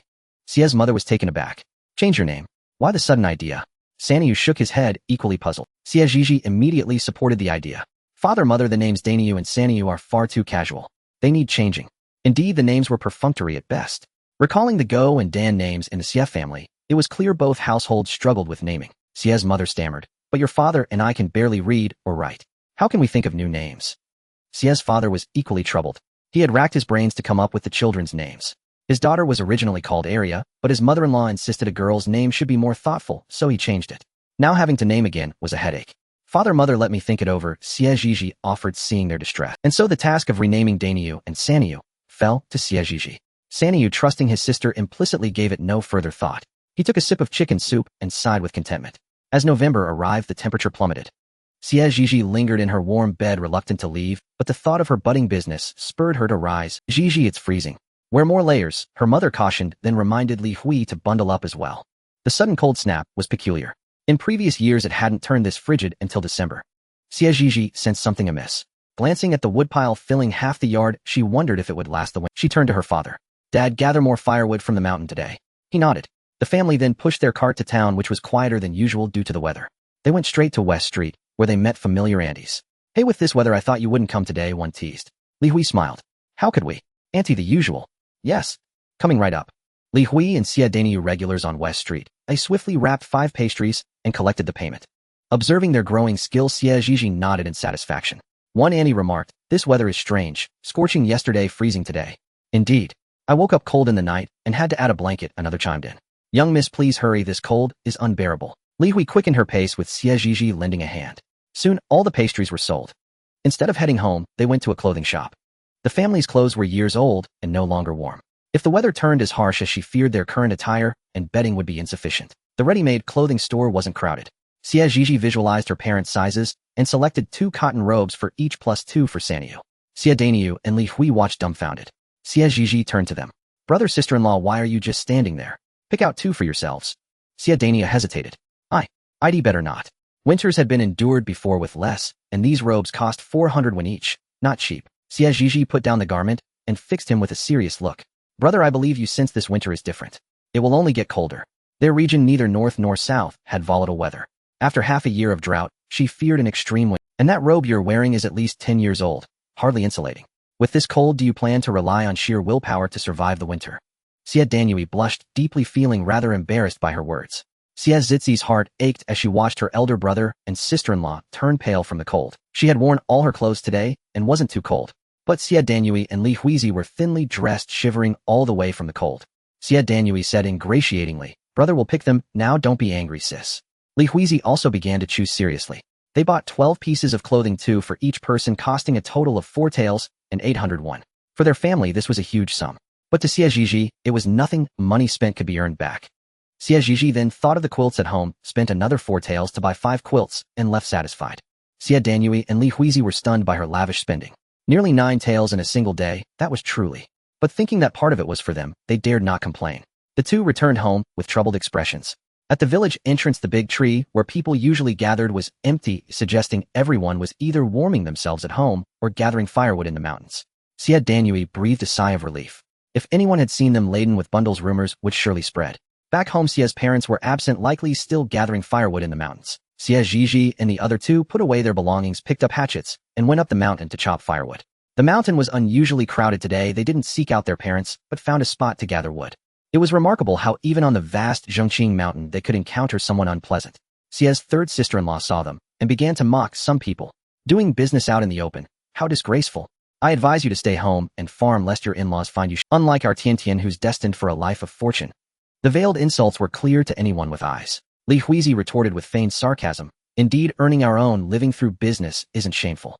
Unlike some who have little money but plenty of gossip. And everyone in Qingshan village knows Xie Tian stole someone else's fiancé. What are you so proud of? Xie's 3rd sister-in-law's face darkened.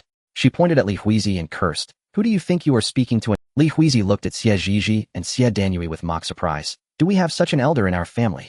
They both shook their heads. No. Xie's 3rd sister-in-law was furious at their denial. Ill-bred brats.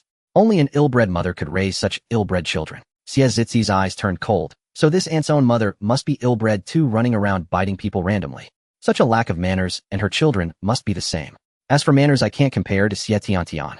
After all, an unmarried girl wandering the mountains all day. What could she be up to, don't you think? Auntie.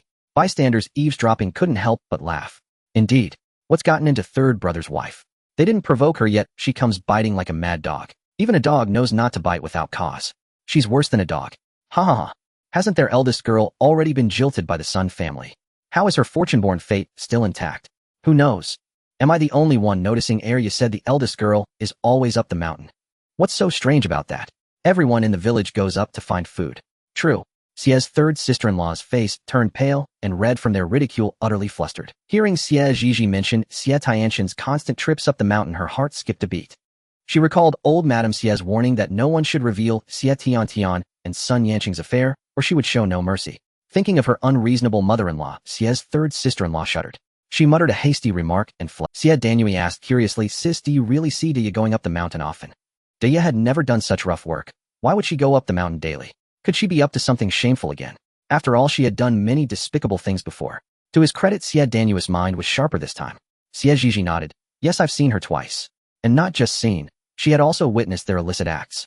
Xie Danui warned, sis, let's be careful from now on so she doesn't trap us again. Once bitten, twice shy. That was Xie Danui. Xie Zhizhi wasn't afraid of her tricks. If anything happened to her, Xie Tiantian wouldn't escape blame. Besides having reconnected with the Sun family, if Xie Tiantian were smart, she would focus on ingratiating herself with them rather than targeting her. Li Huizi also expressed concern. Yes, sis, let's be cautious. Caution ensured safety, and Xie Tiantian was truly malicious. Xie Zhizhi wasn't foolish, she knew who cared for her. She smiled, accepting her brother and sister-in-law's consent. Due to this year's drought, the mountain was covered in dead branches and leaves.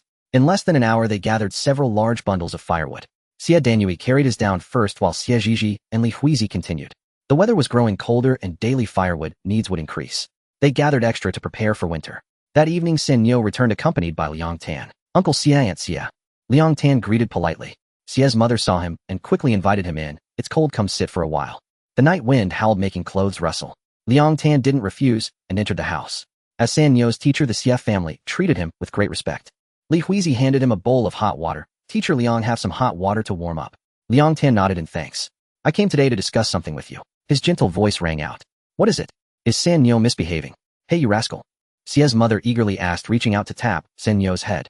Liang Tan quickly stopped her, saying urgently, it's not San Yo's fault. I came to say that lessons will pause starting tomorrow. With this sudden cold, I haven't gathered enough firewood for winter, so I must stop teaching until I've prepared it. I hope you understand. Xie's mother withdrew her hand with an apologetic smile. Of course we understand. If the weather turns like this, without firewood ready, winter will be hard to bear. Liang Tan stood up. Well, I won't disturb you further. He glanced at Xie Zhizhi and nodded slightly. Xie Zhizhi nodded back. Withdrawing his gaze, he walked out into the cold wind and vanished into the night. After the meal, Xie Zhizhi brought out the clothes and cotton quilts she had bought that day. Her parents looked at her with complex expressions, while Sanyu was especially delighted to see new clothes. The clothes from the fabric we bought last time aren't even finished yet, said Mother Xie. Why did you buy new ones? Xie Zhizhi replied. The clothes from last time can be worn underneath, while these cotton robes are for wearing outside to keep warm. Mother Xie said. Zhizhi, you must have spent all your money by now. That was a considerable expense today. Let me. As she moved to fetch the money, Xie Zhizhi stopped her. Mother, it wasn't that much. There's no need to reimburse me. Consider this my filial gift to you and father. Her parents had always been kind to her, and she believed in treating them with the same kindness. Besides, it truly hadn't cost much, and she would find a way to earn back whatever she had spent. Sanyu clutched his new clothes and asked eagerly, Sister, can I wear them tomorrow? Of course. Clothes were meant to be worn. Why else would she have bought them? At this, Sanyu's eyes lit up.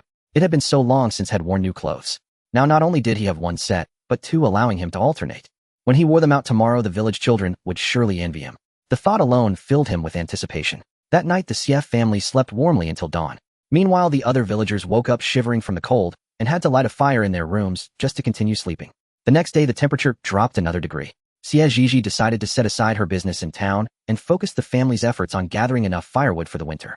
Early in the morning, as they headed up the mountain for firewood, none of the family wore their new clothes. The work was strenuous and they feared dirtying or damaging them. Moreover, gathering firewood required constant movement, and the heat from exertion would keep them warm enough. That day, even more people were on the mountain, and they happened upon the Liang Tan family. Sanyu called out, Grandpa Liang, Grandma Liang, teacher. The others also offered their greetings. Grandma Liang smiled warmly. What a coincidence. You're here too, she added. Mother Xie chuckled in agreement. Liang Tan, coughing softly, nodded in acknowledgement. Mother Xie looked at him with concern. Teacher Liang, has your cough worsened? Grandma Liang glanced at him. No, ever since Zhizhi gave us that medicine, Tainer's cough has improved greatly. She rambled on about Liang Tan's ailment, oblivious to the astonished expressions of the others. Noticing her parents' shocked gazes, Xie Zhizhi cleared her throat lightly. Father, Mother, do you remember the friend? It was that friend who gave me the medicine. I just didn't expect it to be so effective. Grandma Liang laughed heartily. The medicine truly works wonders.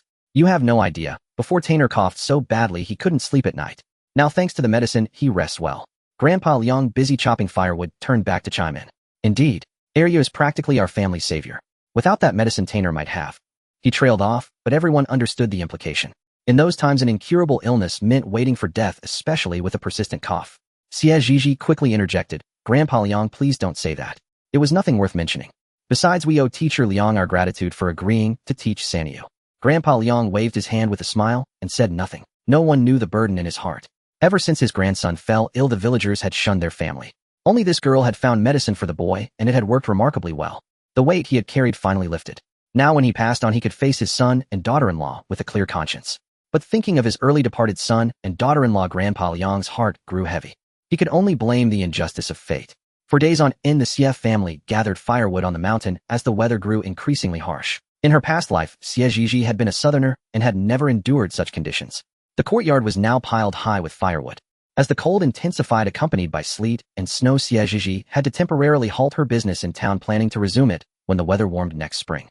The Xie family huddled around the fire indoors, leaving a crack in the door for ventilation. Father Xie gazed at the sleet outside. Once-in-a-century event. I never thought we'd see snow in these parts. Mother Xie added, first the drought, now snow. Can we ever catch a break?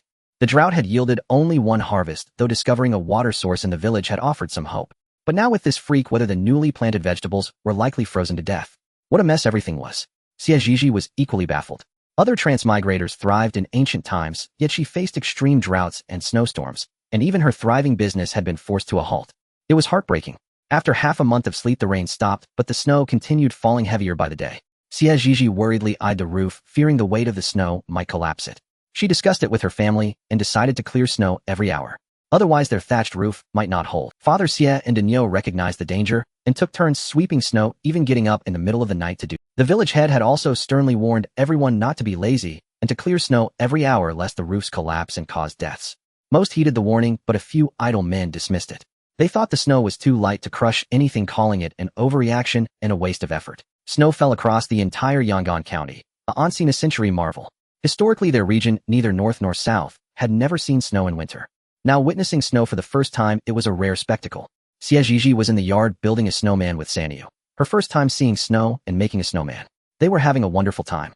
Sanyu finally got to wear his new clothes and wanted to show them off, but every household kept their doors shut, forbidding children from going out. Parents feared the cold would make their children sick, leading to costly medical bills.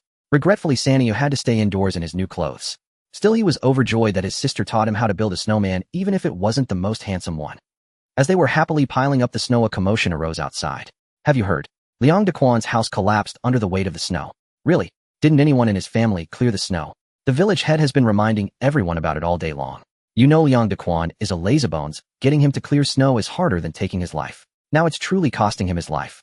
Xie Zhizhi heard the news and followed the crowd outside. Liang Dequan's home, 3 rooms at the village's end, had completely collapsed under the snow. Perhaps the snowfall had been too heavy last night, for the ruined house was entirely buried under a thick blanket of white. Those who arrived later were stunned. Surely no one could have survived this. The village head, his face stern, directed people to dig through the snow, hoping to rescue anyone still alive. Xie Daniu and Li Huizi also came. Seeing the scene, they could only shake their heads in dismay. This was surely a dire situation. The strong men of the village quickly lent a hand, and within half an hour they had cleared away the snow and debris. A man shouted, "There's someone here." He quickened his pace. Hearing this, others rushed over to help. It's old Liang. Hurry, pull him out. Before long, all 8 members of Liang Dequan's family were dug out. But tragically, when they were unearthed, only 2 young boys still had a breath of life. The rest had frozen to death. The village head urgently shouted, "Quick, carry them into a house, hurry."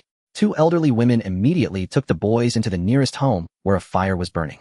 They placed them by the brazier, while another woman rushed to boil water. Village head, what should we do about Dequan's family? Yes, what now? All the adults are dead, leaving only 2 children. How will they survive in the days to come? Indeed, poor children cursed with such a lazy father. The village head pondered for a moment, then said to a few men, "You lot keep digging, see if you can find anything valuable." The 2 children were young, their family gone, their home destroyed, and there was nowhere to place them. Every household in Qingshan village was poor, with many mouths to feed. Food and shelter were already a problem. The village head was at his wit's end. He could only hope they might unearth something of value, so he could make arrangements. But unfortunately, Liang Dequan was a lazy man. The grain he grew each year barely covered taxes, and sometimes he relied on his wife's family for help, so he had no savings. After searching for a long time, the men found only 301. Village head, this is all we found. The village head looked at the 301 and let out a long sigh. He took the money and walked toward a nearby house. How are the 2 children? An elderly woman replied, "We've warmed them by the fire and given them a hot bath. They've started to regain some warmth." The village head nodded and left, leaving the 2 women exchanging puzzled glances. What did he mean by that? Because of what happened to Liang Dequan's family, the village's lazy men dared not shirk their duties anymore. They faithfully cleared snow every hour. But the 2 children still had to be settled. That afternoon, they developed high fevers, frightening the elderly woman. "Go fetch the village head," one woman said urgently. "All right, I'll go, you watch over them." The other woman braved the heavy snow and ran toward the village head's home. Soon the village head arrived. He touched their foreheads. They were burning hot. He looked outside. Normally the walk to town took an hour, but with the snow it would take at least 2. In this weather, by the time they reached town, the children might have burned to death. The village's only ox cart had refused to move since the snow began, and now it was useless. Hearing that the children had fevers, Xie Zhizhi bought some fever medicine from the market and hurried to the elderly woman's home. Seeing the village head there, she panted, "Village head Annie's, I have medicine here, you can feed it to them. Also, you can dip a handkerchief in warm water and wipe their necks, foreheads, armpits, and other areas, or give them a full body wipe or a bath to lower the fever." The two elderly women looked at her excitedly and said, "Great area, you've come just in time. We'll wipe them down and give them the medicine right away." The village head also looked at her with emotion. "Area, thank you. You are truly their lifesaver." Xie Zhizhi replied, "Village head, no need to be polite. I just did what I could to help. And the ones to thank are the aunties who took care of them. They are the ones who worked the hardest. Oh, what I did was nothing." Seeing them today reminded her of her time in the orphanage. When she was 5, she had a fever and told the headmistress, but the headmistress ignored her entirely. The fever lasted 2 days without anyone noticing until it inexplicably went away. It was from that moment that she began to resent the headmistress, but being young and needing shelter, she had to act like an obedient child, listening to everything the headmistress said, even though she despised her. After graduating from university, the headmistress, citing her upbringing, demanded half of Xie Zhizhi's monthly salary as filial piety. Xie Zhizhi scoffed. It was outrageous that the headmistress, having embezzled the orphanage's funds, still wanted her money. She directly reported the headmistress to the local civil affairs bureau for embezzling the orphanage's funds.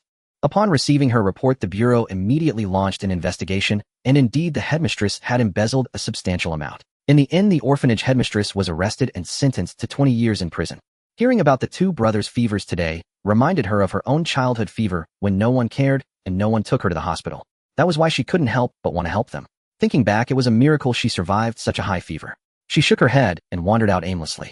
"It's so cold, why are you out here instead of staying home?" A voice came from behind. It was Liang Tan. Xie Zhizhi turned around and smiled. "I heard Liang Qian and Liang Kai had fevers. I happened to have some medicine, so I brought it to them." Liang Qian and Liang Kai were the two surviving sons of Liang Dequan. Liang Tan nodded and said, "It's cold. Go back quickly lest you catch a chill." Xie Zhizhi glanced at the wooden bucket and iron shovel in his hand and asked curiously, "What are you going to do?" "Fetch water," Liang Tan replied. Xie Zhizhi looked at him in disbelief. Since the snow started, the village river had frozen over within 2 days, and now the ice was likely very thick. The villagers would dig up snow to melt for drinking water, though it was dirty. No one was too particular. Liang Tan explained, "Snow water is dirty. Drinking too much will upset your stomach. It's better to go to the river, break a hole, and fetch some clean water." Xie Zhizhi found him a man of refinement after hearing his explanation, yet she also thought his reasoning made sense. Snow water contains many impurities and bacteria. It's safe only if boiled, though otherwise it's quite unhygienic. She nodded and said, "You make a good point." Remembering that their water vat at home was also empty, she turned to Liang Tan and said, "Wait for me. They'll go with you." With that, she ran back inside to fetch her bucket. Seeing her with the bucket, Xie Danyu asked curiously, "Sis, what are you doing with that bucket?" "Fetching water," Xie Zhizhi replied, grabbing the bucket and a shovel ready to head out, but Xie Danyu stopped her. Xie Danyu's mouth twitched, and he gave her a helpless look. "Sis, the river is frozen solid. Where would you find water to fetch? Besides, we've been drinking melted snow lately. There's no need to fetch water." Xie Zhizhi said, "Brother, snow water has too many impurities. It's better to drink less of it. If it upsets your stomach, you'll have to buy medicine, and that's not worth it." Xie Danyu thought it over. Lately, the melted snow they boiled did seem unclean. Sometimes shortly after drinking it, his stomach would feel uncomfortable, even leading to diarrhea. He had initially thought it was due to the cold, but hearing his sister's words, he realized it must be the snow water. "Wait for me then. They'll go with you." Third Nyo heard this and also chimed in, "I want to go too." After they each got their buckets, Xie Zhizhi led them to find Liang Tan. Seeing Liang Tan, Third Nyo immediately tensed up. For some reason, every time he saw his teacher, he couldn't help but feel nervous. He greeted him softly, "Hello, teacher." Liang Tan nodded and walked ahead. When they reached the river, the surface was indeed covered in a thick layer of ice. Xie Danyu and Liang Tan set down their buckets and began digging with their shovels. Xie Zhizhi and Third Nyo also joined in with their own shovels. It took a long while before they finally broke through the ice. They lowered their buckets and drew up the water. On the way back, Liang Tan said to Third Nyo, "Classes will resume." With that, he left. Third Nyo stood there stunned. He had thought there would be no more classes this year, but now classes were starting again tomorrow. Xie Zhizhi and Xie Danyu found his expression rather amusing. They made several more trips to the river until the water vat was completely full. After returning, Third Nyo went to his room to review his books. The next day, the two brothers Liang Qian and Liang Kai finally had their fevers subside. The boys were young. One was 8, the other 7. Upon learning they had no home or family left, they burst into loud wails. Their cries were heart-wrenching. Liang Qian sobbed, "Uncle Lijing, what will my brother and I do now?" Liang Kai also looked at the village head through his tears. The village head's heart ached at the sight of the two crying boys. Fortunately, Liang Dequan had a younger sister who had married into the neighboring Day village. He had already sent someone to inquire with her. "Qianzi, your uncle has sent word to your aunt. She should be here soon. A glimmer of hope lit up in Liang Qian and Liang Kai's eyes upon hearing that their aunt had been notified. But soon a burly man walked in and shook his head at the village head. The village head's expression darkened instantly. Seeing the change in Uncle Lishang's face, Liang Qian and Liang Kai felt a foreboding sense of dread. Struggling to contain his anger, the village head said coldly, "Come outside and speak." The man followed him out. In a low voice, the village head demanded, "What happened?" The man replied, "Village head Sister Liang said it's none of her business, and told us not to come looking for her again." As he spoke, he dared not meet the village head's eyes, fearing his wrath. She also said. What else did she say? The village head roared. She also said she won't come back to handle Uncle Liang and Aunt Liang's funeral arrangements and told us to just bury them on some random hillside. The village head was furious.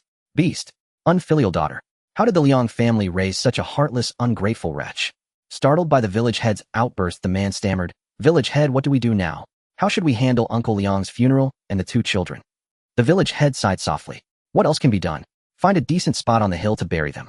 As for the children, they'll stay with me for now. When the snow melts next spring, we'll have the villagers help build them a small house." With that, he clasped his hands behind his back and walked back inside. Liang Qian and Liang Kai looked at him anxiously as he entered. Liang Qian cautiously spoke, "Uncle Lishang." The village head patted their heads and softened his tone. "Good children, you've suffered. Stay with your uncle for now. When the snow melts next spring, he'll have someone build you a place to live. Also, the village will take care of your grandparents' funeral. I found some money buried in your house, 301. Your uncle will keep it safe for you and return it when you have your own house." Liang Qian and Liang Kai exchanged glances and began to cry again.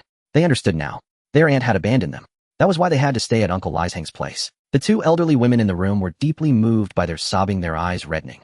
Truly, these were two unfortunate children burdened with a lazy father like Liang Dequan. When the villagers learned that Liang Dequan's sister had turned her back on her nephews, they began cursing Liang Damei. That Damei is truly despicable.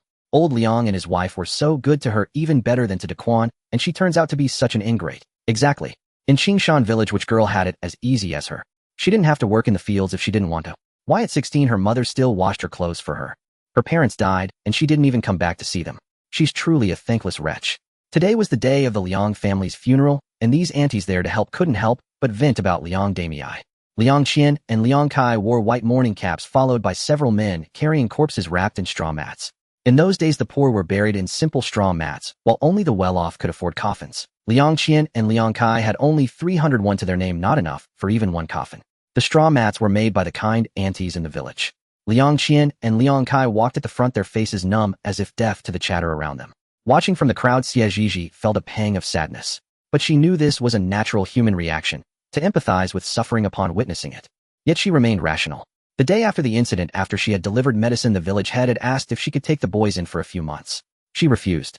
She could be soft-hearted enough to give them fever medicine, but she would never be so soft as to take them in. Her family had started a small business and earned some money, but they still had to budget carefully.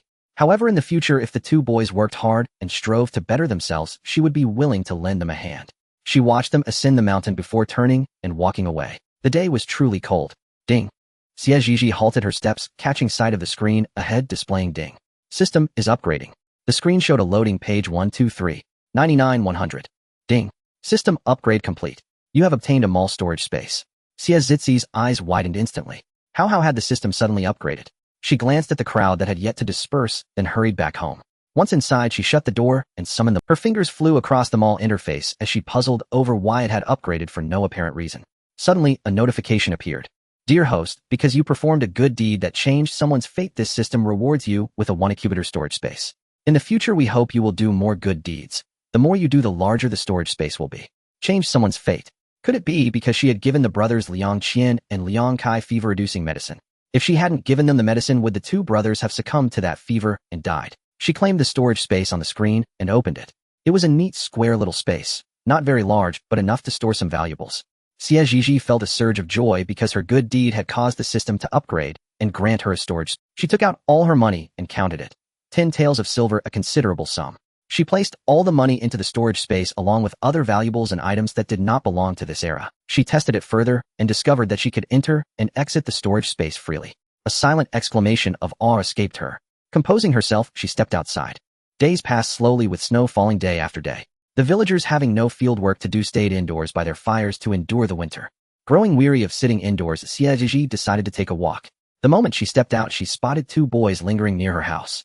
Taking a closer look, she recognized them as Liang Qian and Liang Kai. Liang Qian and Liang Kai seemed to notice her as well and turned to flee. Seeing this, Xie Zhizhi immediately called out, "In such cold weather, and you too just recovered from illness. What are you wandering around for?" The two brothers looked at her, their small faces etched with unease. The elder Liang Qian took a deep breath, mustered his courage, and stepped forward saying, "We heard from the village head that you saved us." "Thank you." Xie Zhizhi was somewhat surprised. She hadn't expected them to come specifically to thank her for that. She reached out, gently patted their heads, and said softly, "No need to thank me. If anyone deserves thanks, it's the two aunties who took care of you and the village head who sheltered you." Liang Qian nodded. "We've already thanked them." Xie Zhizhi looked at them with admiration. "Good children. Liang Qian, Liang Kai, your sister has a saying for you: kindness must never be lost, and evil must never be allowed to grow. Have you remembered?" Liang Qian and Liang Kai's faces stiffened, their expressions hesitant. But they quickly composed themselves and nodded emphatically. "We remember, Sister Zhizhi." Hearing their words, Xie Zhizhi smiled warmly. That day she had clearly seen hatred in the eyes of the two brothers. Regardless, she did not want them to live with that hatred or let it destroy their lives. To her, it simply wasn't worth it. "All right, it's cold. Go back inside now." Her mother came out, and seeing her standing in the yard asked, "Who was that just now?" Xie Zhizhi replied, "It was Liang Qian and Liang Kai. They came to thank me for giving them medicine that day." Her mother sighed with emotion. "They're grateful children." Then she added, "Don't stand outside. Come back inside." "All right, mother." That evening, with nothing to do after dinner, the family gathered around the fire listening to Sanyo recite what he had learned that day. Life felt warm and cozy. Inside the imperial palace, the imperial physician took the emperor's pulse, his expression grave. After a long moment, he withdrew his hand and shook his head at the empress. The empress staggered and fainted. "Your Highness." The palace maids cried out, and the entire Xichen hall descended into chaos. The physician swiftly produced a silver needle and administered a prick to the empress. Half an hour later, the empress slowly opened her eyes. She turned her head toward the physician and asked softly, "How much longer?" The physician immediately knelt and with a trembling voice replied, "Your Imperial Highness, we estimate only a few days."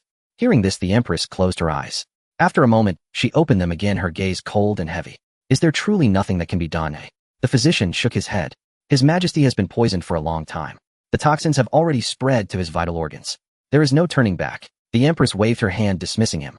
"Your Highness, His Majesty is awake." The empress rose abruptly and hurried over. Inside the Xichen hall, a young man lay half reclining on the dragon bed, his face deathly pale, his breath faint, and his eyes vacant. At the sight of the familiar figure approaching, a faint smile crept across his face. "Wainer, you're here." The empress rushed forward, her eyes reddening. "Your Majesty, you truly frightened your consort. You were in such a state and still hid it from me. If you hadn't fainted today, how much longer would you have kept me in the dark?" As she spoke, tears fell, her voice thick with sorrow. Seeing her cry, the emperor became flustered. He reached out and wiped away her tears, his voice weak. "Wainer, it's my fault. Please don't cry, all right? I didn't mean to hide it from you. I was afraid that if you knew, you'd weep all day. I couldn't bear to see you cry." The empress gently tapped his hand, her voice laced with anger.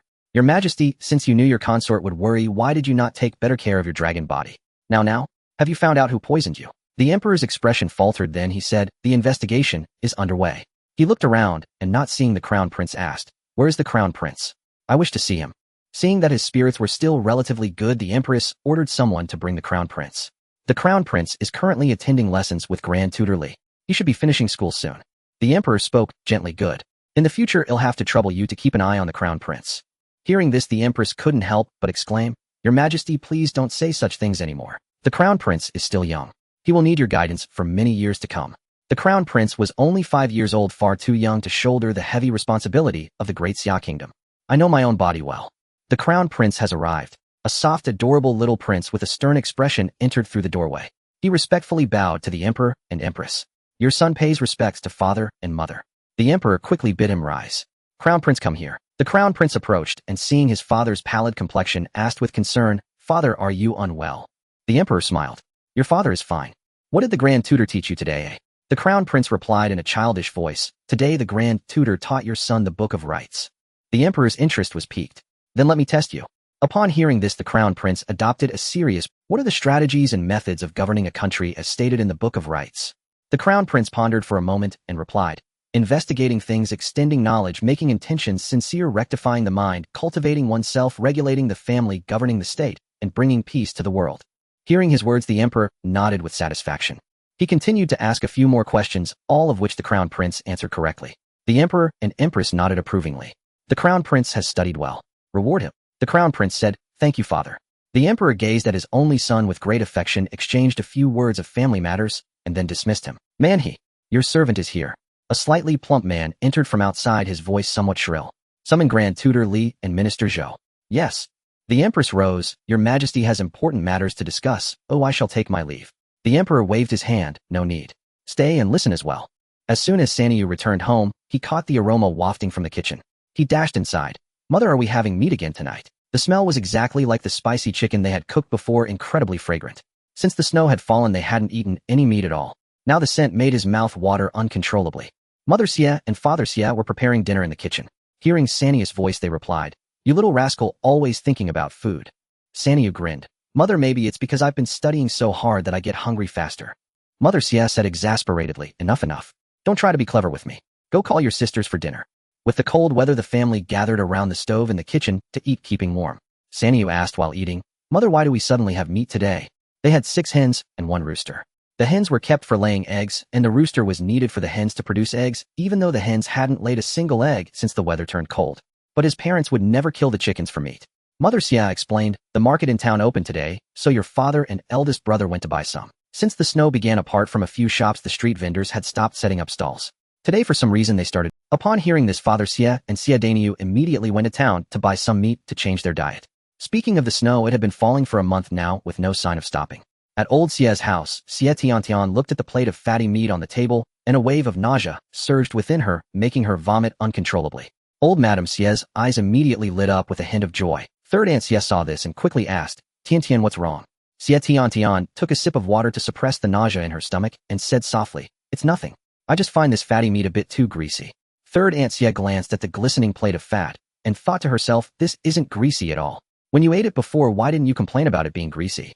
She then quickly picked up 2 pieces of fat meat with her chopsticks and was about to reach for another, but old Madame Xie shot her a cold glare. Third Aunt Xie withdrew her hand tremblingly. Old Madame Xie said to her with an air of superiority, Go steam a bowl of egg custard for Tiantian. Third Aunt Xie asked, bewildered, There's food on the table. Why does she need egg custard? Old Madame Xie scowled and snapped, Just go when you're told. Why so many questions? Scolded by her mother-in-law, Third Aunt Xie slunk off to the kitchen to steam the egg custard for Xie Tiantian. Xie Tiantian smiled softly at old Madame Xie. Thank you, grandmother. Old Madame Xie gazed at her belly with a look of deep affection. Soon their family would be able to hold their heads high in the village. Xie Tiantian touched her own stomach, a flash of surprise in her eyes. Her monthly cycle hadn't come for over a month, and coupled with her recent reaction, she must be pregnant. Thinking of this, a triumphant smile spread across her face. Now the Sun family would have no reason to keep her from entering their home. After dinner, old Madame Xie went to Xie Tiantian's room. She took Tiantian's hand and said happily, Tiantian, are you with child? Xie Tiantian was startled. How did grandmother know? Seeing her reaction, old Madame Xie understood everything. She never imagined she would live to enjoy such wealth and honor in her lifetime. It seemed the heavens had finally opened their eyes. Xie Tiantian blushed deeply, feeling a bit embarrassed, and said, Grandmother, it's not confirmed yet. Please don't tell anyone. Old Madame Xie smiled, her eyes crinkling. Your grandmother knows. But if this is true, we must hasten the wedding. Otherwise, when your belly grows, it will be hard to conceal. Xie Tiantian nodded. I understand, grandmother. Tomorrow, I'll have my elder brother go to the Sun residence. Good, I'm glad you know what to do. I won't disturb your rest now. Xie Tiantian placed both hands on her lower abdomen. Inside her, there was the child of her and Yanqing. He would be the eldest grandson of the Sun family, and in the future, the family's patriarch. If Yanqing knew, he would surely be overjoyed. The next day, Xie Tiantian had her elder brother go to the Sun residence. Unexpectedly, he didn't bring anyone back, but instead returned with terrible news. Sun Yanqing was engaged to another woman. This news infuriated old Xie's family so much that they wanted to storm the Sun residence and demand an explanation. The Sun family had gone too far. Sun Yanqing was clearly involved with their daughter, yet now he was engaged to someone else. Wasn't this a blatant disregard for the Xie family? Xie Tiantian bit her lip, hard her face, pale, her fists clenched tightly. Suddenly, a sharp throbbing pain seized her abdomen, causing her to break out in a cold sweat. She clutched her stomach and whispered, Grandmother, my stomach. My stomach. Seeing her pallid face and hearing her mention her stomach, old Madame Xie cried out in alarm, Tiantian, what's wrong? Don't frighten your grandmother. Xie Tiantian was in too much pain to speak clearly. She gripped old Madame Xie's hand tightly and sobbed, Grandmother, please save the child in my belly. I beg you, save my child. Everyone in the room was shocked. A child? Sun Yanqing's child? Immediately, their faces flushed with excitement. If she carried the Sun family's child, Tiantian would surely enter the Sun household, and then they would never have to worry about money. Seeing them standing there dumbfounded, old Madame Xie roared at them. Why aren't you helping? Hurry up. Snapping back to reality, they saw Xie Tiantian clutching her stomach in agony, and thought to themselves the child in her belly must not be harmed. It was their family's golden treasure, their ticket to fortune. They then rushed over to help her into the house. Xie Zhizhi said angrily, "They'll go and drag that bastard Sun Yanqing here. He has to take responsibility." Several of the younger men also chimed in, "Well, go too." With that, they set off in a formidable group toward the Sun residence. The Sun house wasn't in town, but it wasn't far from Qingshan village, about half an hour's walk. Xie Zhizhi stepped up and knocked on the door. Soon a servant from the Sun residence opened it. Seeing him again, the servant rolled his eyes and said, "I already told you my master is not at home. Please leave." With that, he tried to close the door, but several of old Xie's brothers held it open from the outside. Xie Zhizhi sneered, "You say he's not home, but who are you to decide that? Who do you think you are? I'm going to be your young master's brother-in-law. Get out of my way." He shoved the servant aside roughly and barged in. Madame Sun was sitting in her room when she heard a commotion outside, furrowing her brow. "What is happening out there?" A maidservant went to check and soon rushed back in her expression flustered. "Madam, it's terrible. The Xie family has come to cause trouble." Madame Sun's expression soured. She had initially felt some guilt toward the Xie family, but their frequent visits to stir up trouble had greatly diminished her remorse. Moreover, not long ago that Xie girl had entangled herself with her son again. Truly a shameless wench. Now on the cusp of her son's engagement, they came to make a scene. Their intentions were clear to anyone with eyes.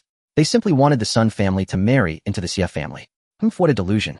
Madame Sun said coolly, "Have the servants drive them out. Remember, do not disturb the young master." Sun Yanqing was currently confined to his courtyard. He would only be released after his engagement to the Zhang family was settled. It seemed the marriage with the Zhangs could no longer be delayed. The maidservant hesitated for a long while before saying, "Madam, the servants have been injured by them." The men of the Xie family were all farmers accustomed to working in the fields and thus possessed great strength. They carried iron spades and hoes looking truly fearsome. A few servants had merely tried to block them but ended up injured. Such vulgar and brutish behavior. Madame Sun staggered slightly, then said, "Come with me to see." Arriving at the front courtyard, she found several Xie men shouting noisily. "Your Sun family dares to act, but not to take responsibility. You got my sister pregnant and now refuse to own up. Call Sun Yanqing out. If he doesn't give us a clear answer today, we'll make sure the whole town of Ping'an knows about this." Huh. The young master of the Sun family got a decent woman pregnant and wants to shirk responsibility. That's right. If there's no explanation, well, come and make trouble every day. "Sun Yanqing, you bastard, get out here." Just as Madame Sun reached the front yard, she heard that Sun Yanqing had gotten Xie Tiantian pregnant. She stumbled, veins bulging on her forehead. Good, what a fine unfilial son. And what a shameless vixen. Sun Yanqing had already heard the commotion outside and caught Xie Tiantian's name pacing anxiously in his room. Had something happened to Tiantian? He had to get out. A thought struck him, and he suddenly lay on the ground clutching his stomach and shouting, "Help. My stomach hurts terribly. I'm dying." The servant outside heard his cries and asked anxiously, "Young master, what's wrong?" Sun Yanqing continued to yell, "My stomach aches. Open the door quickly and take me to see a doctor." The servant hesitated. "But," Madam said, "you must not leave the courtyard." Sun Yanqing grew frantic. "I'm about to die from pain, and you're still hesitating. If something happens to me, Madam will hold you accountable." Frightened, the servant immediately said, "Young master, I'll open the door for you." Rustling sounds came from outside, followed by a click as the door opened. "Young master, why are you on the ground?" As the servant bent down to assist, Sun Yanqing sprang up like a leaping carp, kicked him down, and dashed out, slamming the door shut behind him. The servant realized he had been tricked. Ignoring the pain, he crawled up and pounded on the door. "Young master, Madam said you cannot leave the courtyard." Young master. Sun Yanqing called back, "Just stay in there." Then he ran toward the front yard. Xie Zhizhi gazed at the elegantly dressed noblewoman before him, thinking to himself that one day he too would wear such fine clothes. He glanced at the maidservant beside her, noting her delicate features and attire far superior to his own coarse garments, and felt a surge of resentment. A lowly servant girl meant to wait on others dressed better than him. What a waste. Madame Sun disliked his leering gaze. Frowning sharply, she demanded, "What exactly do you want?" As the matriarch of the household, her voice carried immense authority. Xie Zhizhi, feeling her pressure, quickly averted his eyes and sneered, "What do we want?" "Madame Sun, your fine son got my sister pregnant. What do you think we want?" Madame Sun looked down at them disdainfully. "How can you be sure the child is from our Sun family? What proof do you have?" Xie Zhizhi was left speechless. Xie Zhizhi, with a sly turn of his eyes, said, "It is from your Sun family. Call Sun Yanqing out to confront us. He knows better than anyone." Madame Sun sneered, "You say it's so, but I say it's not." Xie Zhizhi glared angrily. "It is from your family. Fine. So the sons dare to act, but not to own up, and Sun Yanqing wants to be a treacherous scoundrel." Just then a voice came from behind Madame Sun. "Did you say Tian is pregnant? Is that true?" Sun Yanqing had just emerged and heard the good news, leaving him momentarily at a loss. He was going. Xie Zhizhi saw him and taunted, "Sun Yanqing finally decided to show your face. So my sister is carrying your child. How do you plan to take responsibility?" Since the father was here, they would discuss the matter with him. Sun Yanqing said urgently, If it's true, then of course I will marry Tian Tian.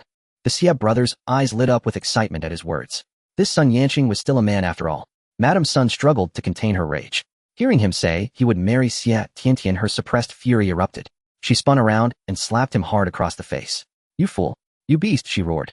She had been clever all her life, yet had given birth to such an idiotic son. She had never realized before how shameless and despicable the Xie family was. Clearly not good people. Once they latched on, who knew what trouble they would cause? She didn't know what had gotten into her back, then blinded by foolishness agreeing to the engagement with the Xie family and rejecting a good match. Now to take back a woman they had already broken off an engagement with. What would people think of the Sun family? How could the Zhang family trust them to send their daughter here? Sun Yanqing couldn't believe his mother had hit him. Dazed, he held his cheek and looked at her blankly. Mother, why did you hit me? Madame Sun's heart ached from anger at her foolish son. She said through gritted teeth, if you dare marry that woman, don't bother coming back. The Sun family will have no son like you. She pointed at the gate. If you step through that door today, you never need to return. With that, she swept away in a huff. The maidservant quickly stepped forward to support her, clearly furious. Sun Yanqing stood dumbfounded. The Xie brothers exchanged glances, surprised by Madame Sun's ruthlessness. Xie Zhizhi quietly asked, brother, what do we do now? Xie Zhizhi had no answer. It took Sun Yanqing a long while to collect himself. Looking at the Xie brothers in the yard, he said apologetically, sorry you had to witness that. He pulled a money pouch from his bosom and handed it to them. Hey, raise some money. Take it and buy Tian Tian something nourishing. They'll figure out the rest. Xie Zhizhi took it, his eyes gleaming with greed, and said, young master Sun, rest assured Tian is our precious treasure. How could we possibly mistreat her? The other brothers also stared at the money pouch with greedy eyes. So much money. They could buy plenty of delicious. Sun Yanqing nodded slightly. All right, Tian Tian has just become pregnant. Please take good care of her. Xie Zhizhi replied perfunctorily, of course, it's no trouble at all. It's getting late now, so we'll take our leave. With that, they walked out. Once outside the Sun residence, the brothers, big brother, open it and see how much money is inside. They had barely restrained themselves from opening it inside the Sun residence, but now that they were outside, there was no need to hold back any longer. Xie Zhizhi weighed the money pouch in his hand, then opened it and poured out the contents. Wow, so much money. Big brother, we're rich. Big brother, are we really going to buy good food for cousin Tian Tian with this money? Of course we have to give it to cousin Tian Tian. This is from young master Sun for her. Xie Zhi's face revealed a covetous expression. He hadn't expected Sun Yanqing to be so generous. He suppressed his expression and quickly said, come on, let's go to the market and see if there's anything fun or delicious. Xie Zhizhi and Xie Sandan immediately chimed in, big brother, we want new clothes. They had seen that uncle's family was all wearing new clothes, and they wanted some too. Xie Zhizhi recalled that even the maidservants at the Sun residence were dressed better than he was, so he waved his hand and declared, fine, we brothers will each get a new set of clothes. They went to the market first, bought new clothes and changed into them, then visited a tavern for a lavish meal, bought a few random items, and finally returned home. Back home, they recounted everything that had happened at the Xie residence. Xie Zhizhi then handed the items he was carrying to Xie Tiantian, his face full of flattery, saying, young master Sun asked us to buy these to nourish your body. Xie Tiantian glanced at the items in his hand, then at the new clothes they were wearing, and her eyes darkened. Huh, they used her money to buy themselves new clothes. She took the items and said in a soft, weak voice, thank you, big brother, second brother, and younger brothers. Did brother Yanqing give you anything else? Xie Zhizhi and the others exchanged glances, then pulled out a small money pouch from their bosom and said, young master Sun asked us to give this to you, little sister. Take good care of it. Xie Tiantian curled her lips slightly and said, all right. She clutched the money pouch tightly, lost in thought. She hadn't expected that even though she was already pregnant, that old woman still refused to let her into the family. What a cruel heart. Would she let the Sun family's eldest grandson be born outside? Xie Zhizhi was completely unaware of all this. She had been cooped up at home for days feeling stifled, but fortunately, she still had a close friend to keep her company. Wang Xiuqin wore a worried expression and sighed from time to time. Finally, after her 98th sigh, Xie Zhizhi couldn't help but ask, Xiu, what's wrong with you? Why are you sighing like that? Has something happened? Wang Xiuqin glanced at her, then lowered her head and sighed again. She said gloomily, my mother said she'll arrange a marriage for me next year. Xie Zhizhi was at a loss for words. Wang Xiuqin was the same age as her, both 15, and after the new year, they would only be 16. In modern times, that was still a middle school student, but in ancient times, it was already considered appropriate for marriage. Indeed, one couldn't judge ancient times by modern standards. She probed, don't you want it? Wang Xiuqin was stunned, then shook her head and said, I don't know. She didn't want to get engaged or married so soon, but she was already of age. If she didn't, the villagers would laugh at her. Now, among the girls her age in the village, apart from Zhizhi, everyone else had already been betrothed. Only the two of them hadn't. Last time her mother went out, she was ridiculed by several families in the village, which made her so angry that she came home and started planning to arrange a marriage for her. If it weren't for this terrible weather, she'd probably be meeting potential suitors by now. Thinking of this, she couldn't help but sigh again. Xie Zhizhi thought for a moment and asked, since you don't know, is there anything you want to do? Anything she wanted to do. Wang Xiuqin thought about it, then shook her head again. Xie Zhizhi sighed along with her. I've grown up in Qingshan village my whole life. When I came of age, I started working in the fields day after day, year after year, only thinking about doing the farm work well. As for anything else, naturally, I never had the time to think about it. Xie Zhizhi nodded. For over a decade, she had been confined to Qingshan village with nothing but those few acres of land in her sight. She had never seen the wider world, so her horizons were naturally limited. Spending her whole life only thinking about tending the fields, she naturally couldn't imagine doing anything else. Perhaps this was the tragedy of women in this era. Without a self of their own, they could only rely on their husband's family to get through life. Bearing children, raising a family, and serving their in-laws. That was their entire life, lived entirely for others. Xie Zhizhi couldn't bear to see her waste her life like this.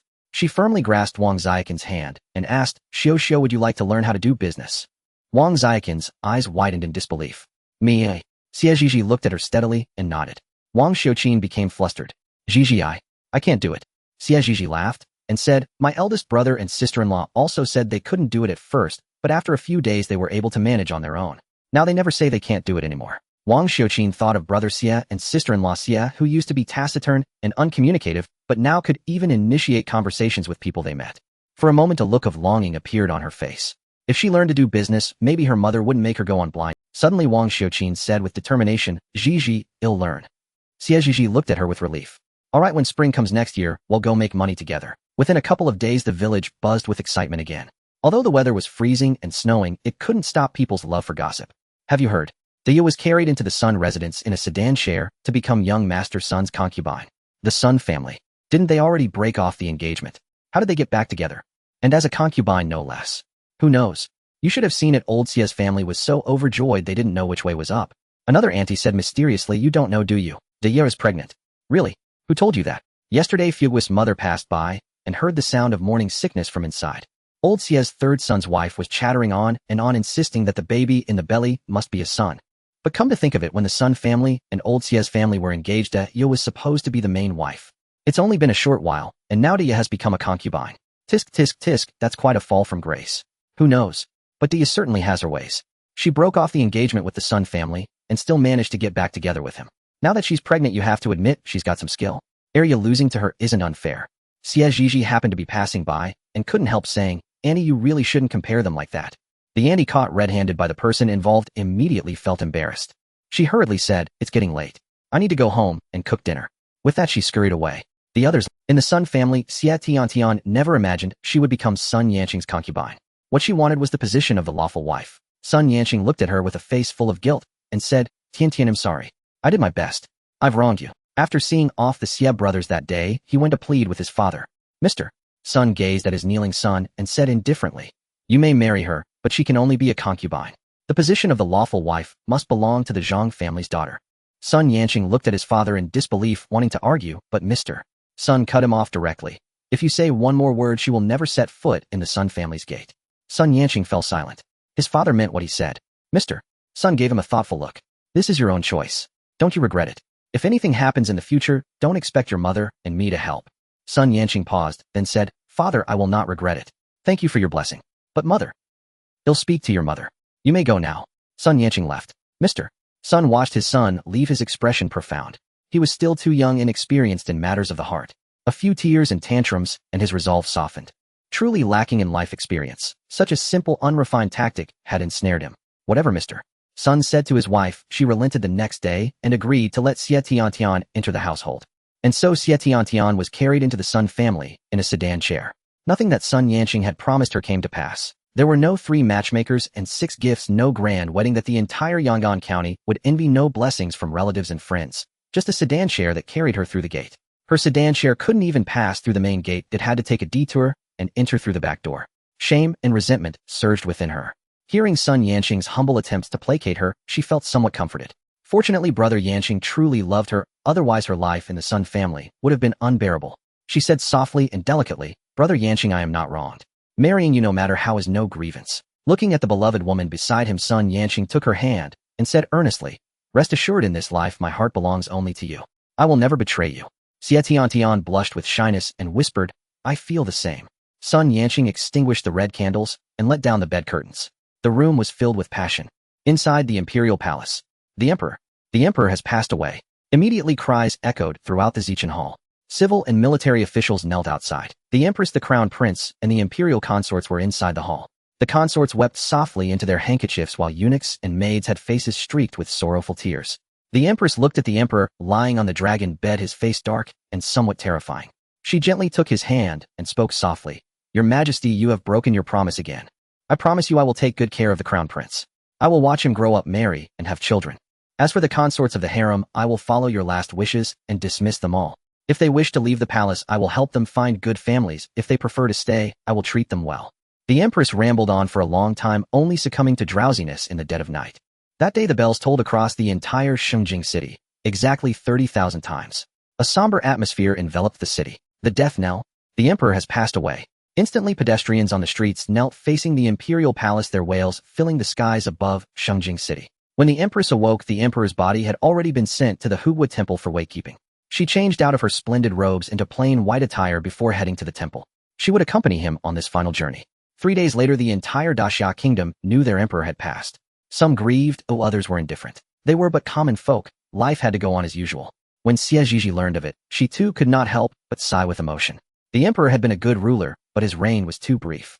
Now the crown prince was still young. It remained uncertain whether he could bear the weight of the throne. Half a month later, the crown prince ascended the throne, adopting the reign name Zhening. Zhou Xin was appointed as chief grand secretary to assist the young emperor in state affairs, while Li Zhao served as the imperial tutor, continuing the young emperor's education. For a moment, the civil and military officials were thrown into an uproar. The late emperor had a younger brother, the Prince of Nanshan. To let an outsider hold the reins of government. What kind of nonsense was this? Officials submitted memorial after memorial until Zhou Xin produced the imperial edict silencing the dissent. The emperor had passed. The nation went into mourning. All officials and commoners were forbidden from merrymaking for 100 days, from slaughter for 49 days, and from marriages for a month. Thus the new year was exceptionally dull. Father, mother, big brother, sister-in-law Zhizhi wishes you a happy new year. May everyone be healthy and joyful in the coming year. Father, mother, big brother, sister-in-law Sanyu wishes you a happy new year. May everyone have peace and all wishes come true in the coming year.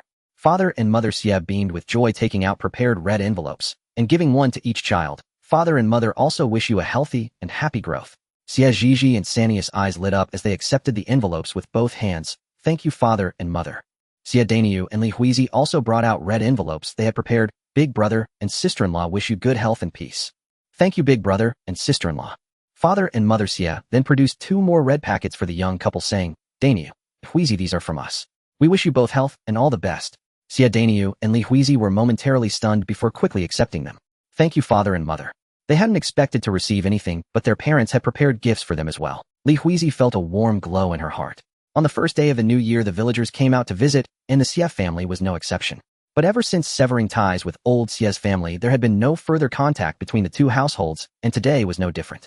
Unexpectedly, the first guests to visit the Xie family were the Liang family. Grandpa Liang, Grandma Liang, teacher, Happy New Year. Sanyu spotted them and immediately went over to greet them. Grandma Liang looked at him with a smile and said, Sanyu, Happy New Year. Hearing the commotion, Xie Zhizhi also came out to exchange greetings. Liang Tan said, Zhizhi, Happy New Year. If one looked closely, they could see the smile in his eyes. It wasn't the first time Xie Zhizhi had heard him call her name, but Liang Tan's voice was very pleasant, and every time he said her name it stirred something in her heart. She smiled back and replied, Liang Tan, Happy New Year. Liang Tan smiled too. Mother Xie called out from behind, Uncle Liang, Aunt Liang Tan, come in and sit down. Don't stand outside. Li Huizi brought out some snacks to entertain them. After chatting for a while, Aunt Wang and Wang Xiuqin also arrived. The room was filled with laughter and lively conversation. The long, harsh winter had finally passed, and the weather warmed abruptly. The balmy spring currents melted the ice on the river and the snow in the mountains, and the meltwater flowed down the slopes in all directions, so that overnight the tender sprouts of spring began to stir. Early spring brought frequent rains of fine, drizzling mist that seemed to drape a gauze veil across the sky. As the saying goes, spring rain is as precious as oil. With the rain, the villagers all began to stir into activity. Plowing the fields, sowing the seeds. Everything proceeded in an orderly manner. This year's rain is truly wonderful. We can expect a bountiful summer harvest. Indeed. The villagers' faces were wreathed in smiles.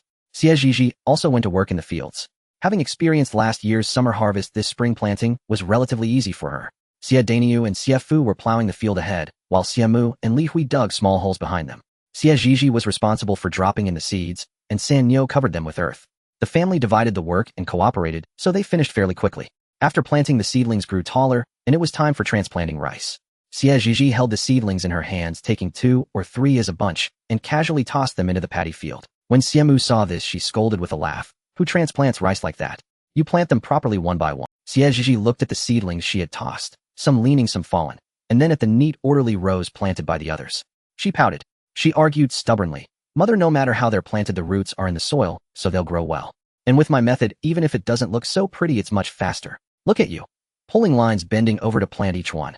It's not only time-consuming, but also hard on your back. Xiemu was rendered speechless by her twisted logic. She glanced at the neat rows of seedlings before her, then at her daughter's haphazard mess, and immediately turned her face away, unwilling to look any longer. Passers-by saw Xie Zhizhi planting like that, and were at a loss for words. Someone even teased, You can't plant rice like that. It won't grow well. You have to plant them one by one for them to thrive. Xie Zhizhi adjusted the bamboo hat on her head, and turned with a smile. Uncle Wang, my method is faster. Uncle Wang gave a helpless smile, and walked away. Sen Yo also copied her, and soon found that the speed was indeed much faster. And so, working from dawn till dusk, they toiled for over a month before the work in the fields was finally done. It was now May, and the weather was gradually warming up. Xie Zhizhi's business could resume, and this time, she brought Wang Xiuqin along with her. When Aunt Wang learned of this, she specially brought 20 eggs as a token of gratitude. Zhizhi, I don't know how to thank you. This is a little gift from me. Please accept it. Xie Zhizhi quickly declined. Auntie, with the relationship between our families, there's no need to be so polite. Besides, you and Xiu Xiu have helped us so much in the past. If anyone should be thanking, it's us. Please take these eggs back. In the past, Xiemu and Xie Zhizhi had a hard time in the village. When Xiemu was young, she was isolated and constantly slandered by the village women behind her back. When Aunt Wang heard this, she often fought with them. When the original Xie Zhizhi was a child, she was often bullied by other village kids because of her introverted nature. She dared not tell her parents when she got home. Once Wang Xiuqin saw this, and bullied the bullies back on her behalf. After that, whenever someone bullied her, Wang Xiuqin would always help her fight back. Xie Zhizhi was deeply grateful for all this. She was grateful that Aunt Wang, unlike the others, did not isolate her mother, giving her someone to confide in during those hardest years.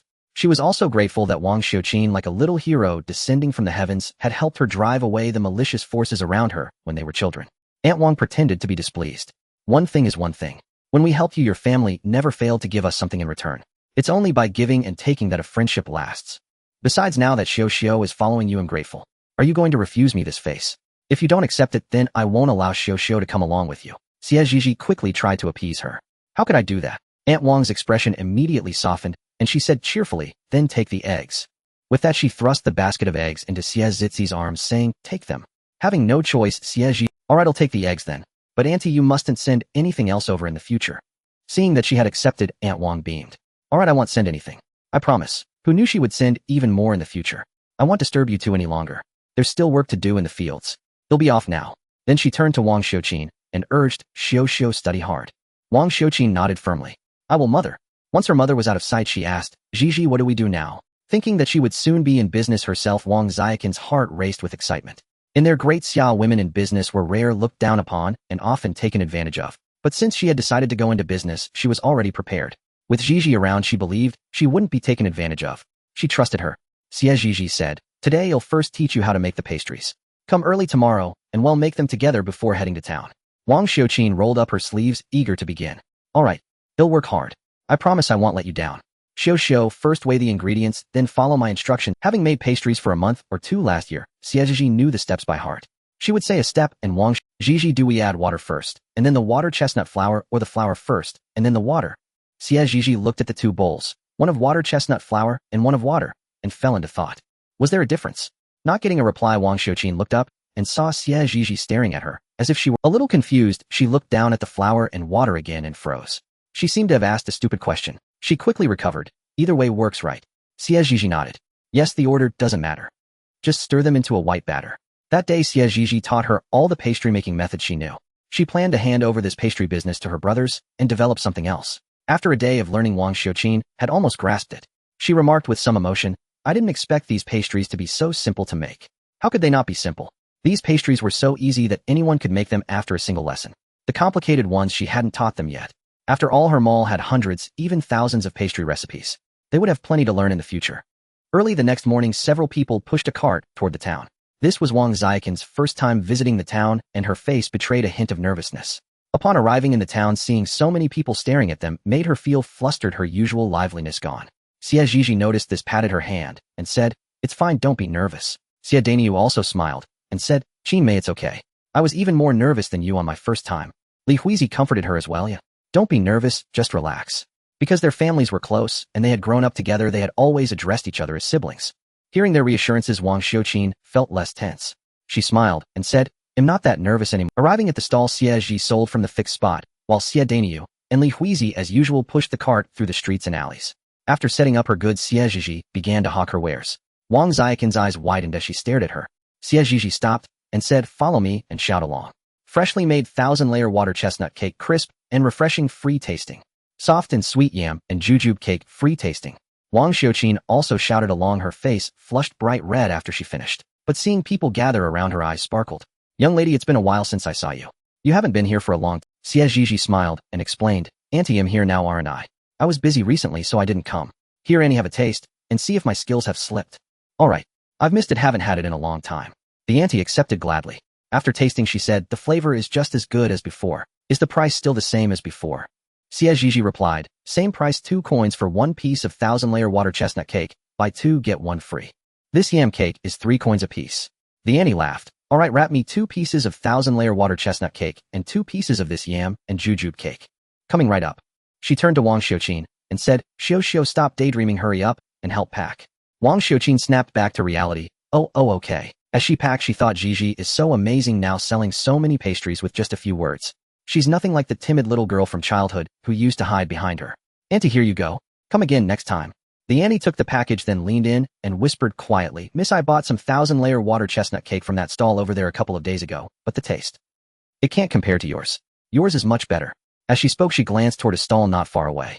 Xie Zhizhi also spoke mysteriously, "Auntie, my 1,000-layer water chestnut cake is made from a secret family recipe that isn't passed on. Naturally, the flavor is unique." After saying this, she raised an eyebrow smugly. The auntie left with a chuckle, saying, "He'll come again next time." Xie Zhizhi smiled and waved, "Take care, auntie." This auntie was generous.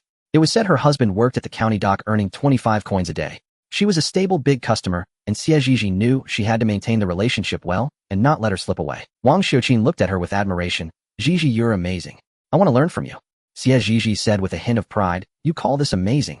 You haven't even seen my more impressive side yet." She thought back to her past life. Stop. The past is gone, not to be dwelled upon. Wang Xiaoqin's admiration grew even deeper. There was even more. Could she one day be just as impressive? At this thought, she couldn't help but dream. Next, Wang Xiuqin witnessed the more impressive side that Xie Zhizhi had mentioned. No matter who came, Xie Zhizhi could chat them up, and they would willingly pay for the goods, leaving with happy smiles. In an instant, half of the pastries they brought were sold. Wang Xiuqin watched the entire process, utterly dumbfounded. Xie Zhizhi turned to see her lost in thought, waved a hand in front of her face. Xiu. Wang Xiuqin snapped fully back to reality. "Xiu, what happened? You look dazed." "Nothing." Wang Xiuqin stammered. "By the way, did you learn what I taught you just now, eh?" Xie Zhizhi asked. She had taught her communication and sales techniques and wondered if she had grasped them. Wang Xiuqin looked guilty. She had been too busy watching Zhizhi to pay attention. Aye. Xie Zhizhi sighed and explained it to her again. This time Wang Xiuqin listened attentively. She never imagined that a single sentence could be phrased in so many roundabout ways or expressed in different forms. Truly, she had learned something. After the morning market ended, Xie Daniu and the others returned. "I didn't expect business to be so good today. We should have made more," Li Huizi remarked. Business was indeed excellent that day. All the pastries they brought were sold out. "All right, let's pack up and go home." On the way back, Xie Zhizhi made a detour to Carpenter Liang's house. After explaining her purpose to Carpenter Liang, she returned home. "I heard that old Xie's family is planning to arrange marriages for To Go and to Dan." "Really? Arranging marriages for both at the same time?" "No lie. Old lady Xie has already asked Big Mouth Li to scout for suitable girls. It probably won't be long before the Xie family holds a wedding. But speaking of which, isn't Dia about to give birth? It's been months and there's still no news. Should be soon. But Dia is lucky, married into the Sun family and living in comfort. Now she can even help the Xie family a bit. Look at To Go and to Dan getting old and finally about to find wives. And then there's Daniel, who got married long ago. But is his wife infertile? It's been so long and her belly hasn't shown any sign." Xie Zhizhi happened to pass by and overheard them gossiping about her elder brother and sister-in-law. Her expression darkened. She cleared her throat twice. An auntie looked over startled and quickly patted the one who was still chattering away. But the gossiping auntie, annoyed at being interrupted, said, "Li Huahua, why are you hitting me?" and hit back. Li Huahua, realizing she didn't understand, looked awkwardly at Xie Zhizhi and said, "Arya, we were just chatting idly. Don't take it to heart." The gossiping auntie froze, turned around, and forced a smile. "Arya, auntie has a loose tongue. That was just nonsense. Don't mind it." Inside, she was full of regret. She had only been speaking casually, and never expected a family member to overhear. How embarrassing. She only hoped Arya would be generous and not take it to heart. Xie Zhizhi said lightly, Annie, how could I take it to heart? But that is family business. I'd prefer you gossiped less about it in the future. Oh, by the way, my sister-in-law isn't infertile. She just wants to spend a couple more years alone with my brother, and my parents have. With that she left. These gossiping old women were truly annoying.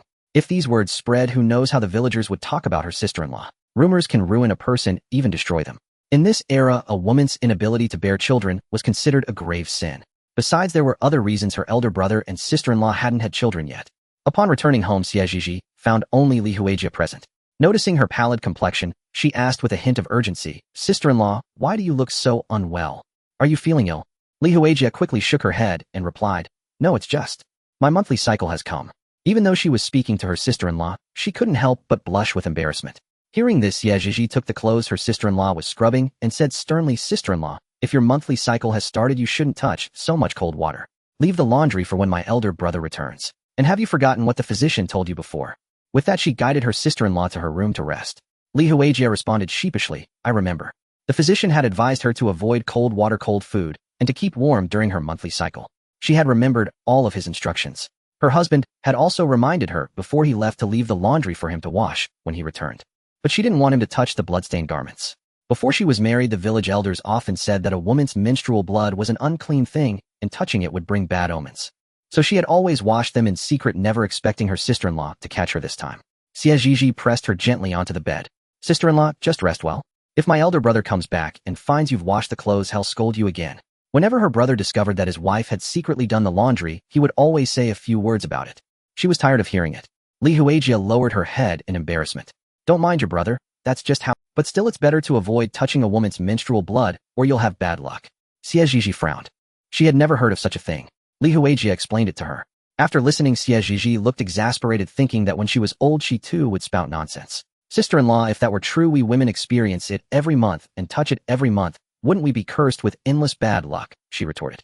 And every month our father helps our mother wash her clothes, and I've never seen any great misfortune befall him. We should just take these sayings with a grain of salt. Indeed, some of the old tales passed down are worth heeding, but others are best ignored. Li Huijie thought about it and realized it made sense. Sister-in-law, lie down for a while. They'll go make you a bowl of brown sugar water. Seeing her sister-in-law's pale face, she remembered there was some brown sugar at home perfect for the drink. Li Huijie quickly said, No need, just lying down is fine. Xie Zhizhi paid no heed and walked straight out of the room. In the kitchen, she found the remaining brown sugar, boiled some water, and added the sugar to simmer. A few minutes later, she returned with a steaming bowl of brown sugar water. Sister-in-law here. Li Huijie looked at her with gratitude.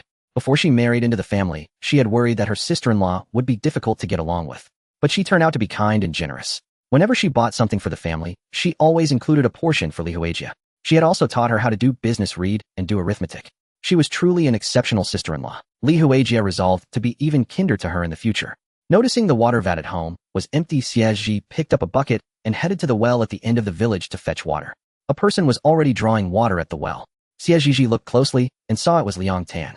She quickened her pace, carrying the bucket. Liang Tan, you're fetching water too, she said cheerfully. Liang Tan turned around, a slight smile on his lips. Since San Yo spent his afternoons practicing calligraphy and learning characters, Liang Tan's afternoons were relatively free. He hauled up his bucket, poured the water into his own container, then lowered the bucket again to draw more. Set your bucket. Xie Zhizhi understood he was helping her fetch water, and her smile grew even brighter. She set down her bucket and Liang Tan poured the water he had drawn into it. All done. Xie Zhizhi looked at him with slight suspicion and asked, Liang Tan, have you stopped coughing? Liang Tan nodded slightly. I'm almost fully recovered. He had been taking medicine for over half a year. During that time, when Xie Zhizhi was busy, she would have San Yo deliver the medicine. In truth, she hadn't seen him for a long while, so she was unaware that his illness had nearly healed. Then congratulations. Liang Tan smiled. San Yo doesn't need to come for lessons tomorrow. I'm going to the town tomorrow, so let me treat you all to a meal. San Yo had 2 days off a month, one in the middle and one at the end. Tomorrow was the middle of the month, so he could rest. Xie Zhizhi didn't hesitate.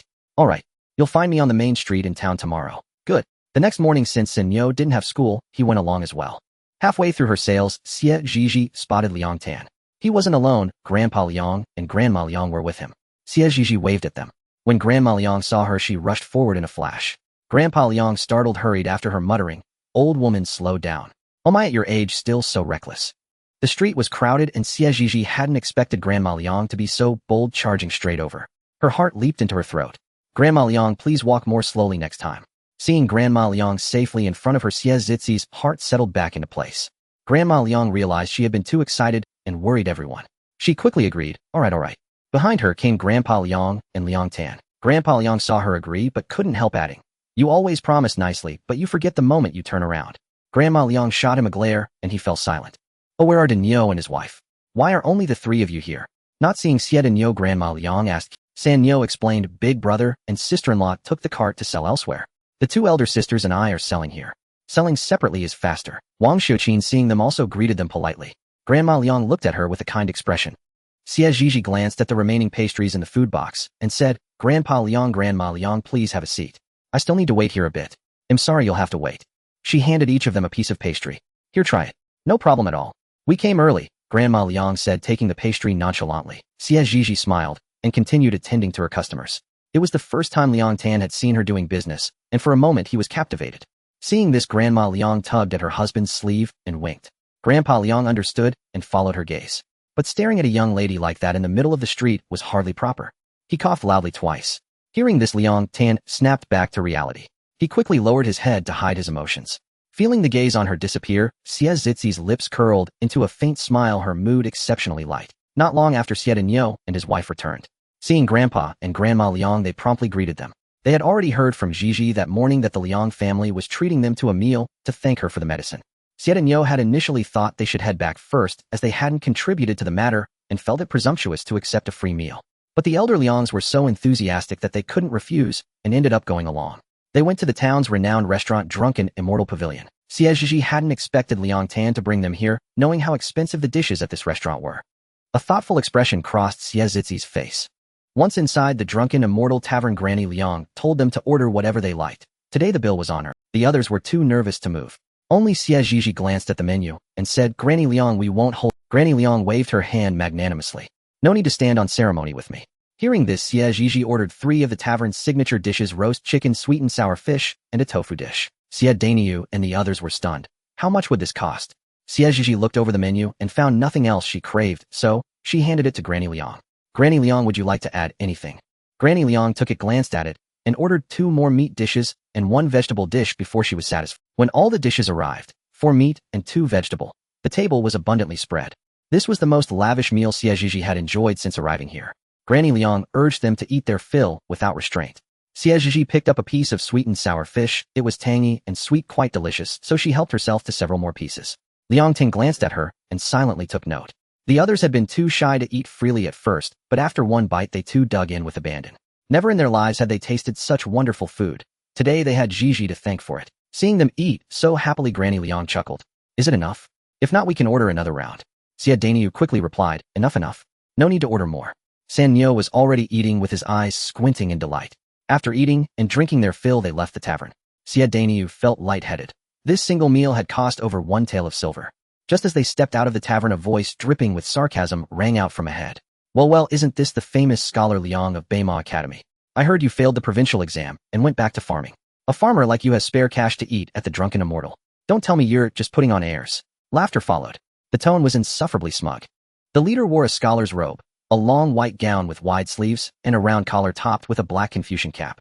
This attire was the standard dress of scholars in this dynasty. Yet the outfit seemed especially odious on him. The moment Liang Tan saw the newcomer, the smile vanished from his eyes. He cast a cold, indifferent glance at the man, then looked away as if he didn't recognize him. That dismissive look stung the man into fury. "What did I say something wrong? Just because you failed the provincial exam you dropped out of school? Huh? And you called yourself the top student of Beima Academy. Can't even pass the provincial exam. Where do you get the nerve to say such things?" At those words, anger flared across Liang Tan's face. His eyes turned cold and dark as he stared at the man. "Lu Feng, have you said enough?" People on the street and inside the tavern came out to watch the spectacle. Seeing the growing crowd, Lu Feng gloated. "What, can't stand to hear the truth? Everyone at Beima Academy knows about this." Granny Liang and Grandpa Liang turned pale with rage. Xie Zhizhi murmured softly, "So this is what Beima Academy teaches its students." "I see." Lu Feng frowned, puzzled. "What have you learned?" Xie Zhizhi replied innocently. "I've learned the art of gossiping and spreading nonsense, just like the village gossip."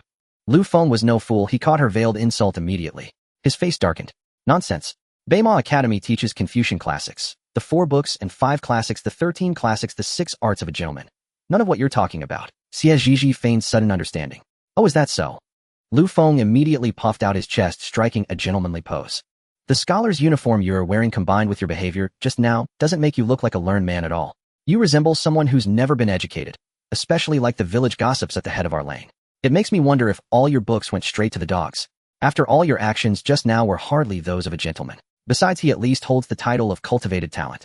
Have you even passed that exam? The onlookers burst. Exactly. He's at least a cultivated talent. Who does this fellow think he is mocking him? Not a shred of gentleman. Come to think of it back, then everyone had high hopes for Scholar Liang in the provincial exam. No one expected him to fail, and for an unknown to take the top spot. What a pity. In those days, Scholar Liang was renowned in Pinggan Town. Everyone thought had achieved 3 consecutive firsts. But then Su Anliu came out of nowhere, took first place, and eventually became the second-ranked scholar in the imperial exams. Truly remarkable. Xie Zhizhi noticed that Liang Tan's eyes flashed with hatred when he heard the name Su Anliu. So there really was something shady about that exam back then. Lu Feng, red-faced and humiliated by the crowd's laughter, felt utterly disgraced. Yes, he hated Liang Tan. Hated his aloofness, his intelligence, and the way he had won the academy head's favor. When he learned that Liang Tan had failed the provincial exam, he clapped his hands in glee, thinking he deserved it. Later, when he heard Liang Tan had withdrawn from the academy, he was overjoyed. For years, his own talents had been overshadowed by Liang Tan. With him gone, surely the academy head would notice his efforts and think highly of him. But it turned out to be nothing more than wishful thinking. He shot a venomous glare at Liang Tan and Xie Zhizhi, then pushed through the crowd and ran off. Xie Zhizhi rolled her eyes at his retreating back. Liang Tan watched her, gave her a long, thoughtful look, and finally let out a helpless laugh.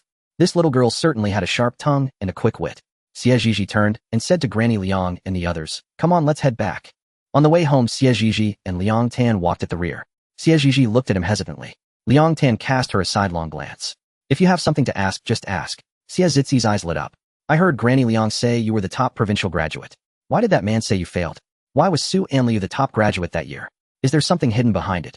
Liang Tan stopped walking, and Xie Zhizhi halted as well. He looked at her seriously. "If I told you that I did indeed pass as the top graduate that year, would you believe me?" Xie Zhizhi nodded without hesitation. "Yes, I would." Liang Tan studied her expression closely, saw the sincerity in her face, and couldn't help but laugh softly. "Even you believe me. Why didn't he? Who was that?" Xie Zhizhi looked at him, puzzled. Liang Tan averted his gaze and said flatly, "On the day the results were posted, I went to see the list. My name wasn't on it. At first, I didn't think much of it.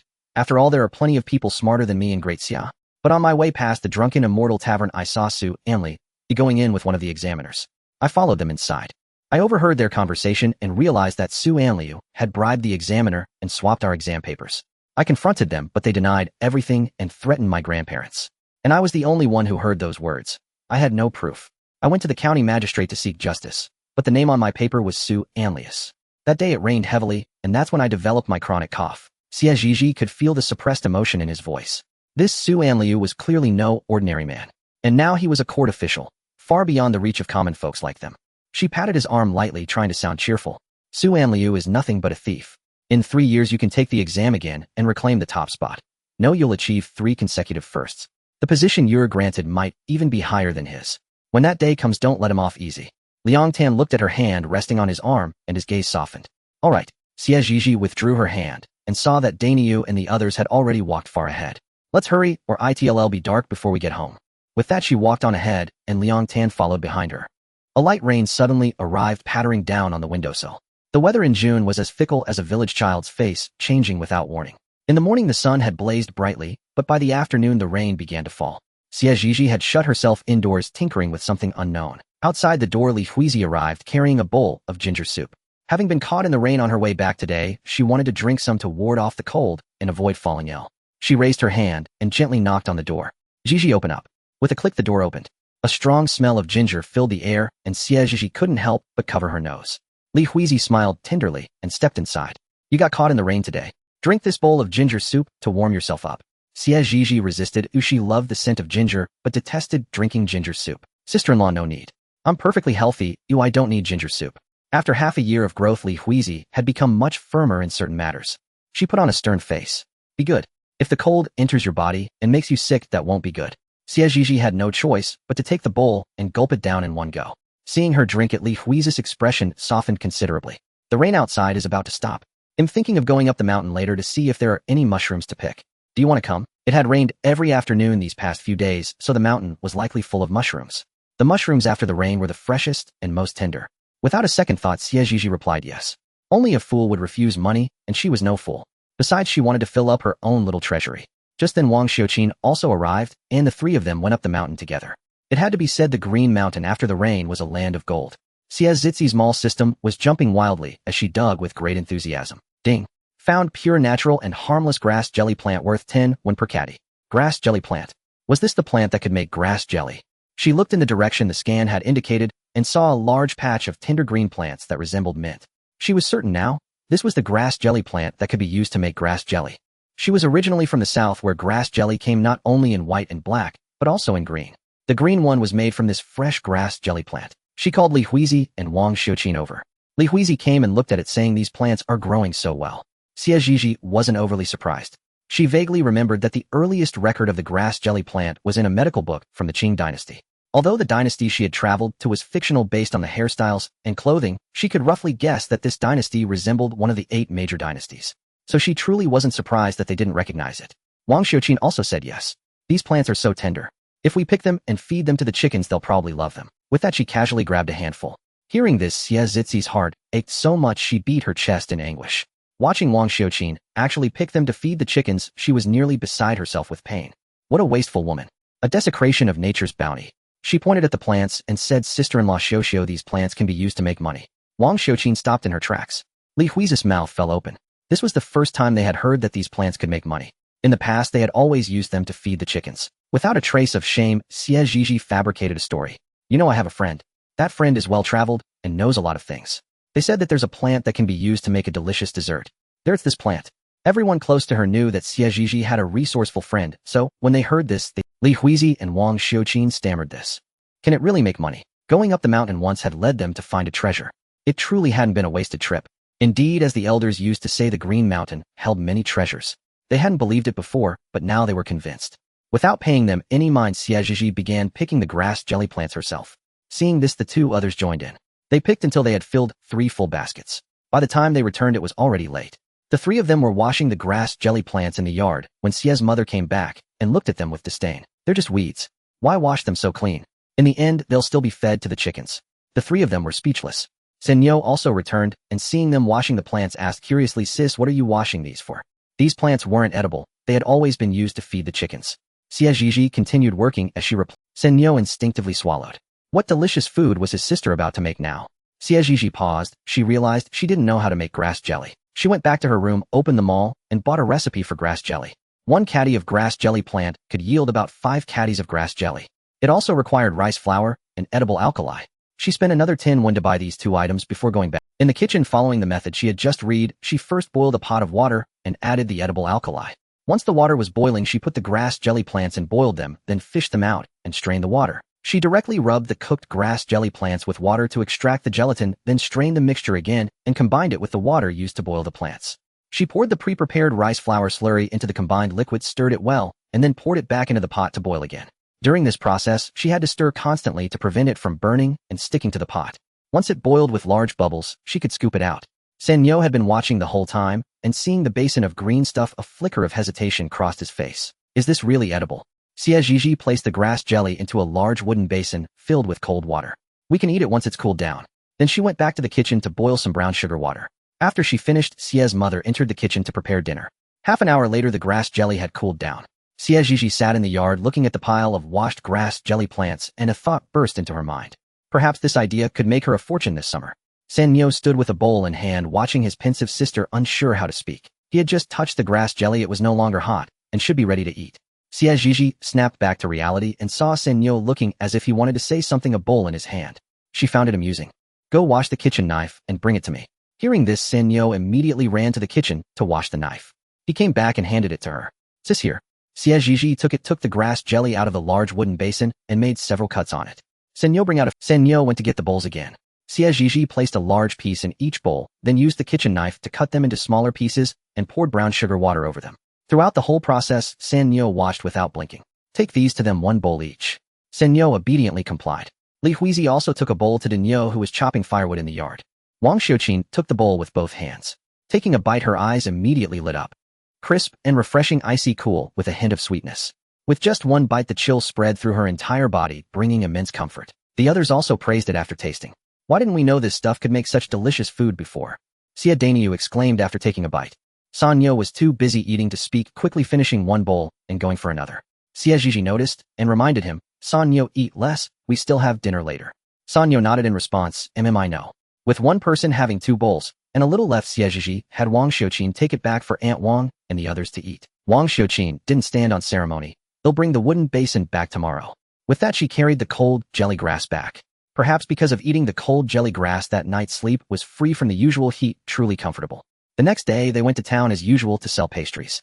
Just as they set up their stall, they saw 2 elderly women approaching, clutching their stomachs. It's this stall, their goods are unclean. They gave us stomachaches, one elderly woman said, pale-faced and groaning in pain. Yes, it's them. Yesterday, we bought 2 pieces of their pastries, and after eating them, our stomachs hurt terribly. It must be because their goods are unclean. You 2 little sluts compensate us. Yes, pay up. Wang Xiuqin trembled in fear, hiding behind Xie Zhizhi and clutching her clothes. Zhizhi, what do we do? Xie Zhizhi frowned, her gaze sharp and cold. Xie Danyu and the others were nearby, and seeing the commotion, quickly pushed their cart over. What's wrong, sis? He said, glaring fiercely at the 2 troublemakers. Xie Zhizhi shook her head at him, signaling. One elderly woman, seeing the 2 men approach, snorted coldly, if you don't compensate us today, you won't sell anything on this street again. Then she shouted at the passers-by, everyone look. This is that unscrupulous stall. Their goods are unclean. After eating them, we had vomiting and diarrhea, and our stomachs hurt. She glanced triumphantly at them. Wang Xiuqin, enraged, rolled up her sleeves to charge at her. The other elderly woman covered her head and yelled, oh dear, after doing something wrong, now they want to hit people. Bullying people. It was market time, so the streets were crowded. With that shout, people surrounded the stall in layers. The crowd murmured among themselves. Li Huizi, hearing the whispers, also felt at a loss. With so many people around, if the accusation that their goods were unclean stuck, it would be difficult for them to continue doing. Thinking that their business, which had just stabilized, might be ruined, Li Huizi's heart ached. Her eyes reddened, and she gritted her teeth at the 2 troublemakers. Xie Zhizhi stopped Wang Xiuqin and whispered, don't act rashly, or we won't be able to clear our name. Wang Xiuqin, readied with anger, said, but they. Xie Zhizhi lifted her eyelids slightly and glanced at her. Wang Xiuqin fell silent. Xie Zhizhi looked at the 2 elderly women and asked, aunties, are you sure you bought pastries from me yesterday? The 2 women lifted their chins slightly and said, yes, we bought them from you yesterday. Xie Zhizhi raised an eyebrow slightly. Oh, what did you buy yesterday? The elderly woman immediately said, that 1,000-layer water chestnut cake. Xie Zhizhi nodded. Seeing her nod, the women shouted to the onlookers, see, she admitted it. Then they turned to Xie Zhizhi and yelled, since you've admitted it, compensate us and apologize, say your goods are unclean, and give us stomachaches, and we'll forgive you. We won't ask for much. 5 taels of silver each and an apology, and we'll be magnanimous and forgive you. Hearing that each person demanded 5 taels of silver, everyone present was shocked. It was an outrageous demand. For a moment, sympathetic glances turned toward Xie Zhizhi and her group. Xie Zhizhi sneered, auntie, you misunderstand. I admitted nothing. The elderly woman's face stiffened. If you didn't admit it, why did you nod? Are you trying to avoid paying? Fine. Your goods are unclean, made us sick, and now you want pay. Are you bullying us because we're alone? Everyone look, this is a shady stall. Eating their stuff made us sick and they want pay. There's no justice. The 2 elderly women began rolling on the ground in a tantrum. Xie Zhizhi said with amusement, auntie, I didn't see you buy anything from me yesterday. Are you mistaken? The elderly woman immediately pointed at her nose and insisted, no mistake, you 2 unscrupulous sellers sold them to us. Being pointed at in public irritated Xie Zhizhi. She hated having fingers pointed at her. Restraining herself from breaking the woman's finger, she stepped aside. Auntie, you say you bought from us. Do you have any? Moreover, I sold so many pastries yesterday. Why are you 2 the only ones claiming they're unclean? Now I have reason to suspect you 2 are framing us. Her words were forceful and resolute. The elderly woman paused, a flicker of panic crossing her face, but she quickly suppressed it. Xie Zhizhi, watching their expressions closely, naturally noticed. Had she stepped on someone's toes? Was someone deliberately framing them? Who could be behind this? Some regular customer spoke up in Xie Zhizhi's defense. I bought some yesterday and ate it. Nothing happened. I bought some too. Nothing happened. Could this really be a setup? Maybe these 2 ate something else and got sick, then came to extort the young lady. If that's true, it's really shameless. The 2 elderly women exchanged glances, unsure what to do. Their eyes darted to a certain spot, and seeing a threatening glare, they trembled. Gritting their teeth, they said, it's your stall. We got stomachaches from eating your stuff. Are you going to deny it? Xie Zhizhi said, all right, you claim you bought my pastries. Then tell me, what are the characteristics of the oil paper I used? The elderly woman, puzzled by the question, answered without thinking, it's naturally rough. Xie Zhizhi looked at them with interest. Are you sure? The woman hesitated, then thinking all oil paper in Ping'an town was the same, said firmly, yes, I'm sure. Li Huizi and Wang Xiuqin caught on and immediately pointed at them. You're lying. Our oil paper is very smooth and translucent, thinner than others. We always wrap pastries in 2 layers. It's nothing like the rough paper you described. You're lying. Yes, you're framing us. What's your intention? Several elderly women also chimed in. We can vouch for that. Their oil paper is indeed thin and smooth. Yes, I can testify too. I can testify as well. The two elderly women's already pale faces turned. Stammering, they said, maybe we remembered wrong. The crowd wasn't foolish. Seeing their reaction, they understood it was a setup against the young lady. Xie Zhizi's gaze turned sharp. Report this to the authorities. Her eyes swept fiercely through the crowd. Today she would make an example of them and show everyone she was not to be trifled with. The two elderly women, upon hearing the mention of reporting to the authorities, were so terrified that they plopped to the ground. They had never intended for this to escalate to the yamen. Trembling, one of them rose to her feet and said, we want press charges. Well, leave now. Xie Zhizhi sneered, her eyes mocking. Oh, auntie, you come to my establishment and cause such a ruckus, and now you say you won't press charges. Do you take me for a fool? You decide when to press charges and when to drop them, as if all the good lines are yours to speak, making it seem like we're the ones at fault. If this continues, how are we supposed to do business in town anymore? If there's a problem, let's go to the yamen and sort it out properly. We can't just be wronged without a clear resolution. Xie Zhizi's tone shifted, sharp and resolute. She said calmly to Xie Danyu, brother, seize them. We're going to the yamen together. Hearing this, Xie Danyu advanced. After more than half a year, Xie Danyu had grown much stronger. Capturing two frail, petite, elderly women was practically a sure thing. The two elderly women tried to flee as he approached, but Wang Xiuqin and Li Huizi had been watching them closely. Seeing their intent to run, they immediately grabbed and restrained them. You old hag, trying to frame us, and then run. Wang Xiuqin pressed down firmly on the back of one woman's neck, her voice venomous. Let me go. Assault. Help. Someone's attacking. Help. There's a street brawl. The onlookers watched with amused expressions. Xie Danyu stepped forward, produced a hemp rope, and bound their hands. The group then headed toward the yamen. In the courtroom sat the county magistrate Wei Zhongming. Curiously, the county magistrate had originally worked alongside the district magistrate in the county seat. Yet for reasons unknown, early last year he was dispatched to Pinggan town. Since then, all matters great and small in the town had been under his jurisdiction. It was said that the county magistrate was an upright and incorruptible official. Wei Zhongming sat rigidly with a stern face, his tone solemn. Who kneels before me? And for what matter? Xie Zhizhi and the others knelt below and bowed to him. Your Honor, I am Xie Zhizhi, a humble vendor. This morning these two elderly women falsely accused my goods of being unclean and attempted to extort money from me. I beseech you to uphold justice for me. Upon hearing her name, Wei Zhongming paused slightly. He then looked at the two elderly women and asked, is this true? The women had been trembling since they entered the yamen. Now upon being questioned, they trembled even more violently. In response to your honor, this humble woman. They stammered for a long while, unable to form a complete sentence. Xie Zhizhi straightened her back, her gaze clear and unflinching as she looked at them. Wei Zhongming, growing impatient with their hesitation, frowned. Why do you stammer? Speak plainly. He exuded an imposing official aura that suffocated the two elderly women. If only they had known this young woman was so formidable, they would never have stirred up trouble. Now they regretted it bitterly. One of the women stammered, Your Honor, this is all a misunderstanding. We mistook the person and wronged her. Please have mercy on us. With that, she began kowtowing frantically in supplication. Xie Zhizhi chuckled lightly as she watched them. A misunderstanding. That's not what you said earlier. Your Honor, these two elderly women falsely accused me. Just now when I asked them to describe the oil paper wrapping our pastries, they got it wrong. Everyone on the street heard it. If you doubt me, you may send someone to inquire. Wei Zhongming cast a glance at an attendant below who nodded and left. The two elderly women's faces turned ashen. It was over. Everything was over. Before long, the attendant returned and whispered something into Wei Zhongming's ear.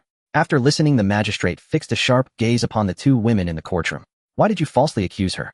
Confess truthfully to this official. The two women exchanged glances and clamped their mouths shut. Wei Zhongming gave a cold laugh. Guards, administer 30 strokes of the board until they speak. Upon hearing this, the two women were stricken with terror and immediately confessed everything. 30 strokes were more than they could bear. When Xie Zhizhi learned that the manager of Fuxiangji had instigated them to frame her, a chill settled in her eyes. Wei Zhongming declared, summon the manager of Fuxiangji. When the manager arrived, he wore a look of utter bewilderment, as if he had no idea why he had been called. Li Gui, do you recognize these two? Li Gui glanced at them and shook his head. No, I don't. The elderly women stared at him in shock. Manager Liu, you were the one who told us to frame Xie's pastry stall. Li Gui glared at them indignantly. Nonsense. When did I ever tell you to do that? You'll need to provide evidence. His eyes carried a veiled threat, warning them not to be ungrateful. The two elderly women were in despair. Their sons worked as servants at Fuxiangji. If they offended Li Gui, their sons would lose their jobs. They mumbled, we have no evidence. Li Gui was satisfied. Wei Zhongming's expression turned inscrutable. According to the law of the realm, falsely accusing another warrants 10 strokes of the board and 1 month of imprisonment. Xie Zhizi's eyes shifted. Your Honor, I object. Wei Zhongming's face showed slight displeasure. What grounds do you have for objection? Xie Zhizhi said solemnly. Today they falsely accused me, damaging my reputation. They should apologize. Additionally, they disrupted my business today. Factoring in costs and lost earnings, I have incurred a loss of at least one tael of silver. Your Honor, should they not apologize and compensate me? Her argument was logical and clear. Wei Zhengming replied, indeed, they should apologize and pay compensation. Do either of you have any objections? The question carried an overwhelming pressure. The two elderly women dared not voice any dissent. No objections. Very well. Guards, take them to the street to publicly apologize and compensate this young lady. Xie Zhizhi was satisfied. Thank you, Your Honor. You are truly a righteous official for the people. She didn't forget to add a flattering remark. Whether it was her final compliment that pleased him or not, Wei Zhengming's face softened slightly. Court adjourned. After he departed, Xie Zhizhi and the others rose to their feet. Xie Daniu and the rest were still dazed. This was their first time in a courtroom and their first encounter with a magistrate. They had been terrified earlier, afraid that a single wrong word might cost them their heads, so they had remained silent throughout. Seeing their sister speak so eloquently and even secure compensation, their hearts swelled with joy. Even if none of today's pastries were sold, they would not suffer a loss. With everything settled, the sun hung high in a clear, cloudless sky. A beautiful day. Li Huizi asked, Zhizhi, should we go back? She looked regretfully at the unsold pastries they had made that day. Xie Zhizhi gazed at the pastries in silence. The morning market in Pinggan town had passed, leaving only a sparse few on the streets, not enough to sell much. West Street might still yield some sales. After a moment's thought, she said, let's head to West Street first, and see. Li Huizi agreed. When they arrived at West Street, it was just after lunchtime. People glanced at their calls, but a few familiar elderly women came out upon hearing the commotion, bought one or two pieces, and casually inquired about the day's events. Xie Zhizhi explained once more. Upon learning she had been wronged, they cursed along with her. Still, it's a pity your pastries didn't sell today. Xie Zhizhi didn't think it was a pity. She had thought of a way to sell them. After exchanging a few pleasantries, Xie Zhizhi and her companions took their leave. Wang Xiuqin and Li Huizi looked at the remaining food with regret.